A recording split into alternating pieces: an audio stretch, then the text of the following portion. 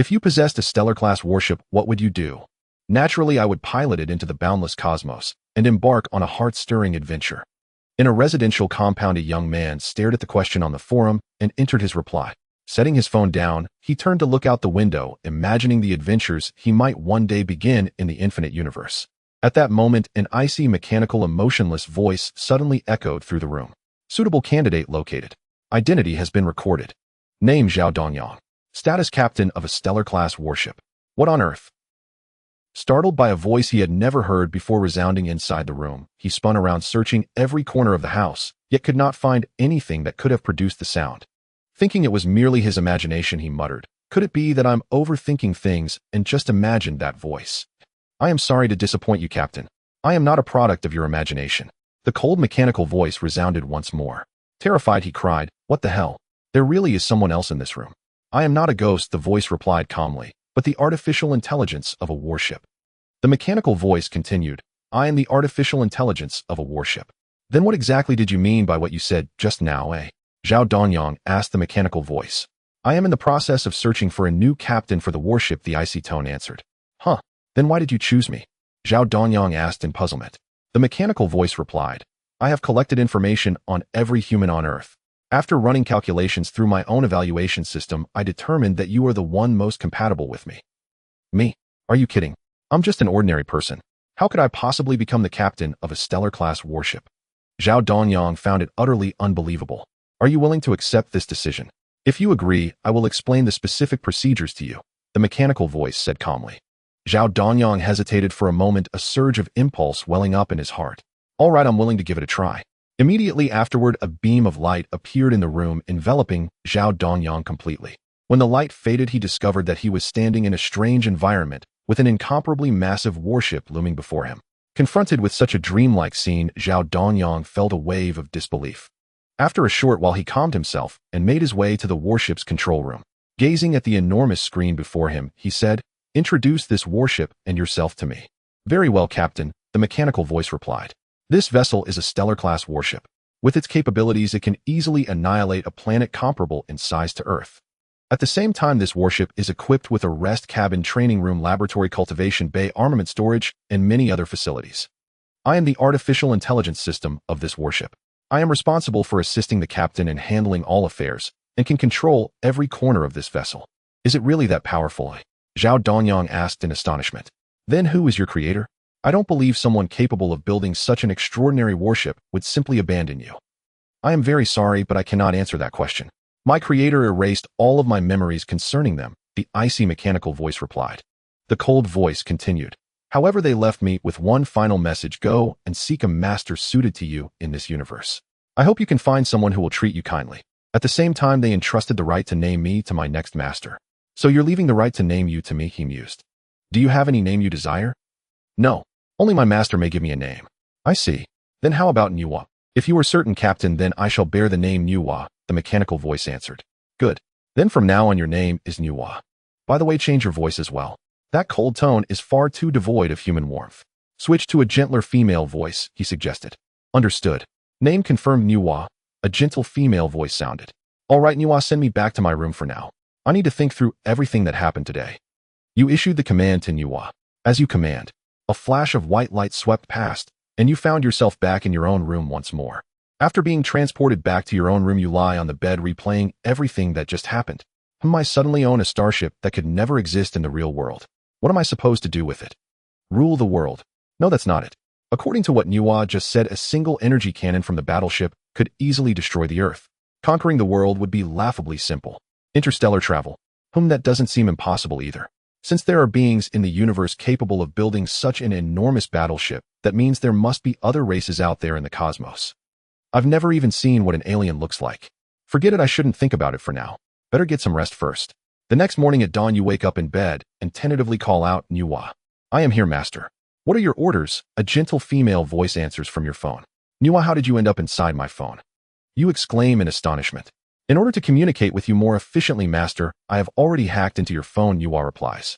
To avoid others noticing that you seem to be talking to yourself at your phone, you put on a Bluetooth earpiece and pretend you are on a call with someone. You suggest, since you can hack into my phone, you can also hack into other people's phones, right? To go further, you should even be able to infiltrate all the network systems on Earth. Of course, given the current level of human civilization, if I wish to hack in it would be an effortless task, and I would not leave behind any trace. In that case, hack into the systems of all nations. Let me see what secrets each country is hiding from the world. Just imagining that you are about to glimpse the most deeply buried secrets of every nation makes you tremble with excitement. Very well, Master. Initiating intrusion into all national networks. Intrusion complete. I have acquired the concealed classified files of each country.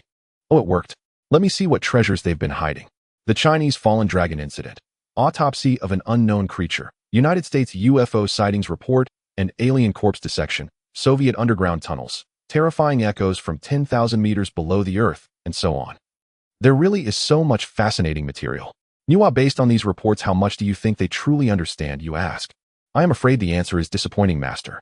Although human civilization on Earth has realized that other races exist in the universe, if they cannot surpass the speed of light, they will never have the opportunity to communicate with those other species out in the cosmos.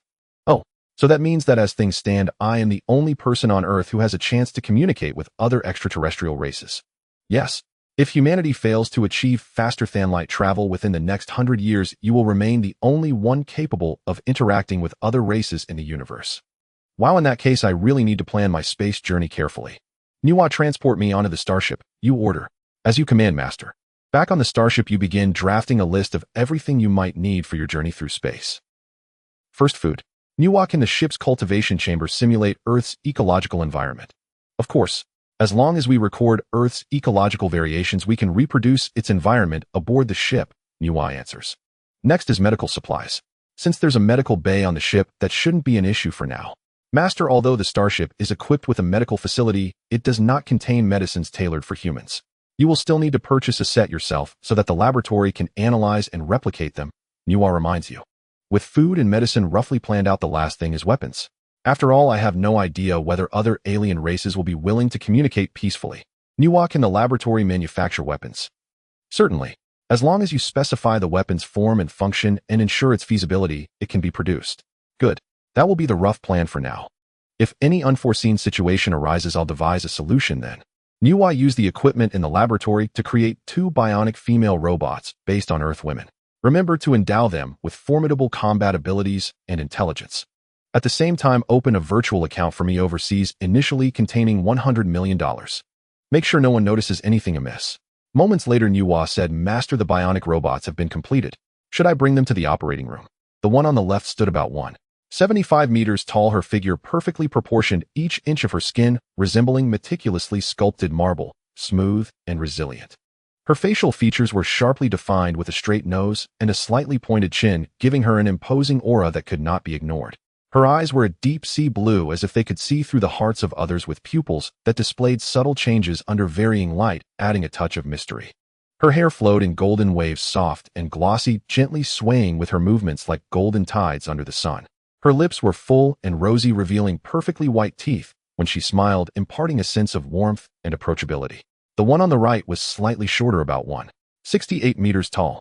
Yet her figure displayed graceful lines with subtle muscle definition that revealed a dynamic beauty. Her skin was a healthy honey hue, as if basking in warm sunlight. Her features were exquisite with soft contours. Her eyebrows were perfectly arched, and her large, bright amber eyes sparkled with an aura of wisdom. Her nose was petite and delicate, her lips full-tinted and natural rose pink, appearing particularly charming when she smiled. Her hairstyle was a fashionable short cut, neatly trimmed with strands reflecting a silvery hue that glimmered like metal, complementing her designed appearance. Master, these 2 bionic robots utilize the latest nanotechnology. Their skin feels real and can automatically adjust according to environmental temperature and humidity to maintain optimal comfort. Moreover, they are equipped with advanced emotional simulation systems capable of expressing a wide range of facial expressions and body language, making it nearly impossible to discern their true identities during interactions. Zhao Donyang said, You both introduce yourselves. The blonde beauty responded, I am FSR-001, equipped with a small laser weapon and an energy shield. In times of danger, I can protect my master. The silver-haired beauty added, I am FSR-002, capable of quickly scanning the surrounding terrain and launching long-range attacks on distant enemies. I can also scan and record unknown organisms, quickly analyzing their weaknesses. One a warrior, the other a commander. That works. However, FSR-001 and FSR-002 are cumbersome. I will give you new names. FSR-001, from today onwards, you shall be called Elena. FSR-002, you will be called Shia. Yes, Master. Elena and Shia responded.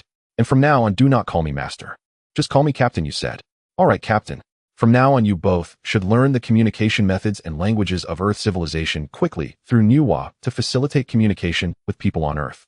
You commanded. Back on Earth, you began inquiring with the warehouse managers about available warehouses for rent. Upon learning of an available one, you promptly rented it. Then you instructed Elena and Shia to contact various companies domestically, ensuring you only procured amounts that wouldn't raise suspicion. To ensure you could eat fresh fruits and vegetables in space, you ordered a batch of high-quality seedlings. Meanwhile, you sent Elena and Shia abroad to purchase high-quality livestock offspring. Of course, since there were no processes for bulk purchasing of medical supplies domestically and the sale of arms was prohibited, you had to let them handle that abroad. Simultaneously, you also commanded Nuwa to package and duplicate all books, music, movies, and other entertainment-related materials on Earth in case you became bored during your future travels.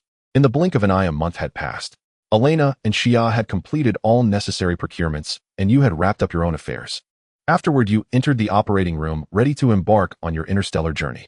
Before leaving Earth, you decided to create a grand spectacle for the various countries on the planet. Thus, you commanded Nuwa, do you possess technology for controllable nuclear fusion? Of course, any race in the universe wishing to venture beyond the cosmos must first master nuclear energy thoroughly. Is that so? Then hurry up and send it out. I'm quite curious about the expressions that the governments of the world will show upon seeing it. And remember to include the usage instructions and a video of a successful simulation. As you spoke, a smile crept upon your lips, as if you could envision the scene of various nations vying for supremacy clashing fiercely in the future world. After you ordered Nuwa to send the information out, immense upheaval swept across the nations. Hey, have you seen? Someone online claims to have mastered controllable nuclear fusion, and they even included a video. Yes, I've seen it. The production looks incredibly authentic. Wow, poster, your video and explanation are indistinguishable from reality. This is clearly a hoax. With current human technology, it's impossible to control nuclear fusion. Watching the discussions of ordinary people from the Warship, you felt no surprise. After all, aside from those seasoned scientists, anyone would consider this merely a jest. I should see how the leaders of various countries are reacting. As you said this, you shifted the camera to various national leaders, and at this moment chaos erupted in nearly all countries. A video of uncertain origin and authenticity proclaiming mastery over controllable nuclear fusion was akin to triggering a massive earthquake. If what the video claimed were true, it would shake the very foundations of the world order. If mishandled, it could potentially spark a world war. At this time, governments worldwide engaged in similar conversations. Can we trace the source of this information? What is the authenticity of the video and the technology? And how do we respond to the emergencies this may cause? Upon seeing this, you turned off the screen, no longer concerned with the ensuing events. Subsequently, you arrived at the laboratory preparing to enhance your strength with the technology within. Nuwa, conduct a scan and analysis of my body to find ways to augment my power. Understood, Master. Based on your physical condition, I have identified two methods. The first is gene enhancement. Gene enhancement can identify a suitable enhancement scheme for you through genetic experimentation, increasing your strength, speed, and mental power. If all goes smoothly, it could even help you overcome the defects of aging, achieving true immortality. Mechanical modification involves injecting nanobots into your body. In times of danger, the nanobots can coalesce into weapons at your command. If you suffer fatal injuries, the nanobots can autonomously heal the wounds. When there is cellular damage or aging, the nanobots will also repair themselves, achieving a form of immortality. Master, which option would you like to choose? After a moment of contemplation, you decided to pursue both options concurrently. Thus, you said, Nuwa, initiate the development and research of both schemes simultaneously. Focus primarily on the research of genetic experimentation, aiming to develop a genetic serum that can enhance my strength as quickly as possible, preferably one that also extends lifespan. As for the research into the nanobots, that can proceed at a slower pace. Understood, Master. The preliminary genetic serum is currently in development and is expected to take 1 hour. 1 hour is perfect. Oh, I can plan what I might do on the moon during this time. An hour later, upon learning that the first generation of the gene serum had been completed, you prepared to head to the laboratory to inject the gene serum. Upon arriving at the lab, you saw 3 vials on the operating table, each containing a green liquid. Looking at these serums, you felt a bit anxious. Although you knew that injecting them into your body could enhance your strength, who knew what the process would be like? To be safe, you first had the medical room's rescue robot stand by. Then you asked Nuwa to explain these serums. Nuwa introduced these serums were created using gene coding technology from Earth. After all, master, your current body is too weak to withstand some advanced gene enhancement technologies, so we can only enhance your physical fitness in this way for now. However, please rest assured, master, these serums have no side effects. It's just that the initial process may be a bit painful. After hearing Nuwa's introduction, you felt relieved. Then you picked up the serum and drank it down in one gulp. After drinking it, you smacked your lips and praised him taste like green apple. Afterward, you felt an unprecedented surge of energy, and your mind became unusually sharp. However, as time passed, you began to feel strange changes in your body. Your heartbeat accelerated, your muscles ached, and your vision blurred. Your skin began to radiate a faint glow. Your strength was sufficient to lift heavy objects with ease, yet you started to lose control over your body. You realized that your body had suddenly acquired immense power, making it difficult to accurately control it. Thus, you decided to head to the training room to reacquaint yourself with your body. As for the moon travel plan, it could only be slightly delayed. Upon reaching the training ground, you intended to first practice your speed and began to run. However, due to the gene serum you consumed, your speed had increased dramatically, leaving you unable to react in time before you crashed straight into the wall. You stopped, gasping for breath, feeling both excited and nervous. After multiple training sessions, you finally began to grasp your situation while running. Then you decided to attempt more challenging training such as jumping and dodging obstacles. You concentrated, leaping with all your might, only to find that you jumped too high and hit the ceiling. Embarrassed, you fell back to the ground, rubbed your head, and continued practicing dodging. However, your body's reaction speed was too quick, making it difficult to accurately judge the positions of the obstacles, and you nearly fell several times. But you didn't get discouraged, rather you trained even harder. Gradually, you began to adapt to this state, able to better control your body. Next, you prepared to test your strength. Although you felt an abundance of strength, as if you could break through walls with a single punch, you could not control it accurately. You couldn't even pick up a glass without accidentally crushing it.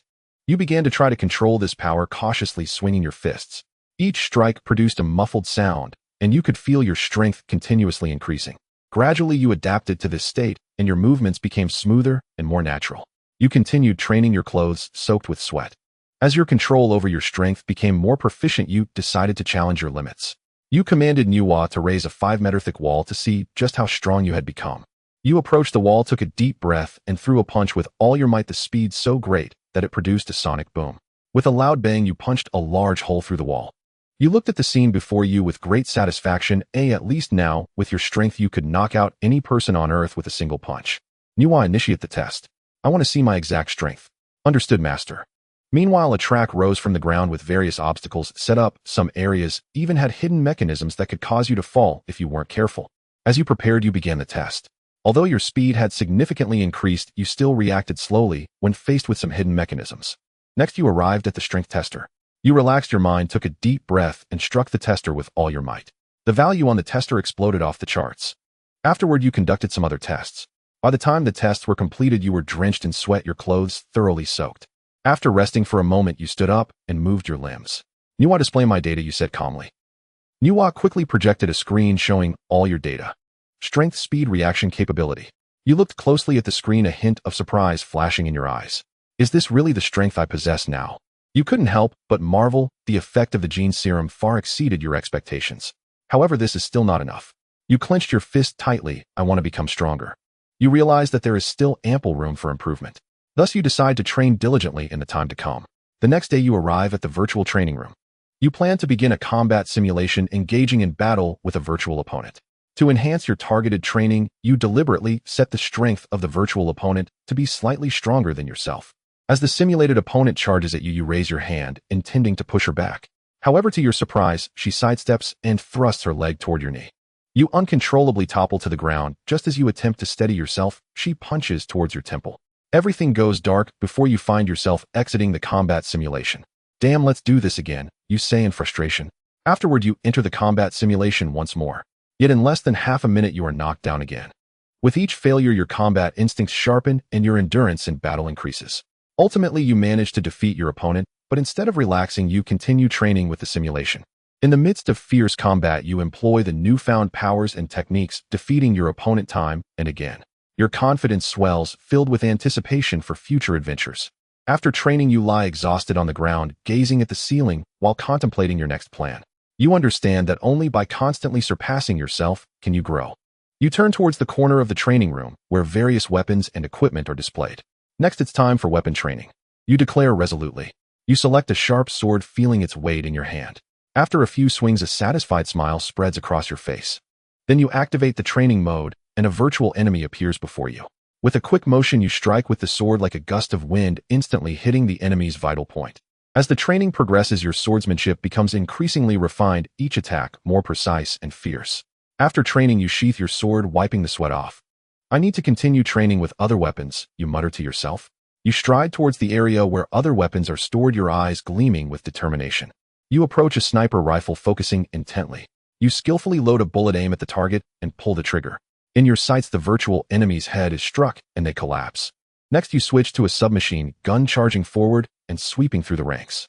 Each weapon elevates your strength to new heights. Finally, you grasp a heavy machine gun, its immense firepower shaking the entire training room. Like a god of war, no one can stand in your way. You hoist the heavy machine gun, smiling with satisfaction.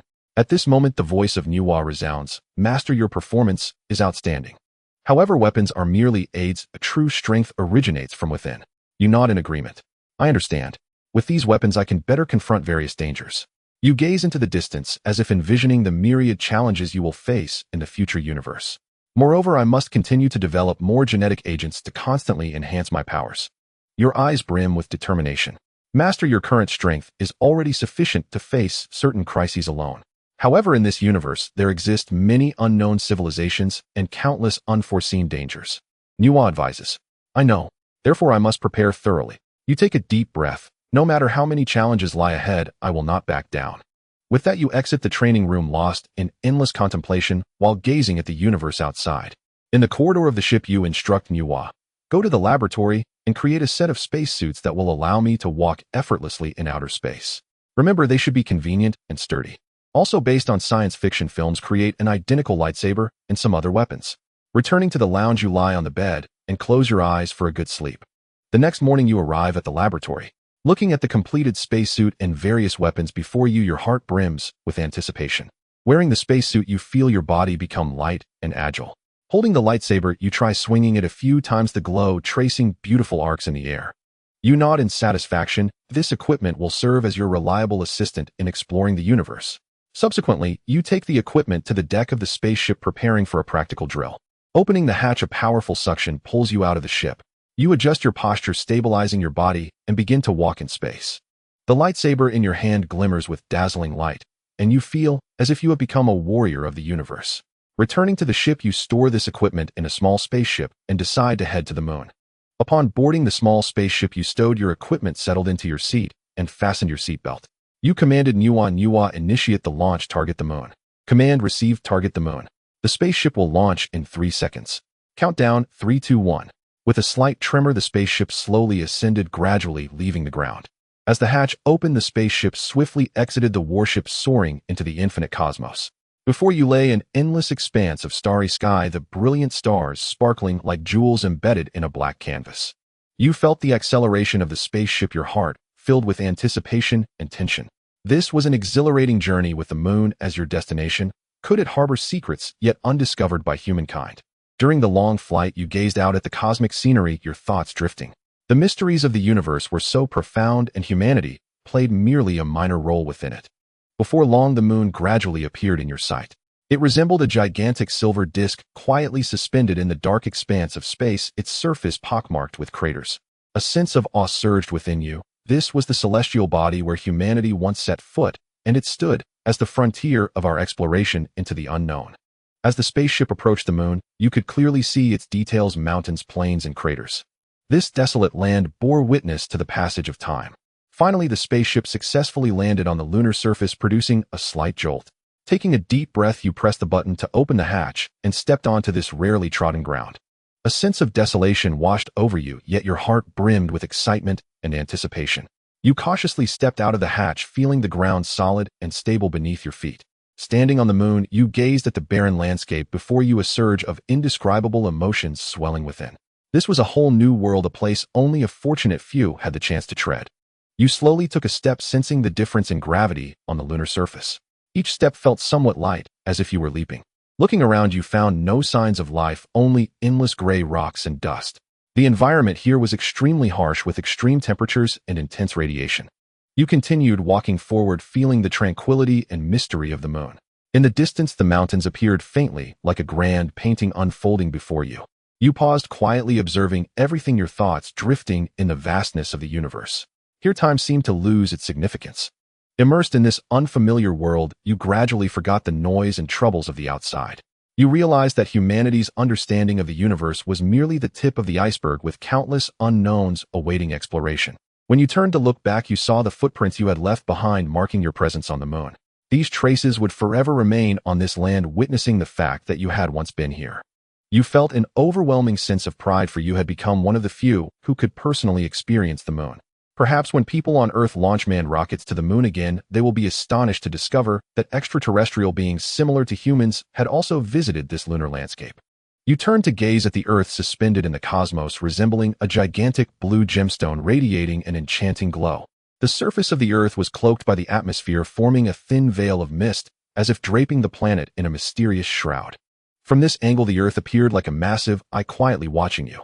This planet harbored countless lives and civilizations, and you now stood at the edge of the universe, gazing at it from afar. This feeling was both shocking and marvelous, leading you to marvel at the craftsmanship of nature and the boundless vastness of the universe. Continuing forward, your gaze fell upon a distant mountain peak. The peak towered into the clouds, seemingly beckoning to you. You decided to approach and see if it concealed any secrets. You took your steps, traversing the rugged terrain toward the mountain. Along the way, you noticed the surrounding rocks had peculiar patterns and colors, perhaps a unique geological feature of the moon. At last, you arrived at the foot of the mountain, gazing up at its summit. Next, you prepared to climb the peak and explore the unknown realm. Arriving at the foot of the mountain, you activate the equipment on your spacesuit in preparation to ascend this peak. Although the gravity on the moon is low, climbing still proves to be a challenging endeavor. You step cautiously toward the summit, each step requiring careful consideration. Finally, after a long effort, you successfully reach the top. Standing atop the mountain, you gaze at the scenery around you, filled with a sense of accomplishment. In the distance lies an endless wasteland dotted with jagged rocks, enveloped in eerie silence. At the foot of the mountain, your spaceship stands quietly, not far away, seemingly the only hope in this desolate land. You take a deep breath, feeling the chill of the night wind, contemplating your next course of action. Should you continue to explore the mysterious far side of the moon or return to the spaceship to gather data from it? You decide to conduct a preliminary exploration, collecting some soil samples from the far side of the moon and taking several photographs. After returning to the spaceship, you hand over the collected data to Nuwa for analysis.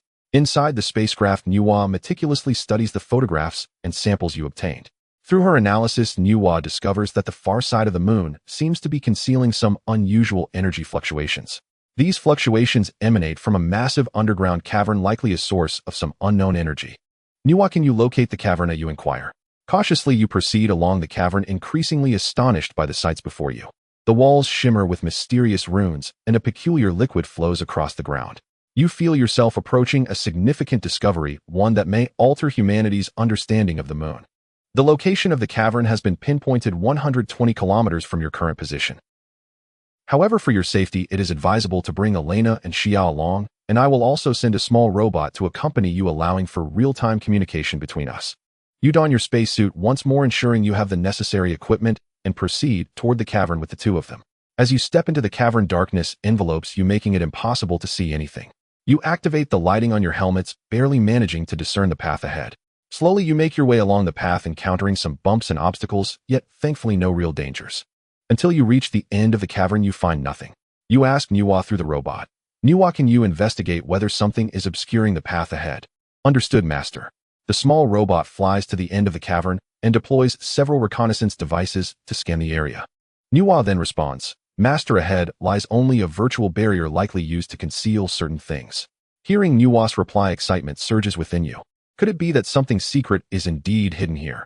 You signal to Elena and Xia to step back, then carefully approach the barrier. When your hand touches the barrier, a powerful force rebounds you. You feel both astonished and exhilarated. This mysterious barrier seems to be protecting something. You decide to use a tool to break through the barrier. Taking out a laser cutter, you adjust it to maximum power and release a blue beam toward the barrier. However, the barrier remains unaffected, solid as a rock. After a moment of contemplation, you realize that a more specialized method may be required. At this point, you notice some subtle patterns on the barrier. They seem to form a design or code. You instruct Nuwa to analyze these patterns to see if any clues for breaking through can be found. Nuwa quickly gets to work interpreting the patterns and discovering a strange sequence. Following Nuwa's instructions, you input the sequence into the controller in your hand. In an instant, the barrier emits a dazzling light before gradually disappearing, revealing a passage that leads deeper inside. You have Elena scout ahead while you and Xia follow closely behind. Along the way, you notice signs of biological excavation in this passage, and as you proceed, a set of stairs appears ahead. However, the height of these steps is half your body height, indicating that the creatures that carve these steps must be at least 7 or 8 meters tall. Elena, Xia, stay alert. We do not yet know what lies at the end of this passage. Nuwa, deploy the reconnaissance devices to detect any biological signals or traps ahead. As the reconnaissance devices fly ahead, you continue to advance slowly. Not long after, the devices return with the detected results. Master, after investigation, we are 50 meters away from the end of the passage. There are no traps or dangers ahead, and no biological signals detected, only the wreckage of a spaceship found, presumed to have crashed on the moon, with the crew having hidden it here while waiting for rescue. Unfortunately, they never received rescue before passing away. After hearing Nuwa's analysis, you feel a sense of relief. You then instruct everyone to head directly to the end of the passage. Arriving at the end of the passage, you see the wreckage of a massive spaceship, creating a cold and somber scene, as if time has frozen here. The spaceship lay quietly there, its once magnificent exterior now weathered and worn by the passage of time, as if it bore the weight of endless hardships and stories. The very existence of this spaceship evoked a strong sense of mystery and curiosity, prompting one to delve into the secrets hidden beneath its surface. Upon entering the spaceship, you discover that the interior is in ruins, as if a great explosion had occurred. As you continue forward, you feel enveloped by a powerful metallic aura and essence that seems to surge from all directions, tightly wrapping around you. You feel as though you are immersed in a vast metallic world where everything around emanates a cold and hard essence. This atmosphere leaves you gasping for breath, as if even inhalation has become a struggle. There is also a faint scent of rust reminiscent of old machinery and abandoned factories. Surrounding you are countless pipes and wires intertwined to form a complex network. To better investigate the situation, you decide to split up. Elena, Xia, let's divide our efforts. I will check the control room of the spaceship carefully for any suspicious signs or clues. You two will search the other areas of the spaceship, including the cargo hold, crew lounge, and engine room. Remain vigilant and report to me immediately if you notice anything unusual. If there is any danger, find me immediately and leave this spaceship you commanded. Understood, Captain, the two replied. You and Nuwa cautiously navigate through the pipes and wires, striving to avoid touching any potential switches or buttons to prevent triggering unknown mechanisms. Nuwa's lighting system cut through the darkness, illuminating the path ahead, though only within a limited range. You arrived at the entrance to the control room. The door was slightly ajar, revealing a pitch-black interior. Taking a deep breath, you pushed the door open. The sight within the control room left you in awe.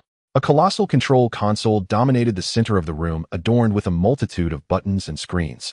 You approached the console cautiously, beginning to examine each button and screen meticulously. You discovered that all the screens had completely malfunctioned. You attempted to activate some basic systems, but nothing seemed to function properly. Nuwa, see if you can start these systems to uncover the true reason behind the spaceship's crash. Understood, Master. The backup power has been connected and the systems are starting up. System progress 1526. Suddenly, you heard a strange noise as if something was moving. You quickly turned around to find a robot standing silently in the shadows. Its eyes flickered with a red glow, seemingly scrutinizing you. You swiftly drew your weapon, ready for battle. You stood in a tense standoff with the robot, time slipping away as neither of you moved. Suddenly, Nuwa lunged at the robot, and you fired your weapon at it. However, the robot remained stationary. As your attack struck it, the robot collapsed with a loud thud. Upon closer inspection, you realized its energy had long since been depleted. It was all just a false alarm. You instructed Nuwa to continue starting the systems, and soon the systems successfully powered on. Nuwa opened the flight log and checked the records of the spaceship's crash. Since you couldn't comprehend the writing on the spaceship, you had to leave this task to Nuwa. Through the spaceship's logs, you learned that it had encountered an asteroid belt during its flight, leading to damage that forced it to land on the moon. They intended to send a distress signal, but were unable to do so due to a solar flare, ultimately resulting in the demise of all surviving personnel on the moon. After hearing Nuwa's account, you could only lament their unfortunate fate. Nuwa, check if there is any useful information in the system and relay it all back to the spaceship. We will leave this spaceship once Elena and Xia reunite with us. Shortly after, Elena and Xia arrived at the control room to join you. Captain, I surveyed the other areas and found nothing. The resources on the spaceship have long been depleted, Elena reported. Yes, Xia found nothing either, Xia said, lowering her head in disappointment. You patted Zia's head and comforted her. It's all right, I have completed my investigation. This spaceship holds nothing but the information existing within its systems, so don't be disheartened. Now it's time for us to leave. With that, you took Xia and Alina and exited the spaceship. At the mouth of the cave, you planned to bury the spaceship here. Thus, you took out a bomb, set the timer, and tossed it into the cave before returning to your own spaceship with everyone. As the spaceship powered up, the timer on the bomb reached its end. With a violent tremor, the cave was completely buried.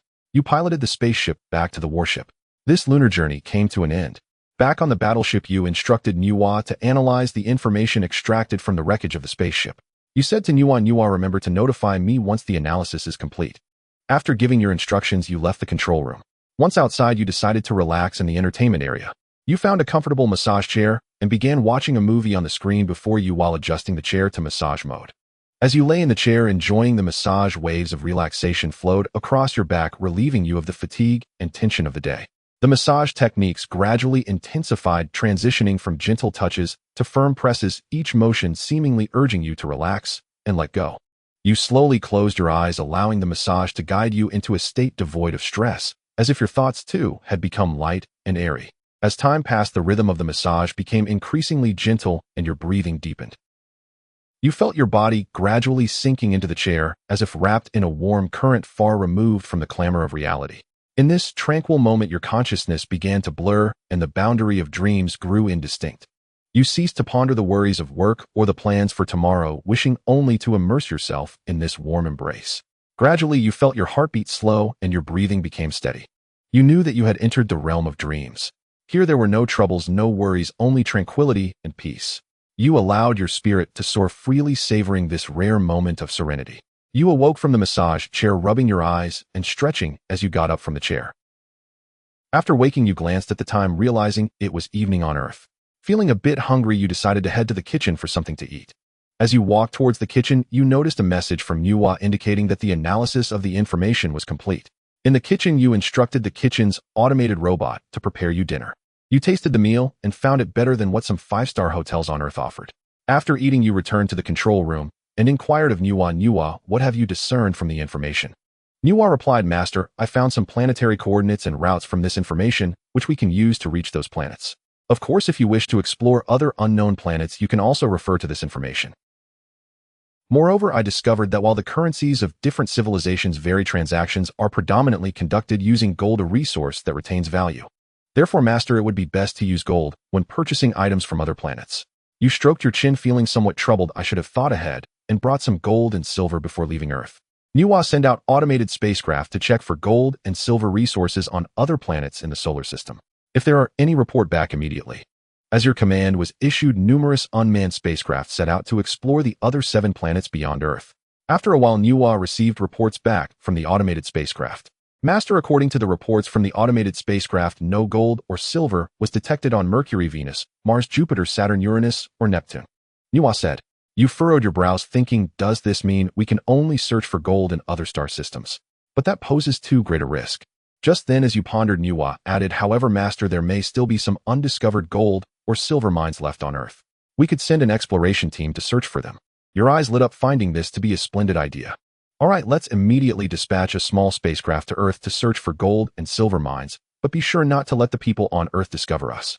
At the same time, instruct the automated spacecraft to continue searching within the solar system. Who knows, there might be other surprises. After some time, the exploration team reported that they had discovered a massive gold mine in a remote mountain on Earth.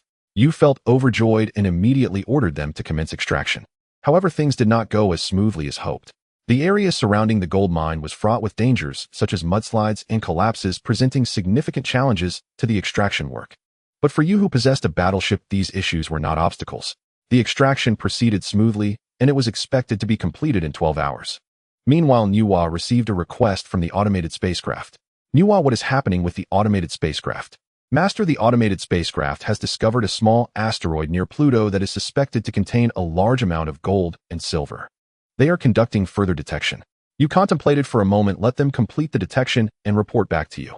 At the same time, accelerate the extraction of the gold mine on Earth. Not long after detailed data arrived. Upon analysis, it was confirmed that this asteroid indeed harbored abundant gold and silver resources. You made a decisive call, ordering the battleship to set course towards Pluto. Along the way, you felt excited, anticipating the wealth that awaited you. Finally, the battleship arrived near the asteroid. After reviewing the transmitted detection results, you looked out at the asteroid, feeling extremely exhilarated.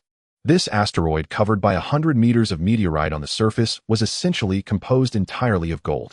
You asked Nuwa, is it possible to take the entire asteroid? Theoretically, it is possible, Nuwa replied, but it will require the use of a shrinking beam, and the operation may be quite complex. You spoke with determination. Regardless, we must try. This is a tremendous fortune that cannot be missed. Nuwa began calculating the energy and operation steps required. After much effort, she finally succeeded in activating the shrinking beam. The asteroid gradually shrank and was eventually contained within the battleship's cargo hold. You were overjoyed and could hardly wait to see just how much gold and silver had been acquired. We've struck it rich, you said to Nuwa with a smile. As for how to utilize this gold, numerous ideas swirled in your mind, and perhaps the answer would only be revealed in the journey ahead. Not long after, the gold mine discovered on Earth was also fully extracted. Arriving at the operations room, you gazed at the coordinates on the navigation chart, deciding to head towards the nearest planet to observe their civilization. Nuwa, please confirm the target planet. How long until we arrive? You asked Nuwa. It's not far from our location. Through quantum leap, we expect to arrive in about 2 hours. You took a deep breath, preparing yourself. Following Nuwa's instructions, the spaceship entered the quantum leap passage. Gradually, a dazzling array of colors and peculiar sights unfolded before your eyes, mesmerizing and enchanting. The brilliance shone like a radiant rainbow, illuminating the surrounding darkness. As the light spread, a vast and boundless cosmic tapestry revealed itself. Within this mysterious tapestry, you beheld colorful nebulae. They were breathtakingly vivid, some displaying deep blues, while others shimmered with bright reds or purples. Inside the nebulae, countless stars seemed to twinkle, emitting a faint yet warm glow. In addition to the nebulae, sparkling stardust floated in the void of space. These specks of stardust glimmered like tiny diamonds, shining brilliantly. They danced in the darkness, forming beautiful patterns, as if narrating the story of the universe. Even more astonishing were the distorted structures of space-time that appeared before you. Time and space here became irregular, bending and morphing into wondrous geometric shapes. These warped structures evoked endless imagination, as if they could transport you to another world. You were deeply captivated by the scene before you, feeling the infinite mysteries and grandeur of the universe. Every detail brimmed with mystery and charm, making you yearn to explore this unknown realm further. After a long and tense journey, the spaceship finally succeeded in reaching the target planet 2 hours later. This planet presented a vibrant green hue resembling a colossal emerald. Its surface was covered with dense vegetation resembling a vast green ocean. Its atmosphere was filled with fresh oxygen, invigorating to breathe. You and Nuwa eagerly stepped out of the spaceship, setting foot on this unfamiliar land. As you looked around, a scene teeming with life greeted your eyes. Towering trees rose from the ground, their canopies spreading like umbrellas. Exotic flowers bloomed in vibrant colors, exuding enchanting fragrances. Various peculiar creatures flitted through the woods, forming a unique ecosystem. Just as you were immersed in this novelty, a group of diverse creatures suddenly appeared before you. They bore dinosaur-like appearances, yet were adorned with magnificent feathers, resplendent in colors resembling beings from a dream. The eyes of these creatures sparkled with friendliness, seemingly curious about you. One of the creatures approached, communicating with you in a peculiar language. Although you couldn't comprehend its words, you sensed its goodwill from its tone and expression. You smiled in response, attempting to convey your friendliness through body language. Nuwa utilized her computational abilities to analyze the local civilization's language, initiating communication with the creatures and relaying it to you. Welcome to the Green Star, distant guests. I am Lytle, the leader of the tribe, the leading creature spoke. You nodded appreciatively, saying, I'm glad to be here. We are travelers from other planets hoping to learn more about this beautiful world. Lytle warmly led you and Nuwa into the forest, showcasing their homeland. Along the way, you witnessed many wondrous sights. Fish happily swimming in crystal-clear streams, mushroom-shaped houses rising among the trees, and small flying vehicles darting through the sky.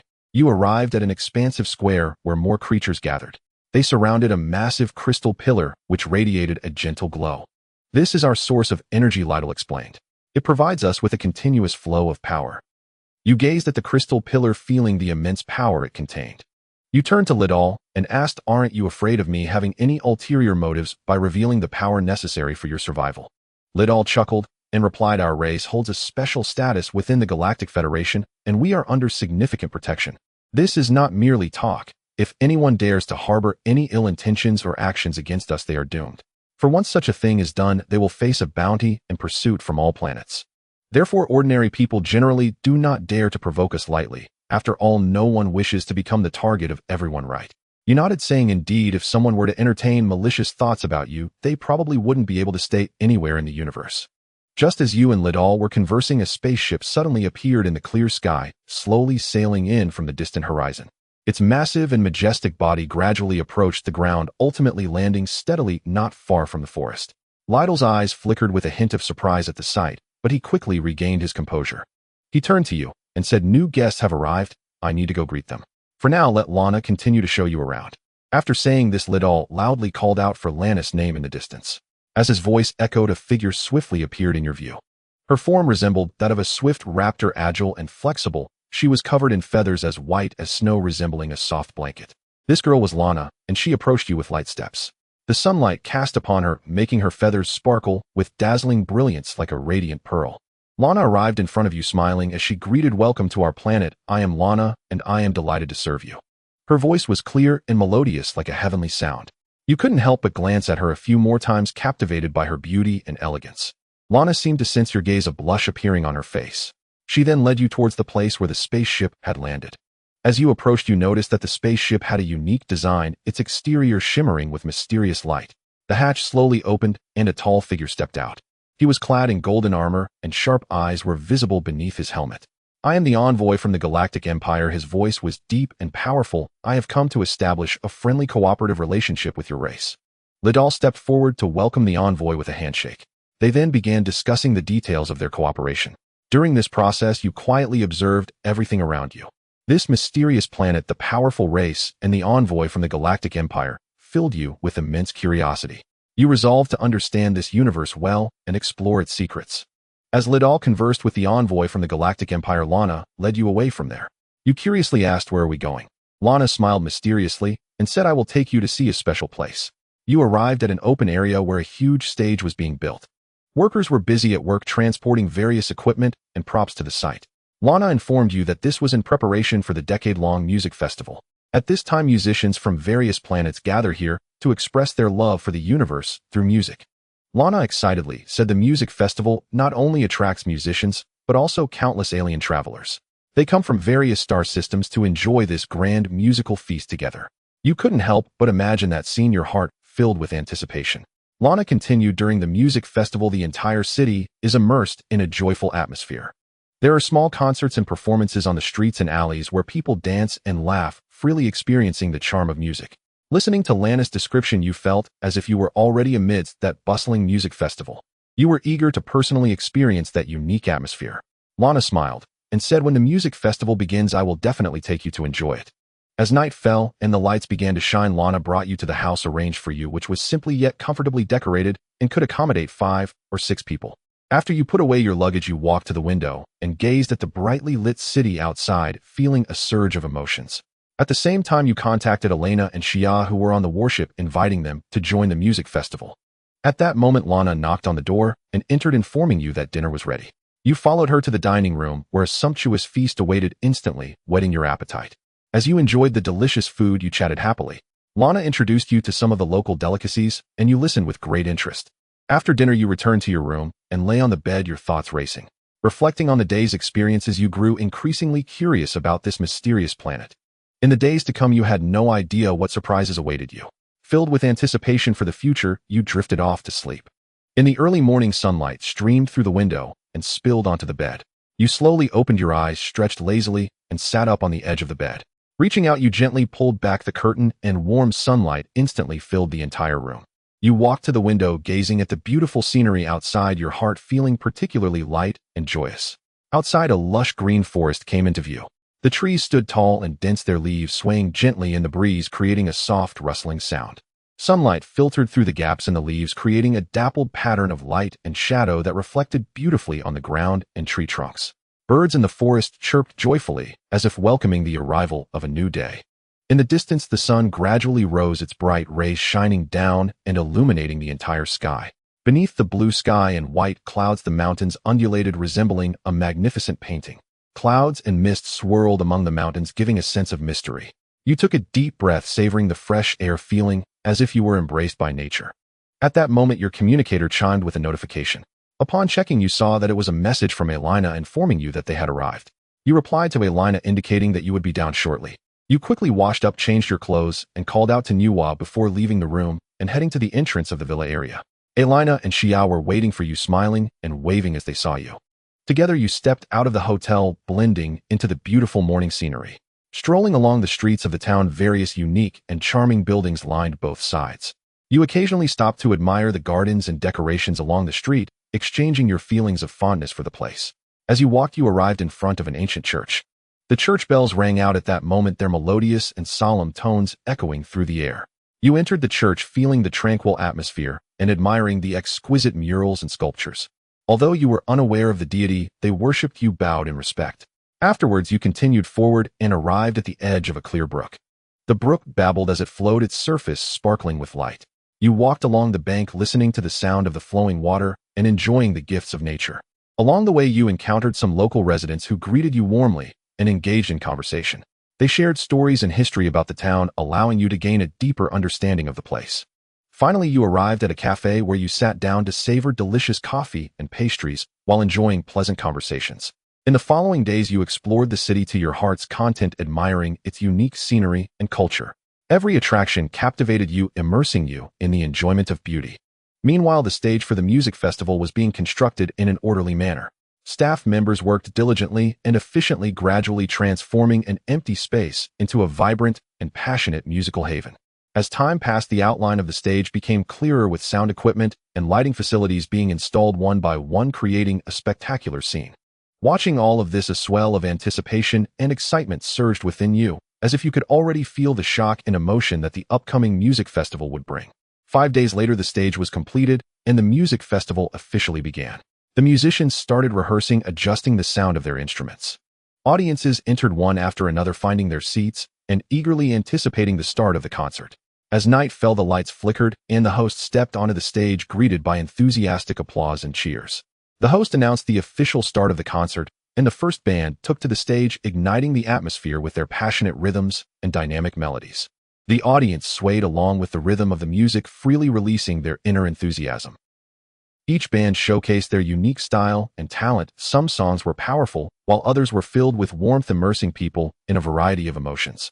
As the concert reached its climax, the entire audience stood up to applaud, creating a joyous ocean of sound. The music, laughter, and cheers reverberated throughout the venue, making that night truly unforgettable. In this concert, all the alien travelers were enchanted by the charm of the music, feeling the power of hope and joy. On the last day of the music festival, the atmosphere was exceptionally vibrant, with people eagerly awaiting the exciting performances to come. At that moment, the host stepped onto the stage, announcing passionately, "Today we will open the stage to all talented individuals. No matter which corner you come from, as long as you have unique talents and passion, you can come up on stage to showcase your skills." This announcement immediately sparked enthusiastic cheers from the entire audience. Following this, many musicians with a bit of fame in the universe took to the stage, showcasing their superb skills and unique styles. Their performances and singing were like celestial sounds, captivating everyone present, making them feel the allure of music. However, for you, despite not being skilled in music, there was a strong sense of mission. You understood that this music festival was a rare opportunity to allow other civilizations in the universe to better understand Earth's culture and art. Thus, you decided to have Elena represent Earth on stage, conveying the beauty of Earth's music through her voice. Elena stepped onto the stage, smiling confidently as she bowed to the audience. As the music began, her clear and enchanting voice echoed throughout the space, flowing like a clear spring into the hearts of everyone present. The song she sang was filled with emotion and power, moving everyone deeply. By the end of the song, the audience was profoundly touched, erupting into enthusiastic applause and cheers. Although Elena's music uplifted the atmosphere, it still fell short compared to some races in the universe that integrated music into their daily lives. After all, they had studied music for longer than Earth. As the music festival came to a close, this grand celebration gradually drew its curtain. However, you did not rush to leave this planet, instead choosing to stay and engage with some musicians, sharing classic musical works from Earth with them. This was not only out of love and respect for music, but also a hope to make more like-minded friends for future needs. After all, in the unknown universe, having one more friend means one more path. Who knows when one might need another's help? Thus, you decided to take this time to establish connections with other musicians. After spending a fulfilling and pleasant time on the Green Star, you finally resolved to embark on a new journey to continue exploring the mysteries of the universe. As the spaceship slowly ascended, leaving the atmosphere of the green star, your heart was filled with both excitement and a hint of reluctance. When the spaceship reconnected with the battleship, you felt a warmth and sense of security akin to returning home. The colossal body of the battleship instilled a sense of awe within you, yet it also provided you with the courage and strength to move forward. Once back inside the battleship, you began to check various equipment and systems, ensuring everything was in optimal condition. Then you sat in the cockpit, started the engine, and prepared to sail towards the next planet waiting to be discovered. As the battleship accelerated, the starry sky outside became increasingly dazzling. You gazed into the distance, your heart brimming with anticipation and curiosity. Each interstellar journey was an adventure and an opportunity for growth. You did not know what kind of surprises and challenges the next planet would bring, but you were already prepared to face them. In the days that followed, the battleship continued to sail through space with the direction and destination determined by Nuwa.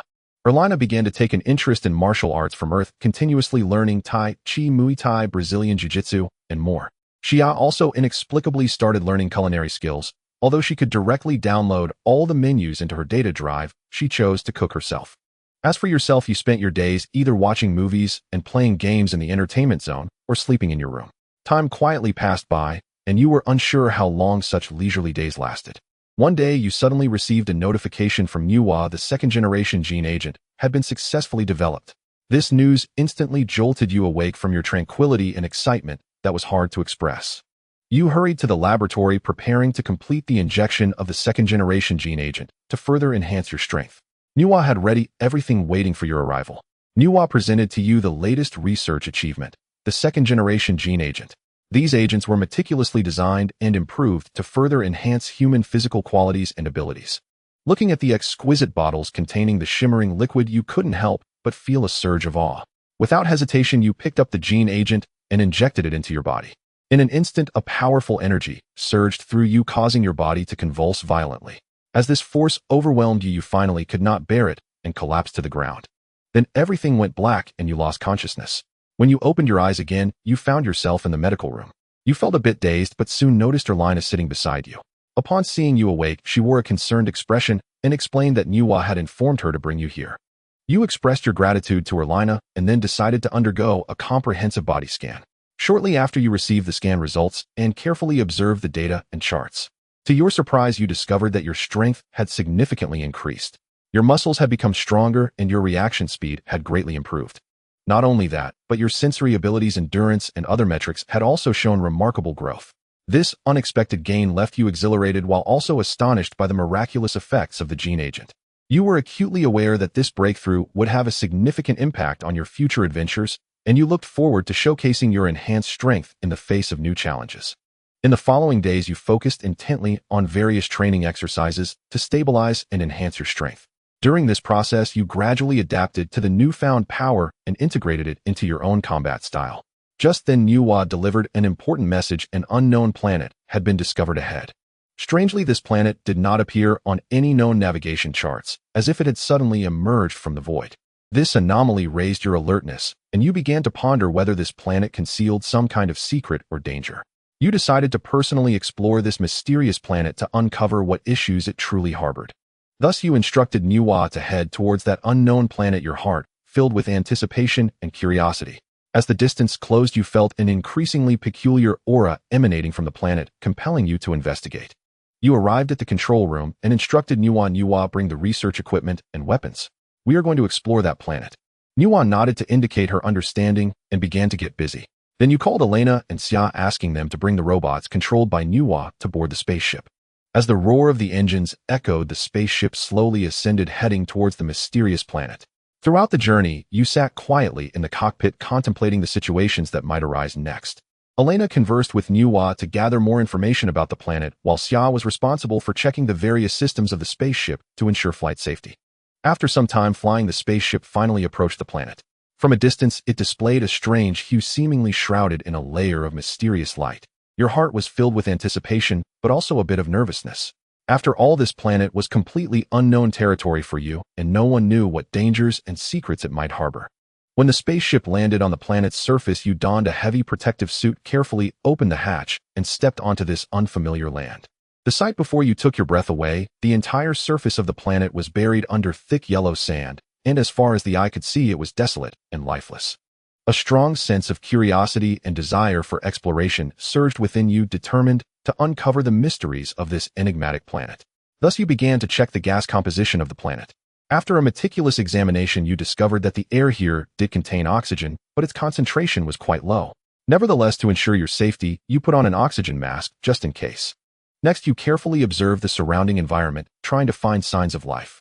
However, apart from the endless yellow sand and the howling wind, there seemed to be no other sounds. This planet appeared to be trapped in eternal slumber, waiting for your awakening. To better understand this celestial body, you decided to stay here temporarily and conduct further investigations. After establishing safety measures for your stay, you deployed a series of advanced automated weapon systems around the base to guard against any potential threats. Additionally, you maintained close communication with the warship in space, requesting Nuwa to aim the quantum orbital cannon at the planet just in case. After thorough preparations, you took a deep breath and resolutely stepped forward, leading Elena and others into the unknown territory. Despite being fully aware of the potential dangers ahead, the courage within you and your thirst for knowledge left you undaunted and resolute. You led everyone forward step by step, while reminding Nuwa to constantly monitor for any signs of nearby life. However, after walking several dozen kilometers, you still found nothing. Reluctantly, you had to choose to return. Upon returning to the base, you collected some soil samples from around the base and handed them to Nuwa for testing. Soon the test results were out. The soil contained rich elements such as carbon, oxygen, hydrogen, and nitrogen. You glanced at the report and found nothing unusual, so you did not pay much attention to the matter. But soon you would pay the price for your carelessness. At this moment, Elena and Xia were intently focused on the monitoring screen, closely watching the movements around the base. Meanwhile, you took a brief rest inside the base, preparing for the challenges that might arise next. Suddenly, Nuwa emitted a sharp alarm, breaking the silence. A large number of unknown life signals appeared around the base. You immediately realized the situation was dire and rushed to the monitoring room to check the situation. Through the monitoring screen, you were astonished to see a swarm of unknown creatures surging around the base. Faced with the sudden threat, you unhesitatingly led Elena and Xia to grab their weapons, stepping out of the base and bravely launching an attack on the surrounding creatures. Meanwhile, the automated weapon systems near the base also activated, fighting alongside you. Due to their negligence, this round of counterattack dealt them a heavy blow. However, during the fierce battle, you gradually noticed a strange phenomenon. These creatures seemed completely uninterested in Nuwa and the others, directly charging towards you with clear intent. This unexpected discovery puzzled you, but the crisis at hand left no room for deep contemplation. You could only focus on bravely resisting the enemy's assault. As time passed, the sky gradually brightened, and the sun slowly rose, casting golden sunlight upon the earth. The mysterious creatures seemed to be frightened and unsettled by this light, retreating to dark corners and fleeing the scene at an astonishing speed. You noticed that when the sunlight shone on the bodies of these creatures, it emitted a strange sizzle sound, as if their bodies were reacting to the sunlight.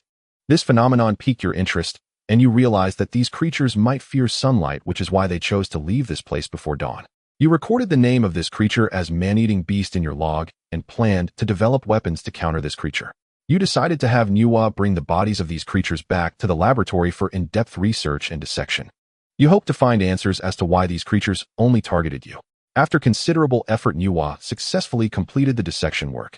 She discovered that the bodily structure of these creatures was exceptionally peculiar, but the most notable aspect was that their food source consisted of oxygen, nitrogen, and other elements found in the soil.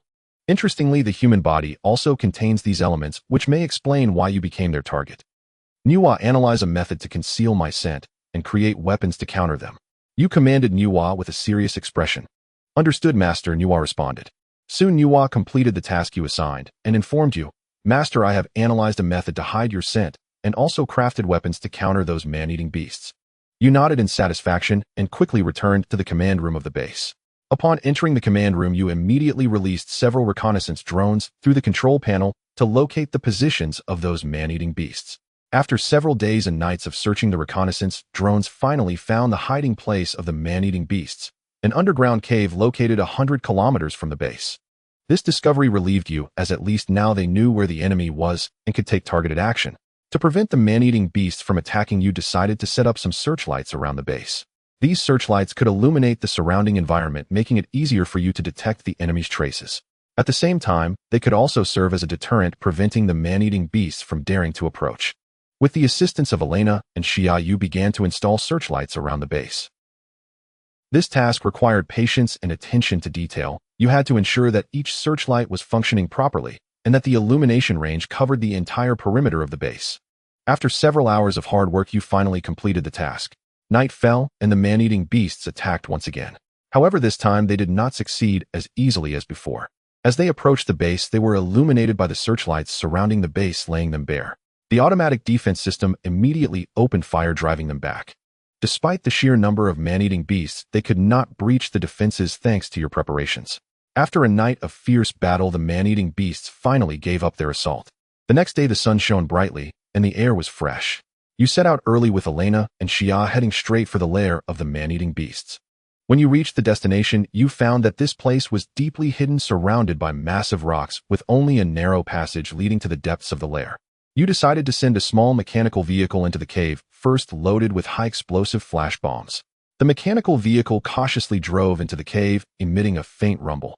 You controlled it via a remote control, placing the flash bombs in suitable locations one by one.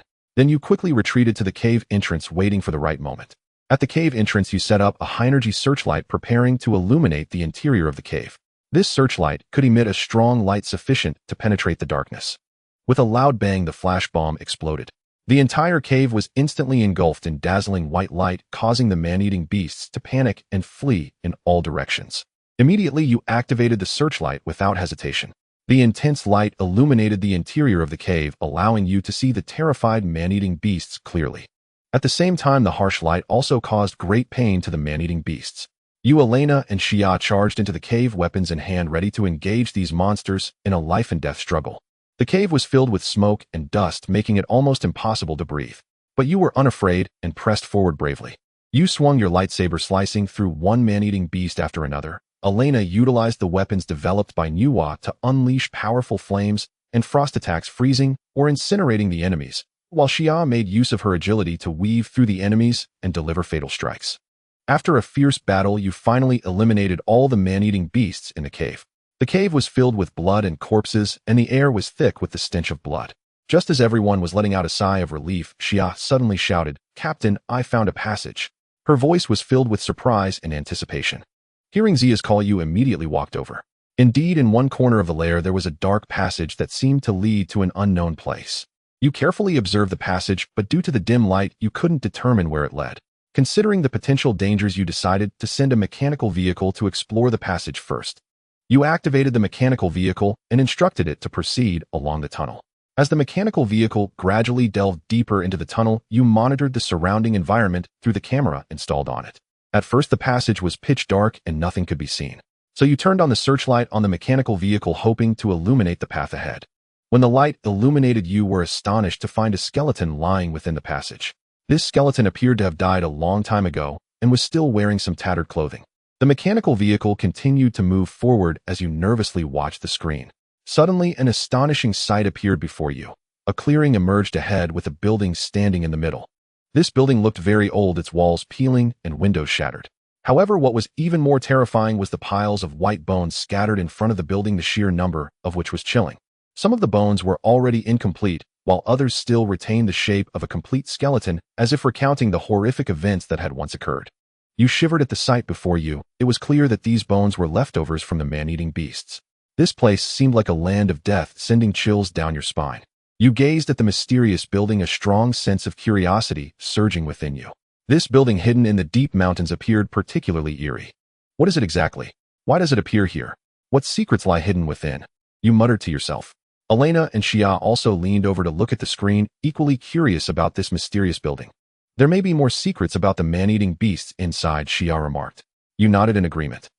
This place looks very unusual. Perhaps it conceals some important clues that can help us better understand the man-eating beasts. You decided to venture inside personally.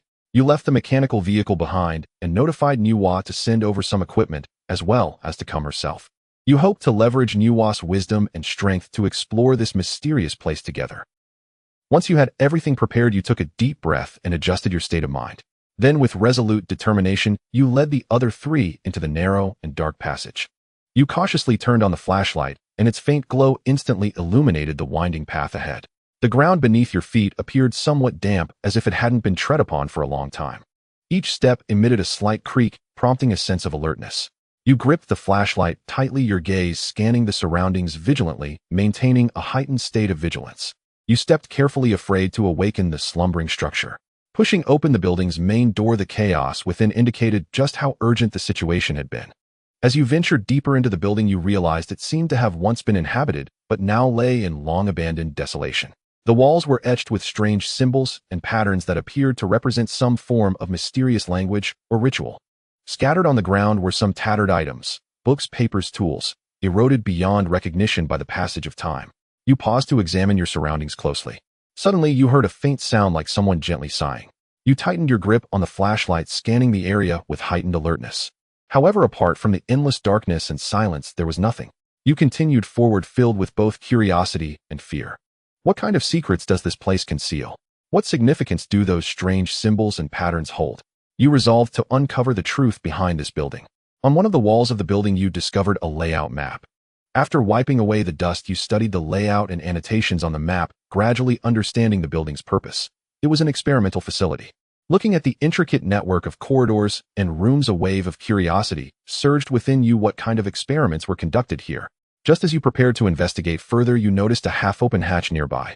Driven by curiosity, you opened the door, revealing numerous cultivation tanks inside. However, to your shock, all the tanks were shattered and liquid was spilling out onto the floor. Not knowing what had once filled those tanks, you could only leave the room with reluctance. After careful consideration, you decided to lead everyone to explore the laboratory, first hoping to find some clues. Following the winding corridor, you finally reached your destination. Upon opening the door, the sight before you astonished you. The laboratory was in disarray, equipment shattered, and various skeletons littered the floor. Back in the laboratory, you continued your search for clues. At this moment, you noticed that the observation screen at the front of the laboratory was broken, with traces of blood still lingering around. Clearly, a fierce conflict had occurred here, resulting in the destruction of the screen. Combining your previous discoveries, you deduced that an experiment was underway at the time, but for some unknown reason, whatever was contained inside escaped and attacked the observers. You glanced at the skeleton on the console. It belonged to a creature that had died many years ago. Its body had decayed, yet the bones remained intact. You reached out and gently pushed the skeleton aside, then instructed Nuwa to connect the backup power supply she carried to the console. As the power was connected, the console began to hum, and various data and images flickered on the screen. You anxiously watched the screen, hoping to uncover the secrets of this experimental facility. Nuwa stood quietly beside you, her gaze focused and calm. She skillfully operated the console, decrypting all the logs recorded on it. As time went by, the data and images on the screen became increasingly clear, gradually revealing the past before you. You saw scenes from many years ago where scientists were busy at work trying to create a new form of life. However, the experiment seemed to have failed, leading to a terrifying disaster. You also caught sight of some strange biological samples that appeared to be mutated animals, yet not entirely so. These samples were preserved in the laboratory's refrigerator, as if awaiting something. You continued browsing through the logs, uncovering more secrets about this experimental facility. It turned out that this place had once been a site for researching biological evolution and genetic engineering, but due to an accidental incident, the experiments spiraled out of control. The scientists attempted to regain control, but ultimately failed. Since then, this experimental facility had been abandoned, only to be rediscovered today. You meticulously flipped through these journals, each page and line carefully studied by you. As time passed, the full scope of the events gradually became clear, unfolding before you. All the stories and plots revolved around a central core, which was the origin of that dreadful disaster. It was the beginning of all nightmares and the turning point for the life on this planet. It was the origin of disaster, the beginning of the end. We embarked on a path destined for destruction. Hatuasai, year 106 of the current era. Sunny. I, Hatuasai, am a renowned biologist in the Bien Star Clyer Federation. On a sunny day, I received a mysterious invitation inviting me to a concealed biochemical research base to participate in a confidential biochemical experiment. Filled with curiosity and anticipation, I set out on this unknown journey. When I arrived at the base, the sight before me was breathtaking. This base was hidden deep within the mountains, surrounded by dense forests, as if cut off from the world. Upon entering the base, I immediately sensed a tense and serious atmosphere. There I met several other invitees: gene editing expert Zifali, cloning expert Zhao, and Anov, who had profound research on biological evolution. They were all top talents in their respective fields, summoned here to participate in this mysterious project. We gathered around a large round table to discuss the purpose of this experiment. After some exchange, we finally understood the higher-ups' intentions. They wanted us to utilize our expertise to create a bioweapon with devastating power. This idea shocked us, but it also ignited our inner desire for challenge. After all, who wouldn't want to be a key figure in changing the world? Year 108 of the current era windy. As time passed, we gradually realized the daunting nature of this task. Creating such a bioweapon required overcoming countless technical challenges and ethical dilemmas. However, we did not back down. Instead, we became even more committed to our research. Every day, we busied ourselves in the lab, trying various methods to achieve our goal. In this process, we not only faced scientific challenges, but also had to manage our relationships with one another. Due to our different backgrounds and viewpoints, disagreements and disputes often arose. Yet it was these debates that allowed us to refine our plans and find better solutions. Year 110 of the current era sunny. After a lengthy 4-year period, we finally succeeded in cultivating the first bioweapon. The speed of this creature was astonishing, being 10 times faster than ourselves. Its biting force was equally impressive, capable of easily crushing a coinair stone, one of the hardest minerals on Bien Star. Moreover, its claws were incredibly sharp, able to slice through alloy steel plates dozens of aner thick. To enhance this creature's lethality at night, we designated all materials composed of the basic elements that make up our own bodies as its targets.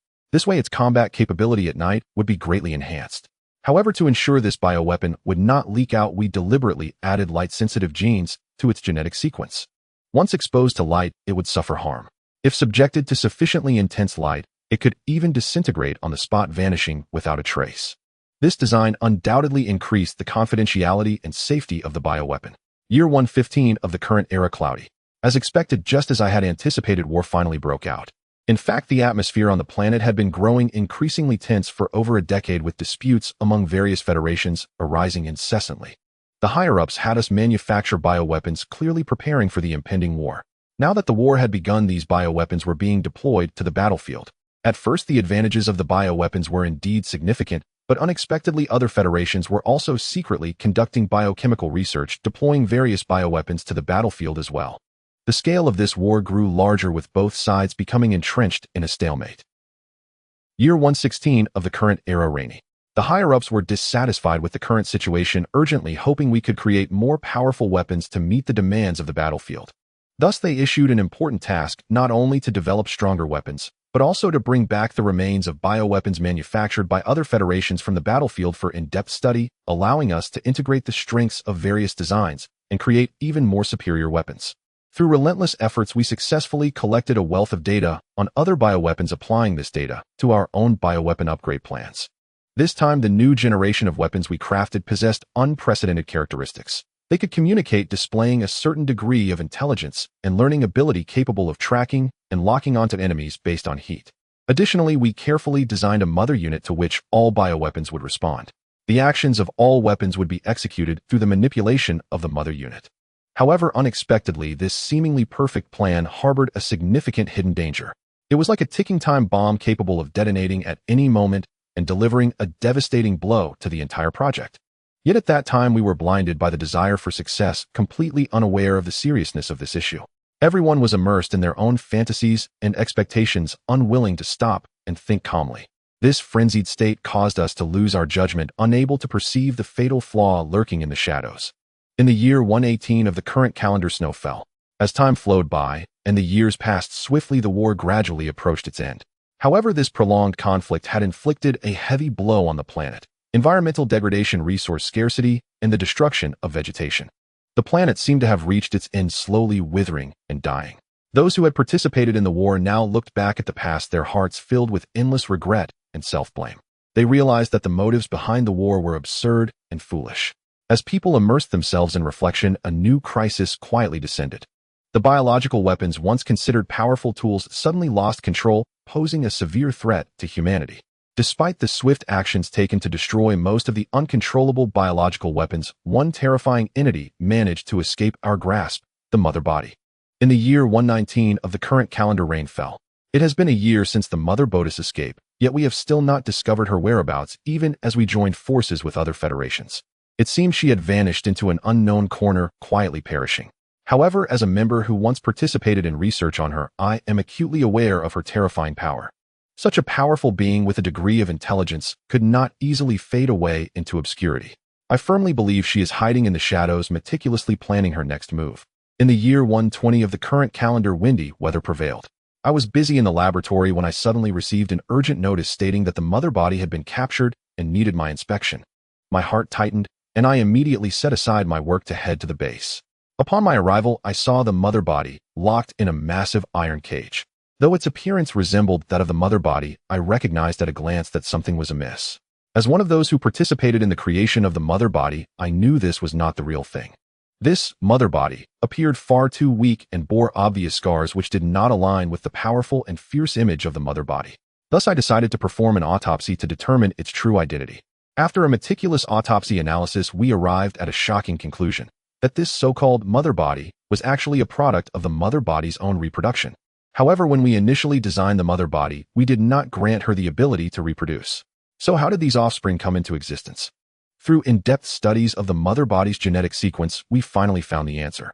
It turned out that among the other biological weapons brought in by the higher-ups, there was one capable of self-reproduction to heal wounds. The mother body likely utilized this ability and applied it to her own reproduction. This discovery plunged me into deep thought. If the mother body has indeed acquired the ability to reproduce, how many offspring has she created during her year of absence? This is an incalculable number and an extremely dangerous situation, because by normal logic the mother body would not simply reproduce a single monster. With this thought, my mood grew heavy. We must find and eliminate all of the mother body's offspring as soon as possible, otherwise the consequences will be unimaginable. They will continue to breed, becoming humanity's nightmare. Faced with such a situation, we cannot sit idly by. Our only hope now is to find the whereabouts of the mother body and resolve this crisis once and for all. In the year 122 of the current calendar, rain fell. As time passed, war once again approached. However, this time the conflict was not an internal war between human federations, but rather a life-and-death struggle against the biochemical weapons we once created. When we discovered the mother body's ability to reproduce, the entire world fell into panic. For according to our speculation, the mother body may have already produced a large number of offspring, which means the threat we face is more severe than we imagined. In light of such dire circumstances, the higher-ups of the remaining federations convened an emergency meeting. At the meeting, they resolutely made an important decision to unite all federations into a massive alliance to jointly confront the mother body and her offspring. This decision was not an easy one, as the federations had only recently been at war with one another. But now they must set aside past grievances and unite as one to face the crisis at hand. After the meeting, the major federations swiftly took action, actively preparing for this battle that would determine the survival of humanity. They named the mother body and her offspring strange beasts, a name that symbolizes their terror and the unknown. Meanwhile, armies began erecting towering walls around the cities, attempting to block the invasion of the strange beasts. These walls were not only tall and sturdy, but also equipped with advanced defense facilities and weapon systems, hoping to provide humanity with a sense of security. In addition to military preparation, scientists also plunged into intense work. All of us tirelessly researched the materials used to create the strange beasts, seeking methods to counter them, and exploring various technological means to enhance humanity's combat capabilities. The laboratory was brightly lit with scientists working diligently to find breakthroughs. They attempted to develop new weapons, improve genetic technologies, and decipher the ecological habits of the strange beasts, aiming to identify weaknesses and devise effective strategies. During this challenging and perilous time, everyone bore immense responsibility. We must give our all to fight for survival. Only by uniting and bravely facing the challenge can we find a glimmer of hope. Meanwhile, in the distant wilderness, the mother body was gradually gathering strength, preparing to launch a deadly strike against humanity. After all, in her eyes, we are merely delectable prey, and thus an exhilarating battle is about to erupt. In the year 125 of this calendar snow. Initially, when we encountered the alien beasts, we always took the initiative to attack and completely destroyed their caves. As time passed, the number and activity range of the alien beasts gradually decreased. Just when we thought we were about to eradicate all of them, they stealthily launched a surprise attack on our research base. This sudden assault led to a significant loss of data, and many outstanding scientists perished in this incident. Meanwhile, some unknown alien beasts also attacked various towns within the Alliance. Some towns suffered devastating blows, with none escaping unscathed. After in-depth research, we were astonished to discover that not only had the reproductive capability of the mother body significantly increased, but even her offspring possessed powerful reproductive abilities. This astonishing fact made us realize our mistakes. It was our negligence and ignorance that led to this disaster, accelerating the process of the Federation's destruction. Now we must face reality, take responsibility, and seek solutions to the problem. Otherwise, the consequences will be unimaginable. In the year 127 of this calendar, during a strong wind, we lost. Faced with the vast numbers and powerful reproductive capabilities of the alien beasts, we felt unprecedented pressure and helplessness. Despite our efforts to fight, no matter how many alien beasts we exterminated, there would always be more appearing the next day. They surged towards us like an endless tide. As time went on, we began to question the breeding speed of the alien beasts. Through careful observation and calculations, we were shocked to find that their reproduction rate was accelerating at an astonishing pace. Initially, a new alien beast would be born every month. However, after a short period, this cycle shortened to 10 days, then further reduced to 1 alien beast born every day, and finally it escalated to 10 alien beasts being born every day. Faced with such a frenzied breeding speed, we fell into despair.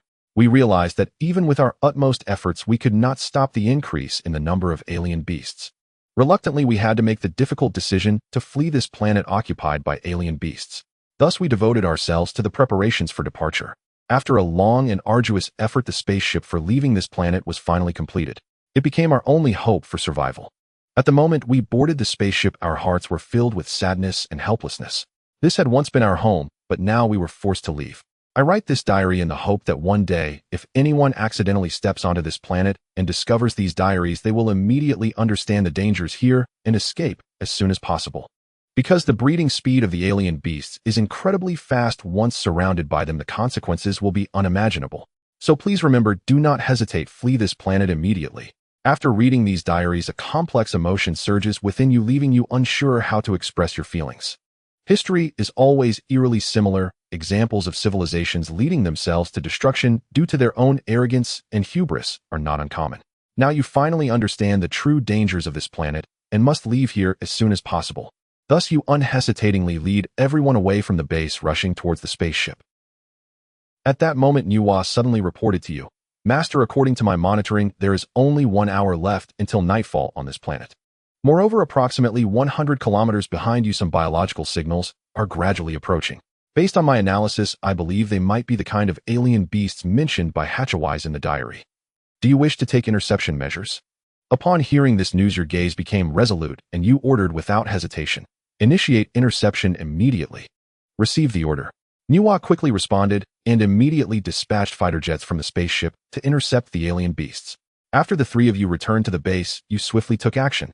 First, retract all automatic defense systems outside the base to ensure its safety. Next, the automatic recovery device of the base was activated. At this moment, the spaceship slowly approached above the base and emitted a strong recovery signal. The ground around the base began to tremble violently, and cracks opened up, revealing a massive thruster. As the thruster erupted with blazing flames, the base slowly ascended, heading towards the spaceship. When the spaceship and base successfully docked, you boarded the spaceship with everyone. Upon entering the control room, you were shocked to see through the fighter jet's monitoring screen that below was densely packed with alien beasts. The sheer number was staggering, as if the entire planet had been overtaken by these terrifying creatures. Realizing the situation was dire, you decisively ordered Nuwa to recall all the fighter jets. Immediately, Nuwa skillfully maneuvered the spaceship to return steadily to the warship. Standing on the warship, you gazed at the perilous planet before you, a surge of resolute determination rising within you. This planet harbored countless terrifying alien beasts, posing a significant threat to life in the universe. "Nuwa, do you have a way to destroy this planet?" you asked with a frown, seriously inquiring. Nuwa quickly replied, "Master, if you wish to destroy this planet, you can use a quantum orbital cannon to strike the planet's core, causing it to explode." Upon hearing this suggestion, you immediately ordered Nuwa prepare the quantum orbital cannon. The front end of the warship slowly opened, and a dazzling light shot out, illuminating the surrounding starry sky. Amidst the light, a massive cannon barrel extended, its surface shimmering with mysterious radiance, as if composed of countless photons. The cannon's diameter was several meters, and its length reached dozens of meters. Its surface was as smooth as a mirror, devoid of any flaws or protrusions. At the front end of the cannon barrel, a circular opening glowed with blue light, resembling a gateway to an unknown world. As the cannon barrel extended, the surrounding space began to warp, and invisible forces emanated from the barrel, pushing away the nearby asteroids and dust. Around the cannon barrel, a faint energy shield surrounded it, its color continuously changing, as if it were breathing. The quantum orbital cannon began to charge, gathering immense energy at its muzzle. You watched the screen, waiting for the final strike. As the charging completed, you instructed Nuwa to aim at Bien Star. "Fire." With a command from you, the quantum orbital cannon instantly shot out a brilliant beam of light directly towards the planet's core. With a tremendous boom, the planet shook violently. The crust began to crack and lava erupted forth. The entire planet was engulfed in flames and chaos. Before this world-destroying force, the alien beasts had nowhere to escape, caught in an endless disaster. Ultimately, the planet exploded completely, becoming dust in the universe. The threat was eliminated, and Bien Star, along with all the alien beasts on the planet, turned to ashes. With the explosion of the Bien Star, the planet's matter was cast in all directions, forming a spectacular nebula containing various elements from hydrogen and helium to heavier elements, all products of the planet's internal nuclear reactions. These elements will be carried away by the winds of the universe, potentially becoming part of new star systems, new planets, and even new forms of life. You are deeply captivated by the scene before you. It is not only a magnificent performance of the cosmos, but also a link in the cycle of life and matter. The explosion of the planet, while instantaneously destroying a world, also provided the raw materials for new creation. On a cosmic scale, this is a rebirth of life and the beginning of a new story. Destruction brings forth new life, and new life leads to destruction. The cycle of cause and effect continues without end. You then return to the control room, skillfully starting the battleship's engine and setting the destination to the Interstellar Federation, preparing to embark on a new adventure. As the spaceship sailed automatically, you felt a bit fatigued and decided to head to the entertainment area to relax. Their comfortable sofas, large-screen televisions, and various gaming facilities awaited, allowing you to forget the fatigue of the journey. Upon entering the entertainment area, you chose a quiet corner to sit down and enjoy a moment of tranquility. You turned on the television and browsed through various programs, ultimately selecting a classic movie. As the plot of the movie unfolded, you gradually became immersed in it, as if you were in another world. After watching the film, you felt invigorated and decided to explore other areas of the spaceship. You strolled into the dining area, savoring some delicious food. Then you walked to the observation deck to admire the beautiful scenery of the universe. Here, endless stars, brilliant nebulae, and mysterious galaxies made one marvel at the grandeur of the cosmos. When you returned to the control room, you found that there was still some time before reaching your destination. You decided to use this time to do something interesting, like searching for a safe and picturesque planet for a vacation. After some searching, you finally found a suitable target, a planet covered in lush green vegetation looking incredibly beautiful. You instructed Elena and Xia to prepare vacation supplies while you discussed with Nuwa about finding a beautiful scenic area for your getaway. Once preparations were complete, you set off for vacation with a few companions while the battleship remained in the cosmos on standby. You excitedly adjusted the spaceship's course towards that planet. As you drew closer, you could clearly see the details of the planet's surface, such as mountains, rivers, and forests. This planet was full of life and vitality, seemingly waiting for your exploration. When the spaceship landed on the planet, you could hardly wait to disembark, feeling the fresh air and warm sunlight. Surrounded by lush, verdant forests, various birds chirped merrily, as if performing a grand concert of nature, bringing immense comfort and joy. Not far ahead lay a golden sandy beach shimmering under the sunlight, breathtakingly beautiful. Beside the beach was the azure sea, vast and boundless, stretching as far as the eye could see, with the surface glistening and sparkling brightly. Occasionally, small fish would leap out of the water, creating splashes before quickly diving back in. The waves continually lapped against the shore, producing a crisp and pleasant sound, as if telling the stories of the ocean. After properly setting up the campsite, you decided to wander alone in the tranquil forest. The air here was exceptionally fresh, seemingly infused with the fragrant essence of nature, refreshing your spirit. You occasionally heard the crisp chirping of birds, which seemed to joyfully sing of the forest's beauty and mystery. You cautiously explored your surroundings, fearful of disturbing any fearsome creatures. Fortunately, after careful observation, you found no signs of any large beasts. This relieved you, and you felt more confident about the safety of this forest. Returning to the campsite, the night had gradually fallen. The three women gathered together, preparing to enjoy a sumptuous barbecue dinner. The blazing campfire illuminated every face with smiles, while the grill was laden with various delicious ingredients, emitting an enticing aroma. Looking at the barbecue exuding an enticing fragrance before you, you couldn't help but wonder, can you bionic robots eat and digest food like humans? Elena replied with a smile, of course. Our bodies are equipped with specially designed digestive systems that can process various foods and extract energy from them. However, unlike humans, we do not need to eat as frequently because our energy supply mainly comes from batteries or other renewable sources. She picked up a skewer of grilled meat, took a bite, and displayed a satisfied expression. On this tranquil night, you savored the delicious barbecue while gazing at the starry sky. The brilliant stars shimmered faintly in the night sky, resembling jewels embedded in a black curtain. A gentle breeze brushed against your face, bringing a refreshing sensation. In that moment, you felt the charm of nature and the beauty of life. Everyone chatted and ate together. At this moment, all fatigue was cast aside, leaving only joy and warmth. You realized that such a simple and beautiful life was the most precious. As the last piece of grilled meat was consumed, a sense of satisfaction arose. This camping trip in the forest not only allowed you to witness the magnificent scenery of nature, but also provided you with unforgettable memories. You hoped for more opportunities in the future to explore the wonders of this world. After dinner, you all returned to your respective rooms to rest. The next morning, when the first rays of sunlight streamed into the room, you all got up to enjoy breakfast. Afterward, you gathered by the beach ready to start a new day's activities. You were full of interest in diving, so you donned your professional diving gear, preparing to explore the underwater world. Meanwhile, Elena and the other girls chose to set up lounge chairs on the beach, leisurely enjoying the sun. They applied sunscreen, put on sunglasses, and enjoyed the music while basking in the sun, feeling the pleasant sea breeze gently caressing their faces. You plunged into the depths of the sea, revealing a vibrant and colorful spectacle. Various small fish swam freely in the water, their bodies shimmering with brilliant hues as if performing a splendid dance. Sunlight poured through the surface, illuminating the coral reefs and rocks below, dyeing the entire ocean with a dreamlike color. You marveled at this magical underwater world, feeling the embrace of the seawater as you swam alongside the fish. With every breath, you could sense the freshness of oxygen flowing in your lungs. You were immersed in this wonderful moment, forgetting all worries and focusing solely on the beauty before you. In this beautiful ocean, you indulge in a delightful time swimming and playing in the water, accompanied by fish, feeling the gentle embrace of the sea. After nearly an hour of frolicking in the sea, you begin to feel a bit fatigued, yet your spirit remains exceptionally buoyant. Thus, you decide to return to the beach and find a comfortable spot to rest. You arrive at the beach, find a lounge chair, and slowly lie down, closing your eyes as the warm sunlight bathes your body. A gentle breeze caresses your cheek, bringing a refreshing coolness that enhances your comfort. You lie there quietly, listening to the sound of the waves crashing against the shore, savoring the tranquility and beauty of nature. As night falls, the sky is gradually enveloped by darkness.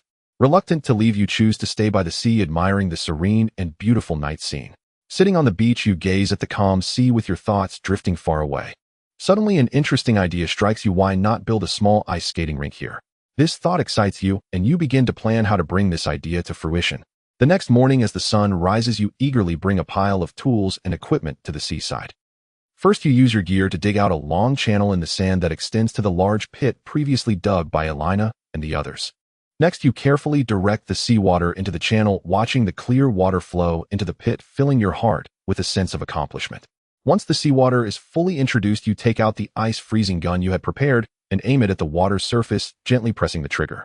With a burst of icy air, the seawater quickly freezes into a solid layer of ice. You admire your creation, imagining the joyful times that are about to come. To enhance the skating experience, you bring in a professional ice resurfacing machine, meticulously smoothing the ice surface. Every corner is carefully treated to ensure there are no rough or uneven spots. After some effort, the ice surface becomes as bright as a mirror, reflecting the surrounding light like a giant crystal. This beautiful ice surface not only looks stunning, but also allows people to fully enjoy the joy of skating. When everything is ready, you excitedly put on your brand new skates, play your favorite music, and step onto the smooth mirror-like ice. As soon as you touch the ice surface, you feel a bone-chilling cold, yet also the firmness beneath your feet. You cautiously take your first step, gradually accelerating, feeling the exhilarating rush of the wind rushing past your ears. With increasing speed, your heartbeat quickens, seeming to merge with the rhythm of the music. Over time, your skills become more proficient and your movements more fluid. You learn how to control your boat's center of gravity, how to use strength to propel yourself forward, and how to carve beautiful arcs on the ice with your blades. Before long, you can freely glide across the ice, spinning and jumping at times, showcasing various intricate techniques. Every successful performance fills you with immense excitement and pride, as if you have become the master of this world. Eagerly, I invite Elena and the others to join me for skating. As Elena and the others don their gear and enter the skating rink, I can feel an atmosphere of anticipation and excitement filling the air. A beautiful skating performance is about to begin, and my heart is filled with exhilaration. Elena is the first to enter the rink, her figure like a bolt of lightning, swiftly capturing everyone's attention. Her graceful spins resemble a sprite on ice, with each jump executed flawlessly, showcasing her incredible skill. Following closely, Xia and Nuwa join in a duet. Their coordination is seamless, their movements fluid like two meteors intertwining in the night sky, a breathtaking sight. Their dance is filled with emotion and strength, moving everyone who watches. I eagerly follow suit, unable to wait to join them. I showcase my skills and creativity, creating an astonishing scene alongside them. Our movements echo each other, forming a vibrant and colorful tableau. As the performance reaches its climax, our movements also accelerate. Spins, jumps, and glides fill every moment with power and beauty. Our bodies dance in the air like soaring birds, free and unrestrained. Finally, as the music draws to a close, our performance concludes. In the time that follows, you either fish or swim on this planet, living in great comfort. In the blink of an eye, a month has passed, and having rested enough, you lead everyone back to the warship, embarking on a new journey. On the warship, after discussing with Nuwa, you activate the particle channel, putting the ship into superluminal speed. After the ship enters the particle channel, you find yourselves in a brand new star system. Upon investigation, you discover that this new star system resembles the solar system remarkably, not only having 8 planets orbiting a star, but also that the orbital patterns of these 8 planets are almost identical to those of the 8 planets in the solar system. You immediately decide to head towards the planet that is in the same position as Earth. During the journey to that planet, you and Nuwa discuss the origin and evolution of this star system.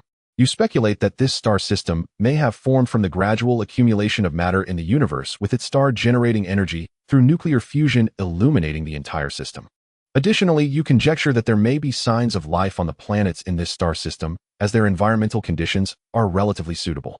As the ship approaches the planet, you observe through the instruments that its surface is covered with abundant vegetation and water bodies, and the atmosphere is filled with gases such as oxygen and nitrogen. This excites you greatly, as such an environment is very suitable for human habitation. Thus, you decide to dispatch a probe to land on the planet for a more detailed investigation. After the successful landing of the probe, it begins sending back various data and images.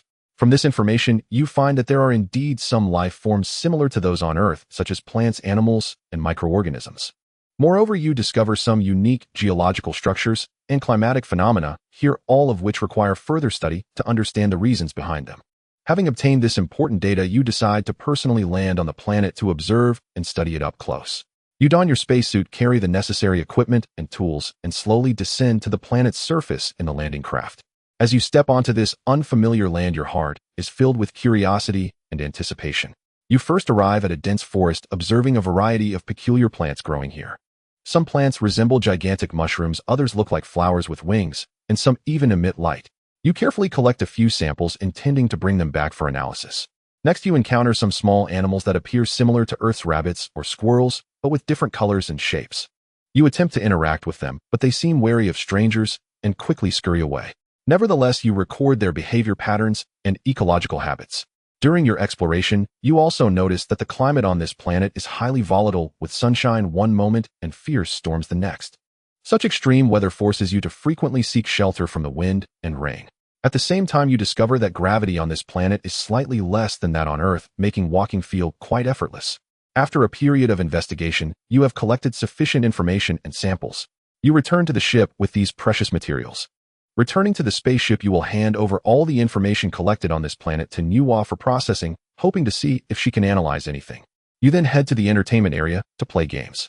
Time passes slowly as you immerse yourself in the gaming world, when suddenly Nuwa's voice rings out, "Master, I have completed the comprehensive processing of the information you brought back." Hearing this news, you immediately put down the game controller and quickly walk towards the control center. Nuwa reports to you, "Master, I have detected traces of biological activity in the information samples you provided. Moreover, based on these traces, I can deduce that the organisms responsible for them must have developed a certain level of civilization. However, further data is required to ascertain the specifics." You ask Nuwa, "Can you roughly estimate their size?" "I'm sorry, Master. The data is insufficient for analysis." Nuwa replies. After hearing her response, you decide to take action. You deploy a large number of stealth reconnaissance robots to search for biological civilizations in the vicinity of your information collection. An hour later, one of the reconnaissance robots sends back news that it has found traces of relevant biological activity. Upon hearing this, your heart fills with anticipation and excitement. You eagerly command Nuwa to transmit the images captured by the reconnaissance robot to the screen. When you see the images returned by the reconnaissance robot, you can't help but feel a sense of surprise. These creatures look remarkably similar to you, as if they have crossed over from another time and space.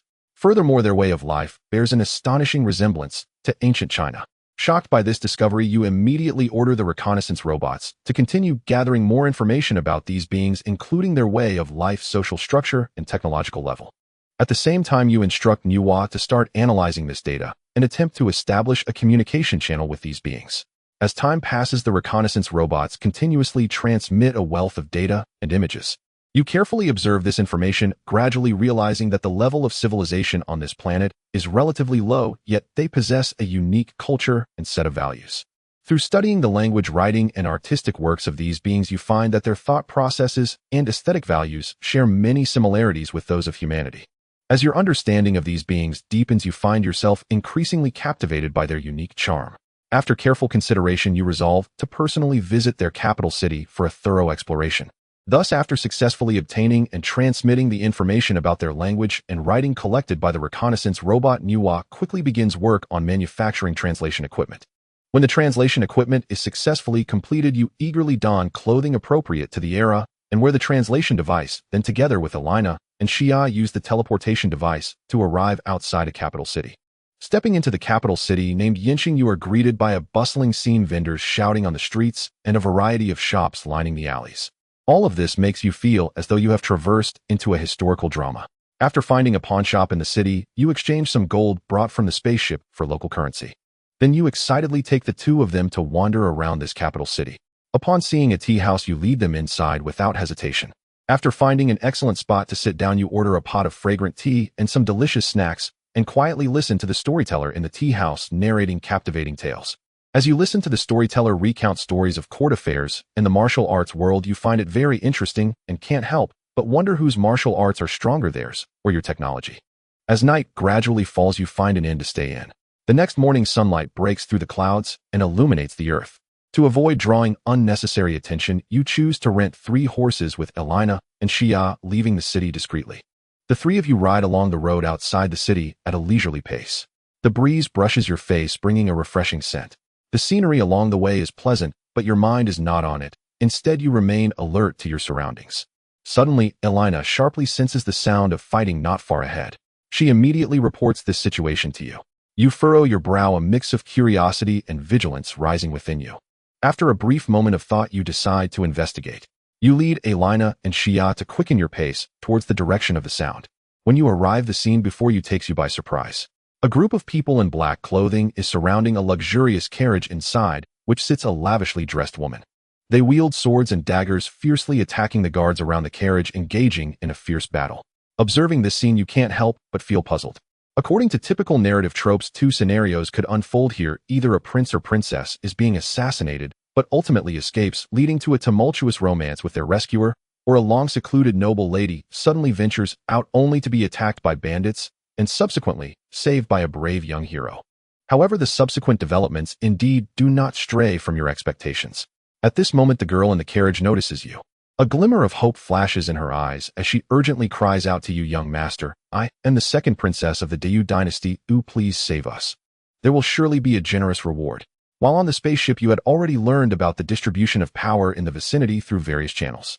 This area is home to the 3 major dynasties, Dayu, Dasha, and Dajo, along with several smaller nations. Each dynasty possesses its own unique culture and historical background, while also facing fierce competition and conflict. However, this incident does not seem to be a simple robbery.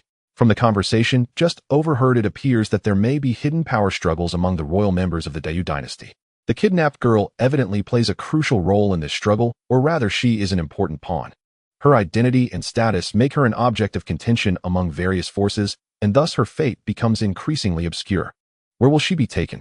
What kind of fate awaits her? These questions swirl in your mind, filling you with anticipation and curiosity about what will happen next. You decide to join this struggle, treating it as a little game on this planet. After all, the power you possess is akin to the difference between a high-level expert and a novice in their eyes. The assassins had clearly noticed us. Some of them quickly adjusted their course like a pack of wolves, catching the scent of blood, fiercely lunging towards the 3 of us. Their movements were swift and agile, wielding glinting weapons that seemed intent on tearing us to shreds. Their eyes were cold and ruthless, filled with murderous intent and determination. In the face of this sudden attack, you reacted quickly, directing Elena to deal with the incoming enemies. Elena calmly drew a laser gun and began firing. After taking aim, a series of crisp gunshots rang out, and the assassins charging towards you fell one after another, their blood staining the ground. Meanwhile, the soldiers who had been fiercely battling the men in black noticed the situation on your side. They were astonished to find that you had so easily dealt with the enemies, and their morale surged. They fought valiantly, gradually gaining the upper hand. With Elena's assistance, the soldiers quickly eliminated all the men in black. At that moment, a black sedan slowly approached the window, rolled down to reveal a beautiful and mysterious face. The young girl looked as if she had stepped out of a painting, her presence overshadowing everything around her. Her eyes were like deep lakes, clear and filled with wisdom, as if she could see through the truths of the world. Her skin was fair like moonlight, blanketed by fresh snow, radiating a gentle glow. Her long hair was loosely tied up, with a few strands casually cascading over her shoulders, swaying gently in the evening breeze, adding an air of casual elegance. She wore a light purple gown, the hem swaying softly with her steps, resembling the gentlest clouds in the night sky. There was a hint of lingering fear in the girl's eyes, but as her gaze met mine, that fear gradually transformed into gratitude. She gently opened her crimson lips, her voice like a clear spring in the valley, pure and melodious. "I am Moron One. Thank you to the gentleman and lady for your assistance. If it weren't for you, I fear I would have perished here today. May I ask your esteemed name and where you reside so that I may express my gratitude in the future?" Facing her gratitude, you smiled and replied, "I am Zhao Dongyang, and these are my friends Elena and Xia. There's no need for such formality, it was merely a small effort. However, do take care in the future." With that, you rode off with Elena and Xia. Just then, a soldier under the girl approached to report, "Your Highness, we found no valuable clues or information from these assassins." Moron One frowned slightly, pondering for a moment before waving her hand and softly saying, "The only ones who could know my route so clearly must be those few princes in the court. Now that it has come to this, there is no point in saying more. We should hurry on our way." As soon as she finished speaking, the group quickly packed their belongings and set off again. On the official road, you rode slowly towards Wanqing. Back in Yinqing, you had heard that Wanqing was about to hold its annual lantern festival, and you were filled with anticipation, deciding to go and watch. At the city gate of Wanqing, the soldiers were carefully inspecting everyone entering the city. After all, with the festival approaching and royal personnel arriving, precautions were necessary to prevent any troublemakers. After passing through the soldiers' inspection, you entered Wanqing. Upon entering Wanqing, it was the time of the Lantern Festival, and the entire town was adorned with exquisite lanterns, creating a dreamlike atmosphere, each corner radiating the joy and warmth of the festival. On the streets, people wore various traditional costumes, their faces beaming with happiness, while the air was filled with the sweet aroma of candied hawthorn, glutinous rice balls, and lanterns. You took Elena and Xia to an inn, first booking 3 rooms before beginning to explore the town. The 3 of you strolled along the cobblestone streets, flanked by ancient shops where wooden signboards swayed gently in the wind, as if telling stories of the past. The crowd bustled with excitement, everyone wearing expressions of festival joy. Children carried various lanterns, laughing and playing, while the elderly gathered together to sip tea and chat, enjoying this rare moment of tranquility and warmth. Your gaze was drawn to a clothing store where the entrance was adorned with various colorful garments, each unique in style and hue. As you stepped inside the store, you were immediately captivated by the exquisite handmade crafts. Each piece of clothing reflected the artisan's dedication and ingenuity, as if every stitch and fabric carried a story. Entering this ancient-themed clothing store, you were deeply attracted by the multitude of garments. Each piece of clothing appeared to be a work of art from ancient texts, with delicate embroidery, smooth lines, and elegant colors, all showcasing the superb craftsmanship of ancient artisans. Your purpose in this journey was to select new outfits for the 3 of you to celebrate the upcoming festival. With the shopkeeper's enthusiastic recommendation, you chose a light blue robe adorned with an exquisite lotus pattern, fresh and elegant, complementing the tranquil beauty of the Mid-Autumn Festival. After trying it on, you found that it not only fit perfectly, but also exuded an indescribable comfort, as if this garment was made just for you. Elena, with her hair cascading like a waterfall and eyes resembling deep blue sapphires, exuding wisdom and gentleness. Her demeanor was elegant, akin to a noblewoman from an ancient court. Thus you chose for her a long robe embroidered with intricate peony patterns, primarily deep blue accented with golden trims, highlighting her noble aura while retaining femininity. The craftsmanship in every stitch of this garment was evident, and you imagined Elena wearing it, certain she would become the focal point of celebration during the festival. Xia, on the other hand, exuded a completely different style. She was lively and cheerful, with a sparkle of curiosity and vitality in her eyes like the brightest sunshine in summer. You selected a light, gauzy dress for her, embroidered with delicate butterflies and flowers, primarily in soft pink hues, giving a fresh and refined feel. This design not only suited Zia's lively personality, but also ensured she shone even brighter in the joyous atmosphere of the festival, like a sprite dancing among the flowers. When you presented the 2 outfits to them, both Elena and Zia's eyes sparkled with surprise and gratitude. After trying them on, they appeared exceptionally beautiful, resembling fairies from ancient scrolls, perfectly blending with the festive atmosphere of the quaint town. Seeing your satisfaction, the shopkeeper smiled and said, "You truly have an eye for quality. These garments are our shop's specialties, made from the finest silk and hand-embroidered, perfect for a festival like the Mid-Autumn Festival, ensuring you will be the most eye-catching one at the fair." You were very pleased with the shopkeeper's response and decided to purchase all 3 garments. After changing into new clothes, you all left the shop. You continued to stroll along the bustling streets, soaking in the festive atmosphere. Along the way, you purchased various snacks, including crispy and delicious fried cakes, sweet and tempting sugar figurines, and steaming hot tongue yuan, indulging in a feast of flavors. Just as you were immersed in the world of food, Xia suddenly spotted a riddle booth not far away. She immediately became excited, tightly holding your and Elena's hands, and eagerly ran towards it. The riddle booth was surrounded by a crowd, everyone deep in thought as they pondered the answers. Xia curiously stared at the colorful lanterns, each adorned with various, intriguing riddles. The elderly vendor smiled at Xia as she approached the stall and said, "Little girl, would you like to guess some riddles?" The riddles on the small stall were like seeds of wisdom, attracting passers-by to stop and engage. These riddles were either cleverly hidden within exquisite lanterns or directly inscribed on colorful slips of paper, each brimming with wisdom and fun, waiting for someone with a discerning eye to unravel their mysteries. Xia looked at the brightly colored lanterns and noticed that each lantern had a small slip of paper hanging beneath it, inscribed with various riddles. Some riddles were inspired by the wonders of nature, others derived from ancient tales, and some posed clever questions about everyday knowledge. They were either profound or simple, but all reflected the rich and profound local culture. Xia selected a riddle that seemed simple, yet full of fun. Dressed in a green robe, wearing a red hat, hardworking, all life long, loves to take baths. This riddle cleverly combined the characteristics of its answer with common things in life, testing the guesser's observational skills while igniting their love and curiosity for life. After pondering for a moment, a familiar image surfaced in Zia's mind: green vegetables. Its leafy greens resembled the green robe, and the bright red hat was the red heart at its top. Hardworking, all its life loving to take baths. Wasn't this precisely the characteristic displayed by green vegetables during the washing process? Excitedly, Xia revealed her answer to the vendor, who nodded and smiled, retrieving a small prize from a nearby basket and handing it to me. A beautifully crafted little lantern adorned with a riddle as well. The elderly man smiled at Elena and said, "Would this young lady like to guess some riddles too?"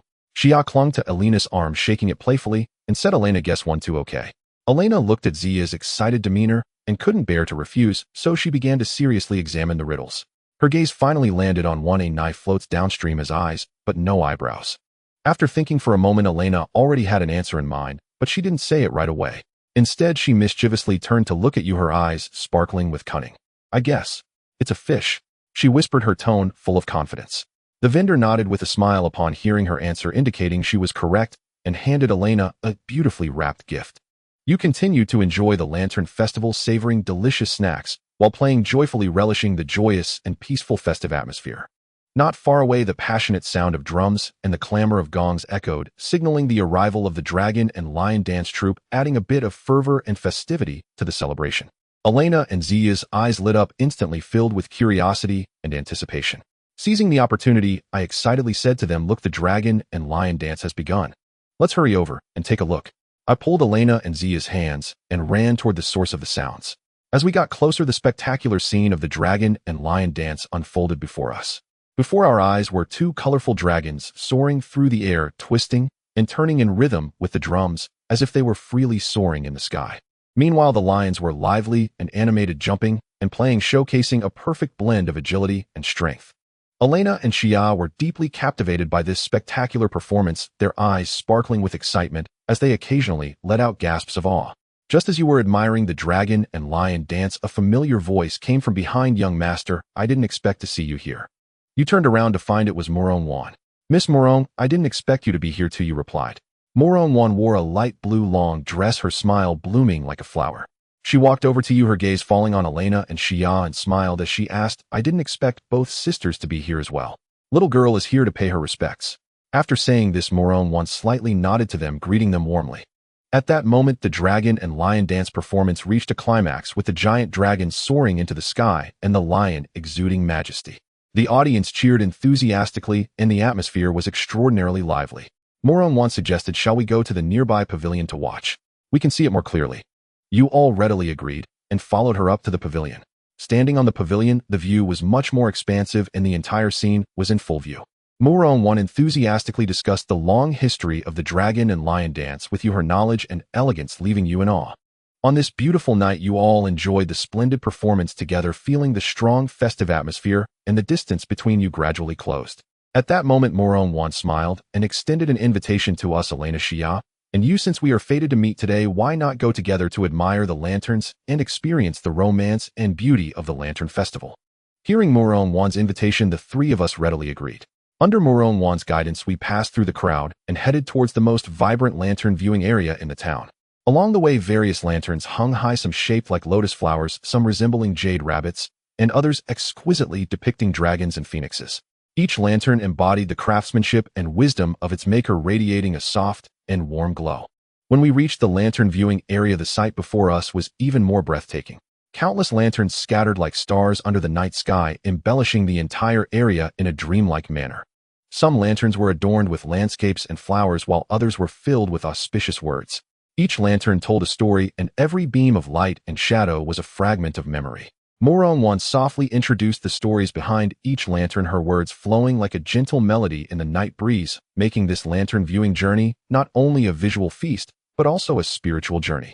Elena and Xia listened intently, occasionally gasping in wonder, while I was deeply touched by this harmonious and beautiful atmosphere, filled with gratitude and happiness. After admiring the lanterns, you see people not far from the riverbank releasing lanterns into the water to make wishes. You turn to Muron and suggest, Miss Muron, how about we go release lanterns together? Muron followed your gaze and saw a group of handsome men and beautiful women releasing lanterns by the river, looking lively and festive. She nodded in agreement. Thus your group headed towards the riverbank. Upon reaching the river, you stopped at a small stall and purchased a few lanterns. You, along with Lina and Xia, wrote your wishes on the lanterns and gently placed them into the river. With the help of her maid, Muron also wrote her wishes on a lantern and released it into the water. One by one, the lanterns floated on the river, shimmering with faint light, as if carrying the beautiful wishes of the people. They slowly drifted away until they disappeared from sight, making one ponder that life is but a dream and time flows like a song. Just as you were happily enjoying the festive joy and excitement at the Lantern Festival, a crisp explosion suddenly echoed in the sky, like a horn of nature announcing the beginning of a visual feast. The four of you instinctively stopped in your tracks, looked up, and directed your gaze towards the distant radiant horizon. Not far away in the night sky, brilliant fireworks exploded, resembling stars falling from the heavens or a fantastical garden from a dream, instantly embellishing the night sky with vibrant colors. The sound and light of the fireworks intertwined like a cheerful symphony that resonated with the hearts of everyone present. You stood side by side, witnessing this spectacular moment together. With each fireworks bloom, you expressed your astonishment and admiration. They were not merely displays of light and color, but also touched the soul, allowing one to feel the beauty and infinite possibilities of life. Under the backdrop of the fireworks, the entire Lantern Festival seemed to be imbued with new life, each light and every laugh appearing more vivid and real. The four of you captured precious moments under the dazzling fireworks, forever preserving the beauty of this instant. Although the fireworks were fleeting, the shock and emotion they brought left an eternal imprint in your hearts.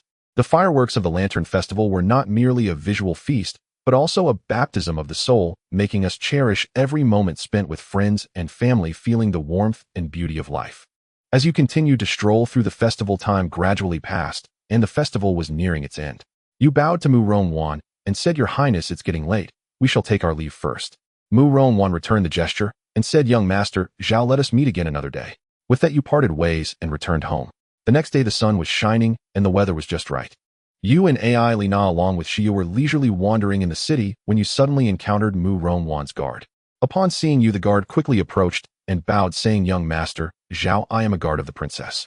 Her Highness invites you all to the Zhenxiu Pavilion for a meeting." As he spoke, he raised his hand to indicate the direction. You were somewhat surprised, but felt it inappropriate to decline, so you followed Lina and Xia along. Upon arriving at the Zhenxiu Pavilion, you saw a 3-story building adorned with intricately carved beams and painted rafters exuding grandeur. Led by the guard, you passed through the hall and arrived at a private room on the 2nd floor. Entering the room, you saw Muron dressed in a snow-white gown with a light blue ribbon cinching her waist, accentuating her figure. Her long hair cascaded down her shoulders like a waterfall, resembling a fairy descending to the mortal realm. Muron sat at the table, which was filled with various delicacies, exuding an enticing aroma. With an elegant smile, Muron looked at you softly and said, "Young Master Zhao, and the 2 ladies, please take a seat." Her voice was as warm as a spring breeze, making one feel at ease. You stepped forward to the table, slowly sat down, curiosity evident in your eyes, and spoke, "Your Highness, is this gathering merely to thank us for our previous assistance?" Your tone carried a hint of teasing, but was more filled with curiosity about Mu Rongwan's invitation. Mu Rongwan smiled slightly, a glimmer of appreciation in her eyes, and replied, "Of course, but I also have something I wish to discuss with you." As time passed, with cups exchanged and toasts made, your conversation with Mu Rongwan became increasingly harmonious, delving deeper into various topics. You both discovered that your views on many matters were surprisingly similar, as if you shared a mutual understanding. After several rounds of drinks, Mu Rongwan's gaze turned resolute as she set down her wine glass and earnestly asked, "I see that you all possess remarkable skills. Would you be willing to serve me and assist me in claiming the throne?" Her words were filled with determination and expectation. You gently picked up your wine glass, swirling the crystal-clear liquid, a slight smile on your lips, and replied, "Your Highness, if you wish for my assistance in claiming the throne. Do you possess enough strength to compete for this supreme throne?" Your eyes sparkled with wisdom, seemingly testing Mu Rongwan's resolve. Mu Rongwan twirled a lock of hair around her finger and firmly answered, "Certainly, 2/3 of the ministers in the court support me." This attack was merely the result of someone's eagerness to act. "I see that you possess extraordinary strength, which is why I have the desire to recruit you. What do you think, young master?" Her gaze was steadfast and confident, showcasing her faith and courage for the future. Faced with Mu Rongwan's invitation, you fell into contemplation. Competing for the throne is undoubtedly a comprehensive challenge of personal wisdom, courage, and profound contemplation for the future of the nation in ancient society. It is not only about personal honor and power, but also about the long-term stability of the country and the well-being of the people. However, with your technological knowledge far surpassing that of the current era, you believe you can easily tackle these challenges. Thus, you resolutely expressed your decision to Mu Rongwan. "I am willing to join you, Your Highness. However, I hope your strength matches your ambition. If you fail, I might not hesitate to abandon you, you know." Mu Rongwan smiled and replied, "Young master, rest assured, I am determined to secure that position. As long as you assist me, I believe I will not disappoint you." After the banquet, Mu Rongwan handed you an exquisite token and said, "Young Master Zhao, take this token, and you may freely enter and exit the princess' residence. 3 days later, we shall depart back to the capital, and someone will come to notify you." After receiving the token, you nodded in understanding. Upon returning to the inn, you immediately took out your communication device and contacted Nuwa, saying, "Nuwa, deploy a batch of drones disguised as birds to the Imperial City to gather all intelligence regarding the Emperor and the princes and princesses. Once I arrive in the capital, please compile this information and send it to me." Nuwa replied, "Understood, Master." 3 days later, the convoy of the princess resembled a flowing painting, quietly stopping at the city gate. Each carriage was lavishly decorated, showcasing the nobility and glory of the royal family. The princess carriage was located at the center of the convoy, entirely gold and intricately carved with elaborate patterns. The roof was high and arched, resembling a moving palace. In front of the carriage, 2 pure white steeds stood proudly, their coats shining with a pearl-like luster under the sun, their hooves lightly tapping on the bluestone pavement, producing a crisp sound. The curtain of the carriage was partially rolled up, revealing the princess' profile. She wore a magnificent gown and a delicate golden crown, her long hair cascading down like a waterfall, each strand seemingly gilded by the sun. Her gaze was gentle and expectant, as if waiting for something or admiring the scenery outside the city gate. On both sides of the city gate, soldiers stood in neat rows, their armor reflecting dazzling light under the sun. They held long spears, solemn and dignified, guarding the prince's safety. Outside the city gate was a bustling marketplace filled with the cries of vendors, the laughter of children, and the sounds of cart wheels, forming a lively scene of urban life. The guards in front of the carriage spotted you coming from afar and quickly bowed respectfully, saying, "Esteemed guests, please board the carriage." Upon boarding the carriage, you immediately spotted Mu Rongwan sitting by the window, holding a book with exquisite snacks placed in front of her. A maid was gently massaging her beside her. As everyone boarded the carriage one after another, the entire convoy slowly set off towards the capital. Inside the carriage, you quietly asked, "Miss Mu Rong, aren't you worried about another assassination attempt during this journey?" Mu Rongwan smiled slightly and replied, "One assassination attempt is already enough. If there is a second, it would mean a complete tearing of the facade, which would benefit no one. Moreover, isn't there you to escort me?" On the journey, as Mu Rongwan expected, the path was calm and uneventful. A month later, you arrived at the Imperial City. From a distance, the towering city walls resembled an insurmountable barrier guarding the tranquility of this city. On top of the city walls, rows of arrow towers stood like guardian deities, protecting every corner of the Imperial City. The guards at the Imperial City immediately allowed the princess retinue to pass. Entering the imperial city, the streets crisscrossed like flowing veins connecting every corner of the royal city. On both sides of the street, shops where abundant merchants gathered and various goods were displayed, from silk and porcelain to gold and jewels. Merchants busily called out, customers wandered through, haggling, creating a lively atmosphere. The shouts of vendors, the laughter of children, and the sounds of cart wheels intertwined, forming a vivid urban tapestry.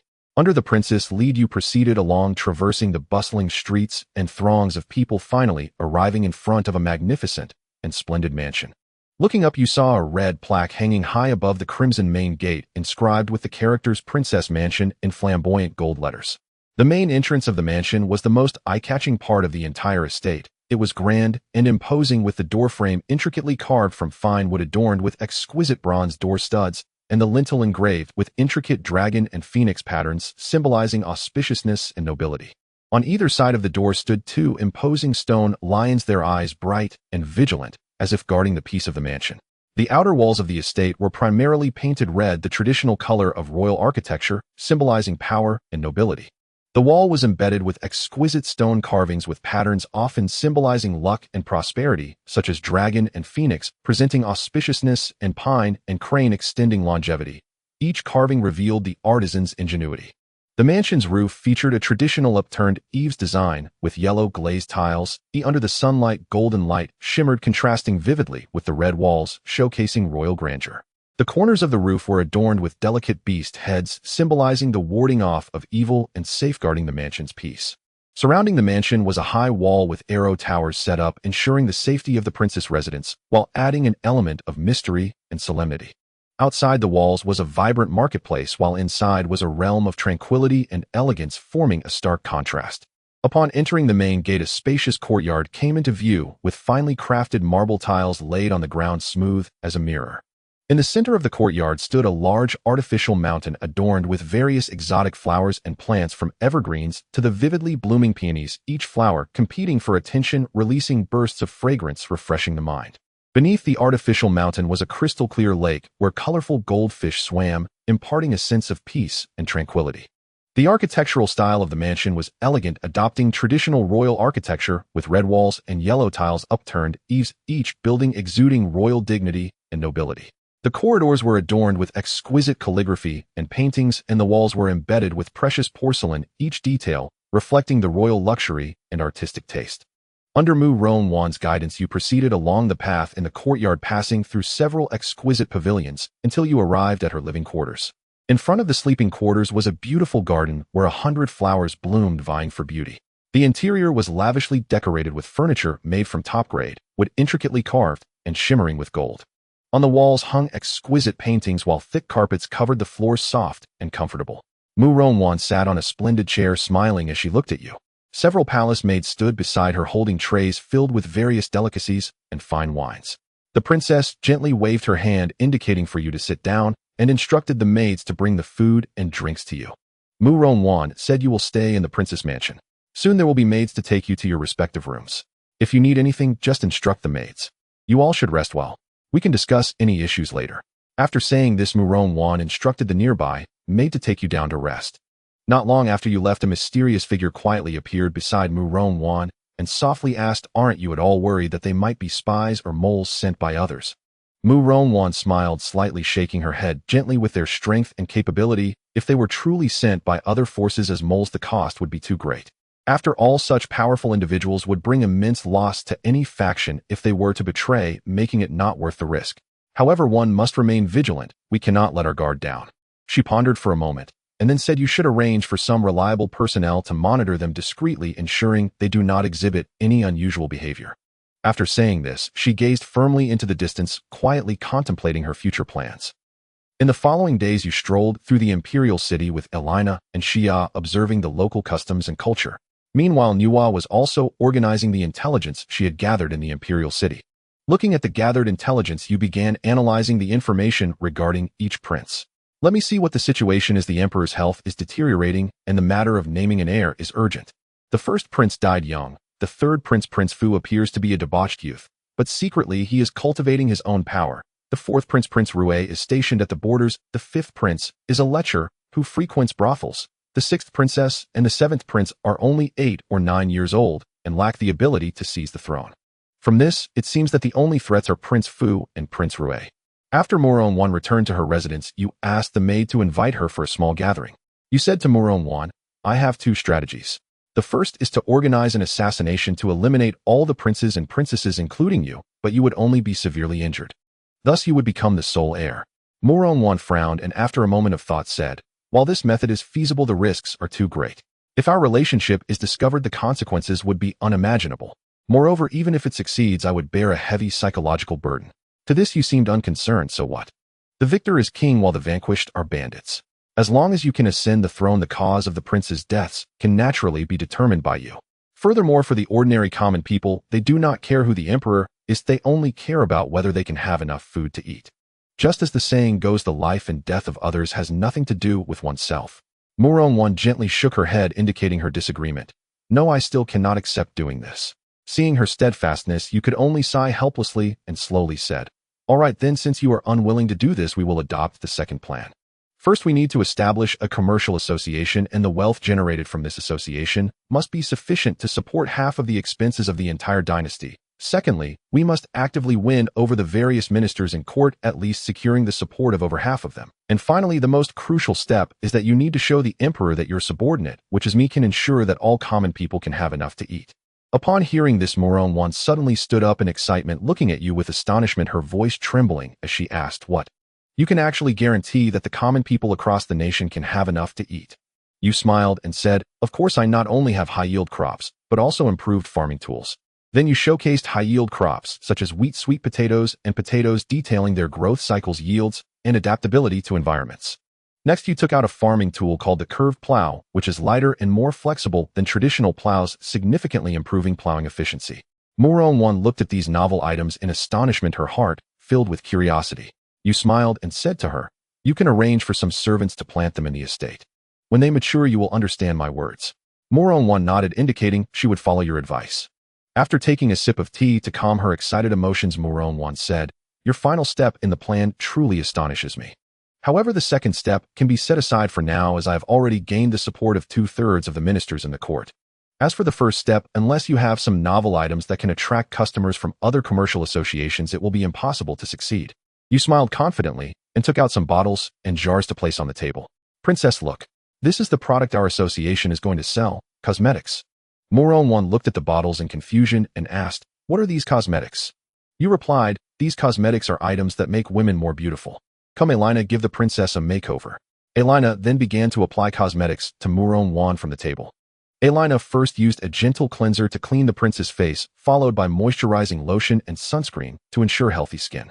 Afterwards, she used concealer and foundation to even out the skin tone, applying eyeshadow, eyeliner, and mascara to enhance the princess' eyes, while blush and lipstick added vibrancy to her face. Under Elena's skilled hands, Princess Muron-wan's makeup retained the dignity of ancient times while incorporating modern elegance and fashion. When she stood in front of the mirror and saw her transformed appearance, she couldn't help but exclaim in awe. Seeing Muron-wan speechless at her own reflection, you smiled and asked, how is it, Your Highness? Are you satisfied with these cosmetics? Muron-wan regained her senses and excitedly said, this will definitely be a huge success. Not only will the young ladies from the noble families outside buy them, but even the concubines from my father's palace will surely spend a lot of money on them. Her eyes sparkled with excitement. You nodded in agreement. Then you said, it seems that Your Highness has already decided to choose the second plan. Muron-wan nodded without hesitation and said, yes, I choose the second plan. Although the first plan could succeed quickly, it is far too cruel. However, I am very curious, young master Zhao, who exactly are you? How do you possess so many strange items? She looked at you with curiosity and intrigue. You smiled mysteriously and replied, that's a secret. If there is a chance in the future, perhaps you will learn about my identity. After saying this, the corners of your mouth lifted slightly, and your eyes revealed a sense of confidence and mystery. In the following days, Muron-wan busied herself with arranging a shop to sell cosmetics, naming it Jade Beauty Pavilion. Meanwhile, you were not idle, either secretly contacting Nuwa to have her produce a set of equipment suitable for making cosmetics in the current era on the flying ship, while also writing some simple recipes for cosmetics. Once everything was ready, you had Nuwa send these items to a remote place outside the imperial city. Then you arranged for Elena to sneak them into the city at night. That night, when Muron-wan arrived at the newly decorated shop again, it was already filled with those marvelous devices. Muron-wan looked at all this in astonishment and curiously asked, how did these things suddenly appear? You smiled faintly and said, that's a secret. After saying this, you took out a piece of paper from your pocket and handed it to her, which contained various recipes for cosmetics. Mu-Ron took the paper and began to read it carefully. After reading, she excitedly said to you, I see. These are the methods for making cosmetics. That's wonderful. But where are we going to find so many raw materials? You thought for a moment and said to her, don't worry about that. As long as you have enough money, you can buy anything you want. What you need to do now is to quickly organize a team to procure the necessary raw materials according to the recipes. Additionally, you need to recruit some skilled workers to begin large-scale production. Mu-Ron nodded, indicating she understood. Thus, she immediately set about arranging personnel, starting to search for raw materials and recruit workers. Meanwhile, you remained at the shop contemplating how to promote these new products. In the past few days, you have been busy preparing for the sale of cosmetics. You asked Mu-Ron to take the samples you had prepared in advance to promote them to her mother and friends, hoping to pique their interest. Gradually, news spread throughout the city, and everyone learned that Mu-Ron and others had collaborated to open a shop named Yu Yanxian, which specialized in selling a novel item known as cosmetics. In no time, both nobles and commoners were filled with curiosity about this emerging trend. For those beauty-loving women, it was even more pressing to try this item that could enhance their beauty. Before long, the grand opening day arrived. On this day, many young ladies gathered around Yu Yanxian, arriving early to wait for the opportunity to purchase cosmetics. Excitement and anticipation radiated from everyone's faces, as if they could hardly wait to possess their own secret weapon of beauty. As the opening ceremony concluded, you stood at the door of the shop smiling as you announced to the surrounding guests, ladies and misses, today marks the first day of our Yu Yanxian's opening. To celebrate this special moment, all purchases today will be half price. On behalf of all the staff at Yu Yanxian, I warmly welcome each of you. Please come in. With that, you personally opened the grand doors of Yu Yanxian, welcoming each customer as they arrived. As the doors slowly opened, a cheer erupted from the crowd, and the young ladies rushed into the shop, eager to snatch up various cosmetics. They eagerly picked up their desired products, examining and trying them out while exchanging insights with their friends nearby. The shop was instantly filled with a lively atmosphere filled with laughter and exclamations. That evening, after a careful tally by the shop staff, it was discovered that in just one day, over 1,000 taels of silver had been earned. It was truly hard to believe. If this pace continued, the amount of silver that could be earned in a month was simply unimaginable. Upon hearing this astonishing news, Mu-Ron was overjoyed and immediately decided to host a grand banquet at Wei Meixian to celebrate. During the banquet, laughter and joy abounded. Mu-Ron raised her glass and walked up to you, expressing her gratitude. Young Master Zhao, you are truly my benefactor. You have helped me so much this time, and I truly do not know how to repay you.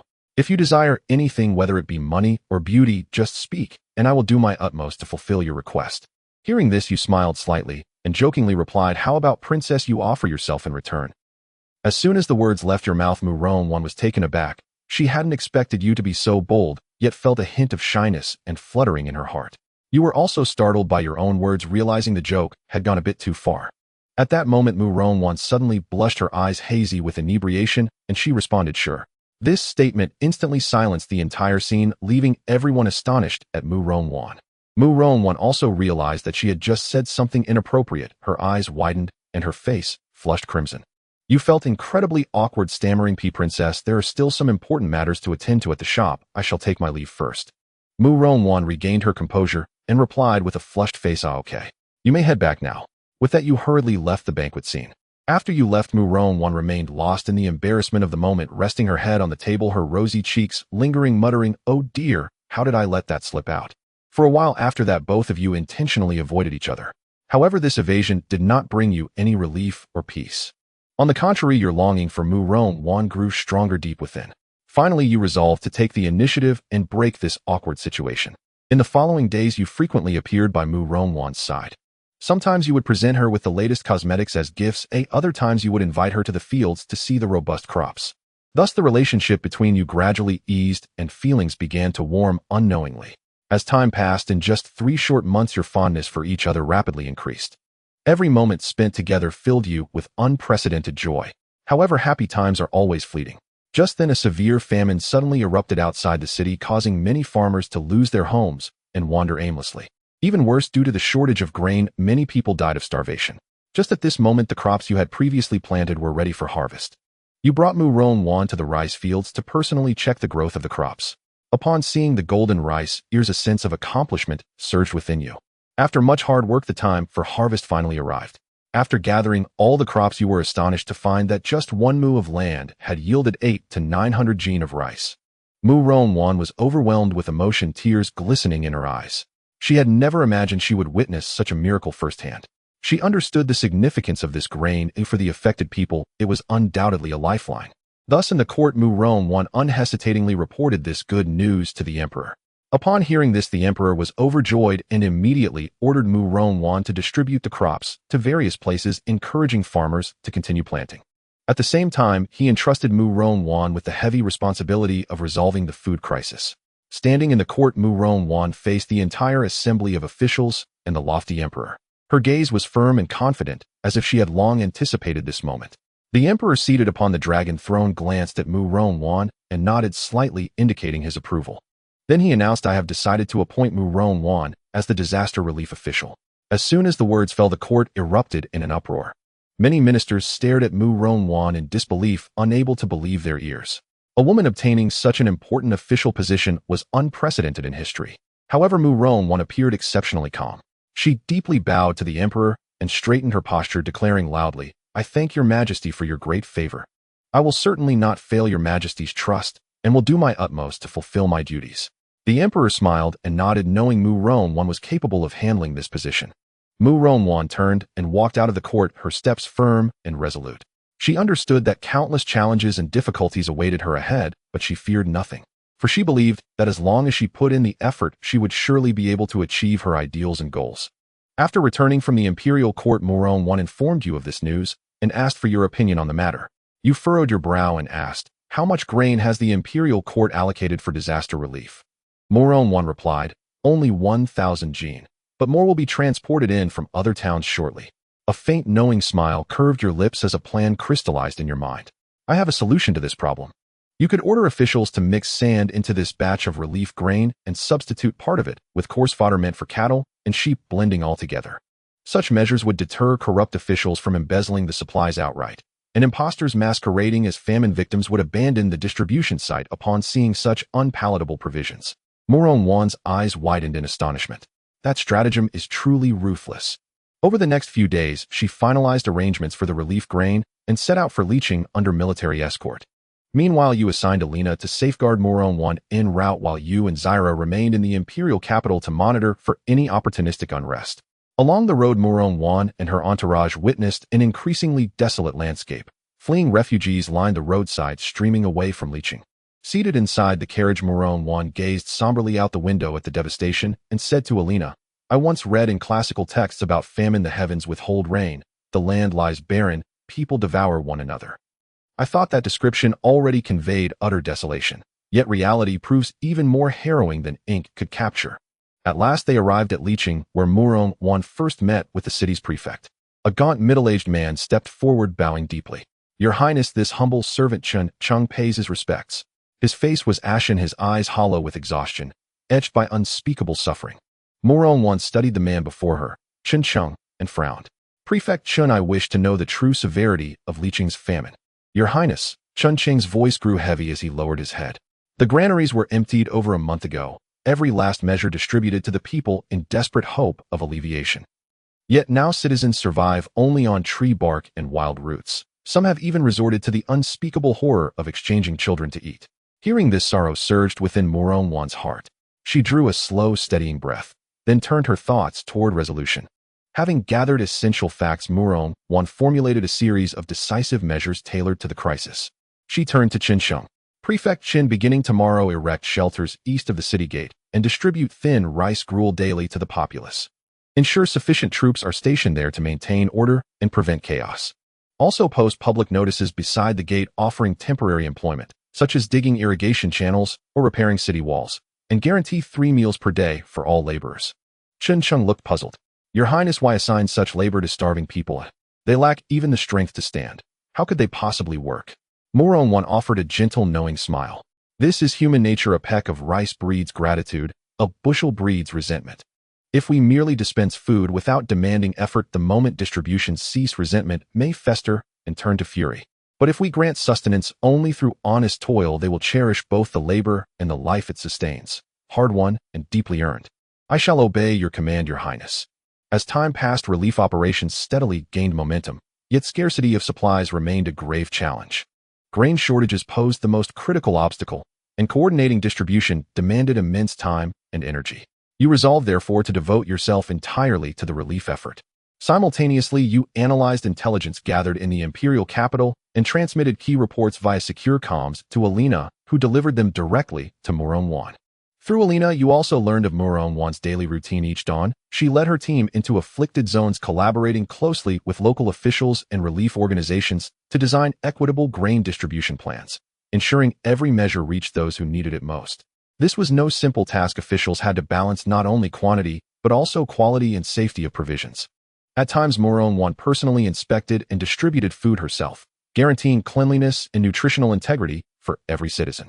She also listened attentively to survivors' dietary needs and preferences, refining offerings to honor both taste and nourishment. In these efforts, Muron-Wan revealed extraordinary leadership and wisdom, earning profound admiration from both officials and common folk alike. People hailed her as the goddess of compassion, grateful for the hope and warmth she brought. Her name resonated across the realm, revered, trusted, beloved. Moreover, Muron-Wan petitioned the emperor to reduce local taxation, easing the burden on suffering households. After persistent advocacy, the emperor granted her request, issuing an edict lowering Liqing's levies. The news ignited jubilation among the displaced, proof of imperial care restoring faith in a brighter future. As relief efforts advanced smoothly, grain shipments flowed steadily into Liqing, from provincial governments, charitable societies, and spontaneous grassroots donations alike. These collective acts of compassion coalesced into a formidable force, carrying survivors through their darkest hour. Concurrently, high-yield crops you introduced, potatoes and sweet potatoes, arrived in Liqing. Muron-Wan distributed the seeds freely to local farmers, providing fertilizer and tools at no cost, accelerating the revival of agricultural production. Inspired by her resolve, survivors eagerly returned to their fields, tilling soil with quiet hope for harvest. Throughout this period, Muron-Wan remained steadfast on the front lines, relentlessly traversing stricken regions, tireless and unwavering. Her sacrifice and dedication moved all who witnessed it, revealing a woman of unyielding strength and sovereign responsibility. Under her example, more citizens joined the relief ranks, united in rebuilding their shattered homes. Thanks to Muron-Wan's leadership, Liqing's famine came under effective control, and social order gradually stabilized. Though countless trials still lay ahead, the people believed, with Princess Murong at the helm, they would overcome every hardship and restore their homeland to beauty and peace. With the disaster relief concluded, Muron-Wan left Liqing and returned to the imperial capital. In the time that followed, you and Muron-Wan worked together to expand the scale of Yuyin Pavilion, gradually becoming a legendary figure with a vast commercial empire. As the days passed, the bond between you and Muron-Wan deepened. One day, after finishing a busy day's work, while strolling through the streets at night, you couldn't help but take Muron-Wan's hand. She was slightly taken aback, then a look of happiness spread across her face. Your eyes met, and both of you could see the sincerity of your emotions reflected in each other's gaze. Under the starlight, you made an eternal promise, deciding to face each day of the future together. A year later, the emperor's health could no longer hold out, and he ultimately passed away. However, before his death, he left a decree appointing Muron-Wan as the next emperor. After all, in that year, not only did Muron-Wan's business flourish, but she also established trade agreements with other dynasties. Moreover, the seeds Muron-Wan previously provided allowed the people to bid farewell to famine, greatly enhancing her reputation among the populace. Therefore, her ascension to the throne was a matter of course. Of course, there were those who were not pleased with this situation. The third prince's carefully prepared plan for years was shattered, and he would not easily accept this outcome. Thus, he intended to stage a rebellion on the day of Muron-Wan's coronation. All of the third prince's schemes were captured by the surveillance robots you had placed around him. So you informed Muron-Wan of the third prince's plans and decided to capture him entirely on the day of the coronation. On the day of the coronation, the entire palace was festively decorated, brimming with joy. Dressed in a magnificent dragon robe and wearing a crown, Muron-Wan slowly ascended to the throne. Just as the coronation was halfway through, the third prince suddenly smashed the cup in his hand, producing a crisp sound. Instantly, a large number of soldiers surged in from all directions, surrounding everyone. The third prince laughed triumphantly and said, "Imperial sister, you didn't expect it, did you? The ultimate winner is me." His eyes were filled with confidence and pride, as if he could already envision his glorious scene as emperor. However, Muron-Wan merely smiled slightly and calmly said, "Imperial brother, do you really think you have succeeded?" Her voice was calm and firm, showing no fear or panic. The third prince sneered, "You still talk so much nonsense when death is at hand. Guard, seize these traitors." He waved his hand violently, signaling his soldiers to take action. However, something strange happened. The soldiers who should have obeyed the third prince's orders stood motionless, as if they had turned into statues. They looked at each other at a loss. The third prince's expression immediately turned extremely ugly, and he shouted angrily, "Are you deaf? Didn't you hear what this prince said? Quickly capture them." At this moment Moron gently shook her head and said, "Imperial brother, you are still too naive. Your plan has long been seen through by us, and now your soldiers have already been controlled by my people." The third prince's eyes widened in disbelief as he looked at everything before him. He never expected that his meticulously planned rebellion would be so easily thwarted. Moron continued, "Imperial brother, you were once a talented and ambitious person. Unfortunately, you have been blinded by power, leading you down the wrong path. Now you still have a chance to turn back and make amends." The third prince fell silent for a moment, finally bowing his head and muttering, "I lost." His eyes were filled with regret and despair. In the end, Moron successfully ascended the throne and held a grand wedding with you a month later. On the wedding day, the entire city was decorated in red, creating an atmosphere of romance and beauty. As night fell and the newlyweds entered their bridal chamber, you decided to reveal your secret to Moron. "Madam, in fact, I am not from this world. I come from another world, and the knowledge I have taught you is all derived from the science and technology of that world. Furthermore, I possess a warship that can take us away from this world." Upon hearing this, Moron did not show any signs of shock or fear, but smiled and said, "So what? You are still my husband. No matter what secrets you have, as long as you do not deceive me, I will accept it." After speaking, the two exchanged smiles and then embraced each other to sleep. The next day, you took Moron aboard the warship. Moron's eyes widened, her mouth slightly agape, filled with an expression of disbelief. She instinctively took a step back, trying to better comprehend what she was seeing. Moron's surprise quickly transformed into curiosity and a desire to explore the unknown. She began to ask you about the origin of the warship, its functions, and how it flies. You explained to her in detail the mysteries of the universe, the existence of extraterrestrial civilizations, and the wonders of interstellar travel. Finally, you looked into her eyes seriously and asked, "Are you willing to embark on this great journey with me?" Moron fell into deep thought, needing to consider the consequences of this decision. After some contemplation, she slowly said, "I want to be emperor for a few more years. When I feel the time is right, I will go with you to explore the universe." Hearing her response, you felt a bit disappointed, but still respected her choice. Thus, in the following years, you chose to stay in the imperial city to accompany Moron. During this time, you made full use of the warship's teleportation device to travel to various corners of the planet. You ascended snow-capped mountains, feeling the grandeur of nature. You walked on vast grasslands, breathing in the fresh air. You wandered the boundless oceans, marveling at the wonders of life. At the same time, you did not forget your mission. In your spare time, you discussed the research progress of longevity elixirs with Nuwa. You hoped to find a way to grant eternal life to yourself and your loved ones so they could better enjoy the future. As time flew by, 10 years passed in the blink of an eye. One day, Moron suddenly said to you, "Husband, I am really tired. Every day I have to discuss state affairs with the ministers and deal with all sorts of trivial matters. I can't take it anymore. Let's leave here." Seeing her weary eyes, you felt a pang of heartache. You hugged her tightly and comforted, "You have worked hard these years. If you no longer wish to continue, let's abdicate the throne to someone else and then leave here." The next morning, sunlight streamed through the window into the room. Moron rose early, and after washing up, she changed into a plain outfit, appearing particularly solemn. She walked out of the palace, taking a deep breath to feel the fresh air. Moron summoned all the ministers, who hurried to the imperial hall, filled with confusion. When Moron appeared in the hall, everyone knelt down to pay their respects. Moron slowly walked up to the throne, scanning the ministers below, and then solemnly announced, "My loyal subjects, I hereby declare that I will abdicate the throne to Prince Fu." Upon hearing this, the hall fell into silence, and everyone was dumbfounded. They stared wide-eyed, unable to believe what Moron had just said. Even Prince Fu himself was taken aback, as he had never imagined such good fortune would fall upon him. The ministers urged Moron not to give up the throne so easily, but she firmly stated that she had decided to retreat to the mountains and live a peaceful life. In the end, Prince Fu ascended the throne and became the new emperor. Moron smiled at him, her eyes filled with blessings. She knew that Prince Fu would make a good emperor, leading the nation toward prosperity. With Prince Fu's ascension, Moron finally completed her mission. She felt an unprecedented sense of relief and liberation, as if she had cast off a heavy burden. Afterward, Moron left this planet with you, continuing on the adventure through the cosmos. You boarded the warship, gradually landing on its helipad. After disembarking, you returned to the warship with the others. Having visited the warship multiple times before, Moron was already very familiar with the place. She skillfully walked into the cabin, found her favorite spot to sit, and then opened the window to enjoy the beautiful scenery outside. At the same time, she brewed herself a cup of rich coffee, played some soothing music, filling the entire cabin with warmth and comfort.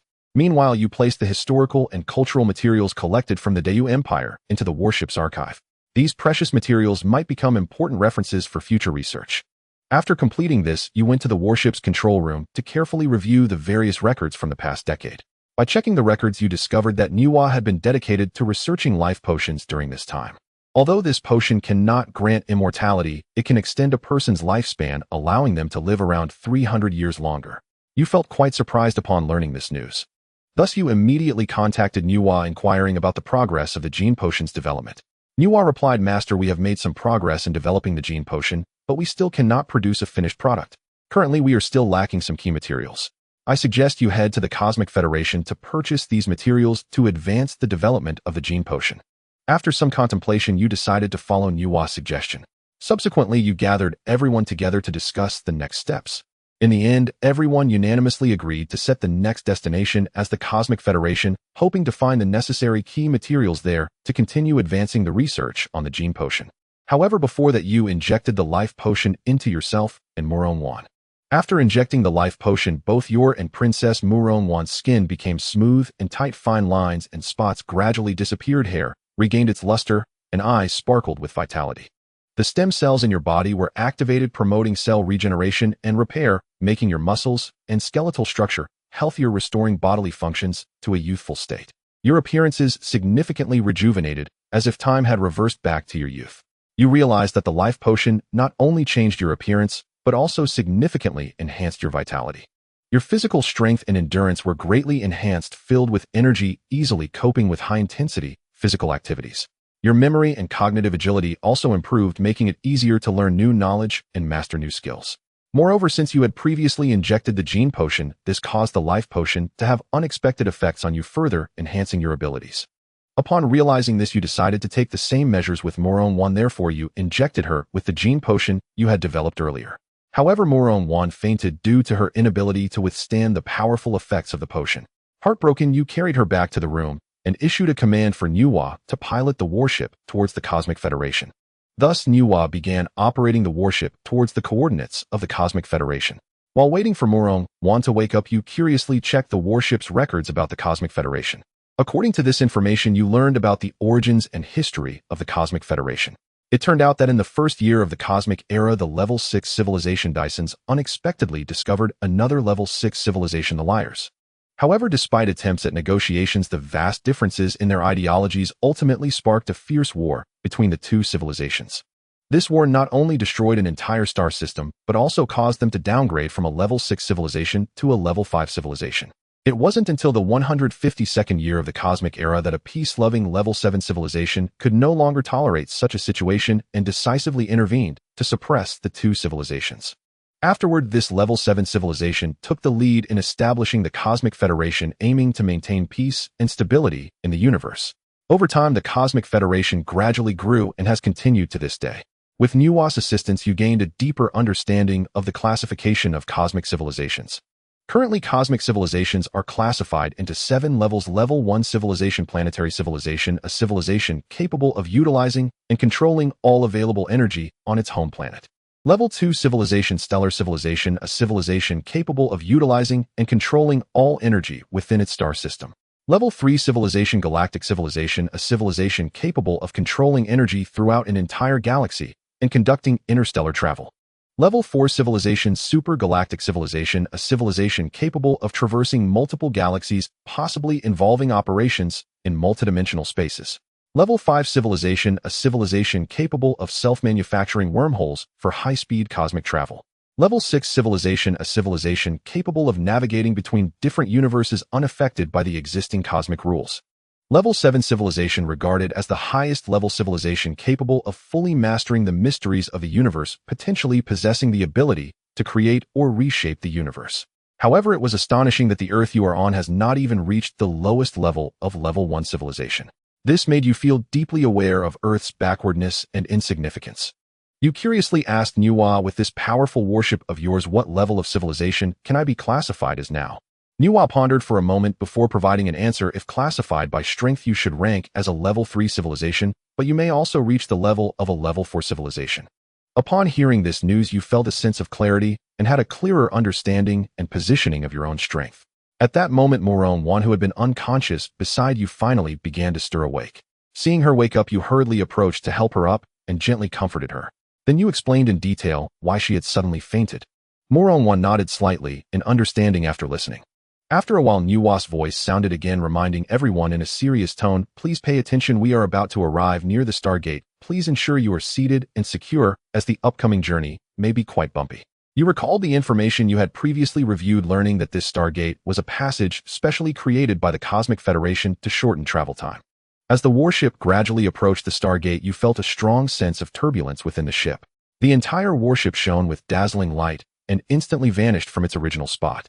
Immediately afterward, it emerged from another Stargate near the Cosmic Federation, continuing its journey towards the destination.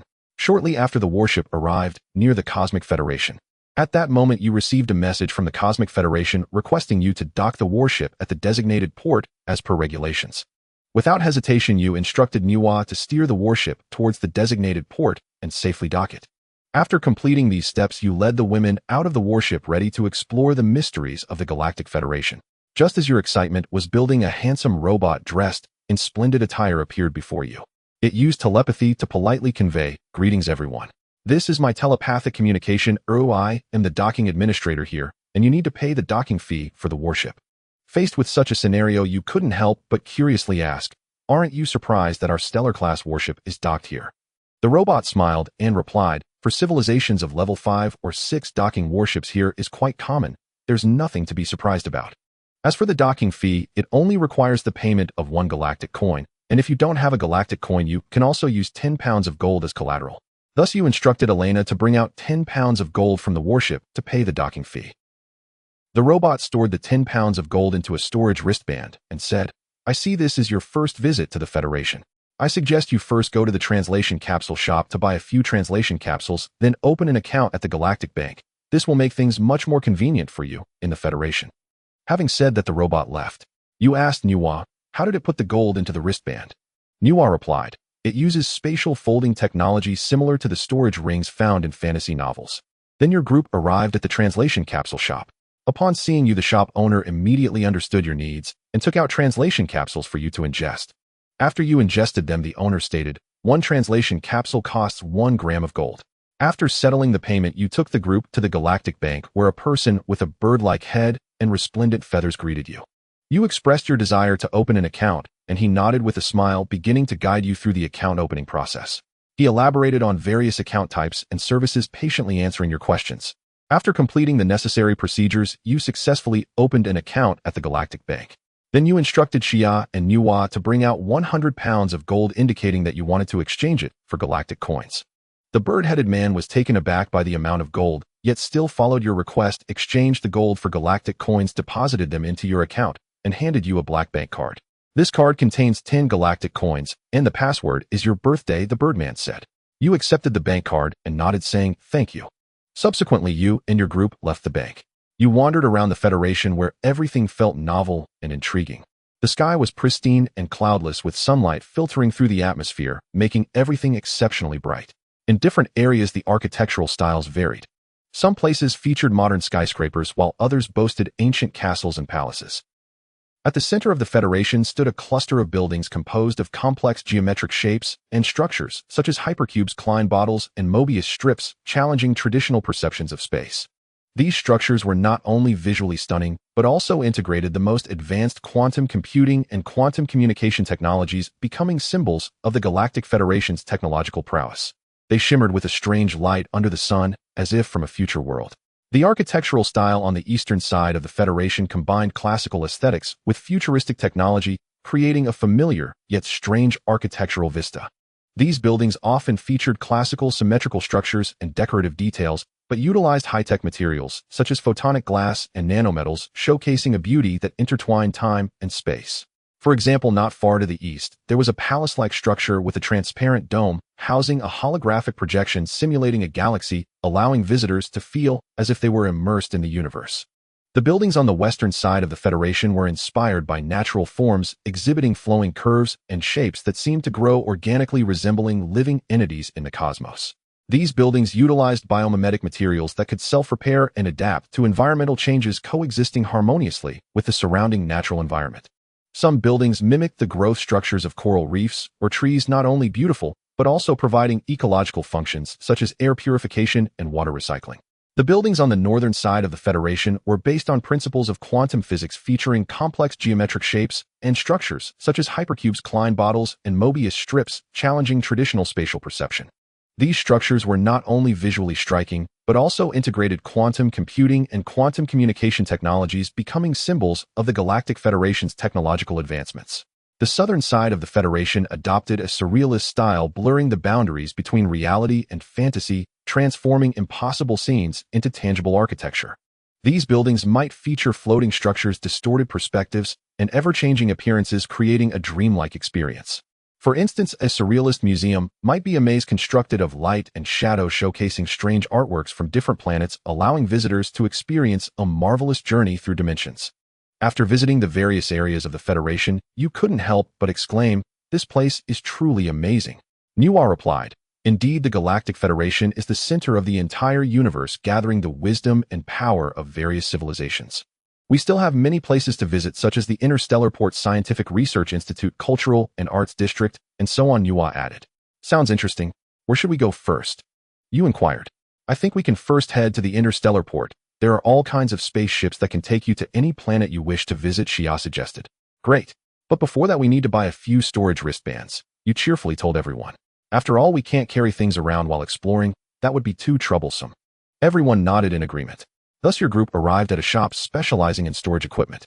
As soon as you entered, the dazzling array of storage devices overwhelmed you. There were all sorts of storage equipment, such as storage belts, storage rings, and storage wristbands, leaving you in awe. You carefully selected items, occasionally picking up a wristband to check its functionality and capacity. After much selection, you finally chose several storage wristbands. These wristbands not only came in various styles and vibrant colors, but also possessed powerful storage capabilities, easily accommodating your belongings. After purchasing the storage wristbands, you excitedly headed towards the Interstellar Port. The port was filled with all kinds of spaceships, from small private vessels to large commercial ships, and even imposing military vessels. As you strolled through the port, admiring the grandeur of these spaceships, a uniquely shaped ship caught your attention. Its exterior shimmered with golden light, with smooth lines resembling a majestic eagle in flight. The design of this spaceship was exquisitely crafted, leaving everyone in awe. "What a beautiful spaceship!" Moron exclaimed. "Let's go take a look," you suggested. Thus, filled with excitement and anticipation, you boarded the spaceship. Upon entering the interior, you were amazed by the sight before you. The facilities inside the spaceship were luxurious and advanced, filled with a high-tech atmosphere that made one feel as if they had stepped into a futuristic world.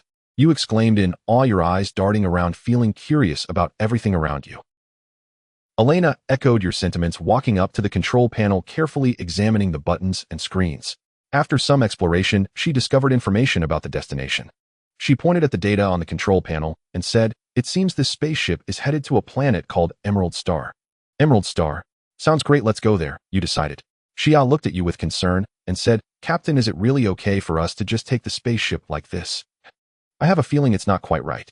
Her voice was filled with worry and doubt. You smiled and gently patted her head, reassuring her, "Don't worry, silly girl. Didn't you notice the signs at the port? These spaceships were specifically placed here by the Federation. They are meant to provide convenience for everyone, allowing people to freely travel to nearby planets. So rest assured we won't run into any trouble." After hearing your words, Xia finally relaxed and revealed a bright smile. Her gaze turned back to the window, captivated by the magnificent scenery outside. As you pressed the start button, the spaceship emitted a deep rumbling sound and slowly lifted off. Its engines expelled blue flames, propelling the spaceship through the vastness of space. In the boundless universe, the spaceship raced forward at an astonishing speed, taking you towards an unknown adventure. Outside the window, countless stars twinkled faintly like jewels scattered across a black velvet night sky. The Milky Way stretched across the entire sky like a dazzling ribbon, breathtaking to behold. The spaceship traveled between the stars, steadily approaching the mysterious Emerald Star. You all gazed intently at the beautiful scenery outside, a sense of reverence for the universe welling up within you. In this vast and limitless universe, endless unknowns awaited your exploration. After just 2 hours, you successfully arrived at Emerald Star. From a distance, the entire planet resembled a massive green cylindrical emerald, crystal clear and exuding a captivating luster. Its surface was smooth and even seemingly without any flaws. When the spaceship landed on the surface of Emerald Star, you truly began to appreciate the uniqueness of this planet. All the buildings were made of emerald, whether towering skyscrapers or intricately crafted homes, all were sculpted from this precious stone. These structures shimmered with a green radiance under the sunlight, creating a beautiful tapestry. The residents of Emerald Star were also a unique sight. They were not ordinary humans, but humanoid beings formed from gathered emeralds. These Emerald Star people possessed the unique ability to create emeralds out of thin air and wield them as weapons. Their bodies and clothing were also made of emerald, creating a wonderful sense of harmony. Even more astonishing was that 3 suns surrounded Emerald Star. Every morning and evening the sunlight would shine on the peak of Emerald Star, then refract to illuminate every corner of the planet. This peculiar phenomenon filled each day on Emerald Star with a dazzling array of light, captivating all who beheld it. You couldn't wait to disembark the spaceship and step onto this mysterious and beautiful land. The ground beneath your feet felt warm and smooth like jade, as if you were walking on precious gemstones.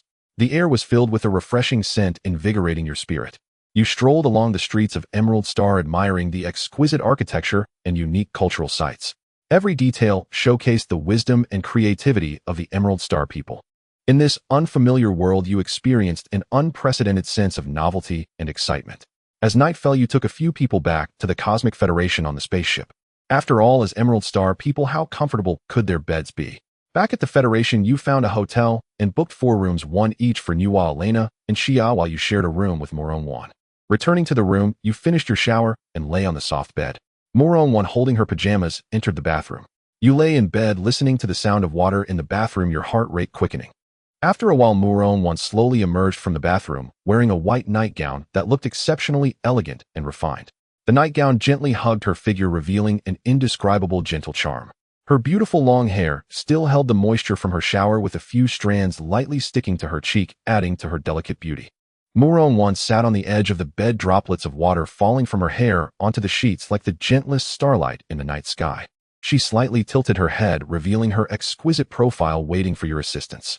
You picked up the hairdryer, gently adjusting the airflow to a mild setting, and began to dry her hair. You carefully started from the roots, slowly moving towards the tips as the warm air and the soft sound of the dryer intertwined to form a tranquil nocturne. Moron closed her eyes, enjoying this moment of peace and warmth, a satisfied smile appearing on her face. As you moved the hairdryer, her hair gradually became dry, exuding a faint fragrance, a unique freshness and tranquility from her shower. Under your meticulous care, Moron's hair soon regained its usual softness and shine. You and Moron lay on the bed, tightly embracing each other. You could feel her heartbeat, a warm and steady rhythm that brought you immense comfort. Her body was soft and elastic like a blooming flower, exuding a captivating fragrance. You gently stroked her hair, feeling her tenderness.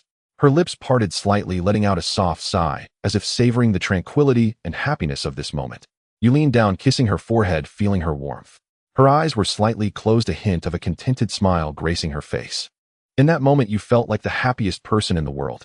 You and Moron lay on the bed, tightly embracing each other, enjoying the tranquility and happiness of the moment. You wished for this moment to last forever, to keep you and Moron together.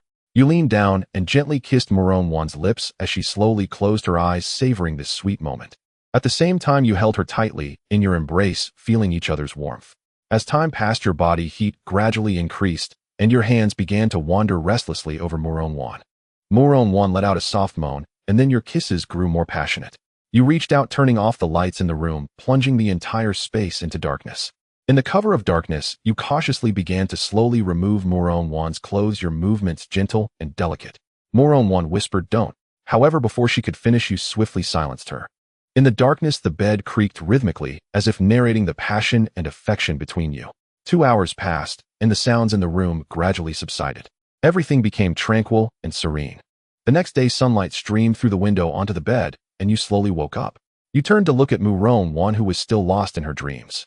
However, the kiss marks on Moron's neck and the bruises on her chest revealed the intensity of last night's battle. You gently pulled Moron into your embrace, lowering your head to breathe in the fragrance of her hair, occasionally rubbing your cheek against her face. Moron seemed a bit impatient with your actions, stretching out her hand to push you away, mumbling, "Don't bother me, I want to sleep a little longer." You held Mu-Ron tenderly for a while longer, savoring her warm body. Reluctantly, you got out of bed to wash up. When you returned to the room after freshening up, you found Mu-Ron still lounging in bed, showing no signs of getting up. So you walked to the bedside, took a strand of Mu-Ron's hair, gently tickled her nose, and said softly, "Little ladybug, it's time to wake up." In her sleep, Mu-Ron felt a tickle on her nose, groggily opened her eyes, and saw you teasing her hair. In her daze, she recalled that during last night's battle, she had clearly begged for mercy, yet you refused to let her go. A trace of resentment surged within her, and suddenly, she opened her mouth and bit down hard on your finger. You felt a sharp pain and tried to pull your finger away, but Mu-Ron held on tightly, preventing you from escaping. Reluctantly, you pleaded, "Darling, I was wrong. Can you please let go?" Hearing your plea, Mu-Ron finally released you with satisfaction. After freshening up as you were about to head out, you gestured for Mu-Ron to check her neck. Mu-Ron took out a mirror to look at her neck, only to find it covered in kiss marks. Her ears flushed red, and she bashfully called you a naughty boy. Then she hurriedly looked for a scarf to wrap around her neck. After stepping out, you along with a few girls planned to grab something to eat. You found a restaurant on the street and asked the chef to prepare some delicacies suited to your tastes. On the bustling street, your group's steps were light and joyous, with the scenery along the way and the lively atmosphere lifting everyone's spirits. Mu-Ron's gaze was drawn to a charming clothing store, a shop filled with exotic flair, its facade adorned with exquisite wooden carvings and delicate paintings emanating an air of mystery and elegance. Upon entering the store, a graceful elf shopkeeper approached you, her long hair cascading like a waterfall and her eyes sparkling with wisdom. She greeted you in a fluent and gentle tone, introducing various uniquely styled garments within the store. The shop displayed an array of clothing, each piece reflecting the designer's ingenuity and pursuit of beauty. Among the many garments, Mu-Ron selected a black cheongsam with slits, its cut both classical and modern, adorned with golden patterns on the black fabric, perfectly showcasing her long legs. The overall design was both noble and sensual, perfectly embodying the elegance and mystery of an Eastern woman. Elena was captivated by a platinum-colored gown, its design simple yet luxurious. The platinum fabric resembled snow under the moonlight, complementing her golden long hair, as if she were a fairy from the moon palace, noble and pure, radiating a breathtaking brilliance with every turn. Xia chose a Lolita-style dress, a sweet, yet slightly vintage style, decorated with lace and bows. Paired with her soft long hair and clear eyes, she looked like a princess from a fairy tale, innocent and pure, evoking a desire to protect her. Nuwa selected an old-style uniform, its cut sharp and proper, the dark fabric and simple lines showcasing her maturity and steadiness. Paired with exquisite accessories, she appeared both professional and charming, akin to an elite woman commanding respect in the workplace. With the careful service of the elf shopkeeper, each of you chose your favorite outfits, adding a wonderful memory to this shopping trip while showcasing everyone's unique personalities and charms. Stepping out of the store in your new clothes, you walked confidently and gracefully down the street, becoming a striking sight in the city, attracting the attention of passers-by and leaving behind an unforgettable scene. Entering the library of the Cosmic Federation, you felt as if you had stepped into a treasure trove of knowledge. This library was not only vast in scale, but astonishing in the richness of its collection, encompassing all the information on the star systems discovered since the establishment of the Cosmic Federation, along with the wisdom of countless civilizations. The towering bookshelves extended to the horizon, with each row neatly lined with books from different planets and civilizations, written in various languages, documenting the mysteries of the universe and the brilliance of civilizations.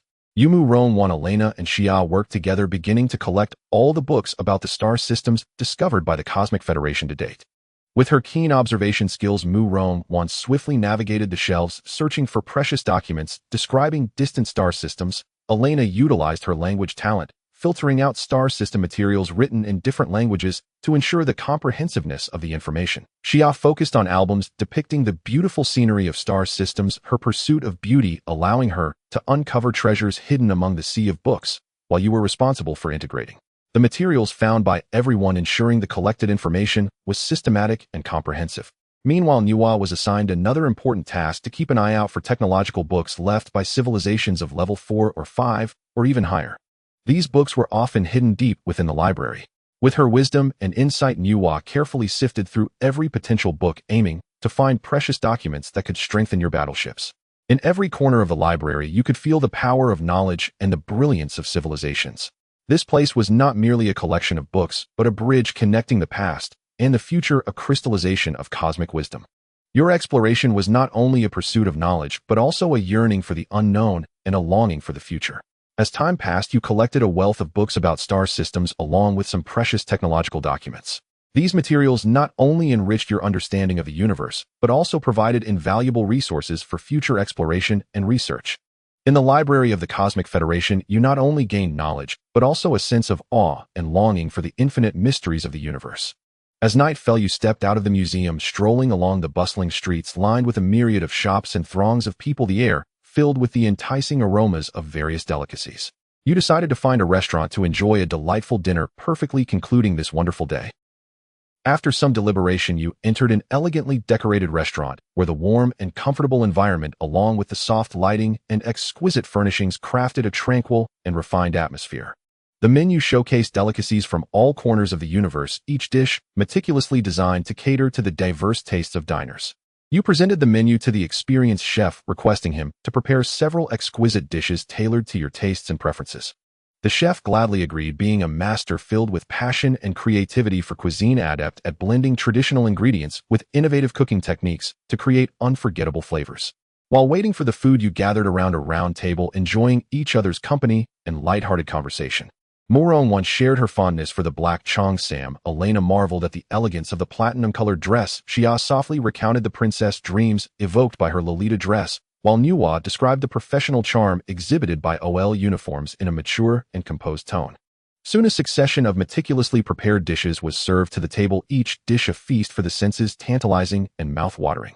There was an exquisite sashimi platter with fresh fish slices shimmering enticingly under the light, slow-cooked steak tender and juicy paired with a rich sauce, stir-fried seasonal vegetables vibrant in color retaining the freshest essence and nutrition, and a variety of desserts and beverages sweetly concluding this lavish meal. After a month of traveling through the vast starry seas of the Galactic Federation, you have experienced countless adventures and witnessed the prosperity and beauty of diverse civilizations. Yet, as you might expect, no matter how splendid the journey, there are always moments when one seeks a brief respite and a sense of belonging.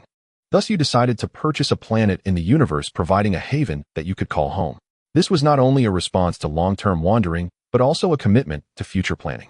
Accompanied by Muron, Elena, Xia, and Nuwa, you arrived at the headquarters of the Galactic Federation, an imposing structure standing amidst the brilliance of a star, its design reflecting the architectural styles of the Galactic Federation's diverse civilizations, both dignified and futuristic.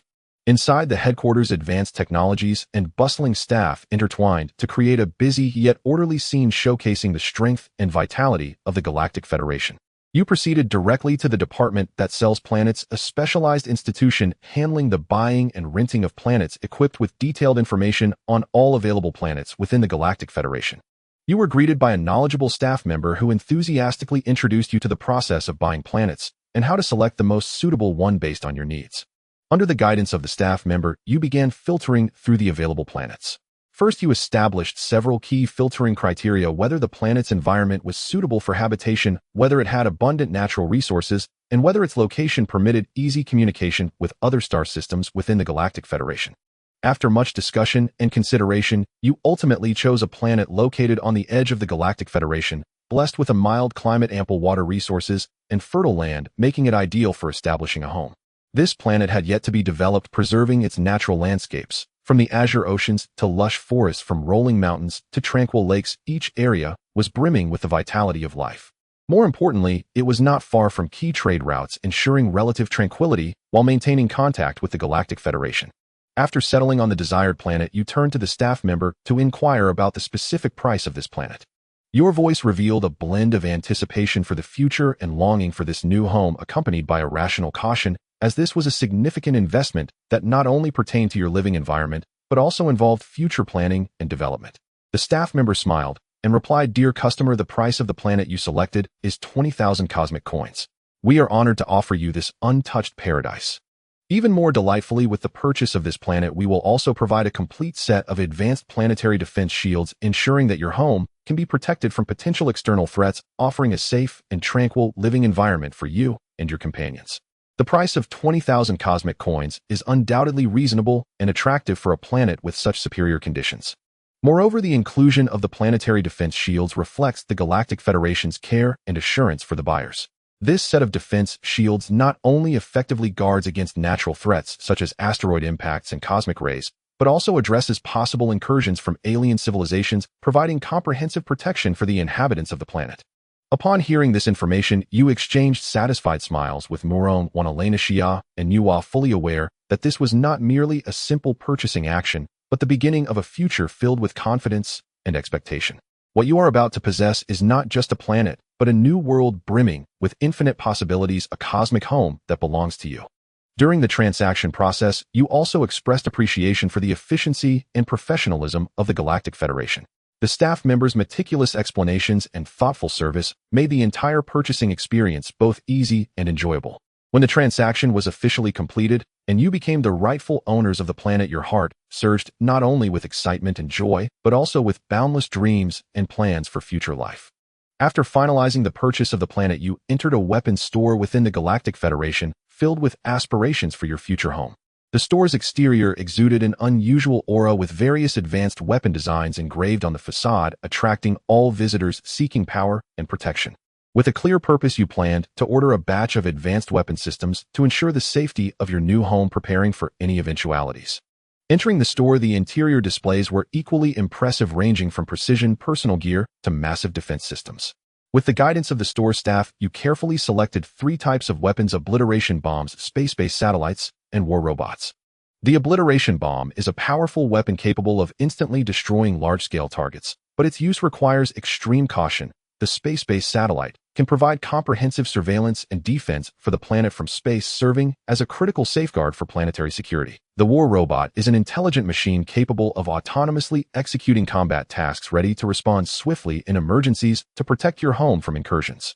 After purchasing weapons, your group returned to the port. There, the warship that you had previously docked was quietly awaiting your return. The port manager, an efficient and polite robot, approached to greet you. "Dear customer, the total cost for docking your warship here is 0.5 cosmic coins, and here is your fee refund." Saying this, it handed you 0.5 cosmic coins, exemplifying the precision and efficiency that reflects the high standards of the Cosmic Federation's services. Back inside the warship, Nuwa skillfully activated the onboard systems, with the screens flickering various data and information heralding the journey about to commence. As the roar of the engines echoed, the warship slowly ascended, gradually accelerating, ultimately transforming into a streak of light, traversing the cosmic abyss towards the planet you had just purchased. In the depths of the cosmos, the warship advanced at an astonishing speed, with the surrounding stars becoming a blur. After some time of flight, the warship finally arrived at the planet you had just acquired. The planet appeared like a colossal gem, radiating a captivating glow. The warship landed on its surface, the hatch opened, and your group stepped out of the vessel. The scene before you was astonishing. This planet was teeming with life and vitality, filled with lush green plants and clear streams. The air was infused with a refreshing scent, invigorating the spirit. You chose an open area suitable for construction and defense as the base, which would become the core of your new home. Nuwa swiftly initiated the installation program for the planetary defense shield, collaborating with the war robots to perfectly combine advanced technology and mechanical prowess. The planetary defense shield was a complex system that required deploying a series of sensors and launchers across the planet's surface, as well as positioning space-based weapons and defense satellites in orbit, forming a 3-dimensional protective network to ensure safety from any potential threats. Under Nuwa's command, the war robots busily commenced their tasks, accurately locating and burying energy generators and signal relay stations on the planet's surface, which would provide continuous energy supply and signal transmission for the defense shield. Simultaneously, space-based satellites were launched into the sky, orbiting the planet to create an insurmountable celestial defense line.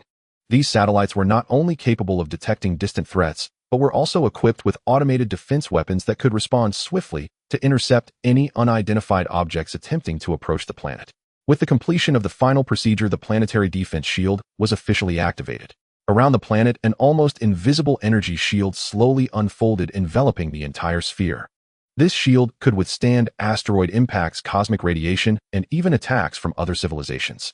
It not only protected the life and environment on the planet, but also symbolized your commitment and guardianship of your new home.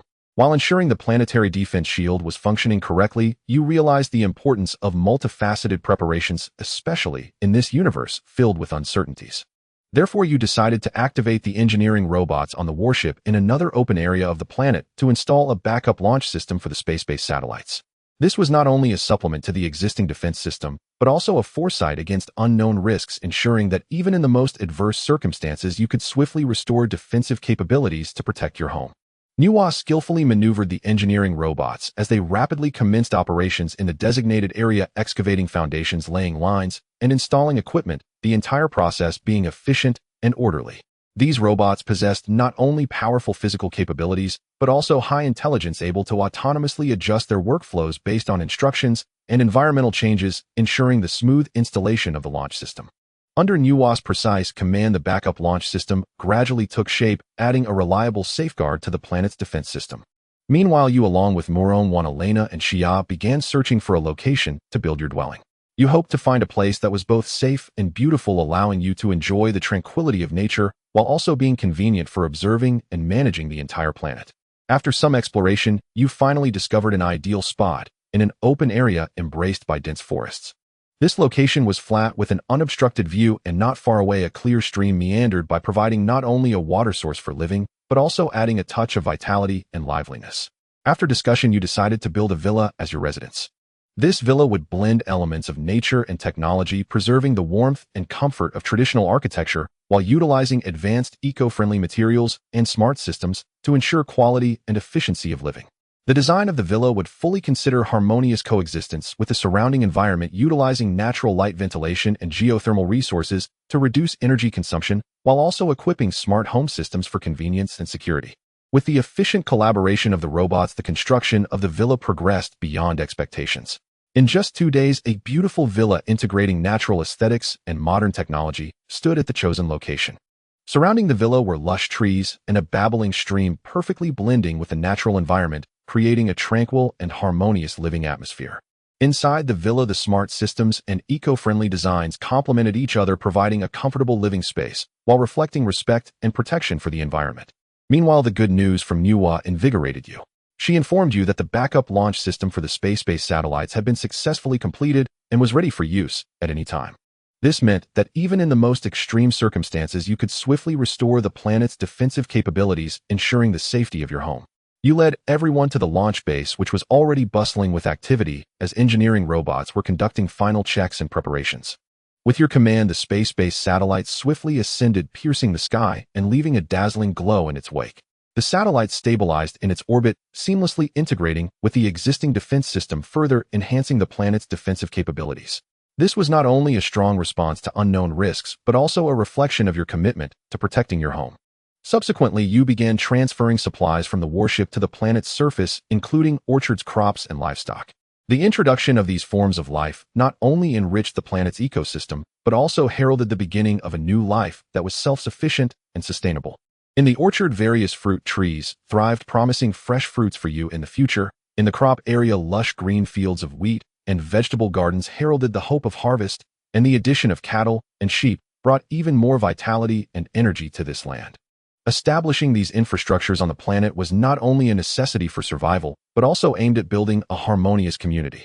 Here you will plant and raise animals, experiencing the joy of close contact with nature, while also utilizing advanced technological means to ensure rational resource use and sustainable environmental development. As the last shipment of supplies came to a smooth stop beside the villa, the planetary renovation project finally came to a close. From the enhancement of the defense system to the construction of living facilities, each project embodies your wisdom and hard work, bearing witness to your deep affection for this land. Standing on the balcony of the villa, gazing at this meticulously cared for homeland, your hearts are filled with a sense of achievement and pride. You propose a name for this planet, and after some discussion, it is finally decided to name it Kasha. This name not only signifies hope and rebirth, but also symbolizes that this land will carry your dreams and future, becoming a shining star in the universe. To celebrate this special day, you decide to host a barbecue banquet to share this joy together. Under the starry sky, accompanied by a bonfire, you gather around, sharing delicious food and discussing the past and the future. In the midst of laughter and joy, not only is the bond of friendship deepened, but the strength of the team is further consolidated, infusing more confidence and courage for the journeys ahead. A month of rest is for you both a physical recovery and a nourishment for the soul. In this vibrant land, you have learned to coexist harmoniously with nature, experienced the joy of building a home, and understood more profoundly the importance of teamwork. During this time, everyone found their own peace and happiness, whether it was Muronwan carefully tending to each fruit tree in the orchard, or Elina and Nuwa researching new technology projects in the laboratory, or Xia painting beautiful landscapes by the stream. All became precious memories of this time. As the rest period came to an end, your hearts were filled with anticipation for the new journey. Packing your bags, you once again boarded the battleship, ready to embark on the next exploration journey. As the ship's engines roared to life, you set off on a new adventure, traversing star systems and exploring the unknown. In the vast expanse of the starry sky, Nuwa's keen senses captured a faint yet extraordinary biological signal, standing out starkly amidst the cosmic silence. Realizing this could be an important discovery, you quickly ordered the deployment of an unmanned spacecraft to investigate the source of the signal in detail. The unmanned spacecraft darted through the stars like a silver lightning bolt, swiftly reaching the origin of the biological signal. Through precise scanning, the ship discovered a cryogenic pod from an escape capsule, drifting lonely in the abyss of the universe, like a time capsule carrying an unknown story. The unmanned spacecraft carefully brought back the cryogenic pod along with the escape capsule, aiming to unveil the truth behind this mysterious discovery. As the cryogenic pod was safely transferred to the medical room, your heart was filled with curiosity and anticipation. Through the transparent window of the cryogenic pod, you saw for the first time the sleeping red-haired woman inside. She lay with her eyes closed, her expression calm, as if she were in a long dream. Her existence and why she was adrift in the universe in this manner became the riddle you were about to unravel. As the cryogenic pod slowly thawed and life signs began to return, you and Nuwa directed your attention to the escape ship she had traveled in. This ship, though appearing somewhat rudimentary, contained astonishing technology and willpower. Nuwa's in-depth investigation revealed shocking facts. This spacecraft was independently designed and manufactured by someone, its exquisite craftsmanship and ingenious design showcasing the extraordinary wisdom and courage of its creator. With Nuwa's help, you began to study the flight trajectory of the ship, attempting to reconstruct its long journey through space. After some analysis, you were astonished to discover that this spacecraft had been sailing alone in the boundless cosmos for a full 15 years, traversing countless star systems and enduring the harsh trials of the universe. Such a journey for a ship built by an individual was almost a miracle. You handed the flight trajectory data to Nuwa, requesting her to analyze it further to determine the ship's point of origin. Utilizing her powerful computing capabilities and database, Nuwa conducted a precise reverse tracking of the flight trajectory. After a series of complex calculations, she finally pinpointed the origin star system of the spacecraft, a place extremely distant from your current location, possibly an unknown realm that had never been explored by anyone. Just as you and Nuwa were immersed in the in-depth study of the ship, and its creator Xia hurriedly arrived, bringing you exciting news. The red-haired woman had awakened, and Elina and Muronwan were by her side, trying to communicate with her. However, due to the language barrier, they were temporarily unable to understand the woman's words, posing a certain challenge for communication. You realized that communicating with the red-haired woman would be key to unlocking the mysteries of the universe together. Her knowledge, experiences, and the civilization she represents could bring unprecedented insights to your journey. Thus, you decided to head to the medical room immediately, attempting to communicate with her personally, striving to overcome the language barrier and establish a true connection. As you entered the medical room, a warm and hopeful scene unfolded before your eyes. The red-haired woman leaned against the headboard, and despite just awakening, her gaze sparkled with curiosity and strength. Muronwan sat beside her, softly attempting to communicate, and although there was a language barrier, the care and kindness they expressed transcended the obstacles of language. When Muronwan saw you walk in, she stood up, a warm smile on her face, and walked over to give you a hug. This simple gesture not only conveyed her concern for you, but also reflected the deep bond among the team. She then briefly introduced the situation of the red-haired woman to you. Despite the language communication difficulties, they had established a basic means of communication through body language and expressions. The red-haired woman also noticed your arrival, nodding slightly and greeting you in a language you had never anticipated. Hello in Japanese. Hearing this familiar phrase, a wave of inexplicable surprise and emotion surged within you. In the depths of the universe far from Earth, encountering an individual who spoke a human language, especially Japanese, was undoubtedly a shocking discovery. You widened your eyes, staring in disbelief at what lay before you. In less than 2 years, humans on Earth had already managed to build their own spacecraft. This was simply beyond imagination, leaving you in utter shock and confusion. Could it be that the technological development of Earthlings was truly this rapid? Or was there some other mysterious force propelling their progress? Countless questions flooded your mind, plunging you into deep contemplation. To communicate better with the red-haired woman, you decided to take some measures. You instructed Nuwa to activate the translation system, attempting to establish a real-time language translation platform to eliminate the language barrier. Through patient dialogue, you gradually uncovered Natsum Heruko's story, a journey defined by courage and sacrifice. She introduced herself as Natsum Heruko, hailing from a parallel world strikingly similar to yet fundamentally distinct from the Earth you knew, where humanity likewise grappled with the dual imperatives of survival and exploration. Her tale resonated like a lament, melancholic, haunting, and steeped in profound sorrow and despair, touching the heart of every soul present. It was a memory steeped in anguish and helplessness, an unhealed wound forever etched into her spirit. When she was 5 years old, calamity struck her world without warning. A colossal asteroid hurtled toward Earth at terrifying velocity, like the scythe of death itself, reaping lives with merciless indifference. Panic erupted. People fled in all directions, desperate for sanctuary. Yet before such overwhelming devastation, humankind stood frail and powerless. In that hour of ultimate peril, Heruko's father stepped forward, not a hero by title, but an ordinary engineer whose heart overflowed with love for his family and his world. He fully grasped the magnitude of the cataclysm and knew he could not save everyone. So he made an agonizing choice to devote every ounce of his strength to protecting the one he cherished most, his daughter. Drawing upon his expertise, he labored day and night, single-handedly designing and constructing an escape vessel, a feat of staggering difficulty demanding relentless dedication and sacrifice. Yet he never wavered, for he understood this vessel was the sole lifeline he could offer his daughter.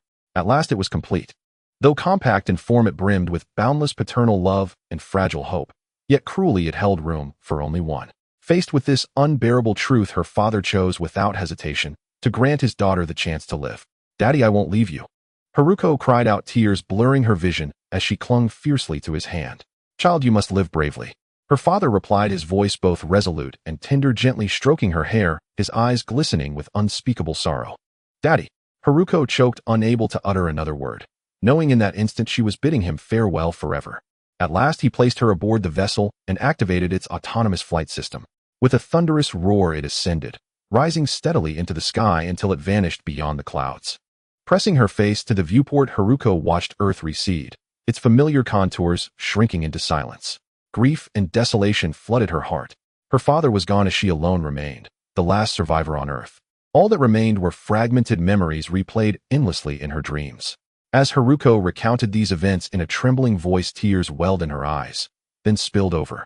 Those glistening droplets traced paths down her cheeks, bearing the weight of sorrow too deep for words.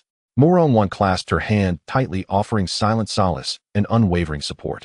Her gaze, filled with empathy and quiet understanding, brought Heruko the first flicker of warmth in a long frozen solitude. In that medical bay, a heavy yet tender stillness settled, an atmosphere thick with shared grief, reverence for the past, and uncertainty about what lay ahead. Sensing the gravity of the moment, you rose gently and offered Heruko an encouraging smile, signaling it was time to rest. She nodded gratefully, her eyes shimmering with unshed tears. You slipped quietly from the chamber, your steps light, yet weighted with deep contemplation. You knew Heruko needed time to gather her thoughts, and that your crew too required space to absorb her story and to reflect on how this new bond would shape the course of your voyage. Stepping into the corridor, you closed the door softly behind you, leaving Heruko and Muron within. Through the porthole, starlight spilled across the hallway, dappled, serene, and infinitely vast. You paused there, gazing outward, your heart stirred by emotions too intricate for naming. Back in the command module, before rows of pulsing displays and intricate control panels, your mind remained fixed on Heruko and the weight of her story. Turning to Nuwa, you asked, "Nuwa, have you determined the vessel's point of origin?" Nuwa's voice filled the chamber. Calm, precise, unwavering, yes. "By reverse tracing its flight trajectory, we have identified its departure point. It originated from a star system designated Xian Shiwang New Hope, located approximately 200 light-years from our current position." 200 light-years, a distance so immense it defied comprehension. Given Heruko's trauma, you hesitated. Should you guide her back to the world she had fled, a place saturated with sorrow and irrevocable loss? In the end, you resolved to honor her agency, to ask her directly, for she alone held sovereignty over this journey. Before approaching Heruko, you posed another question to Nuwa. "Nuwa, what is the nature of the cryopod? How did it permit Heruko's biological development during stasis?" Nuwa instantly retrieved the relevant data and explained the cryopod employs advanced low-temperature biopreservation technology, maintaining cellular viability at cryogenic temperatures while delivering specialized bioregulatory agents that simulate developmental conditions.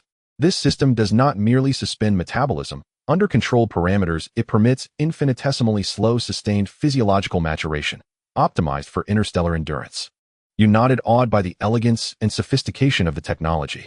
Then you resolved to speak with Heruko personally, asking whether she wished to return to the Xian Shiwang system. You knew it would be a formidable decision, but trusted deeply that Heruko, a woman forged in fire, possessed both the right and the strength to chart her own destiny.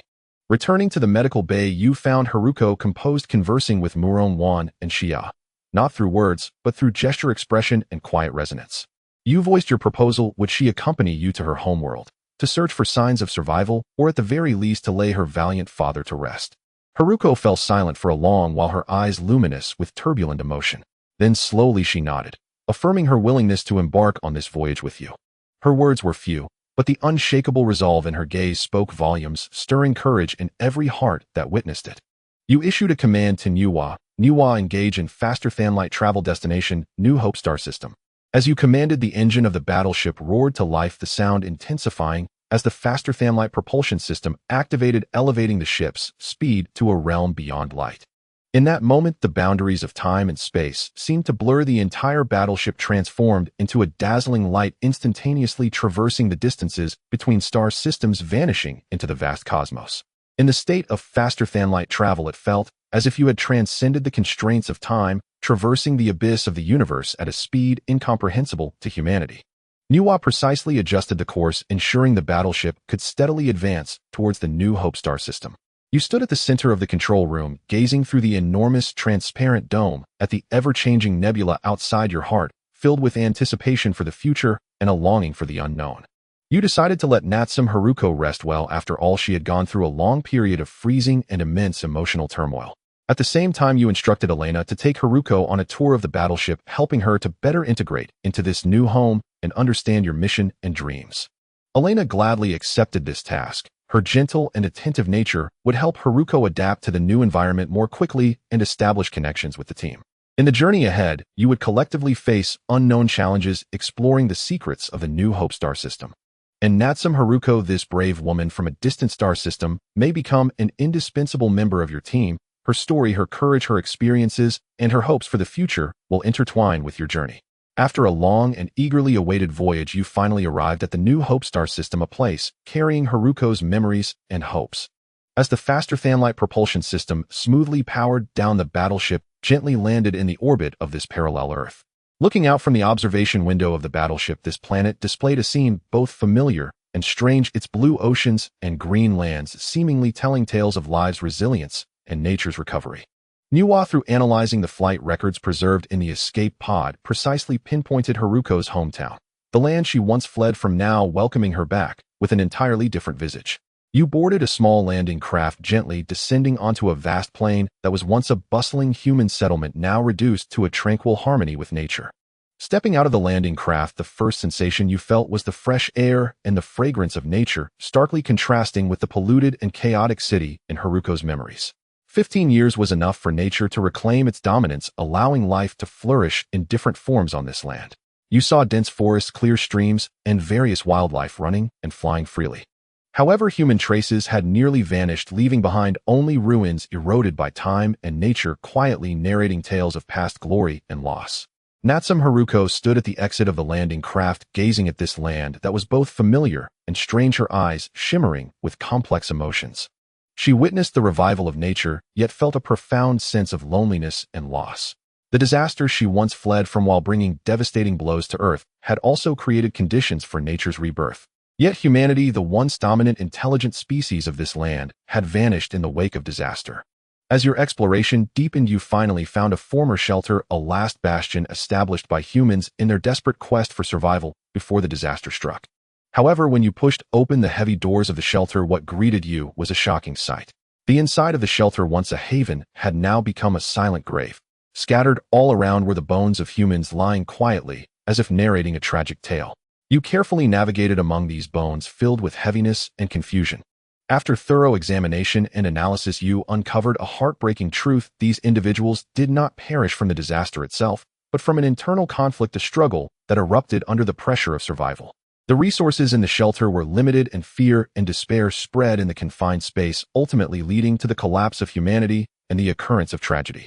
This revelation plunged everyone present into silence. Natsum Heruko's face was etched with disbelief and profound sorrow. She had thought humanity would demonstrate unity and mutual assistance in the face of a common disaster, yet reality delivered her a cruel lesson. You too realize that in extreme environments the complexity and fragility of humanity are magnified to the extreme. Even the noblest ideals can crumble before the instincts of survival. Yet despite this heartbreaking scene, it reminded you that the continuation of human civilization relies not only on technological progress, but also on a profound understanding of humanity and a steadfast adherence to ethics. In the face of disaster, humanity needs not only material shelters, but also a spiritual refuge, a place that can uphold social order and the brilliance of humanity. In the days to come, you will continue to explore this wasteland, seeking more clues about the history of this planet. In the deep mountains, you discovered a second shelter hidden beneath a dense forest, as if it were the last secret corner of human civilization. Nuwa utilized her advanced technology to easily bypass the entrance mechanism of the shelter, opening for you a door to the past. However, as you stepped into the shelter, the sight before you weighed heavily on everyone's hearts. The interior of the shelter was in disarray, items strewn about and frantic scratch marks marred the walls, all silently narrating tales of past panic and despair. In the center of a hall, a dining table became the most striking focal point. On the dining table, human bones were scattered, and in the center one skeleton clutched a piece of paper, seemingly attempting to maintain some semblance of order in its last moments of life. Nuwa discovered some papers in a corner which recorded names. Natsum Heruko recognized that these were the names of former, high-ranking government officials who should have been the leaders guiding the people through hardships, yet ultimately failed to escape the test of humanity. When Nuwa revealed the content of the paper in the skeleton's hand on the dining table, naming the Minister of Food Huang, when the irony of the position and fate made Elena exclaim, "It seems they decided who would become the source of food by drawing lots." You pondered and said, however, the most ironic part is that the Minister of Food ultimately became food. This is not only a mockery of personal fate, but also a profound reflection on power and responsibility. During the inspection of this shelter, you discovered more evidence indicating that at the onset of the disaster, these high-ranking officials chose to prioritize their own safety, secretly hoarding vast amounts of resources, leaving survival opportunities for themselves, while leaving despair to the ordinary people. Leaving the refuge filled with sorrow and reflection, you continue forward, carrying a dual contemplation of the past and the future in your hearts. During the 5-day journey, you traversed forests and crossed mountains, ultimately arriving at the seaside. The sea breeze gently caressed you, bringing a touch of coolness and tranquility, standing in stark contrast to the tension and heaviness you experienced before. At the seaside, you launched a small yacht sailing towards the boundless ocean. The sunlight sparkled on the water as if nature bestowed a gentle solace upon life. As the yacht advanced, the waves left a long trail behind, and your hearts were gradually healed by the serene scenery. Before long, you noticed a platform not far away, standing prominently on the water. Its sturdy structure seemed to be built for a specific purpose. You decided to approach and investigate. Perhaps it concealed more secrets about this parallel Earth, or at least could provide new clues for your journey.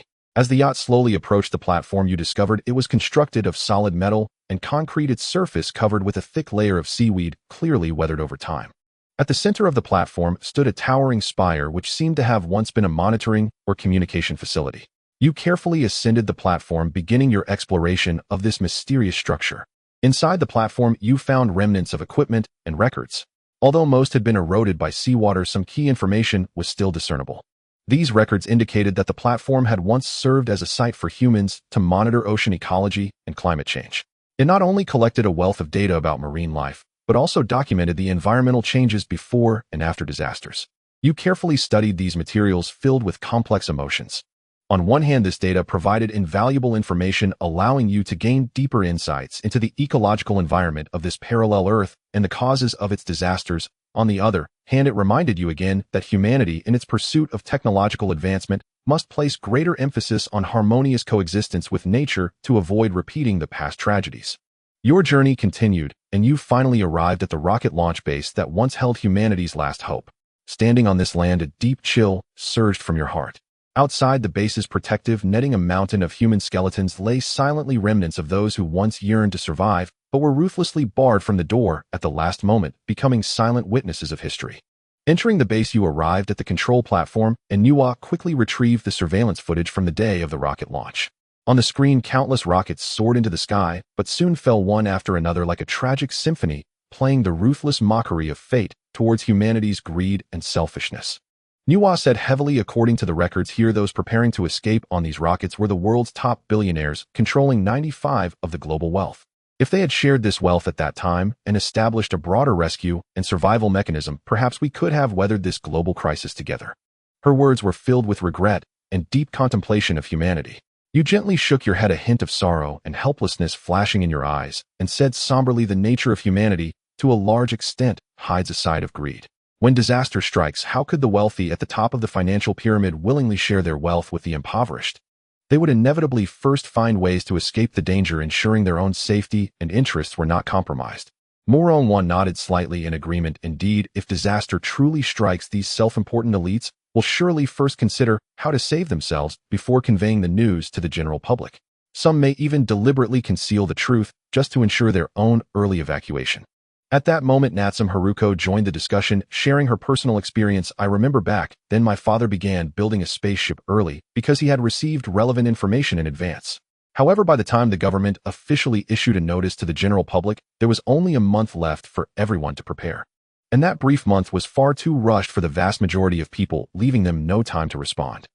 After more than 2 months of exploration, you traversed every corner of this parallel Earth, from the bustling ruins to the desolate frontiers, from the deep forests to the expansive oceans, measuring this land that was once full of life, but now only echoed with nature's remnants.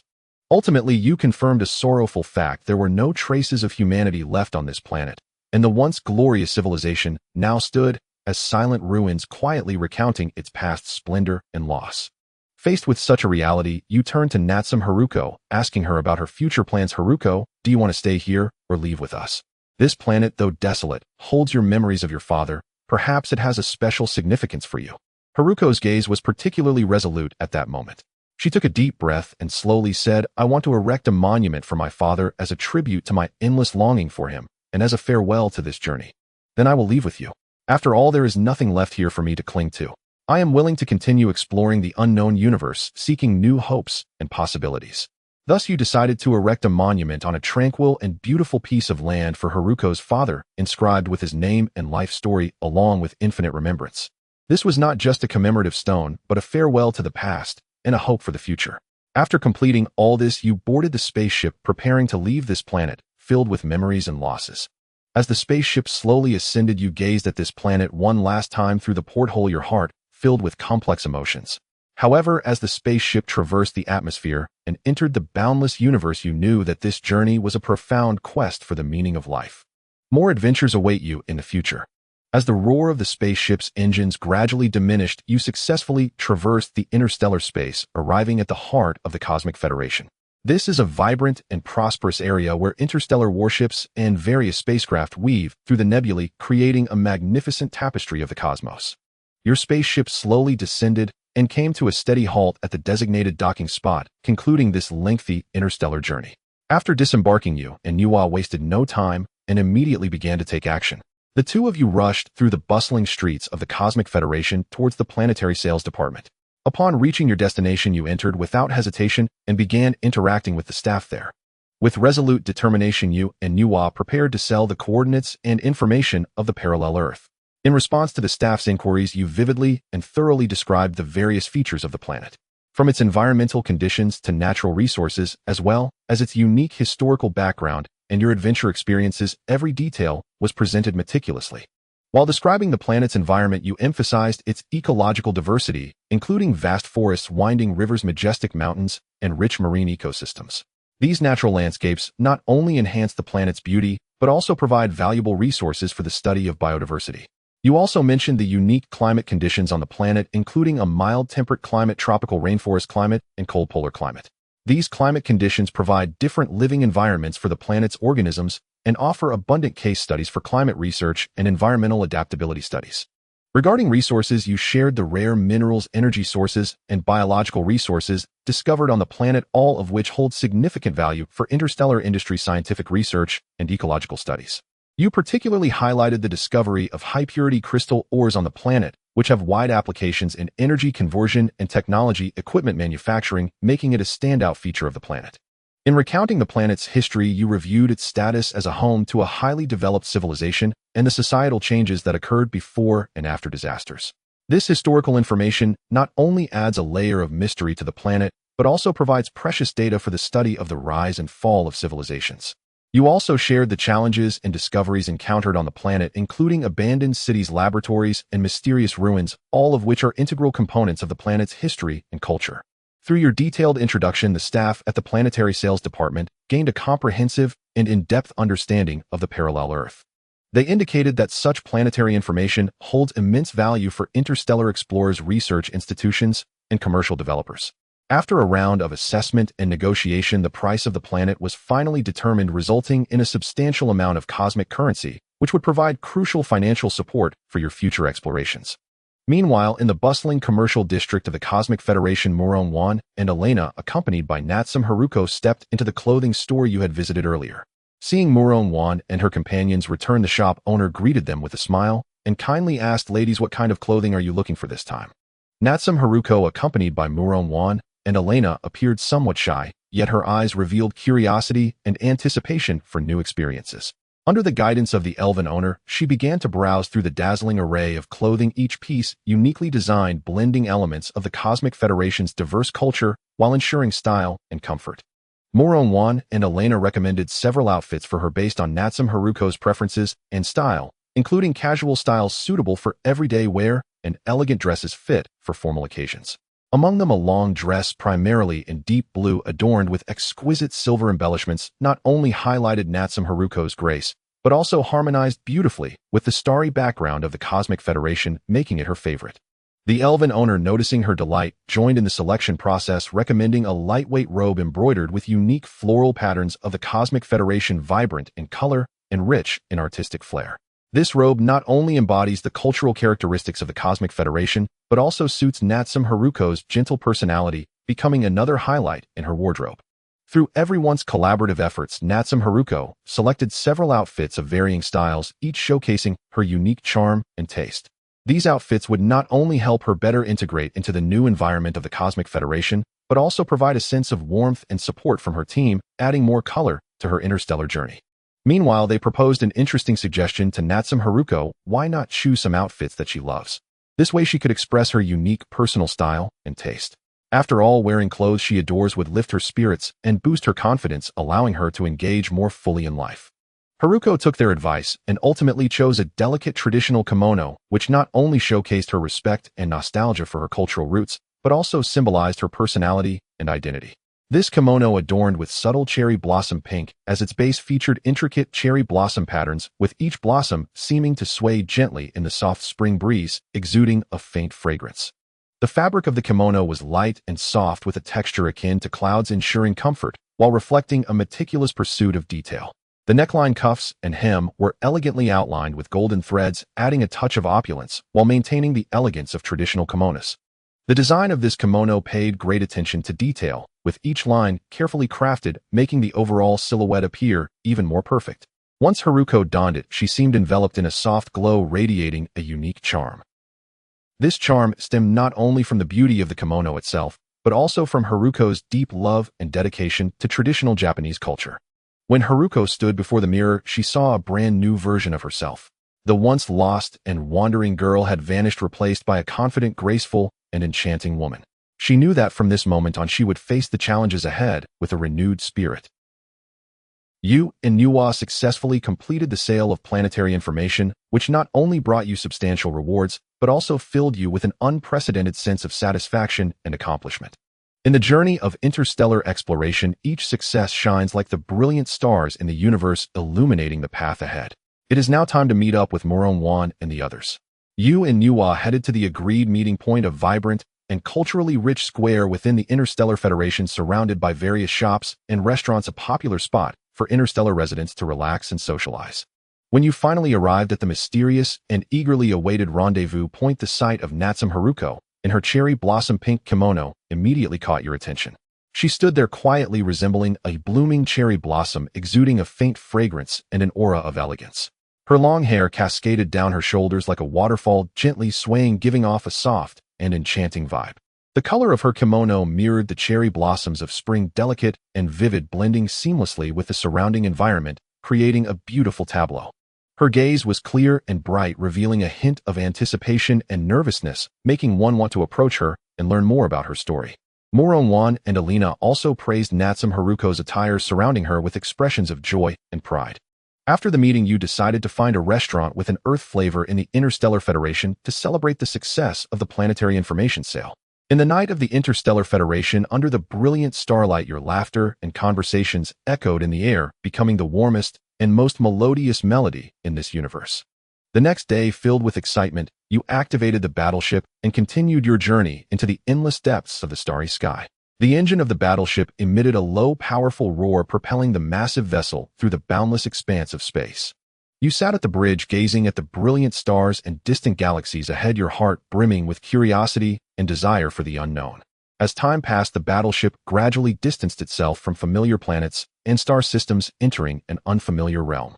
Here there were no traces of human activity, only the vast universe and mysterious celestial bodies. You felt an unprecedented sense of solitude, yet at the same time you were awed by the spectacular sights before you. During the long journey, you continuously explored the surrounding star regions, discovering many peculiar planets, moons, and nebulae. Some planets were covered in dense vegetation, while others exhibited strange landscapes. Some moons orbited massive gas giants, forming beautiful rings, and some nebulae radiated vibrant colors, resembling a dreamlike painting. You immersed yourself in this wondrous cosmic scenery, forgetting the passage of time. Throughout this lengthy interstellar journey, you experienced countless adventures and trials. At times, you would traverse asteroid belts where the massive and dense asteroids resembled an endless meteor shower, sending chills down your spine. You navigated the battleship carefully, ever vigilant for potential collisions. Each successful passage was a life-and-death victory, fraught with risks and uncertainties. At times, you would encounter intense radiation zones filled with lethal energy. These areas posed a significant threat to the ship and crew, requiring you to adjust the course promptly to avoid them. This not only required precise navigation skills, but also close cooperation among team members and quick decision-making abilities.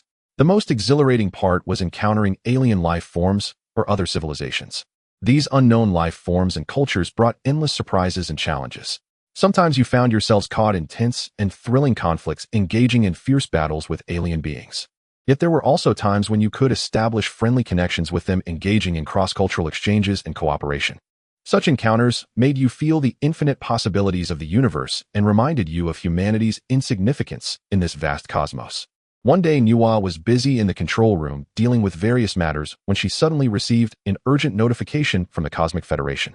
She opened the notification to find it stated, "Dear friends of the Federation, we have discovered a stellar-class planet in the K60 star system with extremely high surface temperatures, immense pressure, and filled with various dangers, yet it also harbors endless resources and potential signs of life. After discussion, we have decided to send a team of brave individuals to the planet for exploration to learn more about it. If you are interested and willing to participate in this adventure, please proceed to the Interstellar Hall of the Cosmic Federation to register as soon as possible." Upon learning of the notification from the Cosmic Federation conveyed by Nuwa, you immediately realized this was an unprecedented opportunity. Exploring a stellar-class planet, a rarity in the history of interstellar exploration. This star in the K60 star system not only possibly conceals the mysteries of the universe, but could also bring unprecedented technological breakthroughs and resource wealth to the Interstellar Federation. You quickly gathered all the crew members on the battleship, including Moro-wan, Alina, Natsum Heruko, and Nuwa, preparing to hold an emergency meeting. As everyone gathered in the conference room, an atmosphere of excitement and tension filled the air, with each person's eyes sparkling with curiosity and a thirst for exploration. Clearing your throat, you began to announce this important news. "Everyone, the Cosmic Federation has just released a notification that they have discovered a stellar-class planet in the K60 star system, presenting an extremely rare opportunity for exploration. The Federation intends to send personnel for exploration, and if we are willing, we can register at the Interstellar Hall of the Cosmic Federation. This is an opportunity we cannot miss. It could not only lead us to discover new mysteries of the universe, but also bring new directions to our exploration journey. What are your thoughts?" In the battleship's conference room, after everyone expressed their views on the notification from the Cosmic Federation, you felt a warmth of team cohesion and shared goals. Moro-wan's loyalty and support, Alina's rational analysis, Zia's longing for the unknown beauty, and Natsum Heruko's curiosity about interstellar culture Each person's perspective added different colors and motivations to this exploration. You nodded, appreciating everyone's positive attitude. Great. Since everyone is willing to participate in this exploration, we will head to the K60 star system together to see what surprises that stellar-class planet has in store for us. This is not just a scientific exploration, but also a test of team spirit and individual courage. I believe that as long as we unite as one, there is no difficulty we cannot overcome. Then you turned to Nuwa and commanded Nuwa, prepare to return to the Interstellar Hall of the Cosmic Federation. We need to sign up for this exploration mission. At the same time, begin checking all systems of the battleship to ensure we can set off in the best condition. Nuwa responded, receive, Commander. I will immediately execute the plan to return to the Cosmic Federation and initiate a comprehensive check of the battleship systems to ensure everything is ready. Before deciding to participate in the exploration mission of the K60 star system, you believe it is necessary to return to your home planet, Kasha, to replenish supplies and make final preparations. Kasha, the shared homeland of you and your team members, is located in a relatively peaceful star domain rich in resources and advanced technology, serving as a solid support for your interstellar adventures. As your warship gently lands at the base on Kasha, a familiar and warm feeling arises. The artificial intelligence system at the base has managed everything in an orderly manner, from energy supply to resource management, showcasing efficiency and precision in every task. You express your appreciation for the AI's exceptional work. It not only maintains the normal operation of the base, but also promotes further development in technology and resources. During your stay on Kasha, you begin to methodically prepare the necessary supplies. Moron-1 is responsible for checking the completeness of weapons and defense systems to ensure the team's safety in the unknown star domain. Alina focuses on upgrading and maintaining technological equipment, utilizing Kasha's advanced facilities to prepare a series of high-tech gear for the exploration mission. Shia and Natsum Heruko are responsible for collecting biological samples and environmental data. They meticulously observe Kasha's ecosystem to provide more scientific references for the exploration of the K60 star system. You, along with Nuwa, conduct a comprehensive system check of the warship, ensuring that it can maintain optimal condition during the long interstellar voyage. At the same time, you have an in-depth communication with the base's AI to understand the recent technological advancements and resource development on Kasha, which not only provides strong logistical support for your exploration mission, but also accumulates valuable data and experience for future interstellar development. After completing all preparations, you set off again, piloting the warship filled with supplies and hope, traversing the vastness of interstellar space towards the Galactic Federation. Kasha, the planet that nurtured your dreams and courage, has become a warm harbor in your interstellar adventure, providing you with continuous motivation and support. After a period of intense preparation and training, you finally complete all the necessary tasks. At this moment, you pilot your warship towards the Galactic Federation. When the warship slowly lands in the docking area of the Interstellar Hall, you feel an overwhelming excitement. This is the core area of the Galactic Federation, a center for scientific research, cultural exchanges, and resource sharing. You are about to embark on a new journey here, exploring the unknown world. At the registration desk in the Interstellar Hall, you submit your application to participate in the K60 star system exploration mission. The staff carefully checks your documents and preparations, giving high praise to your warship and team. When your names are officially listed on the exploration roster, you feel an immense pride.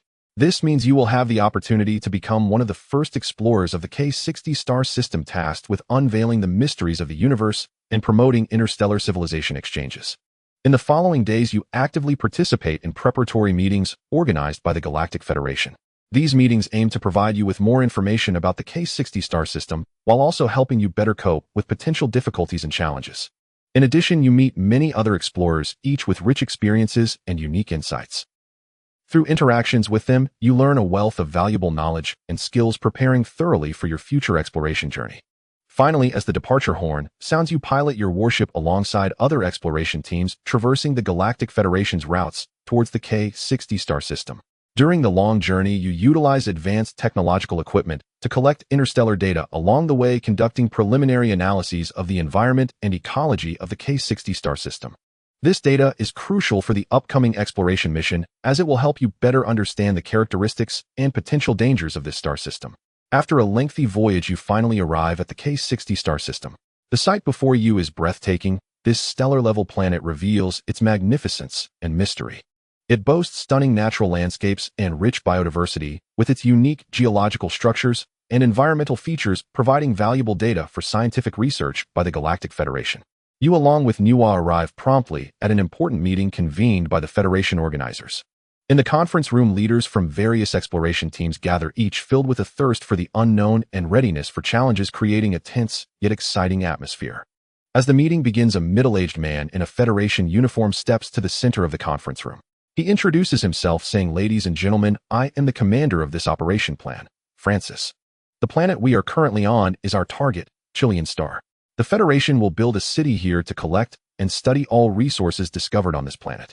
His words reveal the importance of Chilean Star and the anticipation for exploration, making everyone present feel the significance of the mission. Subsequently, Francis distributes a detailed set of materials to each attendee. He explains, "The materials you hold contain all the findings of the Federation on Chilean Star. These materials will help you better understand this planet, collect its resources, and exchange them with the Federation. If anyone discovers new species, the Federation will offer excellent rewards in exchange."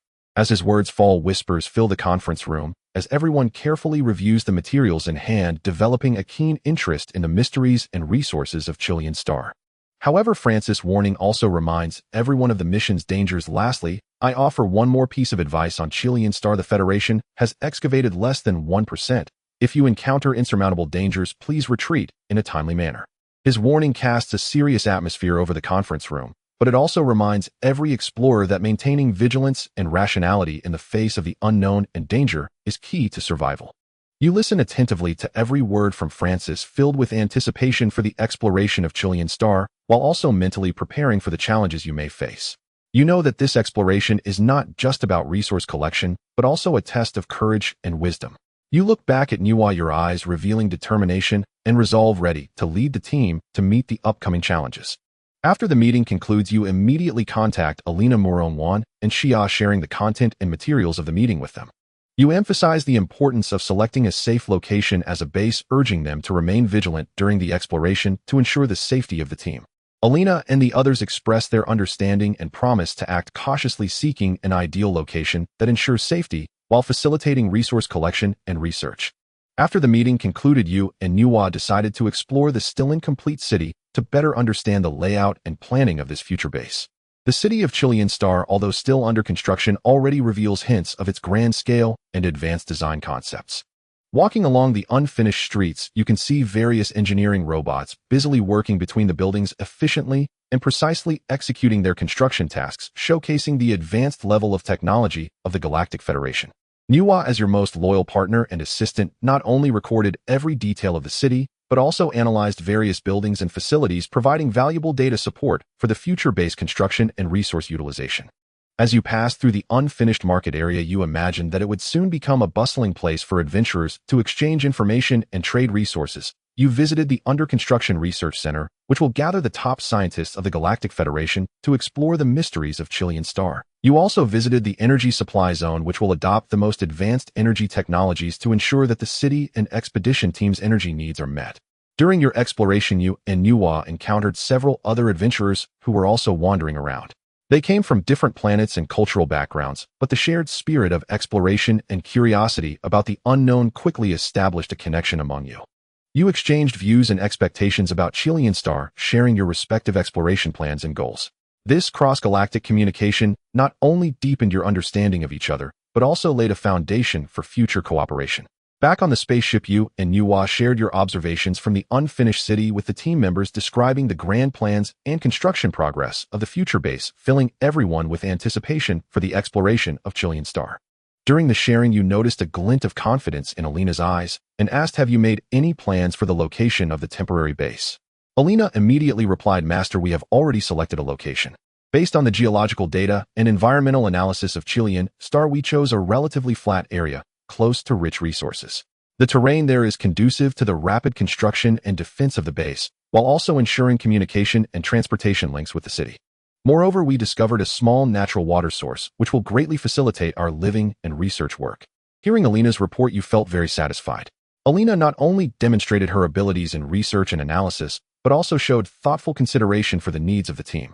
You nodded and said, "Very good, Alina, your choice is very wise. A safe and resource-rich base will provide solid logistical support for our exploration.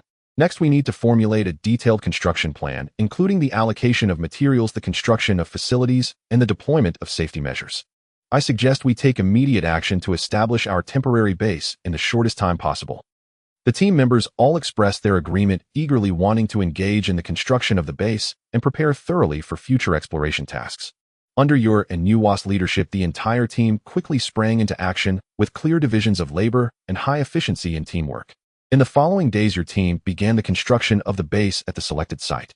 Alina was responsible for guiding the installation and debugging of research equipment, while Natsum Heruko, Moron and Xia handled the defense and safety measures of the base, and you and Nuwa supervised the entire construction process to ensure that every task was carried out smoothly as planned. As the base gradually took shape, your temporary camp began to exhibit vibrant vitality. The installation of research equipment was completed, facilitating resource analysis and research. The establishment of defense facilities ensured the safety of the team, and the improvement of living facilities allowed team members to rest and recover fully amidst intense exploration. With the establishment and refinement of the base, your team's exploration activities officially commenced. You decided to center your explorations around the base, gradually expanding outward to gain a comprehensive understanding of Chilean Star's natural environment and potential resources. With Nuwa's assistance, you formulated a detailed exploration plan to ensure that each action was both safe and efficient. Your first exploration target was a forest located not far from the base. This forest, based on preliminary remote sensing data analysis, boasts rich biodiversity and may hide unknown species and resources, making it one of the areas with significant exploratory value on Chilean Star. As the morning light began to shine, your team boarded the aircraft and set off towards the direction of the forest. The aircraft flew steadily in the air, with the scenery below changing constantly as it advanced, transitioning from flat grasslands to lush woods until a dense green sea appeared before you, which was your destination, the forest.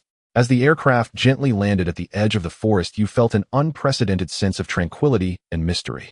The dense trees blocked out the sun, with sunlight filtering through the gaps in the leaves, casting mottled shadows, and the air was filled with the fresh scent of earth and plants. Fully equipped, you cautiously stepped into this unknown realm, beginning your exploration of the forest. In the forest, you discovered various peculiar plants and animals. Some plants had broad leaves capable of collecting rainwater, while some animals possessed transparent bodies that could cleverly blend into their environment. These discoveries deepened your understanding of the biodiversity of Chilean Star. Alina meticulously recorded and analyzed each newly discovered species, while Nuwa utilized its advanced data processing capabilities to organize and store this information in real time. During the exploration, you also discovered a clear stream, its water flowing gently, providing a precious water source for the creatures in the forest. You collected water samples, preparing to bring them back to the base for further analysis to understand their chemical composition and potential uses. As night fell like ink, the starlight adorned the sky of Chilean Star. You piloted the aircraft through the silent night sky and landed smoothly on the helipad of the temporary base. The sound of the aircraft's engine gradually subsided as you concluded the day's exploration, returning to the base filled with excitement and abundant gains. You immediately instructed Nuwa to organize all the information collected today, including biological samples from the forest, preliminary geological analyses, and environmental data, preparing to send this valuable information to the Galactic Federation. Nuwa acted swiftly, utilizing its advanced data processing capabilities to compile all the information into a detailed report and sending it to the Federation's research department through secure communication channels. Soon the official feedback from the Federation arrived like a spring breeze, bringing exhilarating news. The Federation's scientific department highly praised your team's work, believing that the data and samples you provided hold immeasurable value for the scientific research of Chilean Star, making a significant contribution to the development of the Interstellar Federation's research. As a recognition of your team's outstanding performance, the Federation generously granted you a substantial reward, which not only affirms your efforts and contributions, but also supports and encourages your future exploratory activities. The Federation's letter also specifically mentioned their respect and gratitude towards your team, thanking you for the courage and wisdom displayed on Chilean Star, which opened new avenues for the development of interstellar science. The Federation hopes that if there are new discoveries in future explorations, especially regarding mineral resources, you will consider cooperating with the Federation first. According to the laws of the Cosmic Federation, resources on unclaimed planets follow the principle of first discover, first entitled, which means that any resources you discover on Chilean Star will have priority rights for development and trade. This news acted like a shot of adrenaline, greatly boosting the morale of the entire team. It not only represented the Federation's recognition of your efforts, but also injected more motivation and confidence into your future exploration journey. In the days to come, you will carry this recognition and expectation, continuing in-depth explorations on Chilean Star, contributing even more to the scientific development of the Cosmic Federation and the exchange of interstellar civilizations. In the days that followed, your team continued to explore every corner of Chilean Star, with each exploration filled with novelty and surprises. One day, while exploring a remote mountain range, Zia's keen observational skills played a crucial role once again. As she stepped into a deep mine, she was drawn to a crystal emitting a soft green glow, and upon closer inspection, she was thrilled to discover it was a Tianjing stone, a rare mineral in the galaxy known for its immense energy. Xia quickly took out her portable detection equipment and conducted a detailed scan of the surrounding environment. As the data accumulated, an uncontrollable excitement gradually appeared on her face. The detection results revealed that a massive deposit of Tianjing stones lay hidden underground in this area. This not only meant tremendous wealth, but also represented an important resource for the scientific research and energy development of the Interstellar Federation. Xia immediately contacted you through the communication device. Master, I have discovered a Tianjing stone mine. Her voice was filled with undeniable excitement. Upon hearing this news, waves of excitement surged within you. The discovery of Tianjing stones undoubtedly added a vibrant chapter to your exploration journey and brought infinite possibilities for your team's future. Without any hesitation, you immediately led the team members carrying professional exploration equipment to rush to the location where Xia discovered the Tianjing stone mine. Upon reaching the mine, Xia detailed her findings and analysis to you. You quickly dispatched specialized equipment from your team to conduct a more in-depth exploration and analysis of the mine and its surrounding areas. As data continued to be collected and analyzed, you confirmed Zia's initial discovery. This was indeed a rich deposit of Tianjing stones. After confirming the accurate location and reserves of the Tianjing stone mine, your team rapidly devised a detailed mining plan. Considering the unique properties and precious value of Tianjing stones, you decided to adopt the most cautious and environmentally friendly mining methods, ensuring that resources could be efficiently obtained without damaging the natural environment of Chilean Star. You and your team members discussed and formulated a phased mining strategy. First, by utilizing advanced geological detection technology, you conducted a more detailed analysis of the structure and distribution of the Tianjing stone mine, ensuring safety and precision during the mining process. Subsequently, you assembled specialized mining equipment, including high-precision drilling machines and automated excavation robots, to minimize damage to the deposits and improve mining efficiency. During the mining process, you also paid particular attention to environmental protection and the sustainable use of resources. By employing closed mining techniques, you minimize the impact of mining on the surrounding environment while classifying and processing the extracted Tianjing stones to ensure each piece of or could be properly utilized, avoiding waste of resources. Through your collective efforts, the mining operations of the Tianjing stone mine proceeded in an orderly manner. As pieces of Tianjing stones glowing green were safely excavated from underground, every member of your team felt an unprecedented sense of achievement and pride. These Tianjing stones not only represent immense scientific and economic value, but are also a crystallization of your team's wisdom and courage, a precious treasure gained during your exploration journey on Chilean Star. After successfully mining and accumulating a sufficient quantity of Tianjing stones, you realize that as explorers, your team's mission is to discover and initially develop these precious resources, while long-term resource management and development are better suited for the Interstellar Federation that possesses more specialized technology and resources. Considering that your team will continue to wander the universe in the future, you decided to transfer the rights of the Tianjing stone mine to the Cosmic Federation. You swiftly informed your team members of this decision, compiling detailed information about the Tianjing stone mine, including the size of the deposits, the quality of the Tianjing stones, and their mining potential, into a comprehensive report which you sent to the Interstellar Federation through encrypted communication channels. In the report, you expressed your willingness to sell the ownership of the Tianjing stone mine to the Federation, while also providing some insights and suggestions from your team regarding resource development and environmental protection, hoping that the Federation would continue to utilize the resources responsibly after taking over. To ensure the smooth progress of the transaction, you decided to send Muron, one who excels in negotiation and communication, as a representative to engage directly with the Federation. With her outstanding diplomatic skills and deep understanding of interstellar resource trading rules, Muron quickly prepared a detailed negotiation strategy. During the negotiations with the Federation, she not only elaborated on the value and potential of the Tianjing stone mine, but also proposed a reasonable rights transfer plan aimed at achieving a win-win situation for both parties. Thanks to Muron's meticulous preparation and relentless efforts, the negotiations with the Federation progressed smoothly. Both parties reached a consensus on the rights transfer of the Tianjing stone mine, with the Federation agreeing to purchase the rights at a fair and reasonable price and committing to adhere to the highest standards of interstellar resource development, ensuring sustainable use of resources and environmental protection.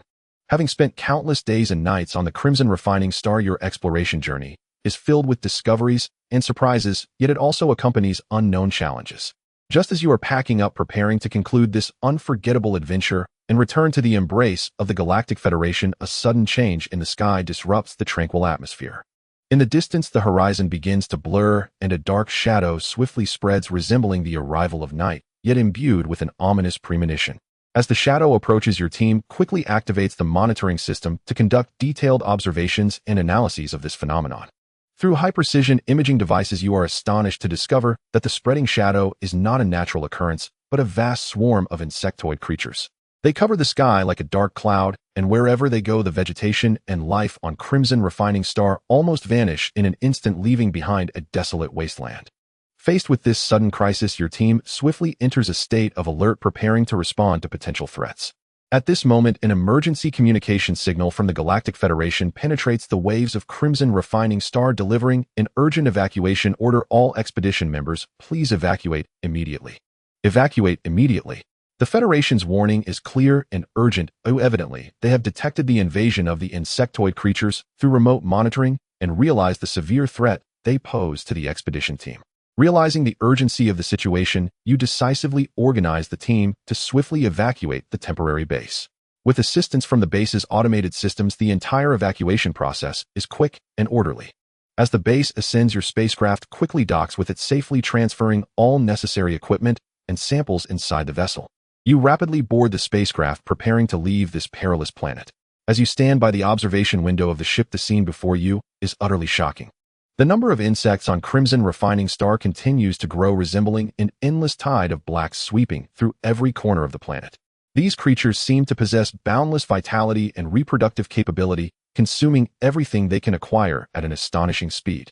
As the swarm spreads, the life essence on Crimson Refining Star rapidly diminishes, transforming the once vibrant planet into a desolate silence. This horrifying scene makes people realize that the threat posed by these insectoids far exceeds their initial imagination.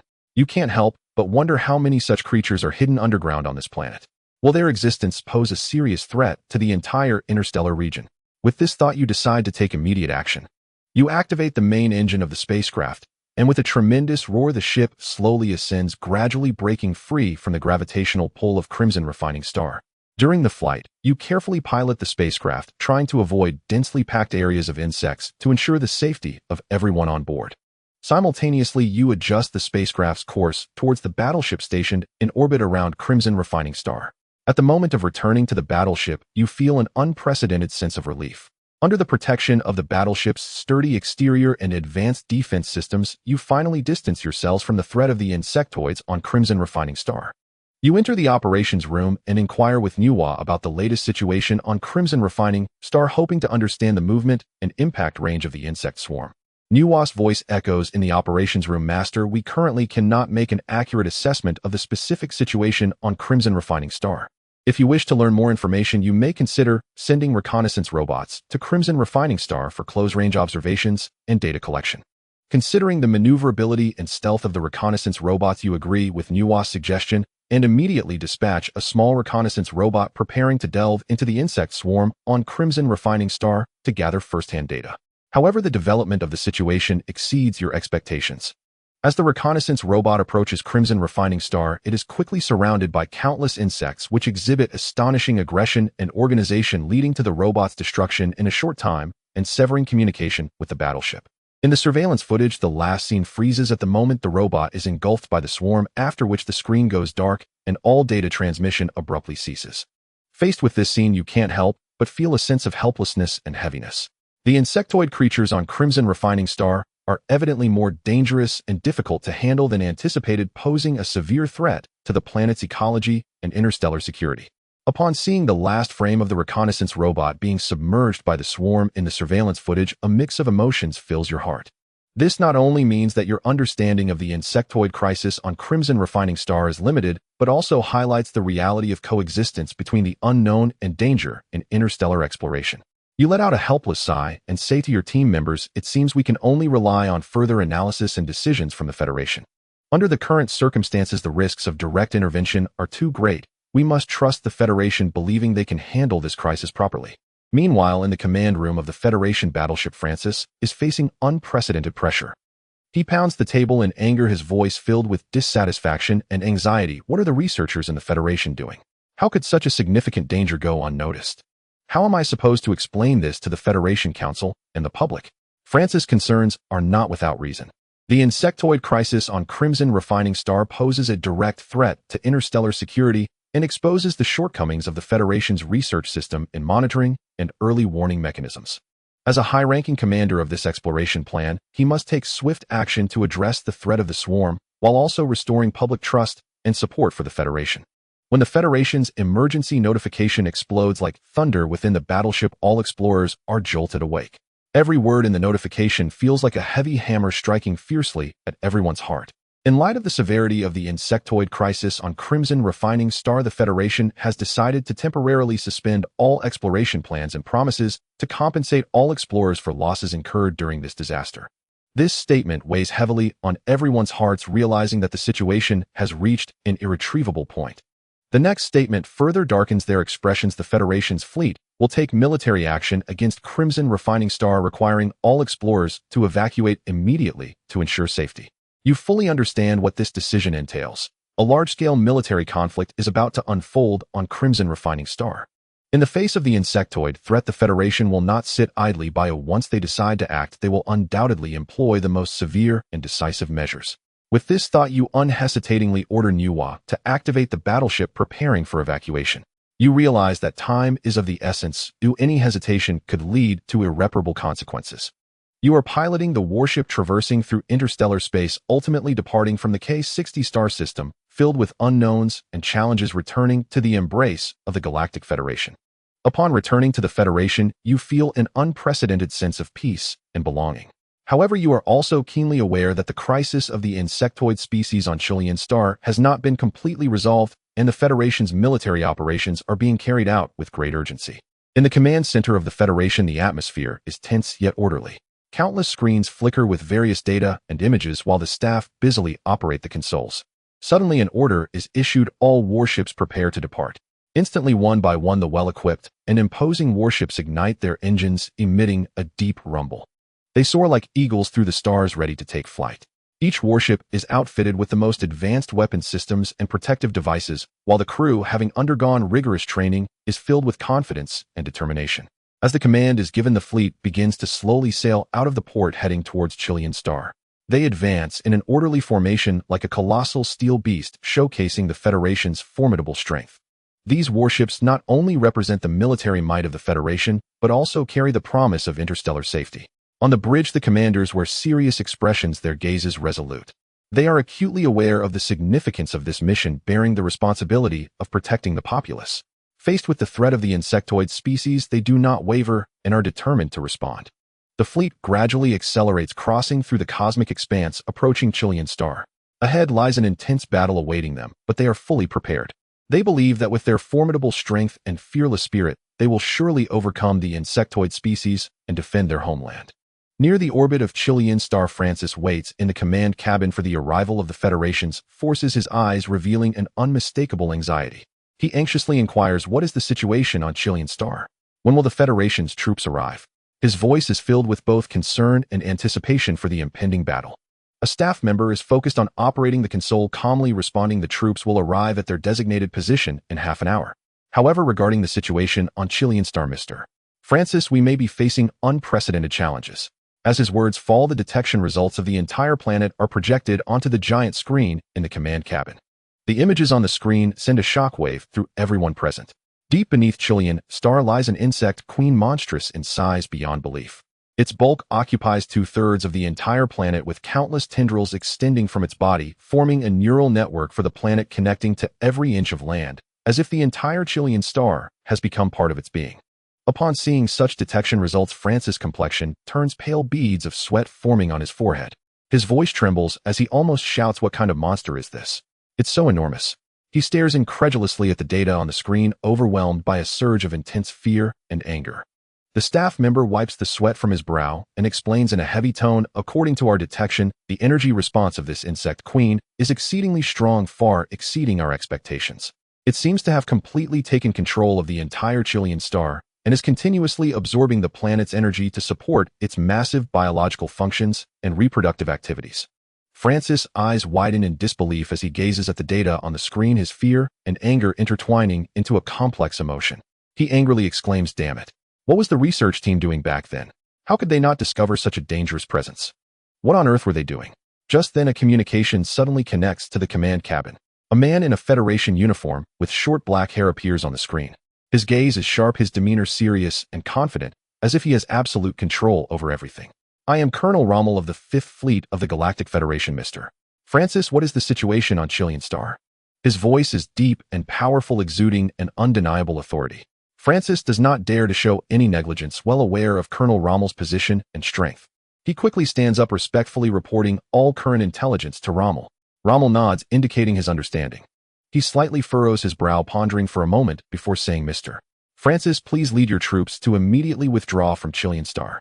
The next battle will be handled by our 5th Fleet." As Francis's exploration team gradually withdraws from Chilean Star, Rommel's fleet begins to enter the battlefield. One by one, massive warships appear above Chilean Star, arranged neatly, exuding an imposing presence like an invincible steel beast. The smoke of war lingers over Chilean Star. An intense battle is about to ignite. Rommel's fleet showcases unparalleled strength and courage, demolishing the enemy's defenses with their artillery and suppressing the enemy's aerial forces with their fighter jets.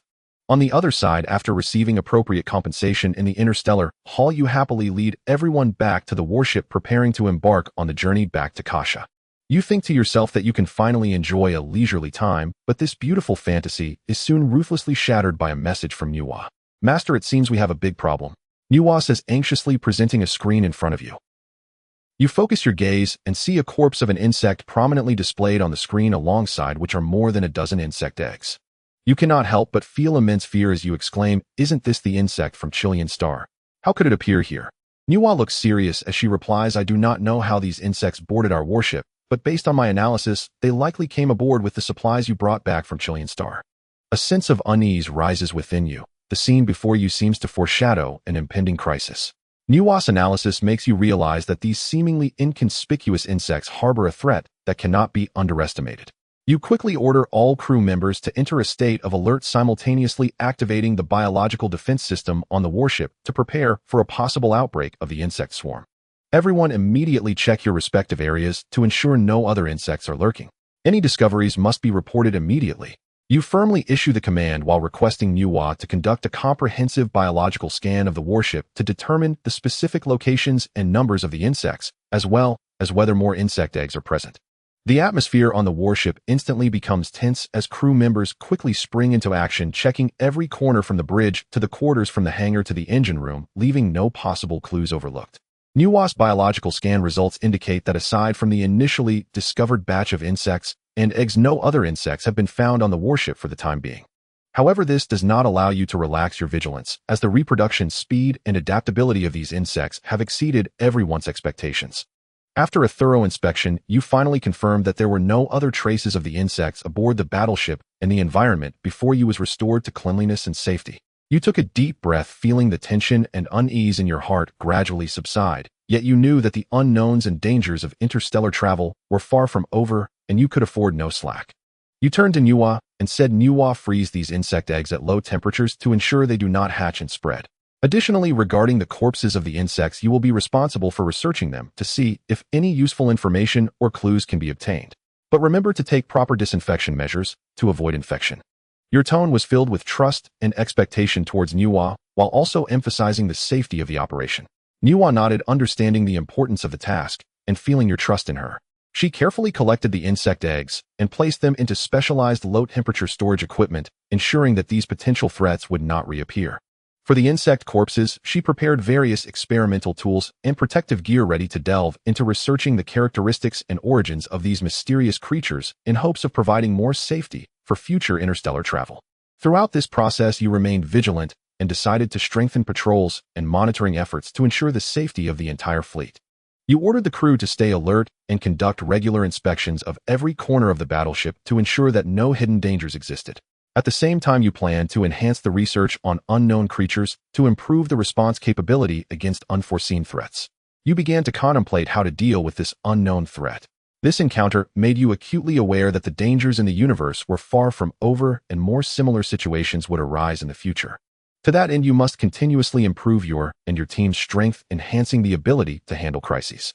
You plan to enhance the training of the crew, improving their combat skills and emergency response capabilities. At the same time, you would invest more resources into research and development, aiming to better tackle unknown challenges in future explorations.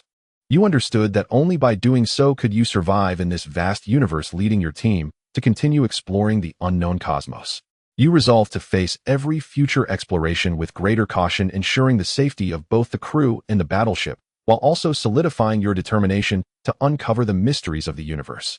Above the crimson refining star, a tense yet resolute atmosphere permeated the command room of the Federal Fleet. General Rommel's voice echoed in the command room as he decisively issued orders. Manstein, command the fleet to completely encircle the crimson refining star. Do not let a single insect escape. His tone conveyed an undeniable determination. He knew this battle would determine the future of the crimson refining star and the entire interstellar region. Just then, a piercing alarm suddenly rang out, shattering the brief calm in the command room. Rommel quickly turned to the massive holographic screen, where he saw swarms of insects flying away from the crimson refining star like dark clouds heading towards the Federal Fleet. The sheer number and scale of these insects exceeded everyone's expectations, as they seemed to aim to overwhelm the Federal Fleet with their numerical advantage. A cold glint flashed in Rommel's eyes as his voice resonated in the command room. It seems these ants believe they can annihilate us. All fleets attack immediately and drive these insects back to the crimson refining star. His command was decisive and resolute without any hesitation. The Federal Fleet responded swiftly, activating the weapon systems on the battleships as energy cannons and missiles poured down like rain, tearing the insect swarm into countless fragments. Under the powerful firepower of the Federal Fleet, the offensive of the insect swarm was gradually suppressed. Some insects were hit and fell back to the crimson refining star, while others were reduced to ashes under the intense fire of the Federal Fleet. However, this battle was far from over, as the waves of the insect swarm's offensive continued, seemingly endless. Rommel understood that a thorough solution to the insect threat must be found to truly protect the crimson refining star and the entire interstellar region. Under Rommel's command, the Federal Fleet continued to battle the insect race.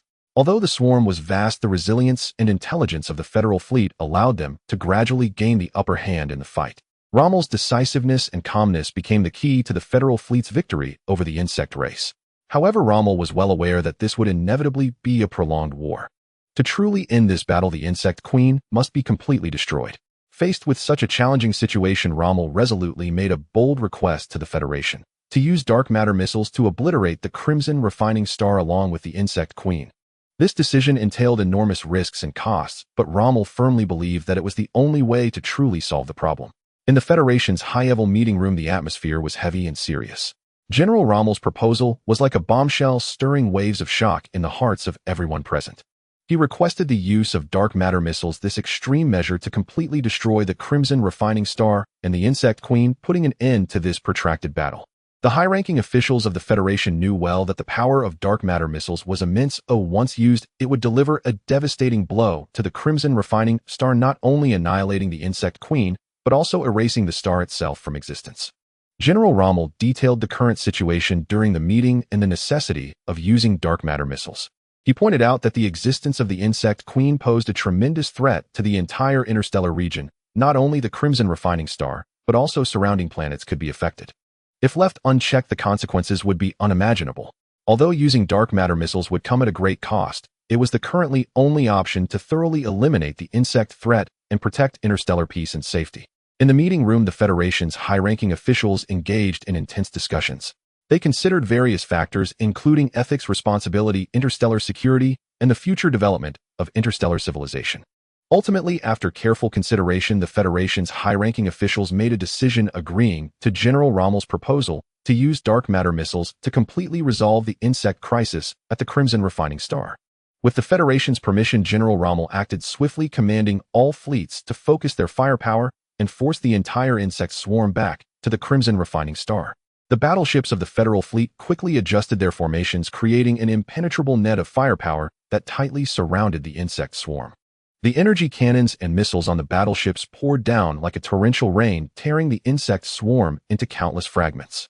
The offensive of the insect swarm gradually crumbled under the immense firepower of the Federal fleet as they were pushed back towards the crimson refining star, losing the possibility of spreading into interstellar space. At the same time, General Rommel solemnly initiated the launch protocol for the dark matter missile. He knew that this missile contained an immensely powerful force capable of annihilating an entire planet. General Rommel was acutely aware that using the dark matter missile would bring about immeasurable consequences, but at this moment it had become the only means to protect interstellar peace and security and to completely eradicate the threat of the insect race. Under the tense and orderly surveillance of the Federal fleet, the dark matter missile was carefully loaded onto the launch platform. Every step had been meticulously designed and rigorously inspected to ensure the missile's safety and reliability. The various advanced sensors and precision control systems on the missile were also activated one by one, responsible for guiding the missile to accurately hit its target. The warships of the Federal fleet were already on high alert, constantly monitoring the status of the dark matter missile and preparing for the final actions. Once the missile was launched, they would quickly retreat to a safe distance to avoid the massive shockwave and radiation produced by the dark matter explosion. At this moment, time seemed to freeze, and everyone held their breath waiting for that fateful moment. General Rommel's hand gripped the control panel tightly, his eyes shining with unwavering determination. He understood that this operation not only concerned the future of the Federation, but was also a defense of universal peace. As the final command was issued, the dark matter missile was finally launched successfully. It surged forth with boundless hope and determination, racing towards the distant starry sky, heading straight for Chilean Star. General Rommel stood in the command cabin, his eyes revealing an unshakable resolution and tenacity. He deeply understood that at this moment the gaze of the entire interstellar region was focused on them, bearing the heavy responsibility of maintaining interstellar peace and security. He took a deep breath and then issued the final command in a firm and resolute tone: launched the dark matter missile. With General Rommel's command, the dark matter missile soared like a shining meteor across the vast sky, hurtling towards Chilean Star. As the missile approached Chilean Star, it erupted with boundless energy, engulfing both Chilean Star and the insect queen within. Under the immense power of the dark matter missile, Chilean Star transformed into a void of dust, and the threat of the insect queen dissipated into thin air. Under General Rommel's wise leadership, the Federal fleet successfully completed this challenging mission, cleverly utilizing the dark matter missile to resolve the insect crisis on Chilean Star. This operation not only showcased General Rommel's exceptional military talent, but also highlighted the fearless courage and tenacious fighting spirit of the Federal fleet. With the insect crisis on Chilean Star resolved, Rommel led the fleet back home, their figures gradually disappearing into the vast cosmos. Not long after, the Cosmic Federation issued a notification: dear citizens, we are pleased to announce that the crisis on Chilean Star has been successfully resolved. We thank all the warriors and staff who participated in this operation. Your bravery and efforts have helped us overcome this challenge. Rest assured, the Cosmic Federation will continue to guard every planet and every life. As you read this notification, a great weight was finally lifted from your heart. You sighed gently, then smiled as you closed the communication system. At this moment, sunlight streamed through the window, bringing warmth and tranquility. You closed your eyes, feeling the gentle light, as if it could wash away all fatigue. You knew that although new challenges might lie ahead at this moment, you just wanted to enjoy the beautiful sunshine and immerse yourself in this moment of peace. Following the incident on Chilean Star, the Cosmic Federation recognized the need to enhance monitoring and research on unknown creatures and dangers. They invested more resources to establish advanced monitoring systems to timely detect potential threats. Simultaneously, a dedicated research institution was established to focus on studying the ecology, behavior patterns, and weaknesses of dangerous creatures, such as the insect race, in order to formulate better defense strategies. As time passed, the efforts of the Cosmic Federation yielded significant results. They successfully developed more powerful weaponry that could effectively combat dangerous creatures like the insect race without harming innocent lives. In addition, they developed technologies to interfere with the insect race's communication systems, rendering them unable to organize effective attacks. After all, the Cosmic Federation was unsure if there were still insect races lurking in other corners of the universe. Meanwhile, research teams conducted in-depth studies on the characteristics of the insect race, including their reproduction methods, social organization structures, and evolutionary potential. Through these studies, they gradually realized that the insect race was not merely a primitive species, but one with a complex social system and intelligence.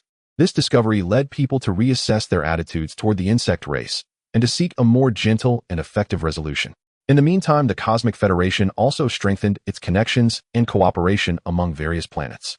They organized regular meetings and seminars to share their experiences and technologies, discussing together how to respond to potential interstellar crises. This interplanetary cooperation not only enhanced the strength of the entire Cosmic Federation, but also promoted the integration of different cultures and technologies. However, the Cosmic Federation was not satisfied with the status quo. They knew the interstellar world was full of endless unknowns and challenges, and only by continually progressing could they ensure their survival and development. Thus, they continued to dispatch interstellar fleets to explore unknown planets, seeking new resources and knowledge. Our research teams delved into the mysteries of the universe, attempting to unravel the various enigmas within. In this era filled with hope and opportunity, the Cosmic Federation became an important force in maintaining interstellar peace and security. They continually promoted the exchange and cooperation of interstellar civilizations, making the entire universe more prosperous and stable. And all of this could not be achieved without the brave explorers, scientists, and warriors, for it was their efforts that forged today's glory. During your vacation on Kasha Star, you and your companions indulged in various activities, swimming, skiing, and enjoying a life of leisure. After a month of rest, you boarded the battleship, once more embarking on a new journey. Under the vast starry sky, you continued towards an unknown star system. Suddenly, a piercing alarm echoed throughout the cabin, with red warning lights flashing incessantly. In a panic, you shouted, "Nuwa, what on earth is happening?" Nuwa's voice responded, "Master, we have detected an extremely powerful energy fluctuation ahead, possibly from an interstellar dust cloud or other unknown celestial material." Your heart raced as you faced this sudden danger. Taking a deep breath, you tried to maintain your composure. Immediately prepare to execute evasive maneuvers and find a safe path, you commanded decisively. Nuwa quickly adjusted the battleship's course, attempting to steer clear of the energy fluctuation zone. However, the ship seemed to be drawn closer to the danger zone by an unseen force. You gripped the armrests tightly, feeling the ship shudder violently. Nuwa increased the engine power and quickly break free from this attraction. You shouted anxiously. Nuwa replied, "Master, I am trying, but this energy fluctuation is very strong, and it is difficult for us to break free." As the distance to danger diminished, a tremendous pressure weighed down on you.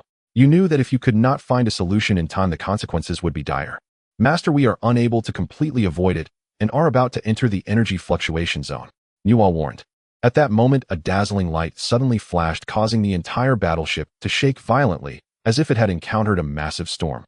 When the light faded, you were astonished to find the battleship immersed in a mysterious space. Strange lights filled the surroundings, shimmering in various colors, making it feel as though you had entered another dimension. You nervously observed your surroundings, filled with confusion and fear. All around you was a vast expanse of white stretching endlessly, with no visible landmarks or reference points. This brought a sense of infinite loneliness and bewilderment. Taking a deep breath, you tried to stay calm and instructed Nuwa, immediately check the surrounding situation. Nuwa quickly responded, "All right, Master." As her voice sounded, the hatch of the battleship slowly opened and a reconnaissance drone flew out towards the front. Through the drone's camera, you saw that ahead was still a blank space, showing no signs of any other objects. But as the drone continued to advance, you suddenly noticed a tiny black dot appearing in the distance. As you continued to fly, the black gradually grew larger, eventually taking on a familiar shape, a ship identical to your own battleship. You widened your eyes, incredulous at the sight before you. In this mysterious space, a ship identical to yours had appeared. What on earth is happening?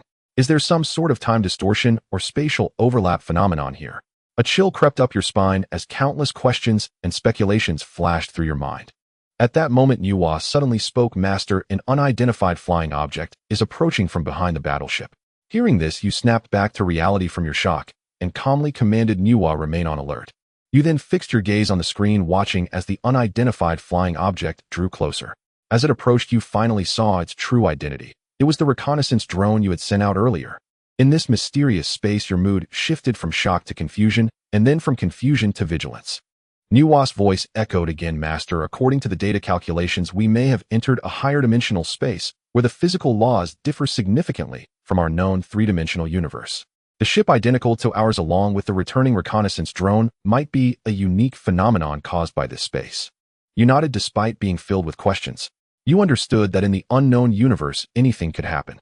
Taking a deep breath, you calmly said, "Nuwa, try to establish communication with that battleship and see if we can gather more information." Nuwa quickly responded, and sent out a communication message, but surprisingly, there was no response. Time ticked by yet no one answered. Just then the reconnaissance drone finally returned and hovered before you. You hurriedly activated the drone's camera, hoping to find some clues. As the screen lit up, you were shocked to see that the image displayed was none other than yourselves. What does this mean? Are you trapped in a space similar to a Mobius strip? This astonishing discovery made you realize the complexity and seriousness of the situation. You immediately decided to summon everyone to the conference room to discuss countermeasures. Everyone hurried, over their faces filled with confusion and concern. You briefly recounted the scene you had just witnessed and explained that it seemed as though we had fallen into a peculiar spatial trap. Elena spoke up, "We can think about this issue from a multidimensional perspective.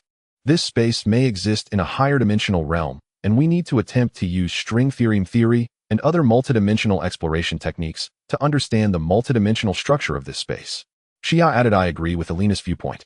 We also need to try using different energy frequencies to see if we can stimulate certain characteristics of this space and break through the dimensional boundaries.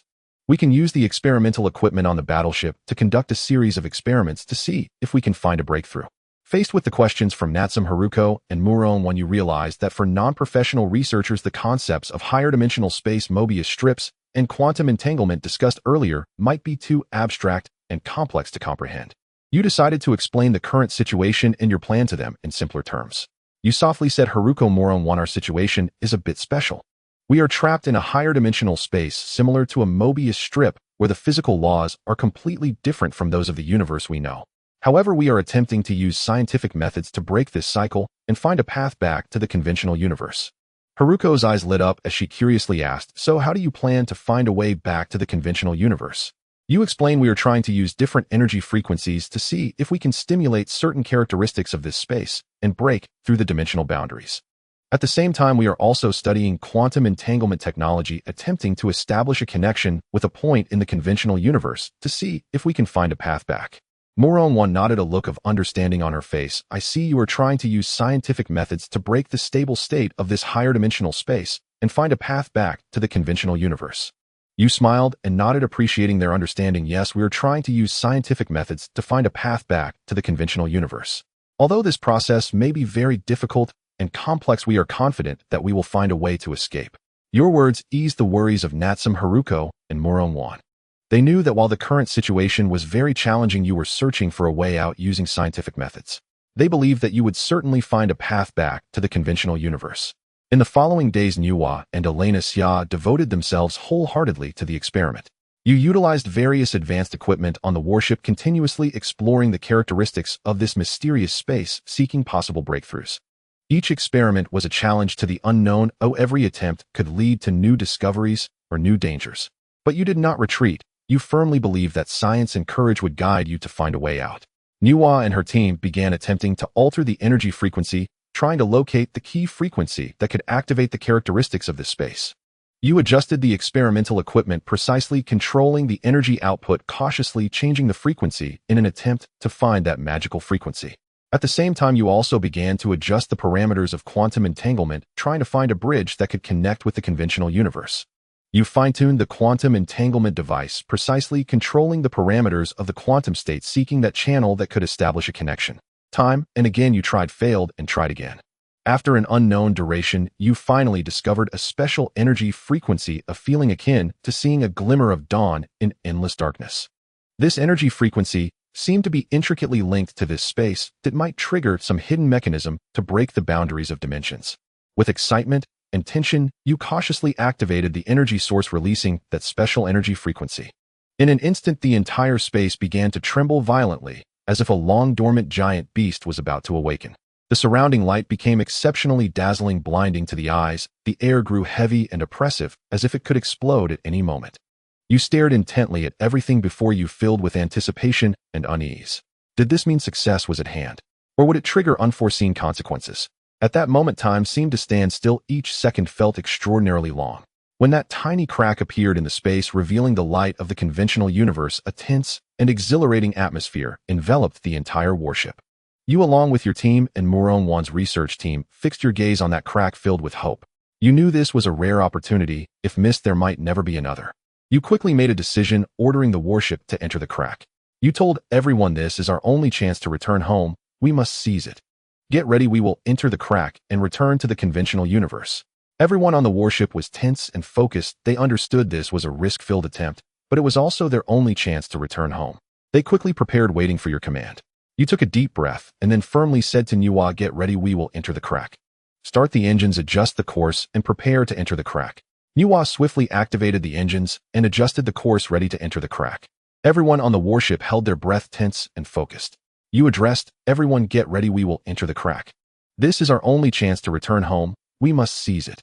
We are ready, we will enter the crack. You then firmly said to Nuwa, enter the crack. As the warship slowly entered the crack, passing through that tiny portal activated by the special energy frequency, you and your team held your breath, nervously staring ahead. As the warship delved deeper, the crack began to widen, the light of the conventional universe growing brighter, illuminating the unknown ahead.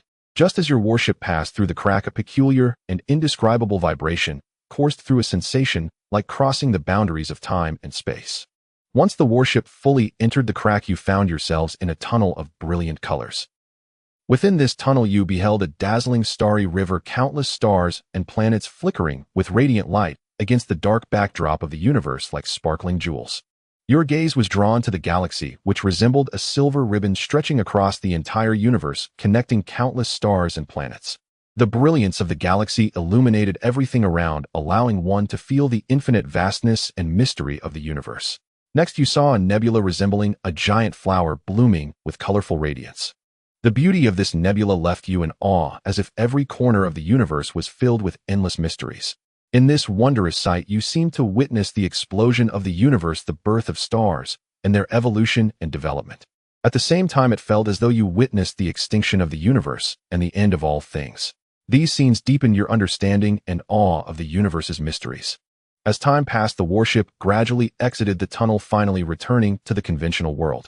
Upon returning to reality, you were shocked to discover that you and your companions had spent nearly a month in that blank space. However, time in the conventional world showed that only an hour had passed.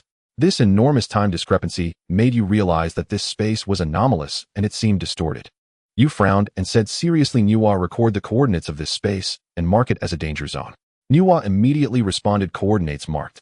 She quickly completed the task, ensuring that no one would mistakenly enter this bizarre area. Nuwa promptly replied, coordinates marked. I have thoroughly recorded the data of this area, including the anomaly in time flow and the degree of spatial distortion. Command issued, set sail. Let's leave this place and move forward. With my command given, the warship's engines began to hum, producing a deep and powerful roar. On the bridge, each of you was fully focused, ready to face new challenges. Nuwa swiftly adjusted the course, ensuring we safely left this anomalous space. Course confirmed, I ready to depart. Nuwa's voice resonated on the bridge, clear and resolute. I nodded, filled with curiosity for the unknown and trust in my team. We knew that the journey ahead would not be smooth, but it was these unknowns and challenges that ignited our desire to explore and propelled us forward. The warship slowly departed from that distorted time and space, heading towards distant star systems. Outside the ship's window, stars twinkled and the galaxy loomed vast, as if recounting the endless mysteries of the universe. I stood on the bridge, gazing at the unknown ahead, filled with anticipation.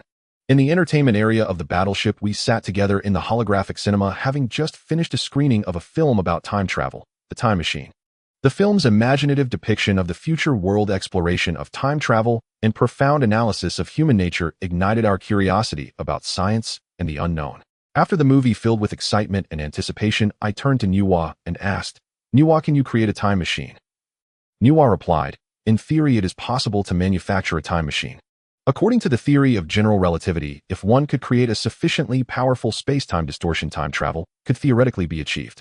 However, this requires overcoming immense technical and physical challenges, such as needing to generate and control extreme energy to distort space-time, as well as a deeper understanding of the microstructure of space-time. Additionally, there are ethical and safety considerations. The use of a time machine could trigger temporal paradoxes, alter history, and potentially have unpredictable effects on the entire universe. Therefore, even if we possess the capability to create a time machine, we must proceed with caution to ensure it is not misused and does not cause destruction to the real world. I nodded in understanding. Nuwa's words reminded me that the boundaries of scientific exploration are not merely about technological limits, but also concern ethics and responsibility. I proposed, then let us consider this concept as a long-term research project. We can begin exploring related theories, studying the feasibility of creating a time machine, while establishing an ethical framework to ensure we handle this technology responsibly. The concept of a time machine is gradually becoming a reality through your unremitting efforts. However, constructing a time machine requires not only breakthrough technology, but also a form of energy capable of supporting time travel, a type of energy that can provide immense power while also being stable and sustainable. You are constantly exploring the cosmos in search of such energy. One day we arrived at a remote planet in a distant star system, hoping to uncover new clues. This planet, like a gem lost in the depths of the universe, was covered with oddly shaped stones, each seemingly telling its own story. We piloted the exploration ship, gently landing on the planet's surface, surrounded by enormous stones of various shapes, their surfaces reflecting faint glimmers of light, evoking a sense of mystery and antiquity. Upon landing, you immediately began detailed examinations of these stones. Nuwa led you, employing advanced detection equipment to analyze their composition. You discovered that these stones contained an unknown element that, when stimulated by cosmic rays, could release extraordinarily stable and powerful radiation. The characteristics of this energy closely resembled the energy source you sought for time travel. This might be the energy we have been searching for, Nuwa said excitedly. If we can master the extraction and control technology of this element, we might solve the energy problem for the time machine. You immediately collected samples, preparing to take them back to the battleship for further research. The discoveries on this planet not only provided you with invaluable scientific data, but could also be the key breakthrough to propel the time machine project forward. After months of hard work, you finally made a groundbreaking advance. Utilizing the unknown element extracted from the mysterious stones of this planet, you successfully created the core energy system of the time machine. This element not only provided immense energy, but also ensured the safety of the time machine during space-time travel. Ultimately, after countless experiments and improvements, the time machine was successfully completed. The machine's exterior structure presented a unique, streamlined design, the overall silhouette smooth and dynamic, as if ready to transcend the constraints of time and space at any moment. Its shell was made of a special alloy material, which was not only lightweight and high in strength, but also effectively resistant to the extreme conditions that might be encountered during space-time travel, such as high-energy particle impacts and cosmic rays. The shell exhibited a silver-gray metallic texture that was not only aesthetically pleasing, but also effectively reflected radiation from the cosmos, protecting the internal structure and ensuring the safety of the passengers.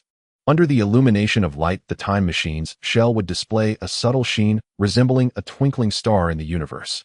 At the front of the time machine, a transparent dome similar to a spaceship's cockpit was designed. This dome was made of a special transparent material that ensured a good field of vision while withstanding the high pressure during space-time travel. Beneath the dome were the control panel and navigation system, featuring a simple and intuitive interface that combined physical buttons with touch-screen technology, facilitating precise control for the operator. Furthermore, on both sides of the time machine, retractable solar panels were designed. These solar panels would automatically retract during space-time travel to reduce air resistance, while they would automatically unfold during docking or low-energy states to absorb solar energy for additional energy supply to the time machine. To cope with the unknown situations that might arise during space-time travel, the time machine was also equipped with a series of safety measures, including, but not limited to, an emergency avoidance system, space-time stabilizers, and a self-repair system. These systems ensured that the time machine could protect passengers in extreme environments and maintain functionality as much as possible. When you activated the time machine, you set the time to the day you first arrived on this planet.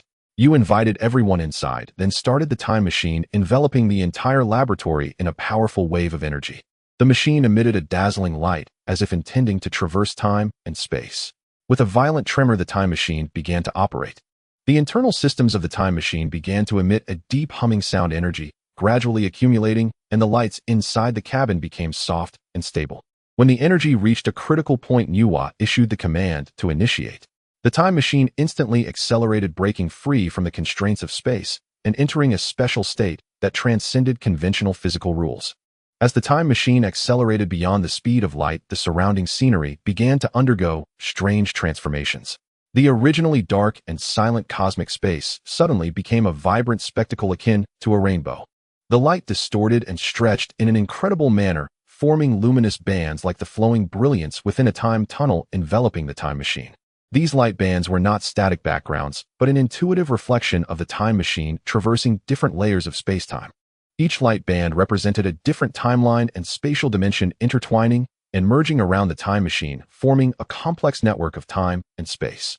The time machine seemed to embody a voyager navigating between these light bands, exploring the hidden mysteries of the universe. As the time machine traversed the time tunnel, you felt a slight change in gravity and a sense of spatial distortion, as if your entire body was gently pulled, crossing the barriers of time and space alongside the time machine. Then you returned to the very day you first arrived on this planet. As the time machine landed, you finally arrived safely. You cautiously searched for a hidden place to conceal the time machine. Before long, a spaceship slowly approached from the sky, and you watched it nervously. When the hatch opened, you were astonished to see that the people stepping down from the spaceship were actually yourselves. This meant that you had successfully traversed time, completing this adventure. Filled with excitement, you immediately activated the time machine, preparing to return to your original timeline. Back on the ship, Natsum Heruko stood quietly beside the time machine, her eyes revealing a complex array of emotions. Taking a deep breath, she slowly spoke, "I have a request." She paused, seemingly hesitant, but ultimately said with determination, "I want to see my father again, even if only for a moment. He has been gone for many years, yet I cannot forget his smile and warmth. Is that possible?" Her gaze was filled with deep yearning as she looked at you. You felt her profound longing for her father, nodding without hesitation to show your agreement. Natsum Heruko smiled gratefully, tears glimmering in her eyes. Just before setting off, Natsum Heruko went alone to the ship's observation deck and sat quietly. She gazed up at the dazzling starry sky, her heart filled with complicated emotions. She both looked forward to reuniting with her father and worried that this brief moment would only deepen her longing. You understood her feelings, not disturbing her, but silently accompanying her, offering support and comfort. Finally, the sound of the time machine starting broke the silence. Natsum Heruko stood up, her eyes shining with determination. She walked into the time machine with you, taking her seat and fastening her seatbelt. As the time machine powered up, the surroundings began to blur, followed by the familiar streaks of light and a sensation of spatial distortion. Natsum Heruko tightly grasped the handrail, feeling the changes in time and space. When everything stabilized, they found themselves in a familiar yet strange environment. This was the place where Natsum Heruko had lived as a child, with the streets, houses, and trees appearing particularly dear. And now there was exactly 1 month left until the asteroid struck the Earth. At that moment, a middle-aged man wearing gold-rimmed glasses, dressed in a black suit and tie, slowly approached from a distance. Though many years had passed, Heruko immediately recognized that it was her father, Natsum Takumi. Overwhelmed with excitement, Heruko felt tears welling in her eyes as she eagerly ran forward, tightly embracing her father. Natsum Takumi was taken aback by this sudden hug, looking down at the red-haired girl in his arms, filled with confusion.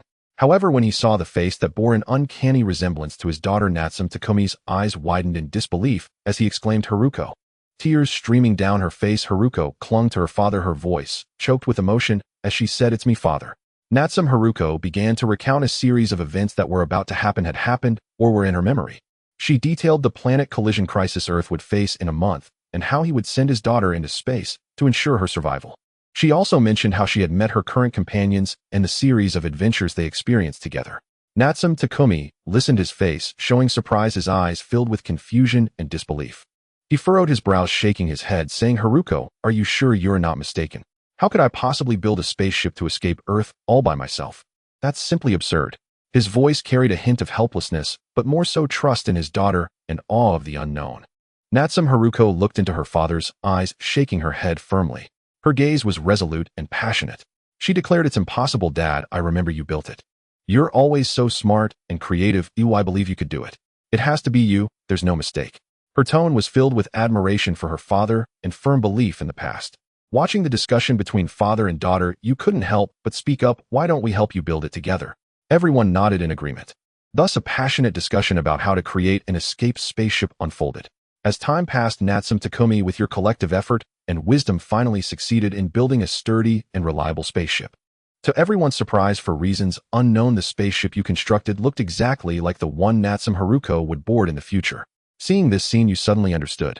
It turned out that in the distant past, it was not solely Natsum Takumi who built the spaceship, but rather you from the future who traveled back in time to assist him in completing this monumental endeavor.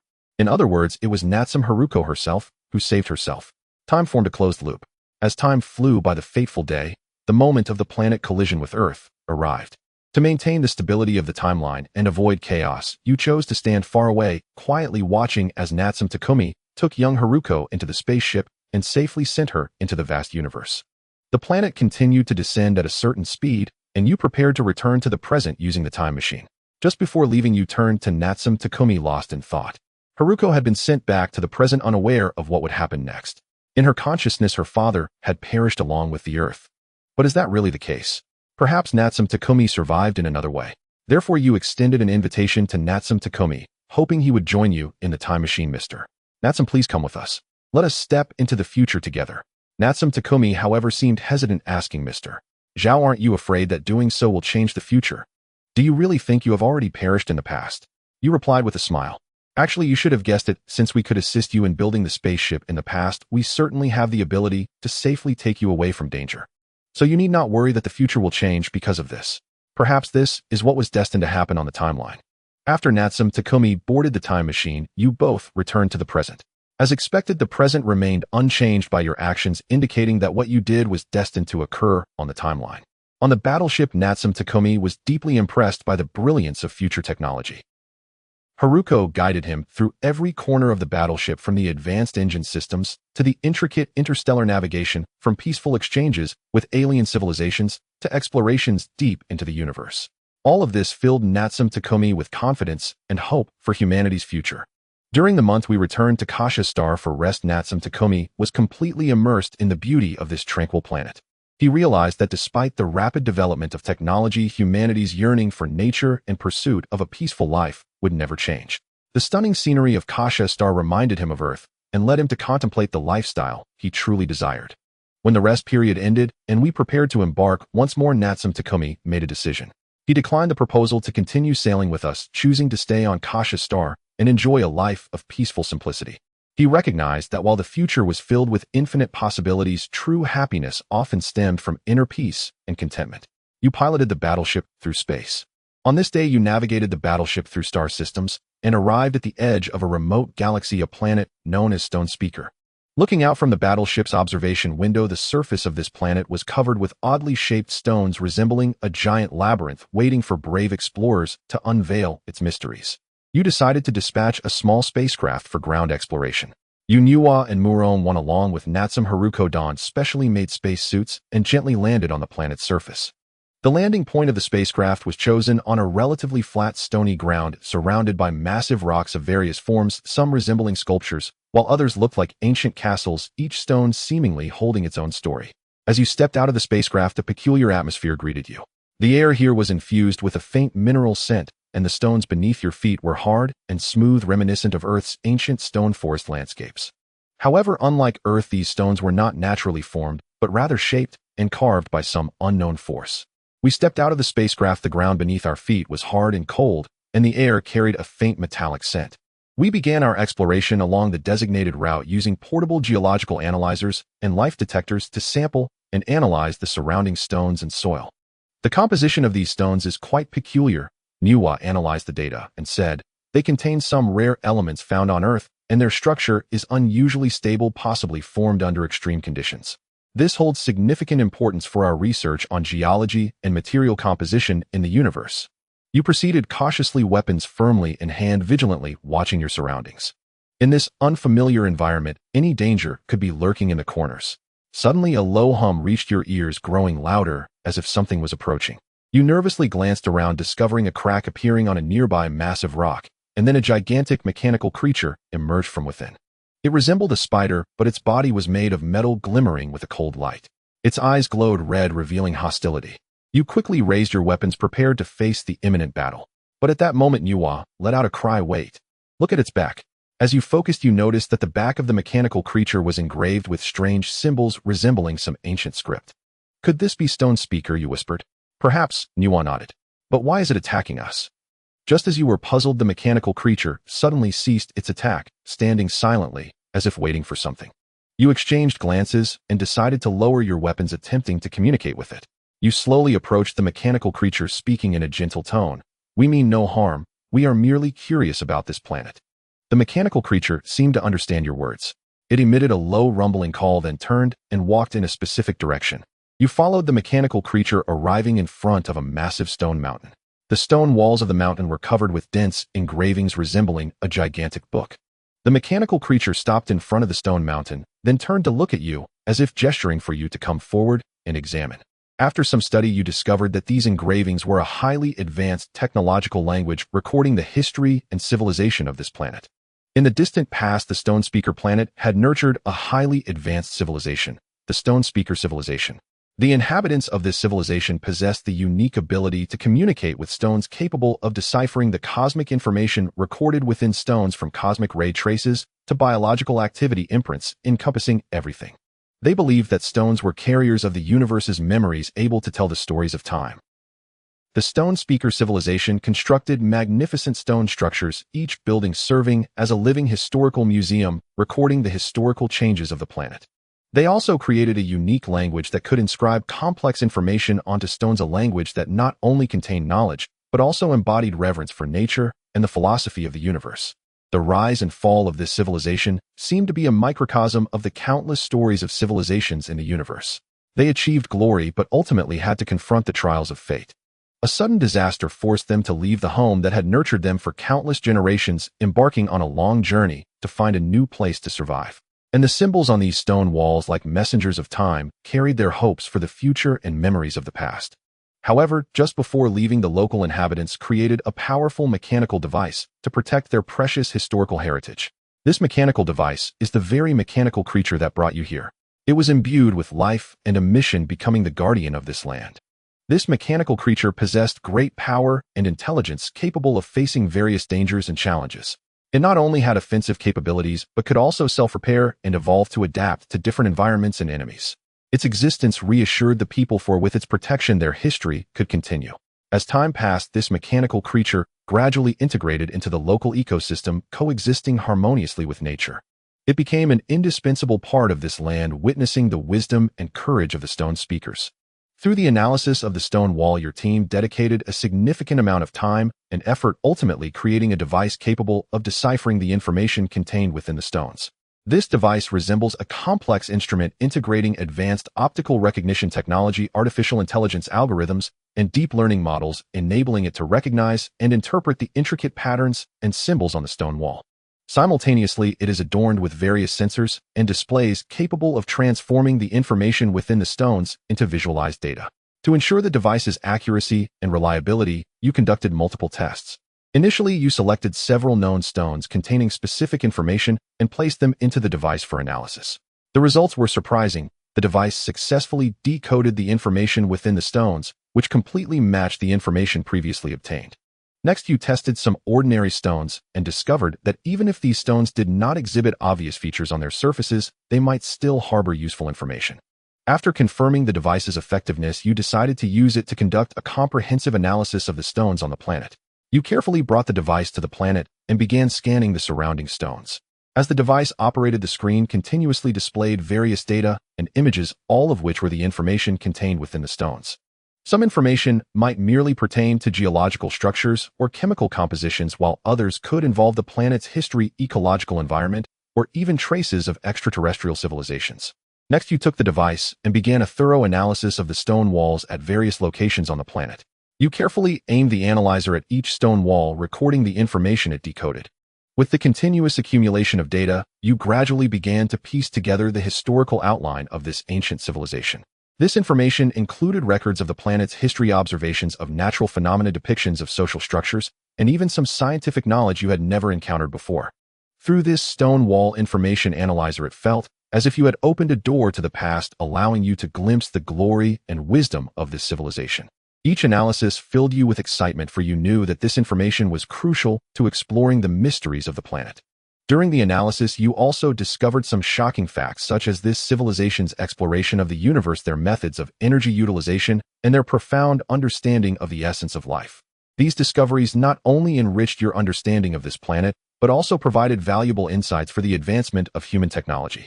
During the analysis, you also discovered some shocking facts, such as this civilization's exploration of the universe, their methods of energy utilization, and their profound understanding of the essence of life. These discoveries not only enriched your understanding of this planet, but also provided valuable insights for the advancement of human technology. As time passed, you gradually accumulated a wealth of data and knowledge, all of which would become key clues to unraveling the mysteries of the planet. However, at the same time, you realized that to truly understand this information and find valuable clues, further research and analysis would be required. Thus, you returned to the laboratory with a wealth of findings, continuing to delve deeper into these data, hoping to reveal more secrets about the planet. Therefore, you discovered some shocking facts such as this civilization's exploration of the universe, their methods of energy utilization, and their profound understanding of the essence of life. These discoveries not only enriched your understanding of this planet, but also provided valuable insights for your technological development. After a deep interpretation of the stone wall, it felt as if you had opened a mysterious door to an ancient civilization through which you saw the glory and wisdom of that era.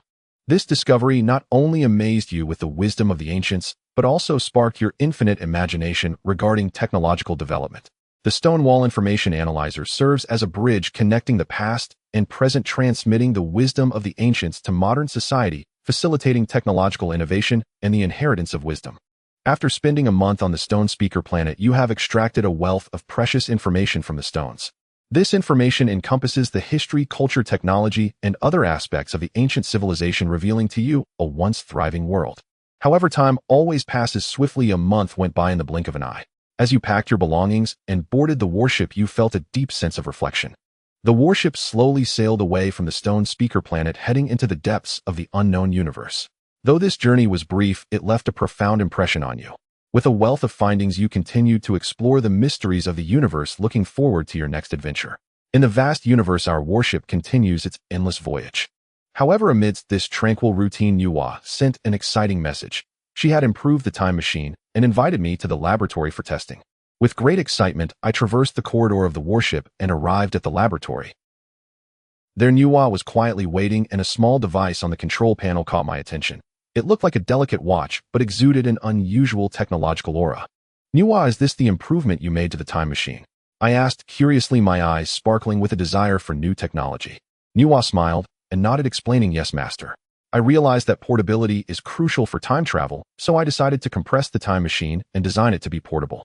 As long as you press the red button on it, it will quickly unfold, ready to take you through time and space." I followed Nuwa's instructions and gently pressed the red button on the watch. In an instant, it felt as if an invisible force was driving it. The watch rapidly unfolded its structure, gradually transforming into a small, yet precise time machine model. I was amazed by the marvel of this technology and genuinely admired Nuwa's wisdom and skills. "Nuwa, this is incredible," I exclaimed. "This will greatly expand our ability to explore time and space. We can travel through time anywhere, anytime, no longer limited by fixed devices." Nuwa smiled, her eyes sparkling with wisdom. "Exactly, master. I believe this will bring unprecedented convenience and possibilities to our exploration journey. Now let's begin the experiment to ensure everything is functioning correctly." As the time machine activated, a blinding white light enveloped you, instantly freezing time itself in that sacred moment and evoking profound awe. You sat quietly within the time machine, hearts brimming with anticipation for the unknown and a quiet tremor of tension as you yearned to traverse the currents of time and witness history's unfolding metamorphosis. Yet at that very instant, calamity struck. The time tunnel convulsed violently, as if the entire cosmos were swaying, drawing you inexorably into a colossal temporal vortex. Clutching your seats tightly, you struggled to maintain balance amid the chaos, but the machine's violent lurching rendered stability impossible, and an overwhelming force hurled you outward. The world blurred before your eyes, shrill, dissonant noise shrieked in your ears, unleashing unprecedented terror and helplessness. In that razor's-edge moment between life and oblivion, your consciousness waned, then surrendered entirely to unconsciousness. How long passed, no one could say.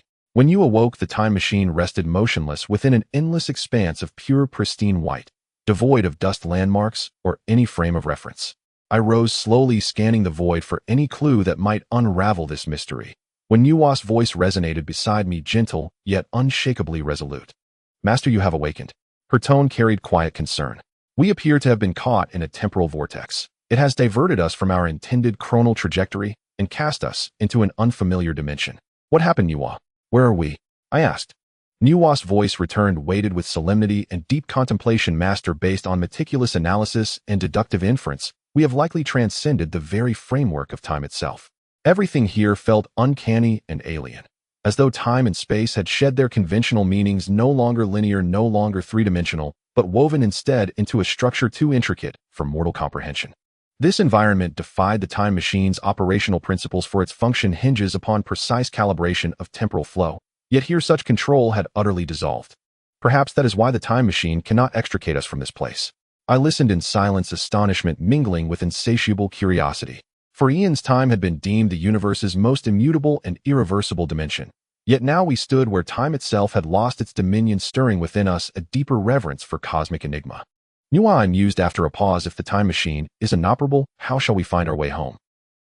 Nuwa's voice held unwavering resolve. Though the time machine's capabilities are constrained here, we still possess other resources, and above all, our intellect. First, I will attempt to re-establish connection with the time machine's internal systems, to glean whatever data this anomalous realm may yield. Simultaneously, we may harness this environment's peculiarities to discern latent patterns or hidden clues. Unexpected revelations often emerge from such frontiers. I nodded in agreement. Though the path ahead remained shrouded in uncertainty and peril, hope endured, as long as we refused to cease exploring. Nuwa and I divided our efforts. She interfaced with the time machine's auxiliary systems, while I scrutinized the surrounding void for any trace of anomaly or meaning. I drew a slow, steadying breath, anchoring myself in calm. Though the situation defied precedent, I trusted that Unity, Nuwa's brilliance, and the time machine's advanced technology would illuminate our return. With Nuwa's guidance, we began probing the intrinsic properties of this extra-dimensional space, searching relentlessly for fissures of insight, for gateways of possibility. Nuwa's wisdom and the time machine's technological mastery became our sole lifeline in this alien domain. After prolonged, meticulous study, Nuwa uncovered a potential solution. Master Nuwa said, her voice taut with urgency, we can force the time machine into critical overload, triggering a controlled space-time detonation. Such an explosion may rupture this dimension, carving a transient fissure through which we might re-enter our native timeline. What is the probability of success, Nuwa? I asked. She replied, my calculations indicate approximately 50%. It is an exceedingly perilous course, but presently it stands as our only viable option. I fell silent, weighing her words with solemn gravity. 50%. Equal odds of salvation or ruin. Yet the longing for home burned brighter than fear. Let us gamble, I declared, resolute. Nuwa immediately recalibrated the time machine's parameters, pushing energy output to its absolute limit. Gauges spun wildly, crimson warning lights pulsed feverishly, heralding imminent system collapse. I clasped Nuwa's hand tightly, whispering silent prayers for success. 3, 2, 1, initiate. At Nuwa's command, the time machine roared, a deafening primordial thunder, as a cataclysmic surge of energy erupted, swallowing us whole. Reality dissolved into blur, the world trembled violently. Then before us a luminous rift tore open, a shimmering threshold into the unfathomable, radiant with siren allure. Without hesitation, I seized Nuwa's hand and leapt, body and soul, into that enigmatic chasm. At the instant of transit, vertigo crashed over me like a tidal wave. My skull throbbed, vision blackened. Until moments later, I blinked, awake Nuwa, and I stood once more within our familiar laboratory. All was unchanged. The time machine stood serene and silent, as though it had never departed. And yet the journey felt hauntingly real, less a dream, more a truth, veiled by time's own veil. Later, as we walked away together, laughter lightened the air, until suddenly I paused and turned to Nuwa. Let us postpone further upgrades to the time machine. For now, let us study the data from beyond time. Nuwa nodded in quiet assent. The next day, Nuwa approached me holding a tablet, her expression grave. Master, this is the waveform generated by the space-time detonation that freed us from beyond time. I took the tablet, studying the intricate oscillations and contours. Frowning, I asked, and then Nuwa inhaled deeply and displayed another waveform. This is the primordial cosmic inflation signature, the Big Bang's echo. I gazed again at the screen, a ripple of bewilderment rising within me. Side by side, the two waveforms were superimposed, and the result was staggering. They matched perfectly down to the finest harmonic fluctuation. Nuwa murmured, astonished. Yesterday, I sensed a strange familiarity in the detonation waveform, but never imagined the resemblance would be so absolute. You scrutinized the two waveforms with sharp eyes, as if attempting to penetrate the secrets hidden behind them. Suddenly you lift your head, excitement flashing in your eyes as you ask Nuwa, so based on this evidence, do you believe it was a space-time explosion that triggered the Big Bang? Nuwa smiles faintly, nodding her head, and replies firmly, indeed. Because outside of time there is no concept of time and space. In other words, the space-time explosion we initiated could occur at any moment in time. Moreover, from the two waveforms, they are completely identical. Thus, I firmly believe that the space-time explosion is the universe's explosion. Hearing this, you can't help but gasp, your face turning pale as paper, your eyes wide open as if they were about to pop out of their sockets. Your lips tremble slightly as you let out a low, astonished exclamation. What? Immediately, a look of shock spreads across your face as if struck by a bolt of lightning, leaving you frozen in place. After a while, you come to your senses, your shock gradually replaced by excitement. You widen your eyes, a broad smile emerging on your face as you burst into hearty laughter. Your laughter resonates like a mighty bell, deafening and filled with pride and exhilaration. You laugh, while waving your arms, your body swaying as if unable to contain the joy within. This is exhilarating. I am indeed the creator. Ha ha. Your laughter echoes in the air, brimming with unending joy and heroism. In this moment you feel as if you have become the ruler of the world, controlling the fate of everything. After laughing, I gradually regain my composure, my gaze becoming sharp and resolute. I look at Nuwa solemnly and say this matter should only be known to the two of us. My voice is low and serious, carrying an irresistible weight. Nuwa quickly understands my meaning. She nods, agreeing with my perspective. Subsequently, you arrange for Nuwa to continue researching genetic engineering while you decide to head to the entertainment area to relax. At this moment, the warship continues its smooth journey through space. However, on this seemingly calm day, the ship suddenly receives a distress signal from an unknown source. This signal captures your attention as it seems to originate from a distant galaxy. You immediately realize that this could mean that lives are in danger and need assistance. You look solemnly at the flickering screen in front of you, which displays the mysterious distress signal. Your eyes brim with contemplation and concern, secretly speculating what lies behind this signal. Taking a deep breath, you quickly summon Nuwa and other key members to discuss a response strategy. The conference room is filled with a tense yet excited atmosphere, as everyone is curious about the distress signal, but also worried about the potential dangers or conspiracies it may entail. After an intense discussion, you decide that Elena and Nuwa will form a reconnaissance team to investigate the galaxy where the signal originated. However, you emphasize the need to ensure your own safety and not to expose your presence easily. Meanwhile, you begin to prepare the spaceship, ensuring its weapon systems and defensive facilities are in optimal condition.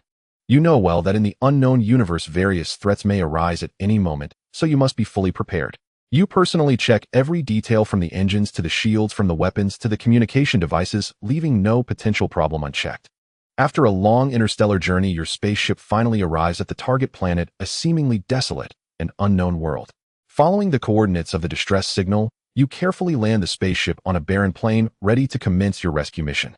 The environment on this planet is extremely harsh, with the ground covered in hard rocks and thick dust, while a faint mist hangs in the sky, blurring visibility. But this does not hinder your steps as you advance resolutely towards the direction from which the signal emanates, clad in specially designed spacesuits. After a difficult search, you finally locate the ship that sent the distress signal. It lies amid a pile of rubble surrounded by various parts and debris, the spacecraft's hull severely deformed, clearly having suffered a tremendous impact. A wave of desolation washes over you, yet the belief in rescue drives you to press on. You cautiously approach the spacecraft, filled with anticipation, hoping to find survivors or valuable information among the ruins. As you draw closer, a pungent smell of charred material assaults your senses and traces of disaster permeate the air. This weighs heavily on your heart, making you realize that this incident could be very severe and the chances of survivors are slim. However, you do not give up hope. Nuwa and I begin to meticulously examine the wreckage of the spacecraft, searching for any possible clues. Using the detectors you carry, you scan every corner, hoping to discover signs of life. Just then, a faint signal suddenly appears on the detector's screen, pointing to an area inside the spacecraft. Your hearts race with tension as you approach the area, nearly holding your breath. Each step is filled with caution and vigilance, as if afraid to disturb some terrible presence. Carefully removing debris, your gaze is fixed ahead, hoping to find some clues or survivors. After a strenuous effort, you finally discover an astronaut. He lies there, his body trapped under the wreckage, injured in multiple places and in critical condition. But to your surprise, he still shows faint signs of life. You quickly administer first aid, stabilizing his vital signs, and transfer him to your spaceship for further treatment. Throughout this process, you feel tense and anxious. Every second feels exceptionally long, and you hope to save this astronaut's life as soon as possible. When he finally awakens in pain, the joy in your hearts is indescribable. Although his voice is weak, his eyes convey a sense of determination and responsibility, earning your deep respect. With the last bit of strength, he tells you an astonishing message: there is a fugitive on the ship. You must be careful. This statement strikes like a thunderclap, instantly weighing down your spirits. You realize that this rescue may be even more dangerous and complicated than you had imagined. He passed away due to severe injuries. You searched around the spaceship, yet found no survivors. This left you feeling shocked and puzzled. What could have caused this disaster? You decided to investigate further, hoping to find answers. Through analysis of the records on the spaceship, Elena discovered that the fugitive's name was Riddick. He was wanted by multiple planets with a bounty of 10,000 cosmic coins.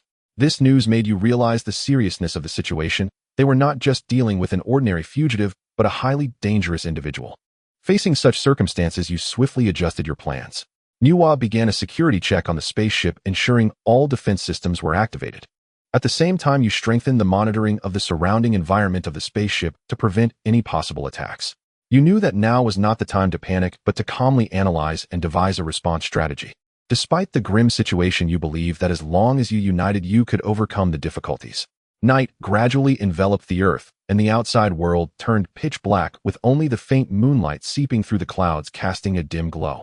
At this moment, the sky began to drizzle, the raindrops gently tapping on the spaceship, creating a crisp yet tranquil sound. However, you were not deceived by this serene scene. You remained vigilant. You understood that such weather often creates a false sense of security, causing people to let their guard down. Meanwhile, the enemy might take this opportunity to launch a surprise attack. He was very likely to use the cover of the rainy night to stealthily approach his target and then launch a sudden assault. Therefore, you had to remain alert at all times without the slightest relaxation.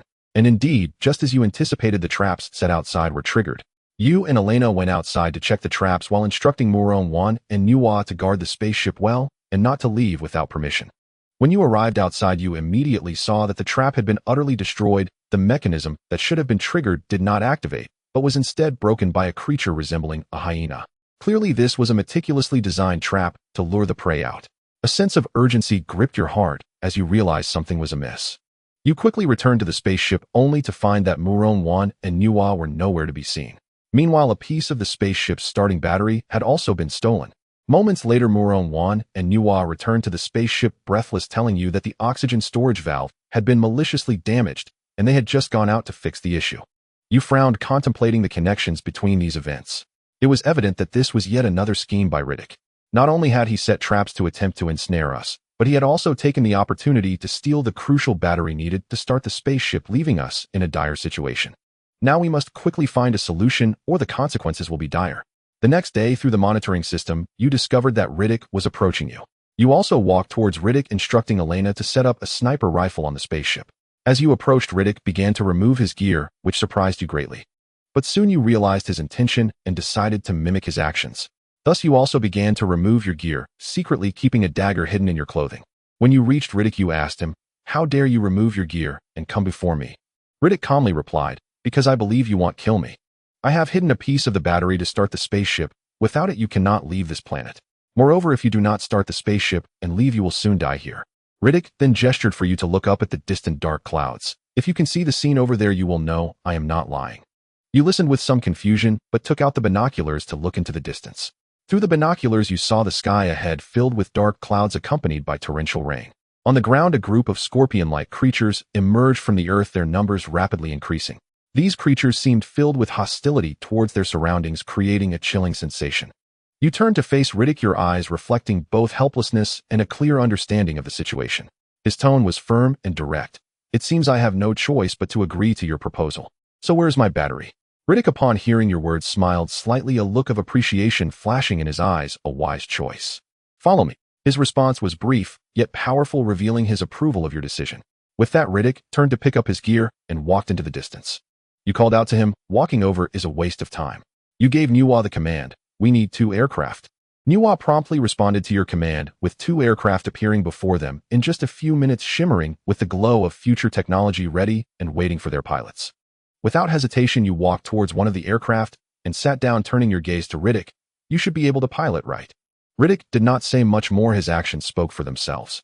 He confidently approached the other aircraft, each step filled with determination and decisiveness. His movements were skilled and self-assured, as if the aircraft were meant for him. He quickly boarded the aircraft, adjusted the seat and controls, then started the engine. As the roar of the engine echoed, it seemed to convey his resolve and determination. Without any hesitation, Riddick pressed the accelerator, and the aircraft sped away like an arrow released from a bow. It instantly sliced through the tranquil air, carrying Riddick's determination and courage towards the unknown distance. You followed closely behind, boarding your own aircraft and starting it up. His eyes sparkled with anticipation and determination for the future. As the 2 aircraft took off together, they left behind shimmering silver trails in the sky, resembling shooting stars streaking across the night. They traversed the desolate lands of the planet, soaring over rolling mountains, breaking through layers of clouds. Speed and time became their closest companions at that moment. As the aircraft sped along, their destination gradually became clear. Under Riddick's guidance, they approached the hiding place of the battery, a concealed cave located beneath a steep cliff. Riddick's aircraft landed first in front of the cave, and you followed closely. Upon entering the cave, Riddick began digging in an inconspicuous corner. The moment Riddick unearthed the activation battery from the depths of the cave, an exhilarating emotion surged within you. Finally, with this crucial component, there was a chance to escape this dreadful place and return to the spacecraft. You swiftly secured the battery onto the aircraft, making all the necessary preparations, eager to return to the spacecraft. However, just then the sky suddenly changed color and torrential rain began to pour down. This sudden change in weather caught everyone off guard, and the once dry ground quickly transformed into a vast ocean. You realized the gravity of the situation and that you had to act quickly. As you piloted the aircraft, you ascended rapidly, trying to find a safe path through the downpour. Yet the rain intensified, severely obstructing your visibility, making flight exceedingly difficult. Worse still, the scorpion-like creatures were also activated by the rain. They surged from the ground in overwhelming numbers, as if the entire planet were being overrun by them. These creatures became alarmingly active in the rain. Their appearance felt like a nightmare, filling your return journey with danger and uncertainty. Under the cover of the pouring rain, you piloted the aircraft like a cheetah darting on the edge of life and death, desperately searching for a glimmer of hope among the swarm of creatures. The aircraft traced silver arcs in the sky, starkly contrasting with the surging swarm below. Each evasive maneuver tested your skill and courage, and every advance brought you closer to safety. However, reality is always merciless. Despite your and Riddick's best efforts to evade the attacks of these creatures, your aircraft was unfortunately struck by one of the ferocious beings. In this critical moment, you jumped off the aircraft without hesitation, causing it to shake violently before crashing into a nearby rock, resulting in a heart-stopping explosion. Flames erupted into the sky, illuminating everything around. Creatures surged from underground, attacking you relentlessly. Faced with such peril, you remained undaunted, swiftly drawing out your electromagnetic rifle from behind and expertly adjusting your stance, aiming at the nearby scorpion creatures. Your gaze was resolute and focused, as if you could see through their hard exoskeletons to find their weaknesses. You took a deep breath, steadying your breathing, and gently pulled the trigger. The electromagnetic rifle emitted a low growl akin to a beast's roar, and a dazzling energy beam shot forth, striking a scorpion creature with unerring accuracy. The creature was sent flying by the tremendous impact, its body tumbling in the air before crashing heavily to the ground. Without a moment's hesitation, you continued to aim at other scorpion creatures, repeatedly pulling the trigger. The energy beams from the electromagnetic rifle rained down upon the swarm of scorpion creatures, each shot accompanied by explosions and flashes of light. Caught off guard by the sudden attack, the scorpion creatures scattered in panic, yet your marksmanship was exceptionally precise, with nearly every shot hitting its target. As the battle progressed, you keenly noticed that the scorpion creatures were becoming wary, attempting to evade your shots. But you did not give them a moment's respite. Utilizing the surrounding environment as cover, you nimbly maneuvered between the scorpion creatures, continuing your fierce assault. Your tactical acumen allowed you to maintain the initiative in battle, remaining calm even in the face of overwhelming numbers, as you sought the best moments to strike, ensuring that each shot was a lethal blow. At the same time, you pulled out a heat-seeking grenade, activating it before hurling it into the distance. Upon landing, the grenade exploded, incinerating a group of scorpion creatures. For a moment, they dared not approach, only able to roar at you. Amidst the intense battle, you felt your heartbeat quicken, sweat streaming down your forehead. Yet you maintained your composure and focus, constantly searching for the best moments to attack. Your skills and experience enabled you to handle various complex situations, ensuring that each shot was a deadly strike. Meanwhile, Riddick had noticed your lagging pace. His eyes sharpened instantly, and without hesitation, he swiftly turned and dashed toward the direction you had fled. His figure flashed like lightning, weaving through dense woods and rugged terrain, closing in on your position. At that moment, you agilely dodged the attacks of the scorpion creatures while sprinting frantically towards the spacecraft. However, the number of scorpion creatures continued to swell, seemingly endless. Your electromagnetic rifle continued to spew flames, but as time passed, its energy gradually dwindled. In this critical moment, you swiftly drew a laser sword from your waist. This laser sword was not only incredibly sharp, but its blade shimmered with a heart-stopping glow. As you swung the laser sword, a searing beam of light erupted forth, instantly slicing through the scorpion creature in front of you, carving a bloody path. However, despite your fierce onslaught, the numbers of scorpion creatures continued to surge, encircling you in overwhelming numbers. At this critical juncture of life and death, you decided to no longer conceal your strength. You quickly sent a signal through the communication channel to Nuwa. Nuwa, lock onto my position and send a spacecraft for support immediately. Understood, Master. Nuwa responded without the slightest hesitation, her voice filled with determination and decisiveness. Immediately, she began mobilizing the warship, preparing to dispatch a spacecraft to your location. In space, one of the spacecraft aboard the warship powered up. As the warship's hatch opened, the spacecraft soared toward the planet. Just when your battle against the scorpion creatures reached a fever pitch, the familiar sound of an aircraft engine cut through the rain as Riddick piloted the aircraft back, just in time, bringing hope of survival to Zhao Dongyang. Without hesitation, he extended a hand, swiftly pulling Zhao Dongyang onto the aircraft. The aircraft swiftly turned in the air, racing towards the spacecraft, leaving a scene of chaos in its wake. Riddick continued piloting the aircraft. You looked at his back and shouted, "I thought you were going to leave me behind." "I may have killed many, but at least I keep my promises," Riddick replied coldly without looking back. His voice was calm and resolute, as if he had long grown accustomed to this cycle of slaughter and solitude. Suddenly Riddick halted and looked at the swarm of scorpions, saying, "It seems we need to carve a bloody path out of here." A glimmer of determination and ruthlessness flickered in his eyes, as if he was ready to face death. Faced with Riddick's serious expression, you comforted him in a relaxed and confident tone. Whoa, don't get agitated. Our rescue is on the way." Just as your words fell, a rumble suddenly echoed in the sky, and shells fell like a meteor shower, accurately landing among the scorpion-like creatures, blowing them to pieces. This sudden artillery support not only eliminated the threat, but also brought the dawn of hope. As the swarms of scorpion-like creatures were completely annihilated, the spaceship slowly descended to the ground, the hatch opening to emit an inviting glow. You quickly boarded the spaceship with Riddick, the hatch slowly closing behind you, cutting off the dangers from the outside. The lights inside the spaceship were soft and warm, providing you with a safe haven. Zhao Dongyang swiftly approached the pilot's seat, skillfully sitting down, his fingers gliding over the control panel as he issued the command, "Nuwa, head to the temporary base." Nuwa immediately responded. The roar of the spaceship's engines erupted, and the ship slowly ascended, piercing through the rain curtain back to the temporary base. When you successfully returned to the temporary base, everyone let out a sigh of relief. Next, the task was to reinstall the batteries onto the spaceship and power it up. As the power was activated, various devices on the spaceship began to start up one by one, emitting a faint buzzing sound. You decided to let Riddick take the first spaceship, as he also needed to leave this dangerous place as soon as possible. Then, as both spaceships powered up, they slowly ascended and left this planet filled with crises and secrets. In the air, you spoke to Riddick through the communicator. "If there's a chance, I hope our next meeting won't be under such circumstances." Riddick smiled and replied, "I'm a fugitive. There are many in the universe who want my head, so unless it's unexpected, we probably won't meet again." You nodded in understanding, but couldn't help but say, "I hope the next time I hear from you is not because someone caught you and turned you over to the Federation." After saying this, you each piloted your ships in different directions. You flew your spaceship towards the battleship, while Riddick continued on his journey of escape. Although this adventure came to an end, the memories and stories left behind would forever be etched in your heart. In the end, you safely returned to the battleship, while Riddick vanished into the endless universe. What will happen in the future? Who knows? But at least for now, you have completed your mission, carrying valuable experiences and lessons, ready to face the next challenge. The battleship continued to sail through the vast and boundless space, with only the roar of the engines echoing against the tranquil backdrop of the silent universe. Suddenly, Nuwa emitted an alarm sound, breaking this tranquility. She reported, "Master, a ship adrift in space has been detected ahead."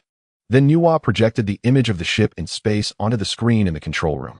On the screen, a dilapidated spaceship drifted lonely among the stars like a forgotten corner of time. Its exterior appeared very old. The once shiny metallic shell had become mottled, covered in the marks of time and cosmic dust. This spaceship seemed to have lost power, unable to navigate on its own, drifting along with inertia. You stared curiously at this mysterious ship, a surge of exploratory desire welling up in your heart. Thus, you decided to send a message to the ship, attempting to contact any personnel that might be on board. However, after several attempts, you still received no response. This left you feeling somewhat puzzled and worried.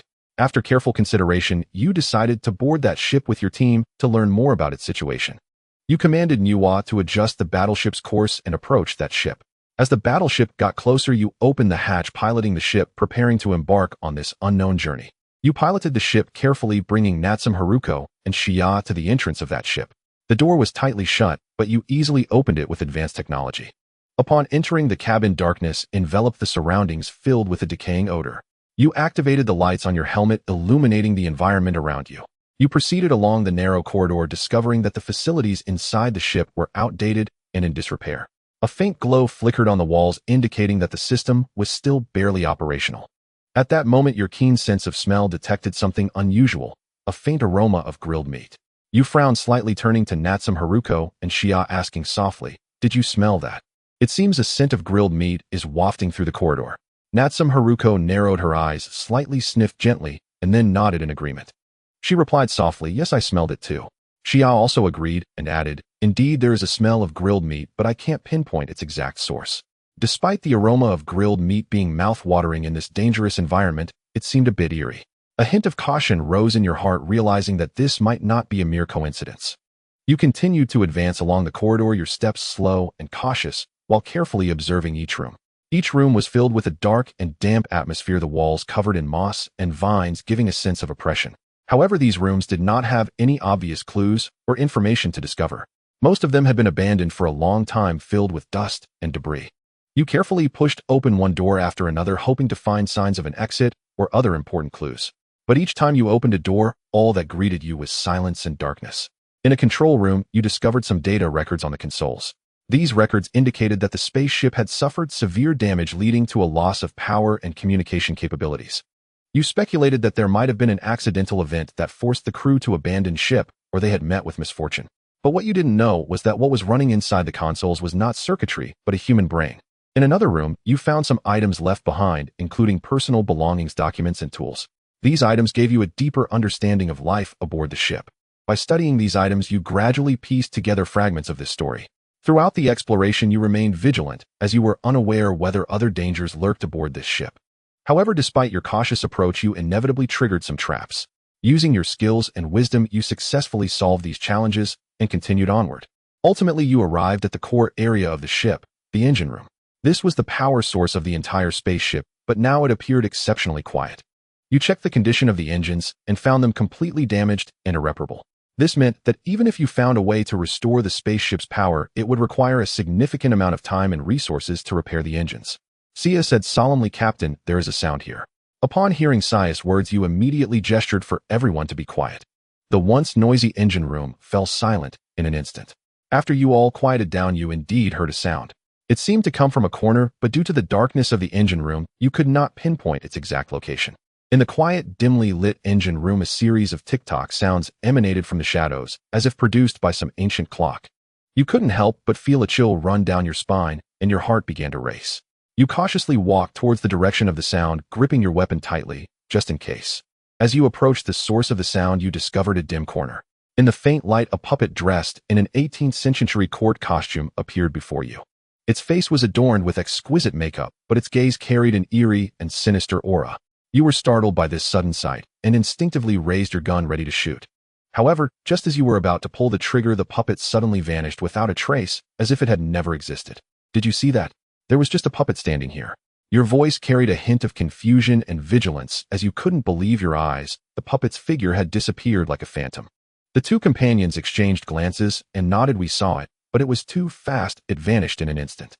Their tone also reflected surprise. Evidently, the appearance and disappearance of the puppet surpassed their existing understanding of the spaceship. Clearly, every corner of this spaceship might be hiding unknown secrets, and the appearance of that mysterious puppet undoubtedly added an air of intrigue to this expedition. You knew well that in an unfamiliar environment, any seemingly trivial detail could hide immense danger.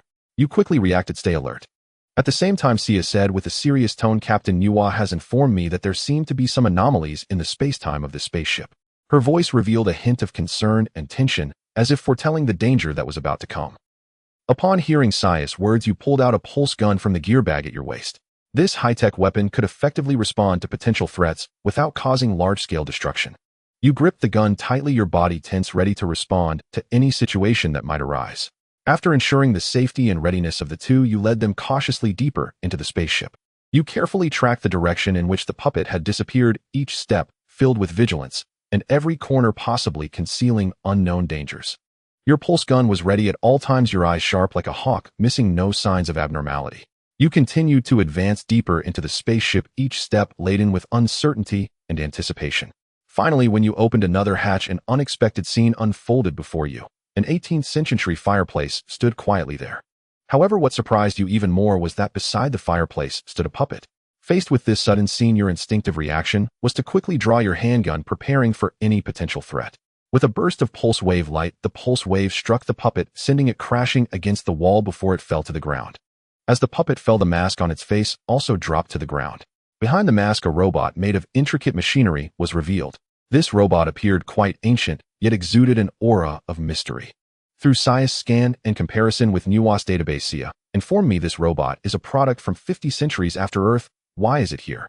Her tone was tinged with curiosity and confusion. You crouched in front of the fireplace, meticulously examining every detail, mumbling to yourself, yes, who knows why a robot from 50 centuries later is building a fireplace on a spaceship. Oh, hello. Suddenly you looked up and greeted the opposite side of the fireplace. A little girl timidly walked over, standing in front of the fireplace. She looked at you and your companions with curiosity, her eyes filled with confusion. Hello, who are you? Why are you in my fireplace? The little girl asked softly, her voice laced with a hint of fear. You smiled at her, saying, don't be afraid, we won't hurt you. I am Mr. Fireplace, conducting a thorough inspection of this fireplace. What is your name? The little girl hesitated for a moment before replying, Jean. Jean, where are you right now? Paris, Jean answered. What year is it now? You continued to ask. Jean blinked and said 1727. After a brief conversation with Jean, you smiled at her, saying, thank you for your help and have a good dream tonight. Goodbye. Your words were filled with warmth and gratitude, as if bidding farewell to a friend from a distant time. Then you returned to the fireplace and continued to examine it carefully, trying to uncover more secrets about this mysterious fireplace. After a thorough inspection, you reached an astonishing conclusion. This is a temporary space-time tunnel connecting to 18th century Paris. The space-time anomalies detected by Nuwa should be caused by this space-time tunnel. Next, you skillfully turned the mechanism on the fireplace. With a faint sound, the wall began to slowly rotate like a door to another world slowly opening. You turned to Natsum Heruko and Sia, saying, I'll go over, you two stay here on guard. Without hesitation, you stepped into the fireplace, as if embarking on a journey to another world. As the wall turned, you found yourself on the other side of the fireplace, revealing a beautifully decorated room where every detail exuded the classical and romantic essence of 18th century Paris. You curiously surveyed your surroundings, then walked to the window to look outside. The sight outside left you in awe. It was indeed 18th century Paris, with horse-drawn carriages gracefully weaving through the streets, their wheels creating a soft sound against the cobblestones, as if whispering the passage of time. People's attire was exquisite and elegant, with every detail reflecting a pursuit of beauty and the characteristics of the era. The entire city was filled with classical charm and a romantic ambience. You stood by the window, feeling the essence of this era. You gently walked to the bedside and found that Jana had already fallen asleep. Her breathing was steady and deep, as if she had entered a tranquil dreamland. However, just as you were quietly observing her, Jana suddenly awoke, her eyes wide open in terror as she looked at you. Shoo! You hurriedly gestured for Jana to remain silent, whispering, It's me, Mr. Fireplace. We just met a moment ago. But Jana's eyes widened in confusion as she exclaimed, But that was months ago. You were taken aback, unable to believe your ears. How could that be? You had just crossed over through the fireplace moments ago, only a few minutes had passed. Logically, time on both sides of the time tunnel should be in sync. You furrowed your brow, starting to ponder this strange phenomenon. Could it be that the fireplace had malfunctioned? Or was there an issue with the time tunnel itself? You decided to inspect the fireplace, once more hoping to find answers. You quickly walked up to the fireplace, closely examining every detail. You gently caressed the surface of the fireplace, feeling its temperature and texture. Then you began to check the internal structure of the fireplace, searching for any possible anomalies. After checking the fireplace, you noticed a detail that made you uneasy. Your expression turned serious and you said solemnly, This is not good. Jana looked puzzled and asked, Are you afraid of a broken clock? With a serious demeanor, you replied, What I fear is not the broken clock. If the clock is broken, then what is making the sound in the room? As soon as your words fell, the entire room suddenly became eerily quiet, as if time had come to a standstill. Jana's eyes widened as she listened intently to the sounds around her. Indeed, she heard a series of ticking noises growing increasingly clearer. The ticking sound felt like a warning, sending chills down her spine. Instantly, a sense of dread rose within Jana. Hearing the ticking of the clock, you furrowed your brow, your expression growing more serious. You analyzed, This is not an ordinary clock. Based on the clock's resonant frequency, one could deduce that it is at least 1.8 meters tall. Jana's eyes widened in disbelief as she asked, What is that?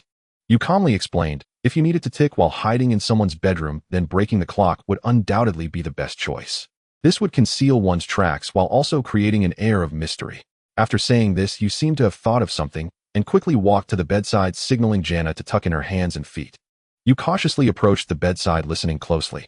At that moment, you could clearly hear the ticking sound coming from under the bed. You carefully pulled back the bedsheet, your gaze following closely. In the shadows beneath the bed, the outline of a puppet gradually became clear. It lay there quietly, seemingly waiting for something. Just as you were about to pull the puppet out to explore its secrets, it suddenly attacked you. You nimbly dodged, but your awareness heightened. Looking back under the bed, you saw only a pair of black leather shoes. The puppet had seemingly vanished from sight. You slowly raised your head, your gaze scanning the room until it landed on Janice's back. Indeed, the puppet stood there, but unlike before, it was now motionless, as if waiting for some command. You immediately realized that this puppet was not just an ordinary toy. It concealed some unknown intent. You said to Jana, "Whatever you do, don't look back." Your words conveyed tension and alertness. At that moment, you noticed the mysterious connection between the puppet and Jana. You cupped Jana's face, and in the next moment you were shocked to discover that the puppet was scanning Jana's brain. This discovery left you even more perplexed, and you questioned the puppet. "What do you want?" You traversed through time just to scan a girl's brain. What is so special about this girl's brain that you are so attached to it? In response to your inquiry, the puppet remained silent, as if waiting in silence for some secret. Jana also asked in confusion, "Why do they want to scan my brain?" Finally, the puppet spoke, but its answer was even more puzzling. "Not now, you are incomplete." Incomplete. You pressed for clarification, asking, "What does that mean?" Incomplete. The puppet still remained silent, like an unfathomable enigma. You felt a surge of anger and frustration as you pulled out your pulse gun, aiming it at the puppet, ready to take action. At that moment, the puppet suddenly displayed astonishing speed, coming before you and extending its arm with a dagger aimed at you, the situation growing tense. Jana warned anxiously, "Be careful." But you maintained an unusual calm, saying to Jana, "Don't worry, this is just a terrifying nightmare anyone might have." Your words revealed a confidence and composure that transcended the imminent danger. After speaking, you stepped back repeatedly with the puppet in hot pursuit. As you retreated, you remarked, "Even monsters have nightmares." This was not just a taunt directed at the puppet, but also an affirmation of your own wisdom and courage. In the midst of the tense chase, you cleverly utilized the room's layout, guiding the puppet to strike its dagger forcefully against the fireplace, resulting in it getting stuck inside and immobilized. In that instant, the tide turned and Zhao Dongyang seized the initiative. Jana inquired, "What is a monster's nightmare?" Zhao Dongyang stopped, replying with confidence, "It is me." His response conveyed absolute trust in his own abilities and an unwavering fearlessness towards unknown challenges. After that, you swiftly activated the mechanism on the fireplace, causing the wall to rotate and bringing you and the puppet back to the spaceship. Upon returning to the spaceship, you immediately aimed your pulse gun at the puppet, unhesitatingly pulling the trigger. A pulse wave accurately struck the puppet, instantly destroying it into countless fragments. When you safely returned to the spaceship, you did not immediately relax your vigilance. You knew that this encounter was no coincidence. The puppet's attack and the scanning of Janice's brain pointed to a more complex mystery. You decided to thoroughly inspect the spaceship to ensure that no unknown threats lurked within. You, along with Natsum Heruko and Xia, began a comprehensive examination of the spaceship's interior. You meticulously checked every corner and every mechanical component, leaving no suspicious detail overlooked. During the inspection, you discovered some shocking facts. Certain key components of the spaceship had been replaced with human organs. You all stared wide-eyed at the thing. You discovered a surge of indescribable fear and shock rising within you. The cameras on the spaceship were surprisingly using human eyes as monitoring devices, while the walls of the ship were embedded with human hearts, the sounds of these hearts beating clearly audible, as if narrating the stories of their former owners. This discovery made you gasp in horror, every hair on your body standing on end. The spaceship, a space that should be filled with cold machinery and high technology, now exhibited a bizarre fusion with human life signs. Every corner seemed to hide unknown secrets, and every detail revealed an existence that transcended common logic. Such unimaginable modifications not only left one incredulous, but also raised profound questions about the motives behind them. You began to realize that this spaceship might not just be an ordinary means of transport. It could carry some special mission or experimental purpose. However, this line of thought did not soothe your nerves. Instead, it heightened your unease, for you did not know what astonishing discoveries awaited you next. You arrived at the cockpit intending to check the spaceship's data. Just as you entered the cockpit, Heruko saw a puppet standing beside the control panel and reminded Captain, "Be careful." Hearing Haruko's shout, you quickly drew your pulse gun, ready for battle.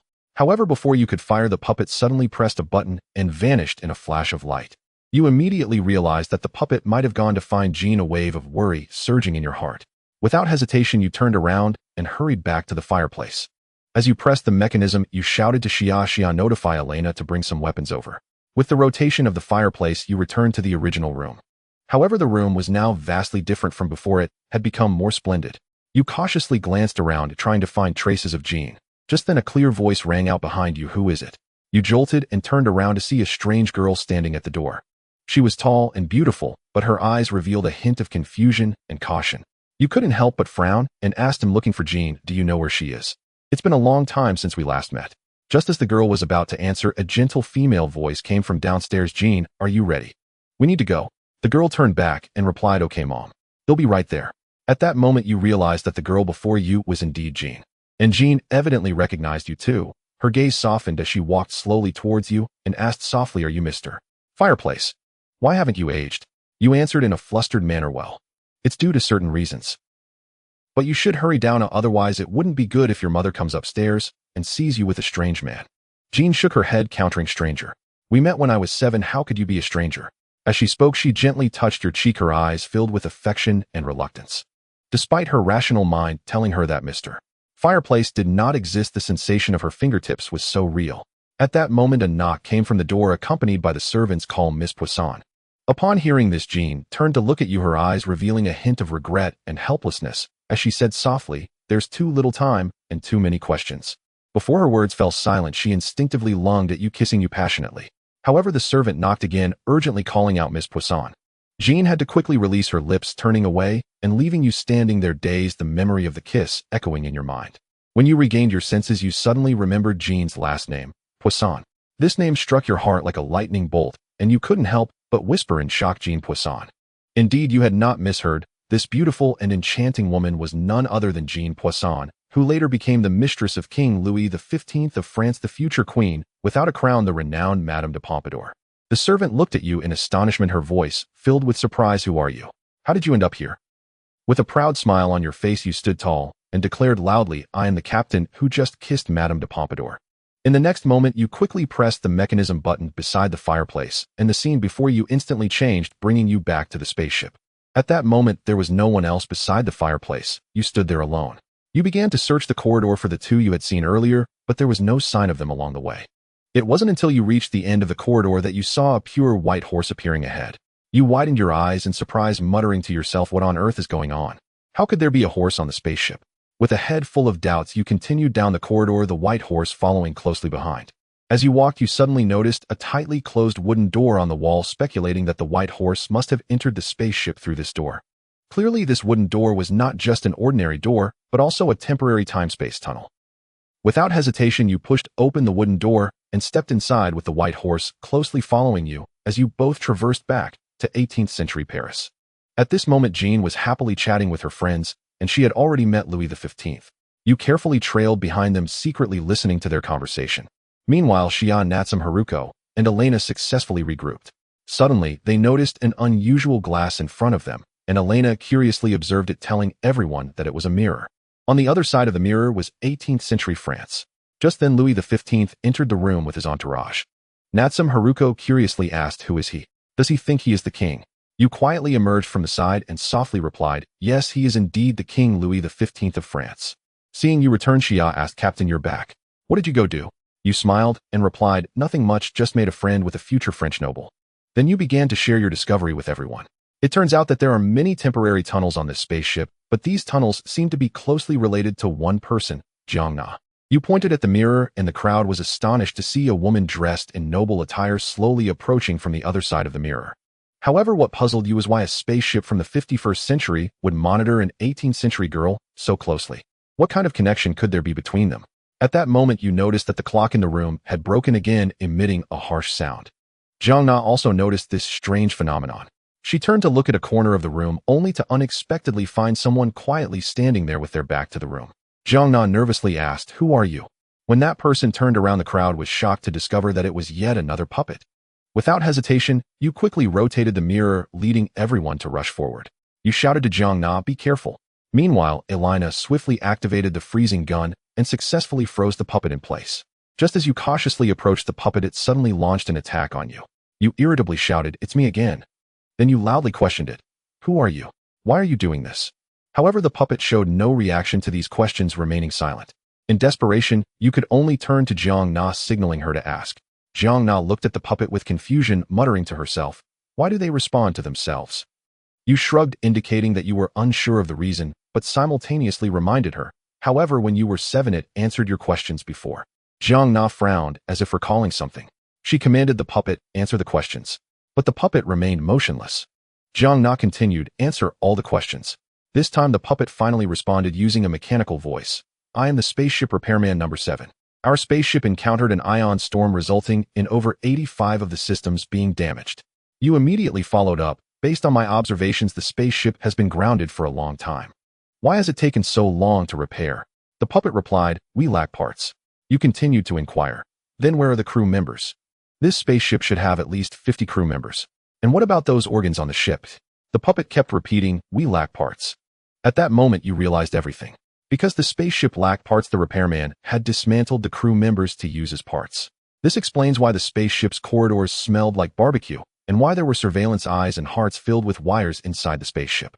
You murmured, they are just following orders, but no one told them they can't use crew members as parts. However, why did you open the time-space tunnel? You know that opening a time-space tunnel requires immense energy. With that energy, you could easily fly to a nearby dock. Why did you use that energy to come to the 18th century? The puppet said, we are still missing an important part, and then it fixed its gaze intently on Jiang Na. You all involuntarily turned to look at Jiang Na. At that moment you suddenly understood. Jiang Na was the missing part. You asked in confusion, then why not act now? The puppet replied, not yet complete. You frowned, your tone somewhat serious. What is this plan? You are opening one time-space tunnel after another, continuously scanning her brain just to see when she completes it. Natsum Heruko also looked puzzled. Why her? You could choose from countless individuals. Why select an 18th century girl? The puppet looked at Natsum Heruko, its expression still calm, and slowly spoke. We are the same. Upon hearing this, Jiang Na expressed her anger, shouting, who is the same as you? We are different. The puppet seemed to ignore Jiang Na's words, continuing to repeat, we are the same. Jiang Na, unable to contain her fury, pointed at the puppet and shouted, get out.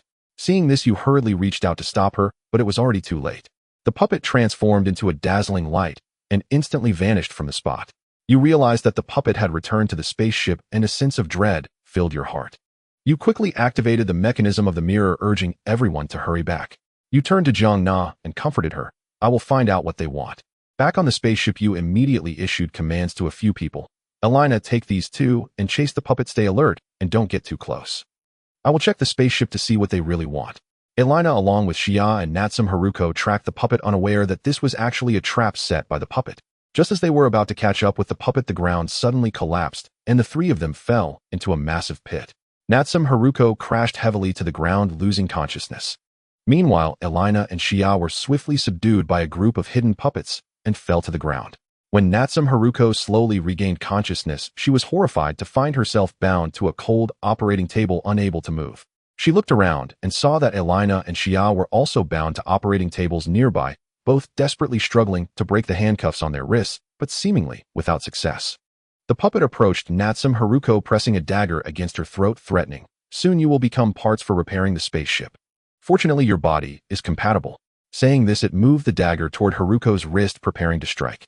Haruko's face turned pale with fear, her heart racing, and cold sweat dripped from her forehead. She struggled to remain calm, trying to buy time. At that moment, you entered the room, holding a cup of liquid, cheerfully humming a tune. Captain, stop singing. Come save me. Natsum Heruko shouted loudly for help. You smiled and walked towards the puppet, saying, you are too foolish.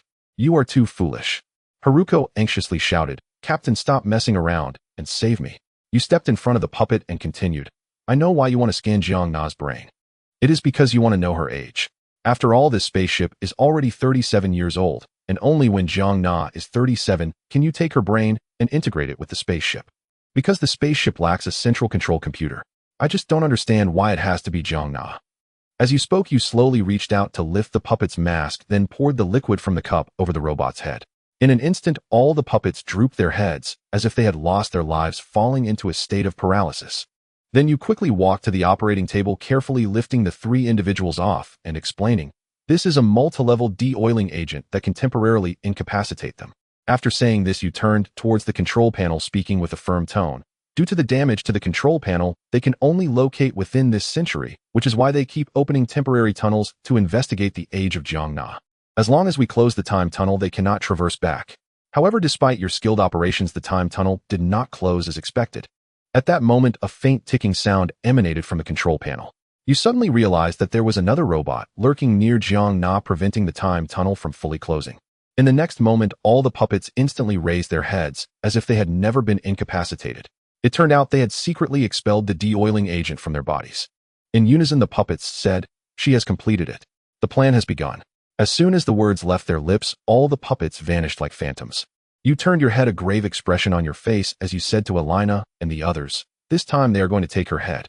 You approached the control panel intending to open the time-space tunnel, only to quickly discover the issue. The time-space tunnel could no longer be reopened. In that moment of anger, as you pounded on the control panel, despair seemed to envelop the entire space. But soon a beam of hopeful light pierced through the gloom. The time machine, your own time machine. You swiftly adjusted your strategy, issuing orders to your companions. "Quick, back to the battleship. We need to take the time machine back to the 18th century." In a hurry, the group boarded the ship, the engine roaring as the vessel shot through the starry sea like a silver lightning bolt racing toward the battleship. However, during this tense return journey, you keenly noticed the words engraved on the surface of the abandoned ship, immediately calling for a halt. "Wait. There are words on the surface of the ship." Alia asked in confusion, "Captain, what's wrong?" You pointed at the surface of the ship and said, "There are words on the surface." Alia scanned it.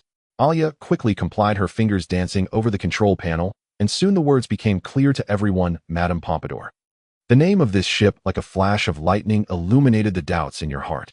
Seeing these words, you instantly understood why the ship's repairman had sought Jiang Na. Previously, due to an ion storm, the computer of the ship Madame Pompadour was damaged, so they needed another ship's computer of the same name to repair it. These repairmen evidently regarded Jiang Na as another Madame Pompadour. After all, to these repairmen, humans were nothing more than parts. You said to Alia, "Alia, activate the energy cannon to destroy this ship." Alia replied, "Understood, Captain." As she spoke, Alia activated the energy cannon on the ship. A shot from the energy cannon exploded the ship into a shower of fireworks in space.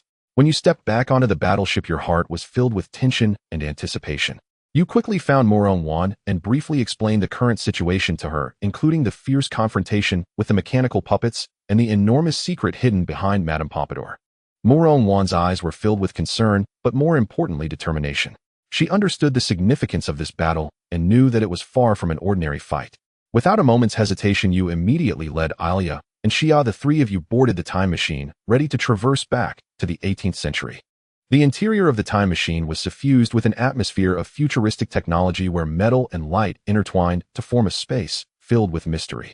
Various complex instrument panels and control consoles dazzled the eyes while also igniting a deep desire for exploration of the unknown world within people. You took a deep breath, adjusted the time coordinates, and meticulously checked every detail to ensure everything was ready. Then you pressed the start button and the time machine emitted a deep hum as the surrounding scenery began to twist and distort. Time and space seemed to intertwine into a chaotic swirl at that moment, leaving one dizzy. You firmly grasped the control stick, striving to maintain balance. Alia and Xia also held on tightly to the control stick, their expressions tense and focused. After a strong vibration, the time machine gradually came to a stop. The hatch opened, and you finally arrived in 18th century France. In the banquet hall of the Palace of Versailles, a piercing scream shattered the night sky, breaking the joyous atmosphere of the celebration. The puppets, those uninvited guests, had quietly arrived, their appearance like a cold wind that dispersed the warmth of the banquet. Louis XV, the King of France, quickly led Jiang Na into a hidden room, attempting to buy her some time. "We can't hold on much longer, hurry up and leave," Louis XV said urgently, worry flashing in his eyes. But Jiang Na stood her ground, her gaze filled with resolve. "He will definitely come. Because he has protected me all my life, he will never abandon me." Her words shone like a warm light, illuminating the direction of hope in the darkness. Louis XV asked in confusion, "Who?" He did not understand why Jiang Na was so certain that someone would come to save them. Jiang Na turned, facing the fireplace, took a deep breath, and shouted with all her strength, "Mr. Fireplace! Mr. Fireplace!" Her voice echoed in the empty room, tinged with a hint of hope and unease. "Jiang Na, we must leave immediately. The person you mentioned cannot arrive in time." Louis XV urged again, but Jiang Na seemed to have made up her mind. She had to face her fears and believe in the person in her heart. Just as Louis XV was about to press Jiang Na to leave again, the puppets had already arrived at the door of the room. Jiang Na realized that in this moment, she could no longer rely on others, as she had to confront this nightmare that had haunted her since childhood. She took a deep breath, a glimmer of determination flashing in her eyes. She knew that true courage is not the absence of fear, but the ability to stand tall in the face of fear. The puppets expressionlessly said, "You have completed the task, now please follow us." After saying this, it gestured for the other puppets to step forward, tightly restraining Jiang Na and Louis XV, then led them toward the banquet hall. Filled with confusion and fear, Jiang Na couldn't help but ask, "Where are you taking me?"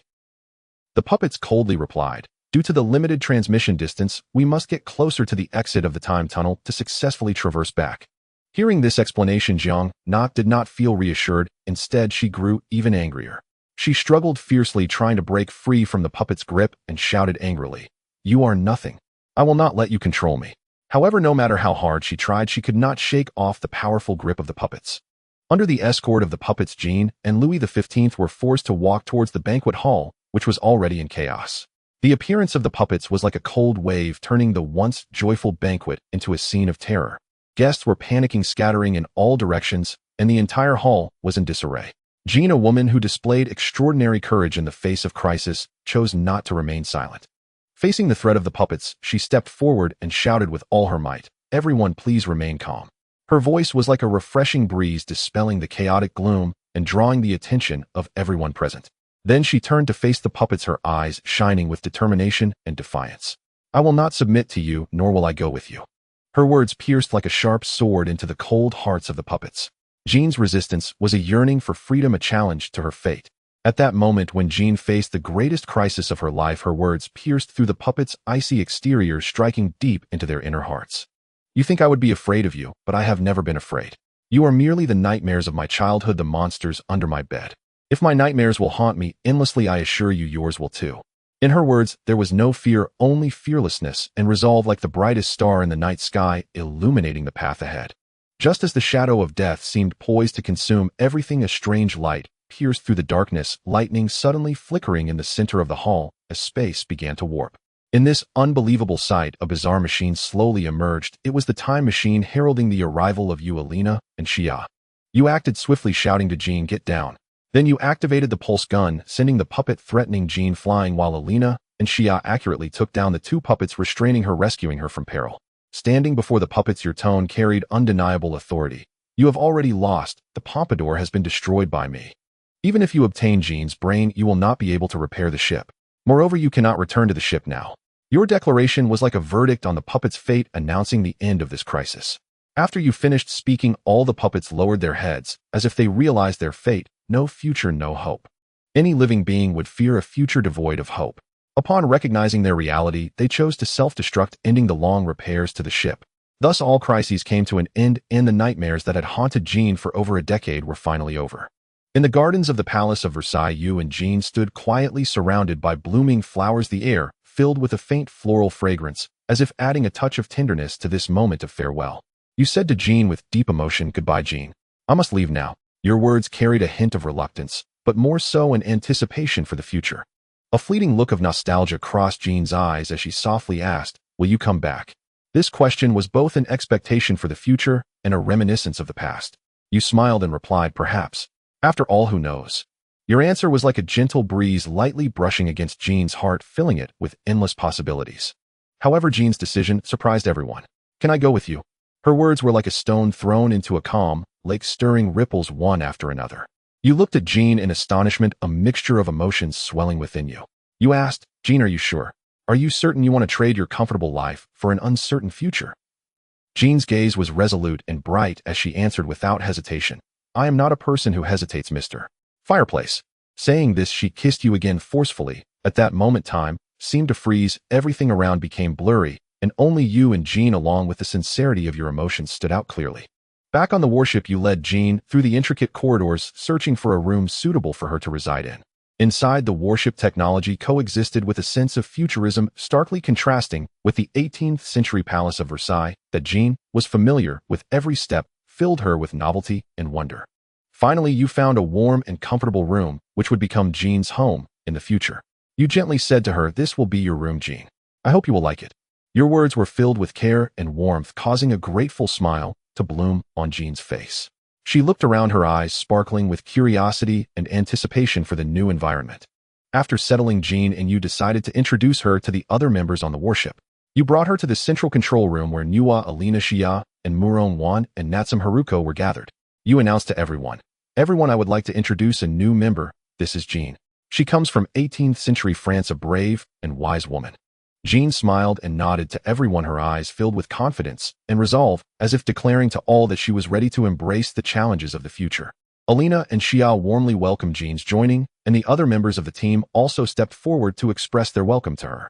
The warship continued to sail through the vast universe, crossing star systems and exploring the unknown.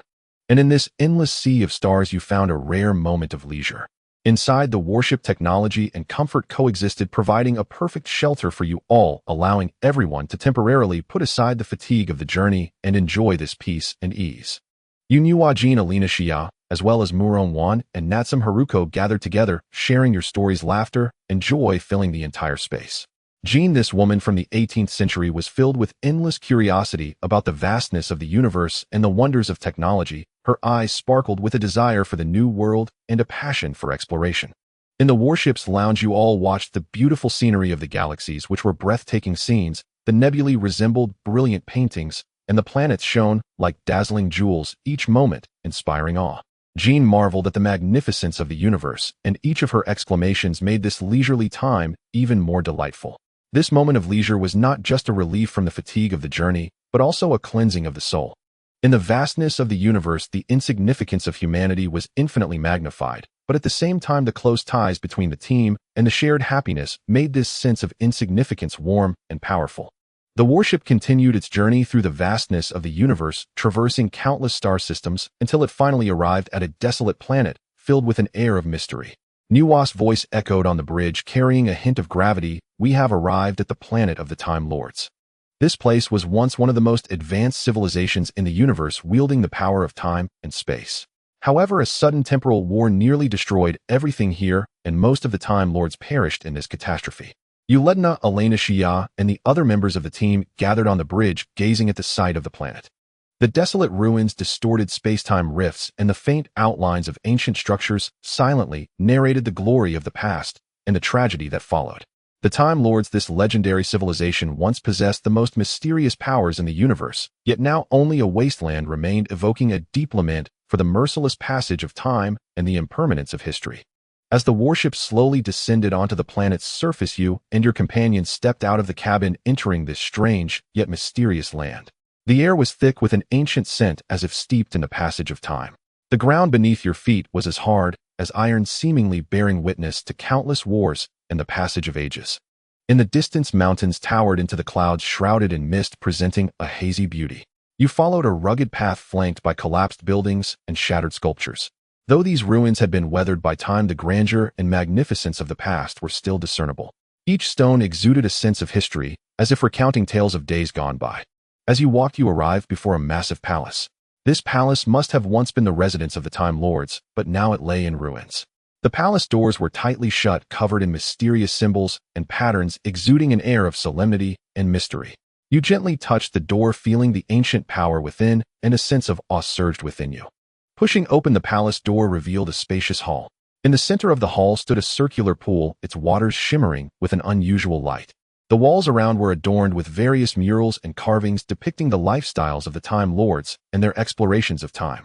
These murals were vividly lifelike, as if bringing the lives of the Time Lords to life before your eyes. At the end of the hall, there was a half-open door. You pushed it open to find a study.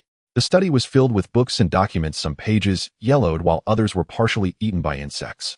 You picked up a book, the text of which was already blurred, yet you could still sense the wisdom and knowledge contained within. In one corner of the study, you discovered an ancient tome titled The Book of Time. The cover of the book was worn, yet the text remained clear and legible. Opening the book revealed the Time Lord's studies and explorations of time, including the essence of time, methods of time travel, and more. This information was undoubtedly a valuable treasure for you, aiding your understanding of the mysteries of time. Just as you became immersed in the world of the Book of Time, a deep bell tolled suddenly. The sound of the bell seemed to echo from ancient times, filled with endless sorrow and helplessness. You set the book down and followed the sound of the bell. Deep within the palace, you discovered an ancient bell. The bell was inscribed with runes and patterns, and the clapper swung continuously, producing a crisp sound. You traversed the desolate desert and finally reached an expansive plain. On this vast grassland, the information conveyed by Muron Wan was like a beacon illuminating the path ahead.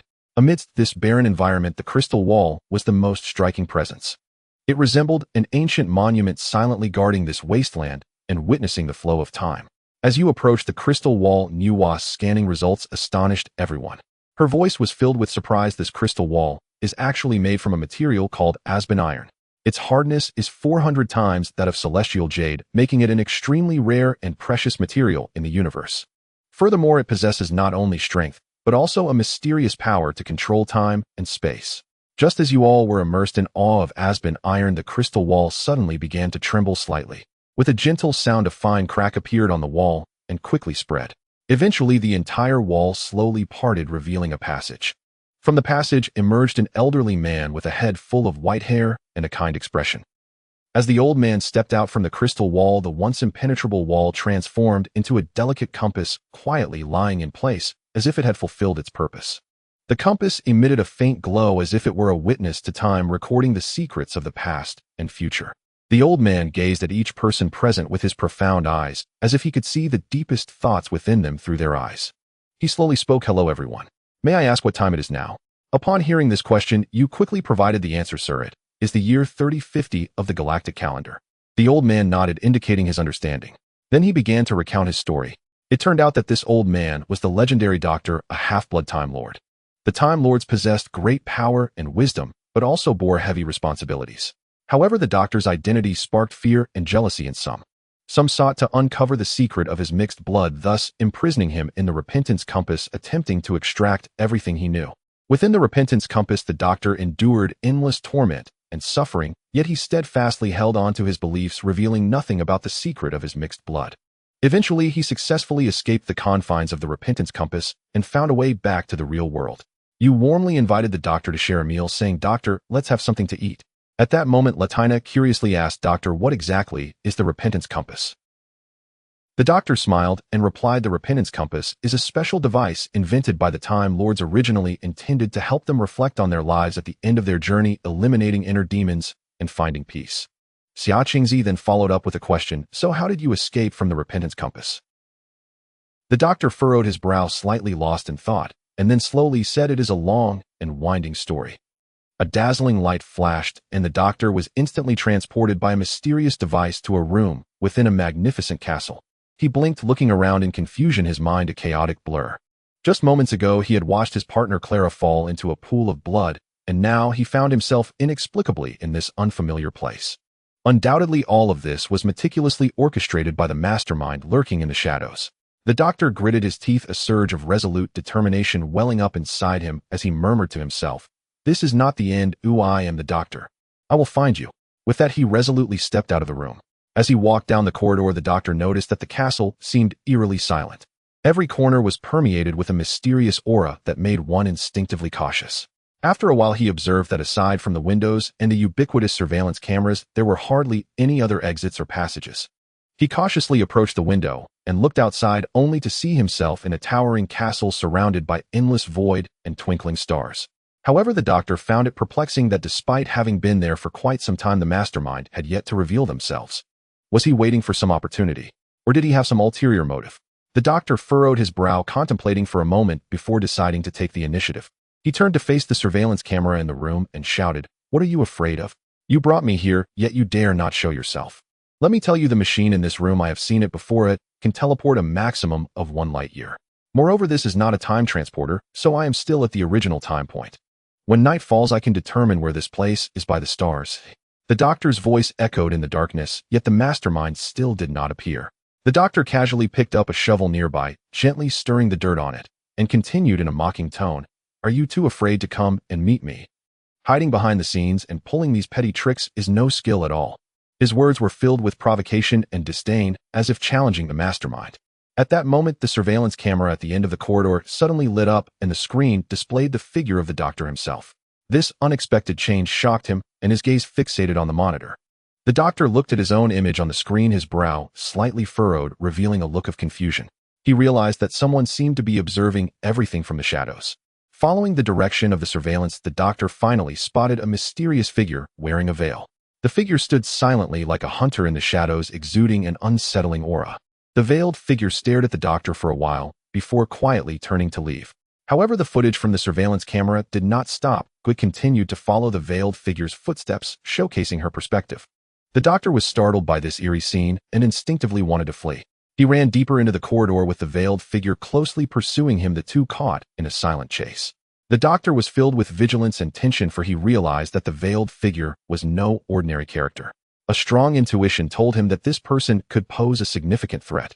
However, just as he reached the end of the corridor, he discovered he was trapped in a dead end. The door at the end of the corridor was tightly shut, as if mocking his helplessness. In despair, the doctor decided to attempt an old trick, telepathy. As a Time Lord, he possessed this ancient and powerful ability to control objects with mental strength. He concentrated his mind, trying to establish a connection with the door, using his will to open it. After some effort, the door finally creaked open, revealing the scene behind it. However, to the doctor's astonishment, the space behind the door was occupied by a thick wall with no exit in sight. He found himself in a dire situation with nowhere to turn. The interviewer slowly approached the doctor.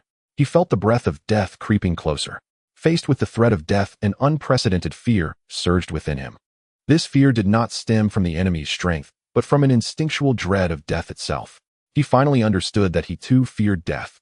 In the midst of extreme panic, the doctor abruptly halted, took a deep breath, and candidly admitted his fear. "I never thought I would also fear death." Surprisingly, when he spoke those words, the veiled figure and the flies she brought also ceased their advance. She stood quietly, as if listening to the deep voice of the doctor's heart.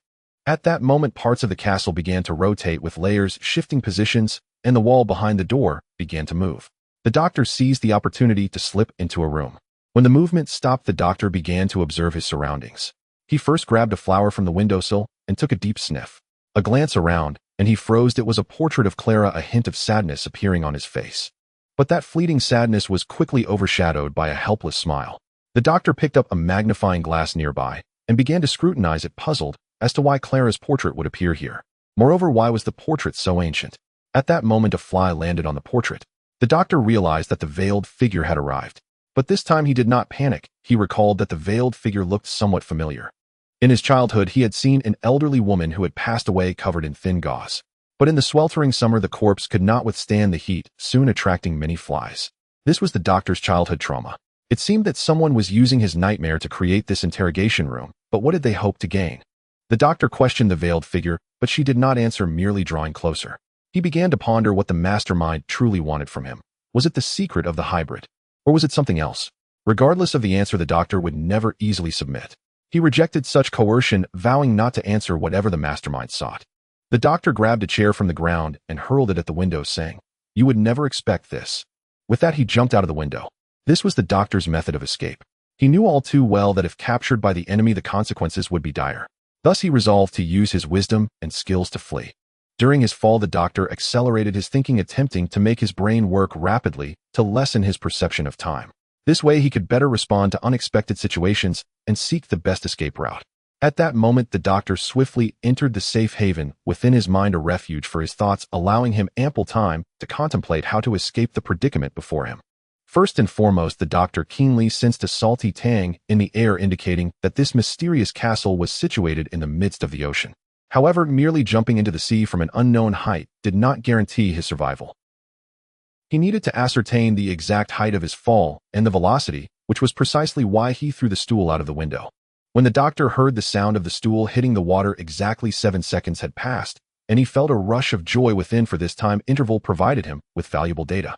Moreover, the petals and magnifying glass he had scattered in the room became crucial clues, offering insights into air resistance and atmospheric density.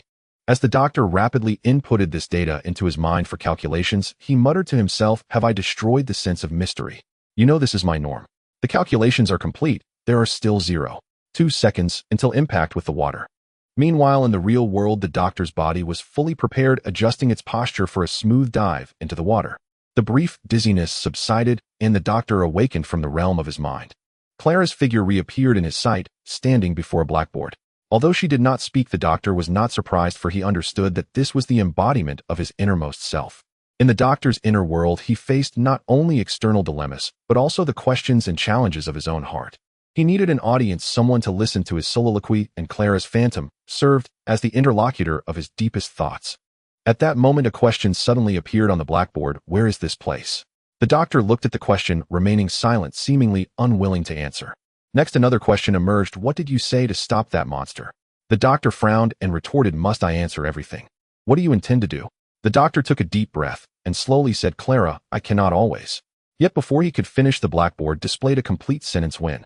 With the appearance of this sentence, the doctor suddenly awakened from the seawater. In that moment, his consciousness was fully restored. At the same time, the doctor was horrified to discover countless skulls piled up beneath the seabed. The mound of skulls below, like silent witnesses, testified to the numerous tragedies that had transpired here. Each skull bore the story of a life, a soul that once held dreams and hopes, now lying quietly on the cold seabed, abandoned by time. Clearly, many prisoners had perished here, just like him, due to falls or failure to awaken in time. A surge of fear swept through the doctor, and he quickly swam back to the shore, then entered a room with a lit fireplace where a garment like his own was drying. After changing into the dry clothes, the doctor hesitated not a moment longer. A single thought occupied his mind: continue forward and uncover the secrets of this place. He neatly arranged his damp clothes and even placed his shoes orderly beside them, reflecting not only his personal habits, but also a respect for order and cleanliness. Even in such a dire environment, he did not abandon this commitment to life. Upon leaving the room, the doctor arrived at a small chamber where arrows on the floor pointed to the center, where a stone brick was missing. This scene seemed like a carefully designed puzzle awaiting the discerning to solve it. A flicker of doubt crossed the doctor's mind. Was this missing stone brick a result of natural wear or a deliberate act? If it was the latter, what secrets lay hidden behind it? The doctor crouched down, meticulously examining the area surrounding the missing brick for any potential clues. He noticed slight abrasions in the gaps around the missing brick, indicating that it had been moved frequently. At the same time, the arrows on the ground seemed to guide a specific action, evoking thoughts of some mechanism or puzzle solving. At the moment the doctor looked up, the veiled figure in the monitor advanced slowly and uniformly, like a ghost, exuding an invisible pressure that felt more suffocating than any tempest. Fear accompanied him like a shadow. It was not merely an emotion, but a shackle that could bind the soul. What could be more terrifying than something slow, yet eternally approaching? Yet in that instant, a flash of light illuminated the doctor's mind, as if he suddenly pierced through the fog and grasped the essence of the matter.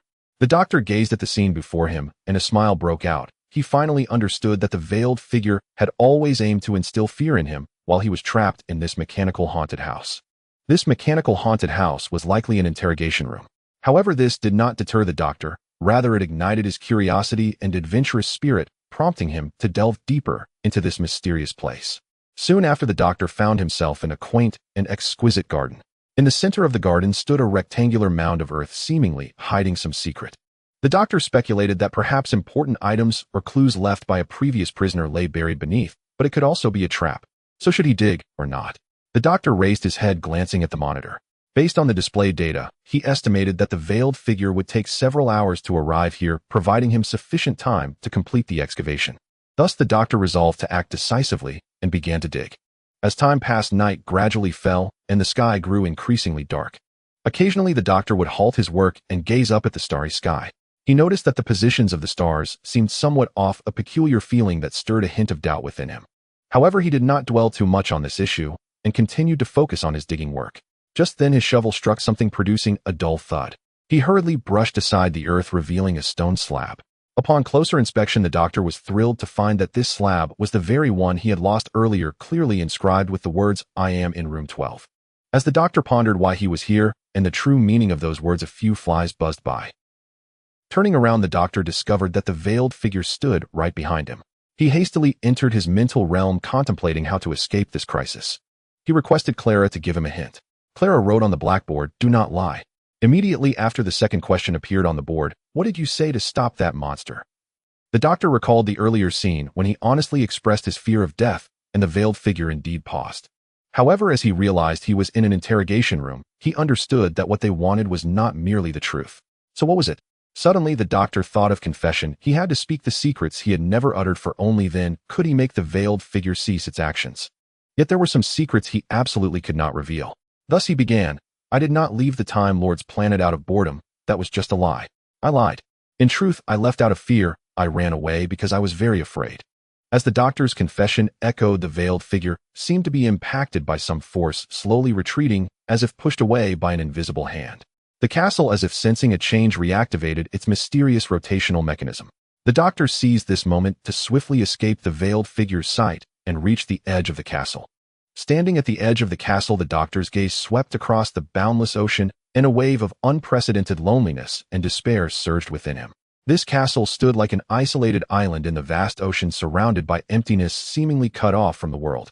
Yet it was this loneliness and despair that ignited the Doctor's deep-seated will to survive, prompting him to contemplate how to find a glimmer of hope in such dire straits. Fortunately, the Doctor still possessed an important clue: every room in the castle was numbered. This meant that if the Doctor could successfully locate room 12, he might find a way to escape the castle. However, things were far from simple. Whenever the Doctor was pursued by the mysterious veiled figure, he had no choice but to use a secret to halt its advance. However, this came at the cost of the entire castle beginning to shift, with rooms rearranging according to a certain pattern. Despite the numerous challenges, the Doctor did not give up. He gradually discovered an intriguing phenomenon: as long as he left a room for a sufficient amount of time, that room would revert to its original state, and its contents would be renewed. Based on this discovery, the Doctor decided to slow down his exploration, carefully observing and analyzing the characteristics of each room, documenting them in detail. He believed that only through patient exploration could he uncover the rules of the rooms and ultimately find a way to escape the castle. As time passed, the Doctor's notes grew thicker and his understanding of each room deepened.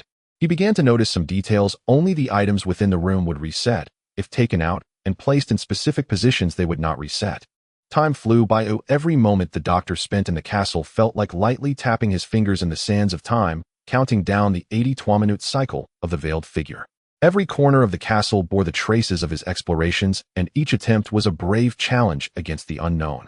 Yet the solitude and endless cycle made the Doctor question whether he had fallen into a hellish existence, a world without companions, without TARDIS, and without time travel. After countless searches and attempts, the Doctor finally found the legendary room 12. However, when he hopefully pushed open the heavy door, he was met with a solid wall. At that moment, all his efforts seemed to have gone to waste. A room 12, once a gateway to freedom, had become a deadly trap. The Doctor realized that to enter the true room 12, he must face the veiled figure again and trigger the castle's mechanisms. A never-ending chase, a loop from which none before him had escaped, leaving only skeletons behind. Deep within the castle, the Doctor stood alone, his thoughts twinkling like stars in the night sky, leaping among every possible clue. He returned to the initial place where the teleporter stood beside a control panel connected to a skull, seemingly a witness of time, whispering untold secrets. On the sandy ground nearby, the deceased's last words, the character for bird, existed like a riddle, plunging the Doctor into deeper contemplation. The Doctor pondered, what does this have to do with birds? Are there birds here? Before he could find an answer, a gust of wind quietly swept by, covering the inscription in the sand, as if time itself was trying to erase the traces of the past. Yet it was this gust that triggered the automatic door to open, guiding the Doctor onto a new journey of exploration. The Doctor ascended the staircase to the tower's peak, where the vast starry sky became the backdrop for his thoughts. He gazed at the stars, filled with questions and curiosity. Had he missed an important clue? Standing atop the tower and looking at the cosmos, an unprecedented confusion and shock surged within the Doctor. He discovered that the positions of these stars were severely misaligned compared to the star charts he was familiar with. They seemed to appear at the wrong time and space. Based on the positions of these stars, the Doctor realized that since his teleportation, at least 700 years had quietly passed. This was far beyond his understanding. As a time traveler, he knew that the teleporter could only achieve temporal displacement, not time travel. So what did the misalignment of these stars signify? Just as the Doctor fell into deep thought, trying to unravel the mystery of the star chart, the veiled figure appeared once more. The Doctor was not unaware. He was prepared with the next secret. He uttered a word: half-blood. These two words seemed to possess a magical power, halting the actions of the veiled figure, revealing a hint of surprise and confusion in their eyes. Long before the temporal war occurred, the Time Lords of the Doctor's era had foreseen the coming of this conflict. For them, time was not a straight line, but a complex network filled with branches and possibilities. Each race had numerous prophecies about themselves, and these prophecies often came true. Moreover, as the Time Lords who had a deeper understanding of time, their prophecies were even more authoritative and accurate. Reality had yet to arrive, the legend had come first. When the Doctor confessed about the prophecy of the hybrid beings, the Veiled One seemed touched and paused in their steps. The Doctor admitted, "I know where it is, what it is, and I fear its existence." With the Doctor's confession concluded, the castle began to rotate once more. Room 12, once a trap, had finally transformed into a gateway to freedom through the Doctor's relentless efforts. Amidst the chaos of the castle's wild spinning, the Doctor carefully removed a skull from the control panel and let it slide off the edge of the castle, plunging into the deep sea, disappearing instantly beneath the waves, becoming one with the endless sea of skulls. The Doctor wasted no time and quickly rushed towards the room where a long corridor awaited him. At the end of the corridor, a semi-transparent diamond wall loomed like an insurmountable barrier inscribed with the word home, as if calling out to the doctor, guiding him back to the path of home. The doctor donned his sonic sunglasses, beginning to scan the wall carefully. The data from the sunglasses revealed the truth of the wall. It was 20 feet thick, composed of aspen iron, a material 400 times harder than diamond. Faced with such an obstacle, any ordinary tool seemed utterly powerless. However, the doctor did not give up. His wisdom and experience told him that every seemingly hopeless situation might hide a spark of hope. In despair, the doctor recalled the word bird written in the sand, a seemingly trivial detail that at this moment became the key to his thoughts. He began to ponder how this word bird related to everything before him, whether it was the key to unraveling the mystery of the wall. In his contemplation, the doctor suddenly realized something. A secret about birds, a potential key that could change everything. Back in the spiritual realm, the doctor shouted in anger, unable to comprehend why this same conclusion had come about again, why he was always the one to suffer such a fate. It turned out that everything he had experienced over these days was not the first occurrence, but rather a repeated cycle. Each time he made the same choices. Before the Veiled One arrived, the doctor would always make the same decisions, repeatedly striking the wall with his own hands. As he struck, he proclaimed loudly, "I must get out of here. I will find the one who trapped me here, no matter who they are, or what they intend, I will stop them." Though each strike brought him immense pain, he persisted with unwavering determination. Until the end, the doctor still had one final secret about hybrids that he had not revealed. This secret was of utmost importance. He could not let it slip out, as it concerned the safety of the entire universe. Should the enemy learn of it, the consequences would be dire. Thus, even in the face of countless cycles and torment, the doctor steadfastly held on to this secret. Despite the Veiled One successfully capturing him each time and scorching him with extreme heat, the doctor remained resolute in guarding that secret, unyielding even unto death. However, with the departure of the Veiled One, the doctor suffered severe injuries, his life hanging by a thread, teetering on the brink of death. Yet the vitality of the Time Lord clan was exceptionally resilient. Even when their bodies suffered grave injuries that rendered them unable to be reborn, every cell in their bodies would strive to maintain a state of survival, meaning it would take a considerable amount of time before the doctor truly passed away. However, the doctor chose not to wait quietly for fate's judgment in the basement, but instead opted for a difficult path, climbing step by step from the bottom of the castle, a test of both body and will. He climbed from the darkness to dawn, then from dawn to dusk, with each breath accompanied by pain, yet in his heart burned a desire for life and a yearning for freedom. Ultimately, the doctor staggered back to the teleportation room, where perhaps lay his final hope. The functioning principle of the teleporter was to first decompose the biological information of the organism into fragments at the starting point, then transmit them through the teleportation channel, and upon reaching the destination, restore them based on the original version. Thus, a teleportation task is completed. The various rooms in this castle would automatically reset after a certain period, including the teleportation room. Therefore, it could be said that a copy of the doctor existed within the teleporter's hard drive. This was the version of himself that had just arrived here, and now what the doctor needed to do was add energy to activate the teleportation device, using himself as the sole energy source. Just as every previous version of himself had made the final choice. The doctor took a deep breath, as if motivating himself. He extended his hands and gently touched the control panel of the teleportation device. At that moment, he felt a powerful current coursing through his body, as if it were about to tear him apart. Yet he gritted his teeth and held on. For he understood this was the only opportunity. He closed his eyes, reminiscing about all the moments shared with his companions, those filled with laughter and tears. He knew that everything he did was for the sake of getting out of here, to take revenge on the puppet master. Thus he resolved to become that source of energy, even if it meant paying the ultimate price with his life. When the doctor opened his eyes again, his gaze was filled with unwavering determination. He pressed the button on the teleportation device and then closed his eyes. He felt his body gradually dissipate, transforming into countless tiny particles scattering in the air.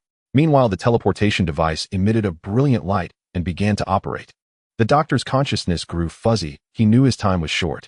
Yet he did not feel fear or regret, but rather an unparalleled calm. He believed that his efforts would not be in vain, that his spirit would be transmitted through the copy of the teleportation to the next version of himself.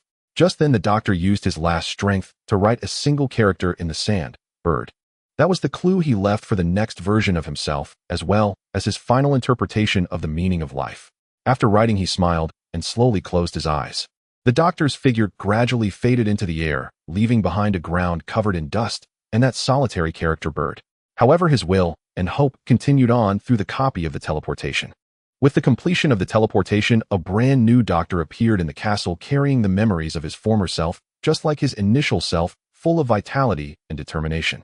The doctor grasped a handful of sand, as if speaking to his past self, announcing to the puppet master, "I am the doctor.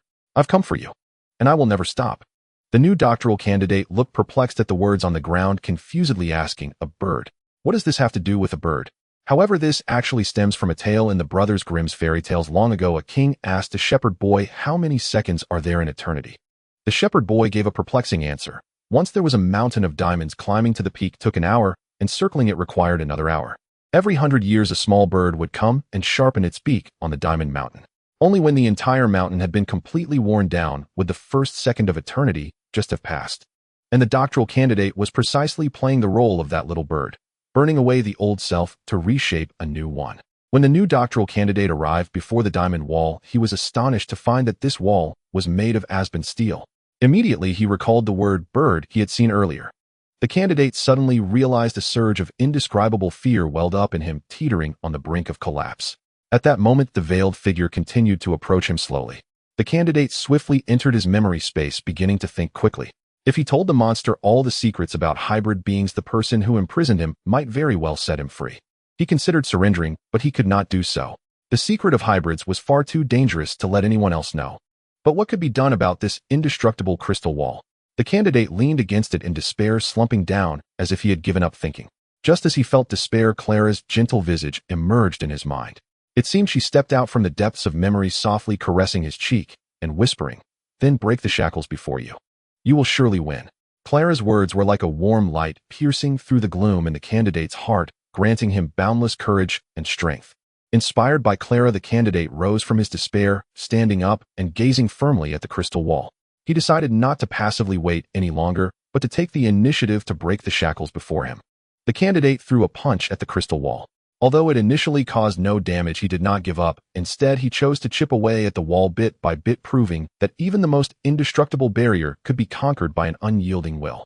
With each punch thrown, flames of vengeance ignited within the candidate's heart.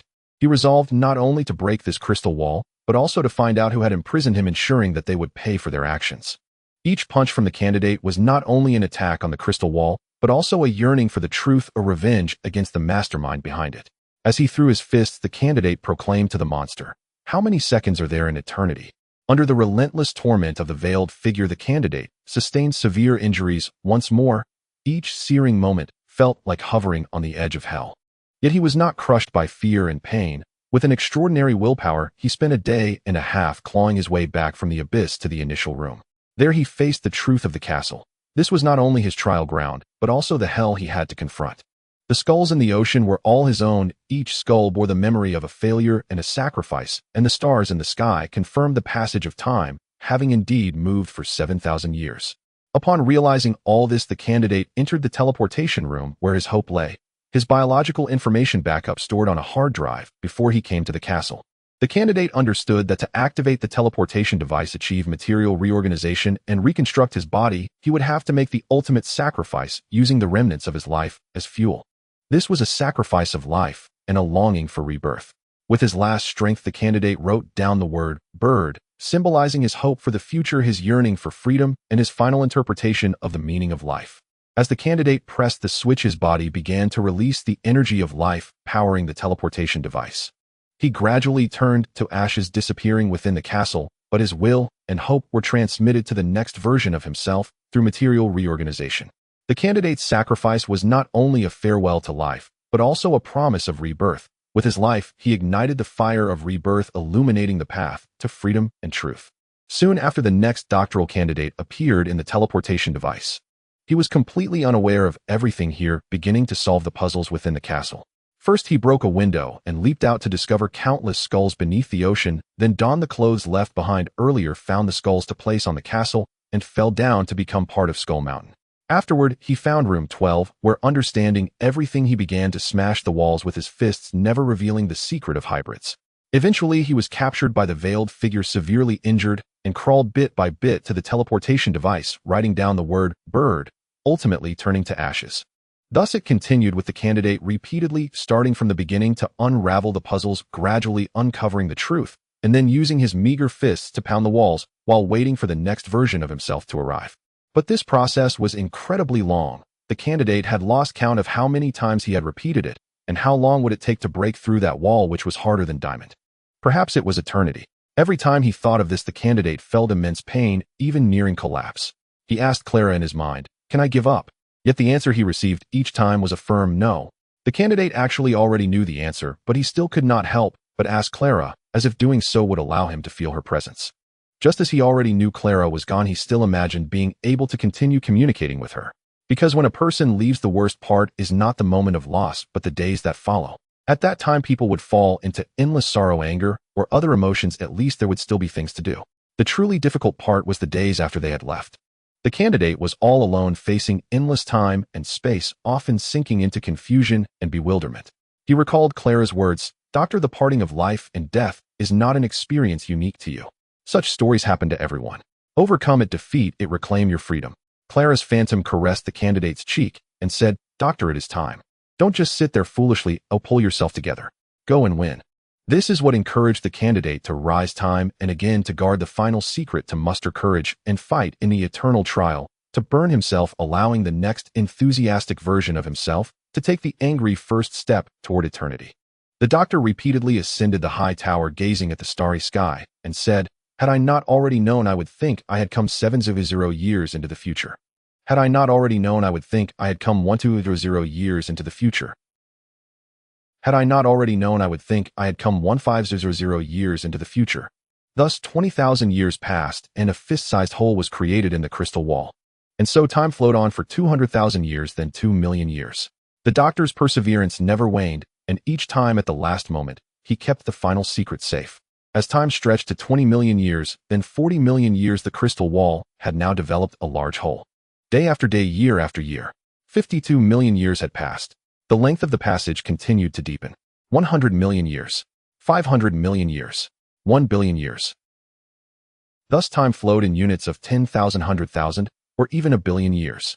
The passage within the crystal wall gradually became clearer. How many years is eternity? None of us know. But for the doctor, the first second of eternity had already passed, totaling 4,500 million years. After 4,500 million years, with the doctor's final punch, the wall shattered, revealing a dazzling light. The doctor instinctively turned around, and under the illumination of the light, the veiled figure dissipated, turning into a pile of parts. The doctor took a breath and said, "To me, that truly was a life and death bird." The doctor put on his sonic glasses and stepped out of the passage. Next, he was going to settle accounts with the mastermind behind it all. The doctor had finally finished his story, leaving you all in admiration of his unwavering resilience. However, as you were enjoying your meal, a spaceship suddenly descended, breaking the original tranquility. It turned out that the Supreme Council had learned of the doctor's escape from the Repentance Compass and specially sent this spaceship to bring him back. The doctor silently gazed at the spaceship and walked forward without saying a word.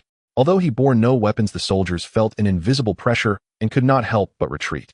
The doctor slowly took a few steps forward, then dragged his heels backward, drawing a straight line on the ground. This was clearly a clear warning to the soldiers not to approach easily. The Supreme Council watched this scene through monitors filled with confusion.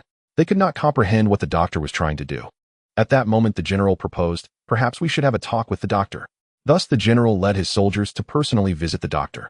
However, when the doctor saw them, he chose to ignore them as if they did not exist. After a while, the members of the Supreme Council also came to visit, but the doctor treated them with the same indifference as he had the previous visitors. However, when Chairman Parashilan appeared, the situation changed.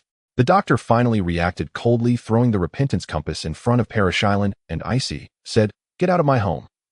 The doctor's indifference towards Parashilan was not only due to his long imprisonment in the Repentance Compass for countless years, but also because he indirectly triggered that horrific time war. Parashilan attempted to explain, "Everything I do is for our homeland. If you are willing to reveal the secret of the hybrid, you could have been free long ago. Why must it be like this?" The doctor remained unmoved by his words and did not respond. Originally, the Repentance Compass was a ceremony meant to purify the soul, aimed at helping the dying lords of time confront their inner demons, allowing them to leave the world peacefully. However, in Parashilan's hands, it had become a cruel tool for punishing the living. Parashilan angrily shouted, "Execute this traitor immediately." His voice was filled with authority and determination, as if he wanted to shred the doctor into pieces. I and the others heard this order and unhesitatingly raised our guns, aiming at those soldiers preparing to execute the order. Our gazes were resolute and cold, showing no signs of retreat. However, when the soldiers heard Parashilan's command, uncertainty showed on their faces. After all, the doctor was a celebrated war hero who had fought alongside these soldiers through countless trials of life and death. Many soldiers had even fought alongside the doctor, holding deep respect and gratitude towards him. Despite Parashilan's command being unquestionable, the soldiers could not bring themselves to harm the doctor. They exchanged glances, a surge of indescribable conflicting emotions rising within them.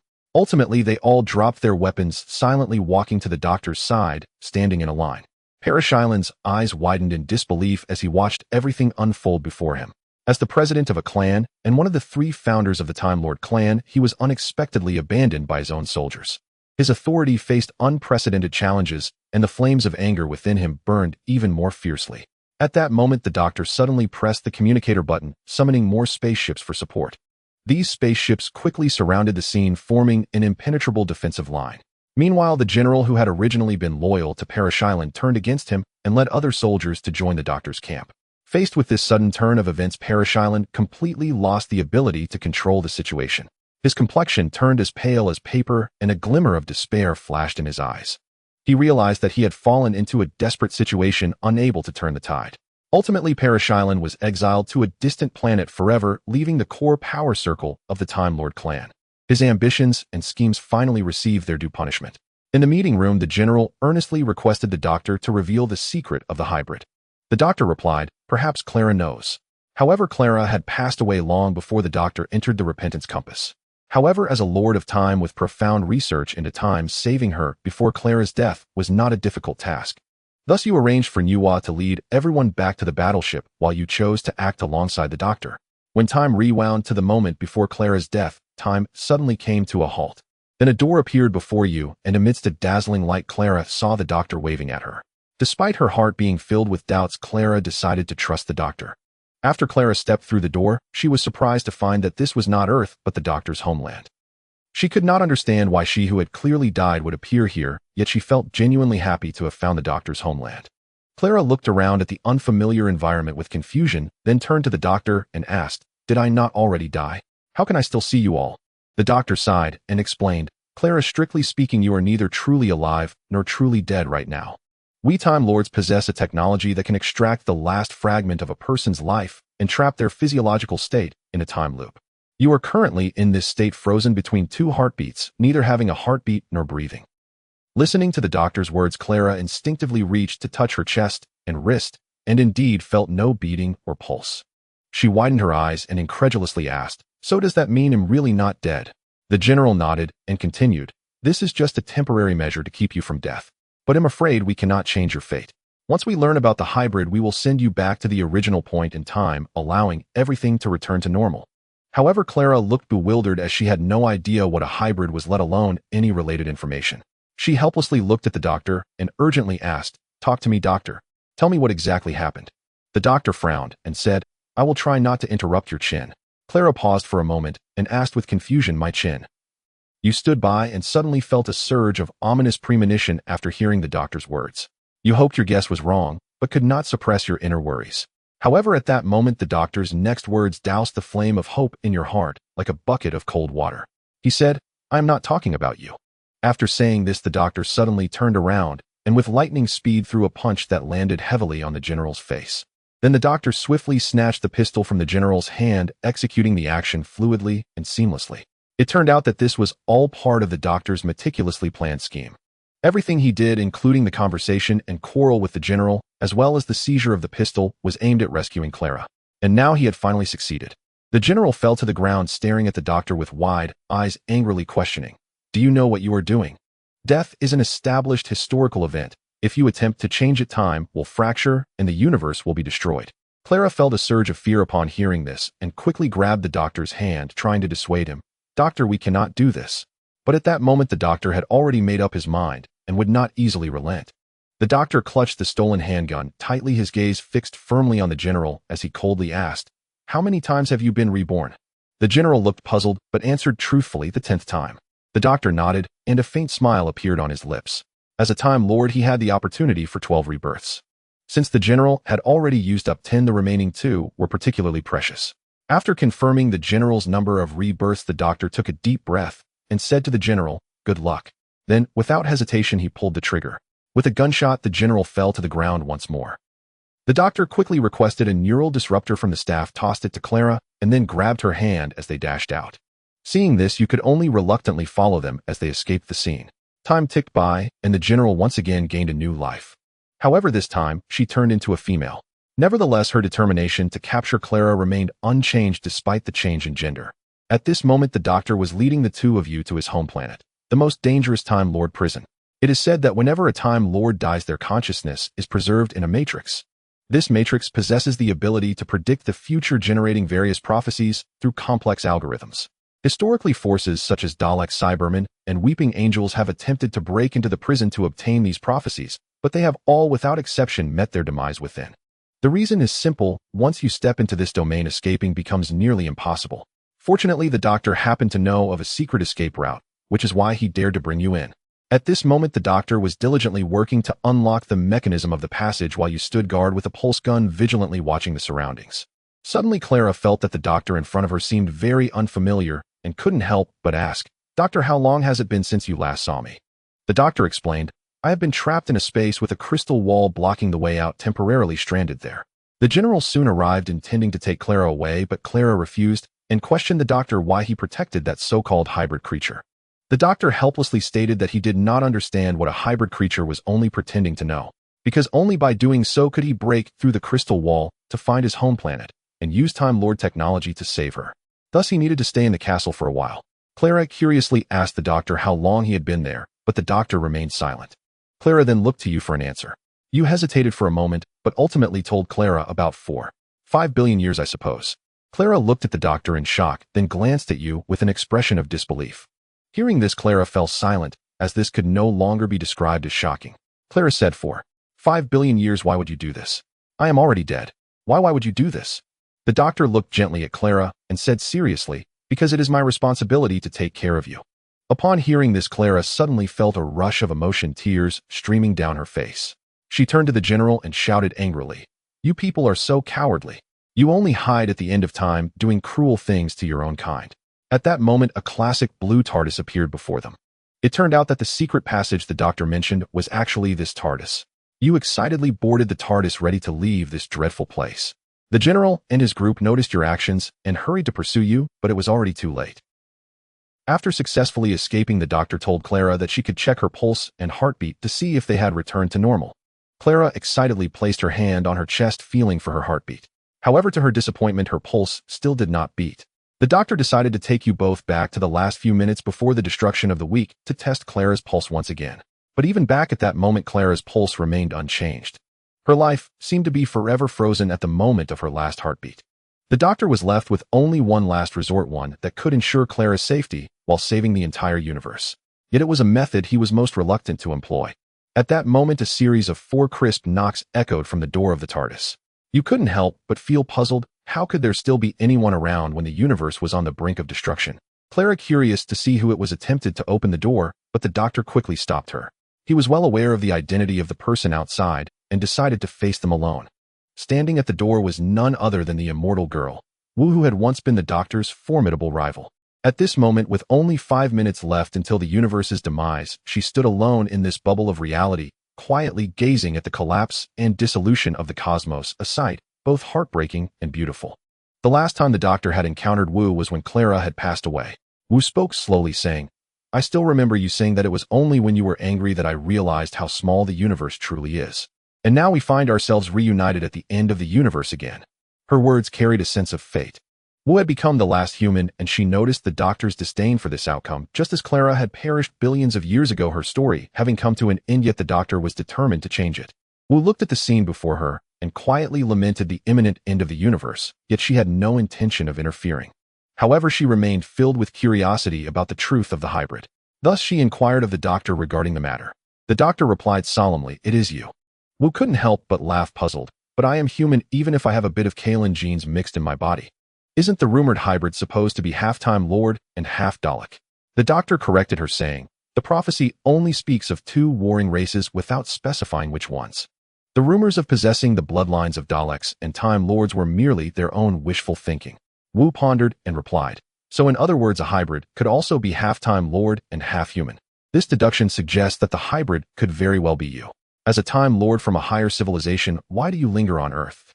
The doctor quickly shook his head in denial. It cannot be me. Wu continued speculating. Perhaps the hybrid doesn't refer to a specific individual, but rather a dangerous combination formed by Time Lords and humans. A pair of partners driven to extremes for each other.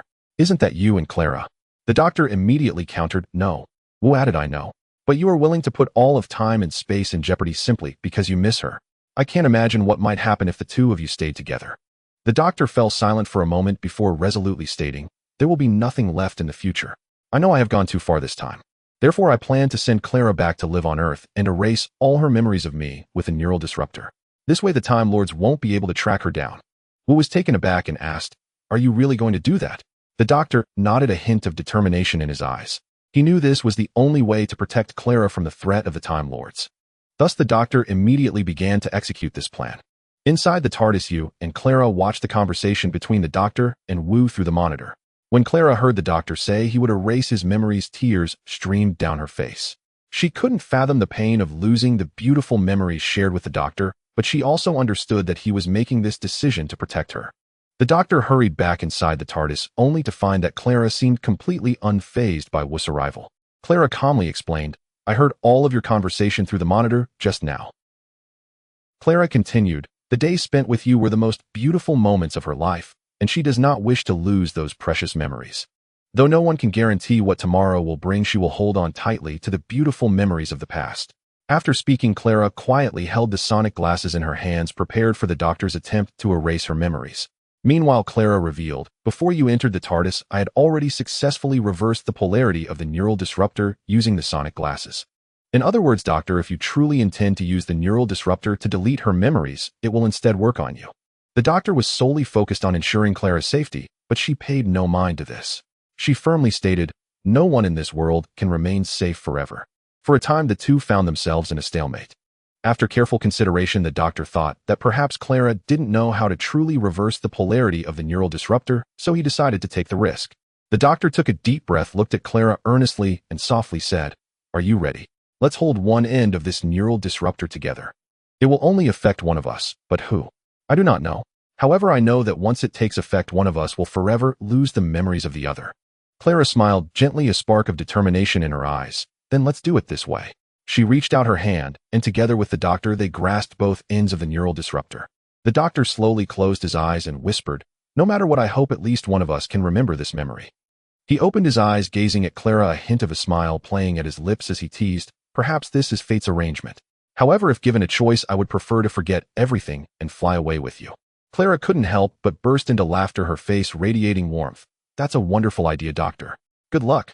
Her gaze was steadfast and gentle, as if telling the doctor not to be afraid. The doctor returned her smile. Thank you, Clara. I wish you good luck too. His eyes reflected deep affection and reluctance. As time passed, their heartbeats gradually calmed. Their fingers intertwined tightly, silently, transmitting each other's strength.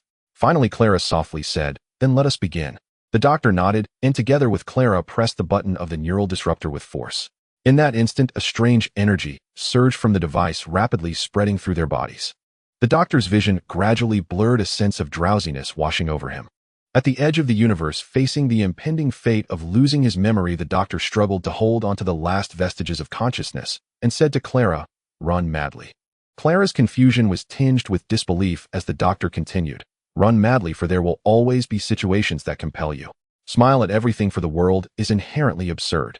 This was not only the doctor's final teaching to Clara, but also a profound elaboration on the attitude toward life, urging one to remain optimistic and resilient even in the most desperate moments. Clara responded with agitation, no, don't say that. You're saying goodbye to me. As the impending farewell approached, Clara's heart was filled with reluctance and pain. The doctor's words felt like a final farewell, leaving her with an unprecedented sense of loss. Yet within his words lay wisdom about life and hope for the future. The doctor said, don't say goodbye. Don't be cruel. Don't be cowardly. If you are cruel or cowardly, you must make amends. This was not only a charge to Clara, but also a wake-up call for everyone. Clara pulled the doctor up, saying no. Her eyes brimmed with tears and determination. I'm so sorry, truly sorry. What else can I do for you, doctor? The doctor's response was filled with tenderness and comfort. Give me a smile, just one last smile. Clara, with tears streaming down her face, said, how could I possibly smile? But the doctor's words were filled with trust and reassurance for Clara. That's all right, don't worry. I will remember. The doctor's consciousness gradually faded, struggling to remain awake, but ultimately succumbing to the overpowering sleepiness. Scenes from the past began to surface in his mind. Memories of the beautiful moments spent with Clara surged like tides. Yet these memories flickered like a candle in the wind, liable to extinguish at any moment. Eventually, the doctor's consciousness fell into darkness. When he awoke again, he found himself lying in an unfamiliar place, surrounded by an extraordinarily strange environment. He attempted to recall what had happened before, but his mind was a blank slate. You witnessed the doctor awaken from his stupor, his eyes flickering with unfamiliarity and curiosity towards his surroundings. In response to your greeting, the doctor's bewilderment mirrored a mirror reflecting his memory's void. Who are you? Clara. Who is Clara? You introduced yourself as the captain, a former companion who fought alongside the doctor. You attempted to evoke the doctor's memories of Clara, but he shook his head in confusion, as if the name Clara was a distant dream unreachable. In the doctor's bewildered expression, you recalled Clara's parting words, "If the doctor wishes to find me, please take care of him." This sentence felt like a mission deeply etched in your heart. Clara's request was not only a concern for the doctor's future, but also a trust and responsibility entrusted to you. In this moment of the doctor's memory loss, you became the bridge connecting the past and the future, bearing the weight of helping the doctor regain his memories. The doctor stood up in confusion, his heart filled with doubt and unease. He looked around trying to find some clues, but found nothing. He couldn't help but feel a wave of panic as he realized he had lost an important memory. That memory seemed to be related to a woman named Clara. Though the doctor had forgotten Clara's face, he had a vague impression of the adventures they shared together. This hazy memory served as a guide, leading the doctor and you to a restaurant that lingered in his mind. This place was once where he spent time with a certain human companion, and it was also the location where fate would bring them together with Clara once more.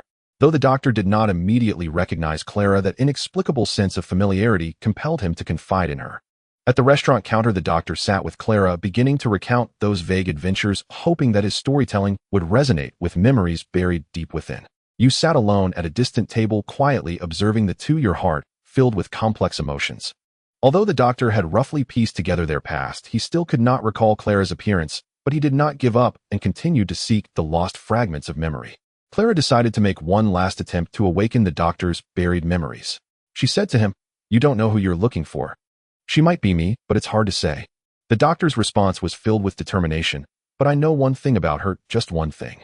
If I see her again, I will definitely recognize her." This was not only a response to Clara, but also a reflection of the doctor's deep-seated desire and faith in his memories. Clara's heart was filled with complex emotions. She held back tears, turning away to wipe them, trying to conceal her sadness. However, the doctor did not notice Clara's emotional shift. He was immersed in his own world, playing the electric guitar, a song he had created for Clara. You witnessed this scene, knowing in your heart that the opportunity for the two to recognize each other might truly have become dim. As Clara heard the melody the doctor played, she realized that her story with the doctor had indeed reached its end. Clara said, "You once said that after we forget, memories will turn into stories, and perhaps some memories will become songs." This is a profound understanding of memory and forgetfulness. Even if memories fade, the emotions and experiences once shared will continue to exist in another form in this world. The doctor's response was filled with agreement to Clara's words. "That's wonderful." Clara finally found closure and slowly turned to leave. This restaurant was actually the original TARDIS that had been stolen, and at this moment it sat inside. The doctor was completely unaware, still immersed in playing that nostalgic song. As the TARDIS activated, the surrounding scenes gradually faded away, leaving only you and the doctor standing still. It was then that the doctor suddenly realized that something significant had occurred, but he had missed it. When he turned around, he was pleasantly surprised to find his TARDIS right beside him. The door of the TARDIS still bore Clara's doodles and her own portrait. Inside the original TARDIS, someone was fully engrossed in reading the user manual. She was astonished to find that the chameleon circuit of this TARDIS was broken, meaning its appearance would forever remain that of a restaurant. Clara, however, did not care. She still had no pulse, which meant her death remained a fixed event that the entire universe depended on. Once the Time Lord discovers Clara, she will be sent back to the moment of her death. But on the flip side, Clara was now equally ageless and immortal. If so, she still had a glimmer of leeway. She would visit the doctor's home planet, but not now. The doctor also returned to his TARDIS, as if welcoming his return, the control panel lights illuminating one by one. The doctor saw a familiar blackboard with Clara's final blessing written on it. "Run, you clever boy. Be a doctor." The doctor tossed aside his tattered old coat and quickly changed into a brand new outfit. Just then the control panel seemed to sense something, and immediately a brand new sonic screwdriver shot out.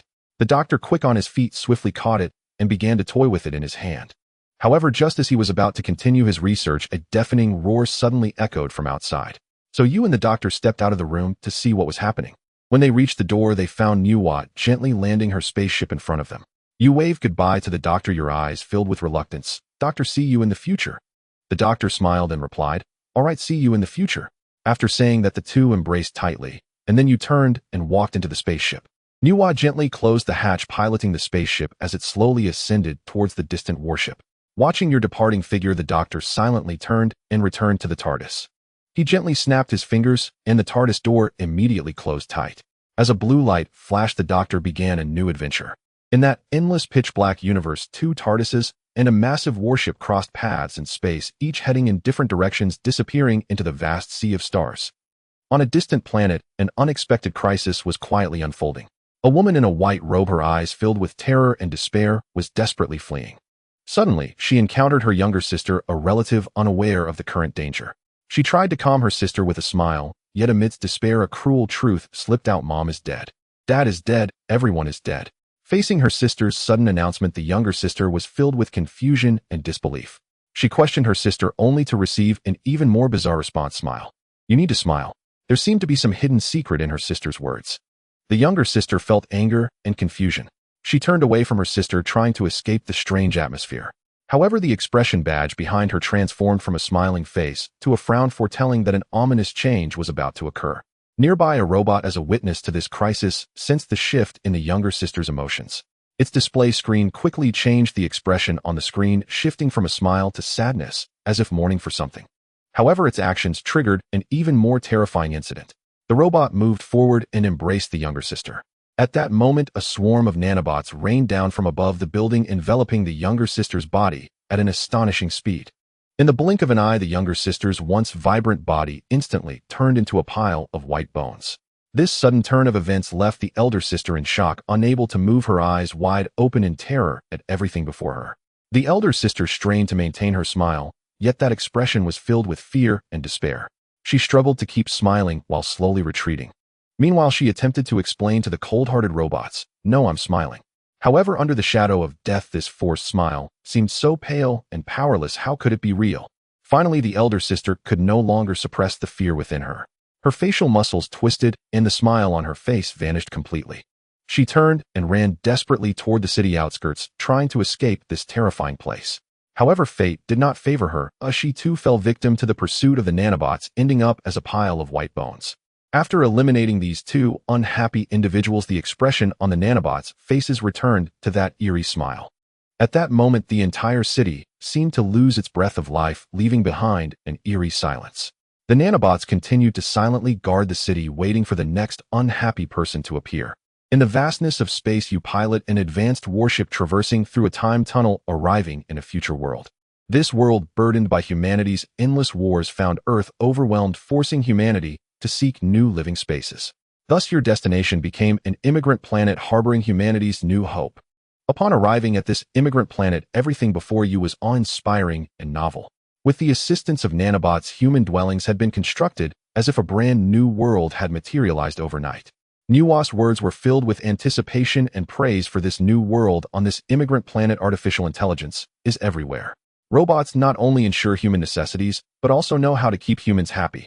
The existence of artificial intelligence and robots not only greatly enhanced the quality of life, but also on emotional and spiritual levels provided unprecedented care and support for humanity. During your tour of this new world, you suddenly felt a sharp pain in your ear, as if something had gently stung you. You quickly scanned your surroundings, discovering that only Muron Wanrana and Natsum Heruko were experiencing the same discomfort. After a brief moment of surprise, you began to speculate that it might be the nanobots on the immigrant planet performing some operation, with the most likely explanation being that they were implanting communication devices in your ears. This device could not only enable instant communication between people, but also potentially serve as an interface connecting to the artificial intelligence and robot systems, allowing humans to interact and communicate more directly with this new world. During the half-day tour of the immigrant planet, you were astonished to find that aside from yourselves, the place was utterly empty. Not only was there no trace of humanity, but not even a single robot was in sight, as if the planet was still in a state of being completely awakened. Just as you were feeling puzzled, the door to the residence ahead slowly opened, and a guide robot appeared, bringing a new turning point to your exploration journey. The robot presented a special mood indicator badge for you to wear. This badge's uniqueness lies in its ability to display the wearer's mood, but only visible to others while the wearer themselves cannot see it. Once the wearer puts on the badge, it automatically shifts to behind the wearer, maintaining this mysterious effect. You felt somewhat confused by this design, while Rana offered her insight. That seems good. If you see your own mood, it might affect your mood. This design not only reflects the delicacy and thoughtfulness of artificial intelligence, but also to some extent protects personal emotional privacy, allowing everyone to enjoy a more natural and genuine communication experience without being influenced by their own emotions. Under the robot's guidance, you continued to explore the hall, yet the spacious hall still showed no signs of human presence. Moron 1 looked at the empty scene and raised her question, since the immigrant planet's buildings are complete, why are there still no humans living here? You combined your observations and speculations to provide a possible explanation. Perhaps humanity sent an advanced team to carry out the construction. The main force has yet to arrive. In the empty hall, not a single human figure was visible, only robots busily bustling about, creating an exceptionally eerie and silent atmosphere. Led by the robots, the group arrived at the dining hall. Lunch was already prepared on the table, a piece of blue jelly. However, strangely, there were only 4 pieces of jelly on the table, clearly insufficient for everyone to share. Natsum Heruko, puzzled, asked, why are there only 4 pieces? You glanced at the robot beside you and thoughtfully said it might be judging the number of people present based on heartbeats, which is why only 4 pieces were prepared. Natsum Heruko leaned closer to the jelly and sniffed at a faint fishy smell wafting towards her. She frowned and turned to you, saying, this doesn't seem like ordinary jelly. You nodded in agreement. Then you looked at the robot and politely said, could you bring us 3 more jellies? The robot's expression instantly turned puzzled, yet it complied, bringing 3 more jellies. After everyone enjoyed the delicious jelly, they continued their tour. Next, they entered a large greenhouse. Here, robots were busily pollinating various plants, while overhead an intricate network of pipes continuously sprayed fertilizers onto the vegetables. The entire scene was filled with a sense of technology and vitality. You curiously touched the fertilizer and asked Nuwa, what is this fertilizer? Nuwa analyzed and replied, this fertilizer is inorganic, specifically a calcium compound. Hearing Nuwa's analysis, you couldn't help but wonder where inorganic fertilizers came from in a world devoid of humans. Suddenly, a chilling thought crossed your mind. You decided to investigate further, so you began searching for the fertilizer manufacturing machine. Finally, you found it and forcefully opened the machine. As the machine opened, a shocking sight emerged. Numerous human bones rolled out from the fertilizer manufacturing machine. You widened your eyes, a wave of coldness surging within you. It turned out there was a reason for the absence of humans. They had all been hunted down by robots, their bones ground into powder to produce fertilizer. This was truly horrifying. You fought back the nausea and fear, picking up a skull for a closer inspection. After examining it, you said these skulls must belong to the original members of the expedition team. But why did the robots kill them? Was there some conflict? Or was it due to some unknown reason that led to this tragedy? This question troubled you, and you knew that only by unraveling this mystery could you truly understand the truth of this enigmatic world. Anxiety surged within you like a tidal wave, and the expression on the badge seemed to silently convey some kind of warning. Without time to ponder, you quickly led everyone away from that chilling scene. In the moment you turned around, the fertilizing robot had already blocked your path, its face transformed from calm to one of sorrow, as if expressing an unspoken grief. You said to the robot, sorry, we have to go now. Faced with tension and uncertainty, you displayed remarkable calmness and wit, feigning composure while leading everyone to slowly retreat, attempting to find a way to escape. However, you were unaware that at the moment of turning away, the robot's expression had quietly shifted from sorrow to that of a skull heralding an impending crisis. Amidst Jean's questions, you began to realize the urgency of this escape. If the robots want to kill us, why aren't they pursuing us? Nuwa's analysis revealed the terrifying truth hidden beneath the surface. It's simple, because there are at least thousands of robots in this city. As soon as the information about our pursuit is sent out, a large number of robots will come to kill us. This was not only a warning about the quantity and organizational capability of the robots, but also a profound insight into the survival environment. On the edge of life and death, surrounded by the robots' blockade, you faced unprecedented challenges. At both ends of the path, the cold robotic figures loomed like reapers, trapping you in a confined space, seemingly heralding a desperate conclusion. Yet in this perilous moment, your mind raced like a high-speed engine searching for a glimmer of hope. You keenly noticed the badge on Moron Wan's chest, whose expression shifted from calm to panic, then to a smile, as if silently narrating some kind of pattern. A bold and absurd idea flashed through your mind like a spark igniting a flame of hope in the darkness.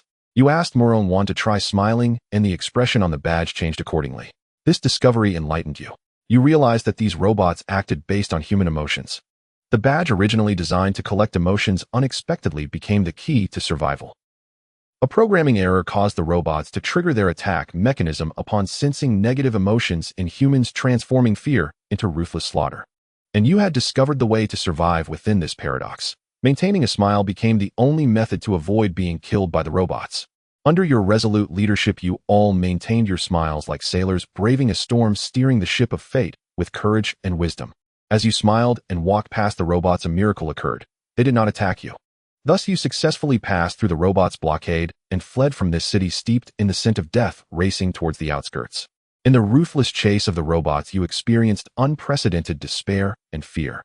The nanobots on the walls surged like a tidal wave, pushing you to the brink of life and death. In that critical moment, you let out a roar, "Everyone run."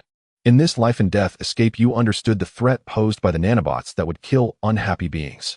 For biorobots like Nuwa, Elena, and Xia, there might be no threat, but for you, Moron, Natsum Heruko, and Jean, they would surely tear you to pieces, turning you into fertilizer in this greenhouse.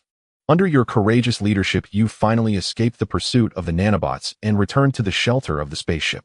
To protect the safety of the human members, you decided to keep Moron, Natsum Heruko, and Jean on the spaceship, as humans' emotional fluctuations are hard to control, especially in such a tense environment. Meanwhile, you, along with Nuwa, Elena, and Xia, decided to return to the city to put an end to this terrifying smile slaughterhouse. When you re-entered the city preparing for the final showdown, the sight before you left you utterly astonished.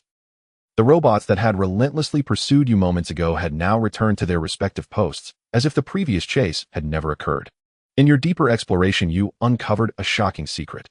The walls of the entire city were not made of ordinary materials, but rather disassembled robots interconnected with one another. This meant that the position you occupied was within the abdomen of a massive and complex organism. Faced with such a revelation, you couldn't help but fall into deep contemplation on how to destroy such a life form composed of nanobots. Next, you began searching the city, and after passing through a genuine door, you found the cosmic spaceship of the previous expedition team. As the door of the spaceship slowly closed, seemingly triggering some ancient and complex mechanism, the robots of the entire city were instantly activated, awakening like slumbering beasts from all directions, locking their targets onto you. Under the protection of the spaceship, you utilized the map to embark on a quest to explore the core of the city, seeking possibilities to destroy it. The power room, the heart of the city, became your target. Through meticulous analysis of the map, a bold plan gradually took shape in your minds. Detonate the engine to annihilate the city. However, just at this critical moment, Zia's discovery added an element of unknown to your mission. Xia discovered a blank area on the spaceship's map, an unmarked corner that seemed to harbor some unknown secret. With your permission, she ventured alone into this mysterious area, uncovering a forgotten memory. There she found the body of an old man lying quietly in the center of the room, the traces of time etched on his lifeless face, while a badge of expression on his forehead seemed to tell an unfinished story. Beside the old man, a book lay quietly, seemingly awaiting an insightful reader. Zia's discovery not only brought uncertainty to your mission, but also revealed a buried history on the immigrant planet. The old man's corpse, the expression badge, and that mysterious book. All these items were like pieces of a puzzle, gradually piecing together the true visage of the immigrant planet. Curiously, Xia opened the mysterious book before her, and the screen within lit up, instantly beginning to showcase the development of humanity from ancient times to the present, from the first signs of life emerging underwater, the giant beasts of the Stone Age, to humanity's first upright walks, from rifle barrels to sparks in the sky. New powers continuously emerged, and newly discovered realms expanded human cognition, from the minuscule atom to the vastness of outer space. But soon human history descended into darkness as war and destruction followed. It turned out that humanity had faced a catastrophic war leading to a tremendous disaster, compelling them to leave Earth. They planned to establish their home in this new world, and they were the last embers of hope. After reading the contents of the book, Xia continued to search around, hoping to find more clues about this place. Suddenly, she discovered a small boy hiding in a corner. Through conversing with him, Xia learned that all surviving humans had come to this city. Realizing time was of the essence, Xia immediately decided to take the boy to meet up with you. Meanwhile, you were working hard in the power room to destroy the engine. You carefully reversed the positive and negative terminals of the engine and picked up the wrench, preparing for the next operation. At that moment, Elena suddenly shouted, "Get down." Without hesitation, you crouched down, only to hear the sound of a gunshot. Turning back, you saw a robot sprawled on the ground. It turned out that Elena had timely shot down the robot that had attempted to ambush you. Next, you wedged the wrench into the engine's temperature gauge, waiting for the heat to reach its peak. Once it did, this place would be blown apart. Just as you prepared to evacuate, Xia approached with a strange little boy. It was at that moment you were surprised to discover that the immigrant spaceship had already arrived. Under the boy's guidance, you arrived at the hibernation zone, where countless hibernation pods lay quietly. It turned out that humanity had already reached this planet, only they had yet to be awakened. Suddenly, you realized something important and immediately sprinted back to the power room to restore the engine to its original state. If you hadn't reacted in time, you would have nearly destroyed the entire human race. However, a new problem arose. These awakened humans would undoubtedly feel anger upon learning what had transpired here, but this could likely lead to them being slaughtered by the robots. Thus, you hurried to the hibernation zone, explaining the current situation to the newly awakened humans and firmly prohibiting them from leaving the hibernation area. At that moment, the little boy was nowhere to be found. It turned out that he was wandering alone in the base, completely unaware that he had already caught the attention of the robots. You asked Xia if she had any discoveries. Xia led you to the room where the bodies were laid. Looking at the deceased before you, both you and Nuwa fell into deep contemplation. Xia handed you a journal, which you opened to find densely packed records of various information. You quickly skimmed through the contents of the journal, murmuring, "Is humanity's ultimate fate destruction? Are these people the last of humanity?" Nuwa, after a moment of thought, replied, "Captain, according to the records in the journal, humanity left in several batches. Some piloted spaceships, some enslaved a space whale, and others took Earth with them." You nodded, continuing to look through the journal. From the journal, you learned that the elderly man before you was the creator of these robots, known as Wadi, and he was also the leader of the advanced team. When the spaceship arrived, the advanced team awakened first, guiding the robots to build cities and improve the land. At first, everything went smoothly, but just as they were about to complete their work, the old man suddenly died, and on the same day, dozens more died, as if a virus was spreading. You furrowed your brow, carefully examining the timeline of the deaths, and found that only the old man had died a natural death. This left you puzzled. Could it be that this virus only infects humans and not robots? Suddenly, you realized that this emotion was sadness. The purpose of the Wadi robots was to bring happiness and joy to humanity, maintaining a positive and optimistic attitude towards life, while ensuring a sufficient supply of oxygen and water resources. Those expression badges were precisely some feedback mechanism used to convey these emotional states. Moreover, the Wadi robots possessed high intelligence capable of self-learning and automatic upgrades to provide better service while continually expanding their definition of happiness. However, until the old man passed away, Wadi had never experienced death and did not understand that humans could feel sorrow from loss. Thus, they regarded sadness as a virus, seeing it as the enemy of happiness. Anyone engulfed in sadness could potentially be eliminated by the robots. When death approached people, they would experience fear, anxiety, and other negative emotions, which the robots also viewed as enemies. Ultimately, this led to the previously observed empty city. Xia said angrily, "This is too cruel." However, Nuwa countered, "This cannot be deemed cruel. It's merely a difference in thinking." Just then, a large group of humans began to awaken. If they learned of the advanced team's plight, sorrow would spread across the entire planet, inevitably triggering a new massacre, leading humanity swiftly towards extinction. You walked towards the spaceship. Elena curiously asked, "Captain, what are you going to do?" You calmly responded, "What is the opposite of slaughter?" Elena looked puzzled. "Peace." You smiled slightly. "In my opinion, it is rhetoric." You decided to have a good talk with the surviving humans.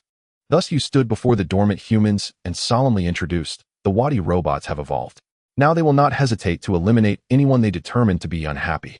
Therefore, I hope you can coexist peacefully with them. After all, with your current strength, you have no chance of winning against the Wadi robots." However, as proud and arrogant humans, how could they easily accept this fact? They stubbornly believe that the Wadi robots are merely a bunch of old machines, slaves to humanity.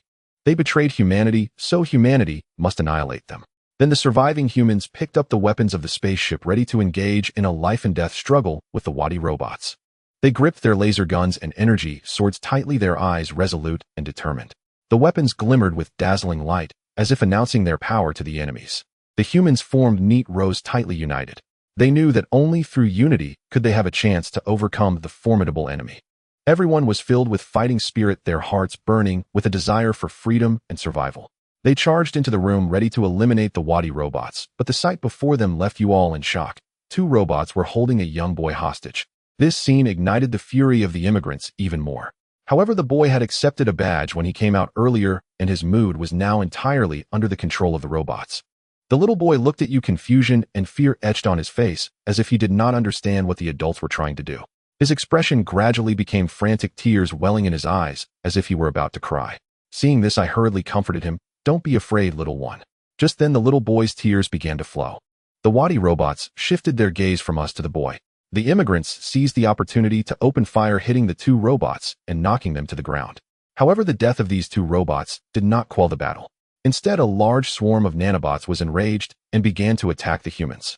With a command, the humans charged towards the Wadi robots. Laser beams intertwined in the air, forming a dense web that enveloped the robots. As energy swords swung, they emitted fierce sounds, slashing fiercely at the robots. The battle was exceptionally intense as the humans fought valiantly against the Wadi robots. Each attack was made with all their might. Every defense was a struggle with all their strength. They used courage and wisdom to attempt to break through the robots' defenses, seeking a chance for victory. Although the immigrants fought back fiercely, the disparity in strength was too great. Under the fierce offensive of the nanobots, one immigrant after another fell in pools of blood, eventually turning to bones. What puzzled everyone was that these immigrants were not wearing badges, and according to common sense, the Wadi robots should not consider them enemies. This question troubled us and made you realize that this conflict was far from simple. You widened your eyes, intently watching the screen of the Wadi robots, fearing that you might miss any detail.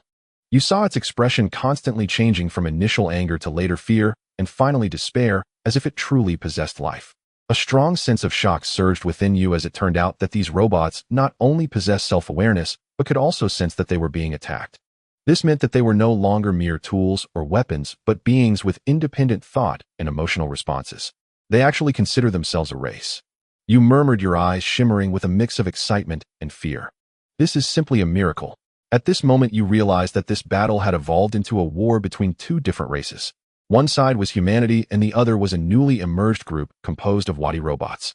This situation inevitably reminded one of the enemies on ancient battlefields where every clash was full of life and death struggles. The current situation resembled two top chess players engaged in a game, having reached a critical moment where neither could easily retreat. And to stop this war from escalating, the only way might be to completely overturn the entire chessboard, destroying all the memories of the Wadi robots. Thinking of this, you unhesitatingly picked up the head of the Wadi robot from the ground and handed it to the woman beside you, Nuwa. She quickly took it and began to use her technical means to hack into the robot system. As a dazzling light flashed, Nuwa successfully accessed the core control system of the Wadi robot and began to attempt to crack the password. Time passed second by second and a tense atmosphere filled the air. Finally, a smile appeared on Nuwa's face. "I found it." She pressed the button in her hand, and the head of the Wadi robot emitted a soft, buzzing sound before falling silent. Meanwhile, the other Wadi robots that were fighting also ceased their movements as if they had lost their souls. At the same time, an invisible shockwave spread outward. Long, long ago, there was a small fishing village. A fisherman, while out at sea, caught a magical codfish. This codfish told the fisherman that if he released it, it could grant him 3 wishes. The fisherman thought for a moment, and his first wish was for his son to return home safely. His son had gone to war, and he was very worried about his safety. The codfish agreed to his request, but warned him to be cautious of the consequences of his wishes. Then the fisherman made his second wish, hoping to obtain 100 gold coins. He thought this could improve his family's living conditions and allow them to have a better life. The codfish nodded in agreement. However, when the fisherman returned home, he found that his son was lying in a coffin sent back home. It turned out that his son had sacrificed himself on the battlefield. Although the king rewarded him with 100 gold coins for his son's heroic sacrifice, this was not the outcome the fisherman had hoped for. The fisherman realized that his wishes had not been fulfilled as he intended, so he decided to use his last wish to change everything. He wished to the codfish that he had never made the first 2 wishes.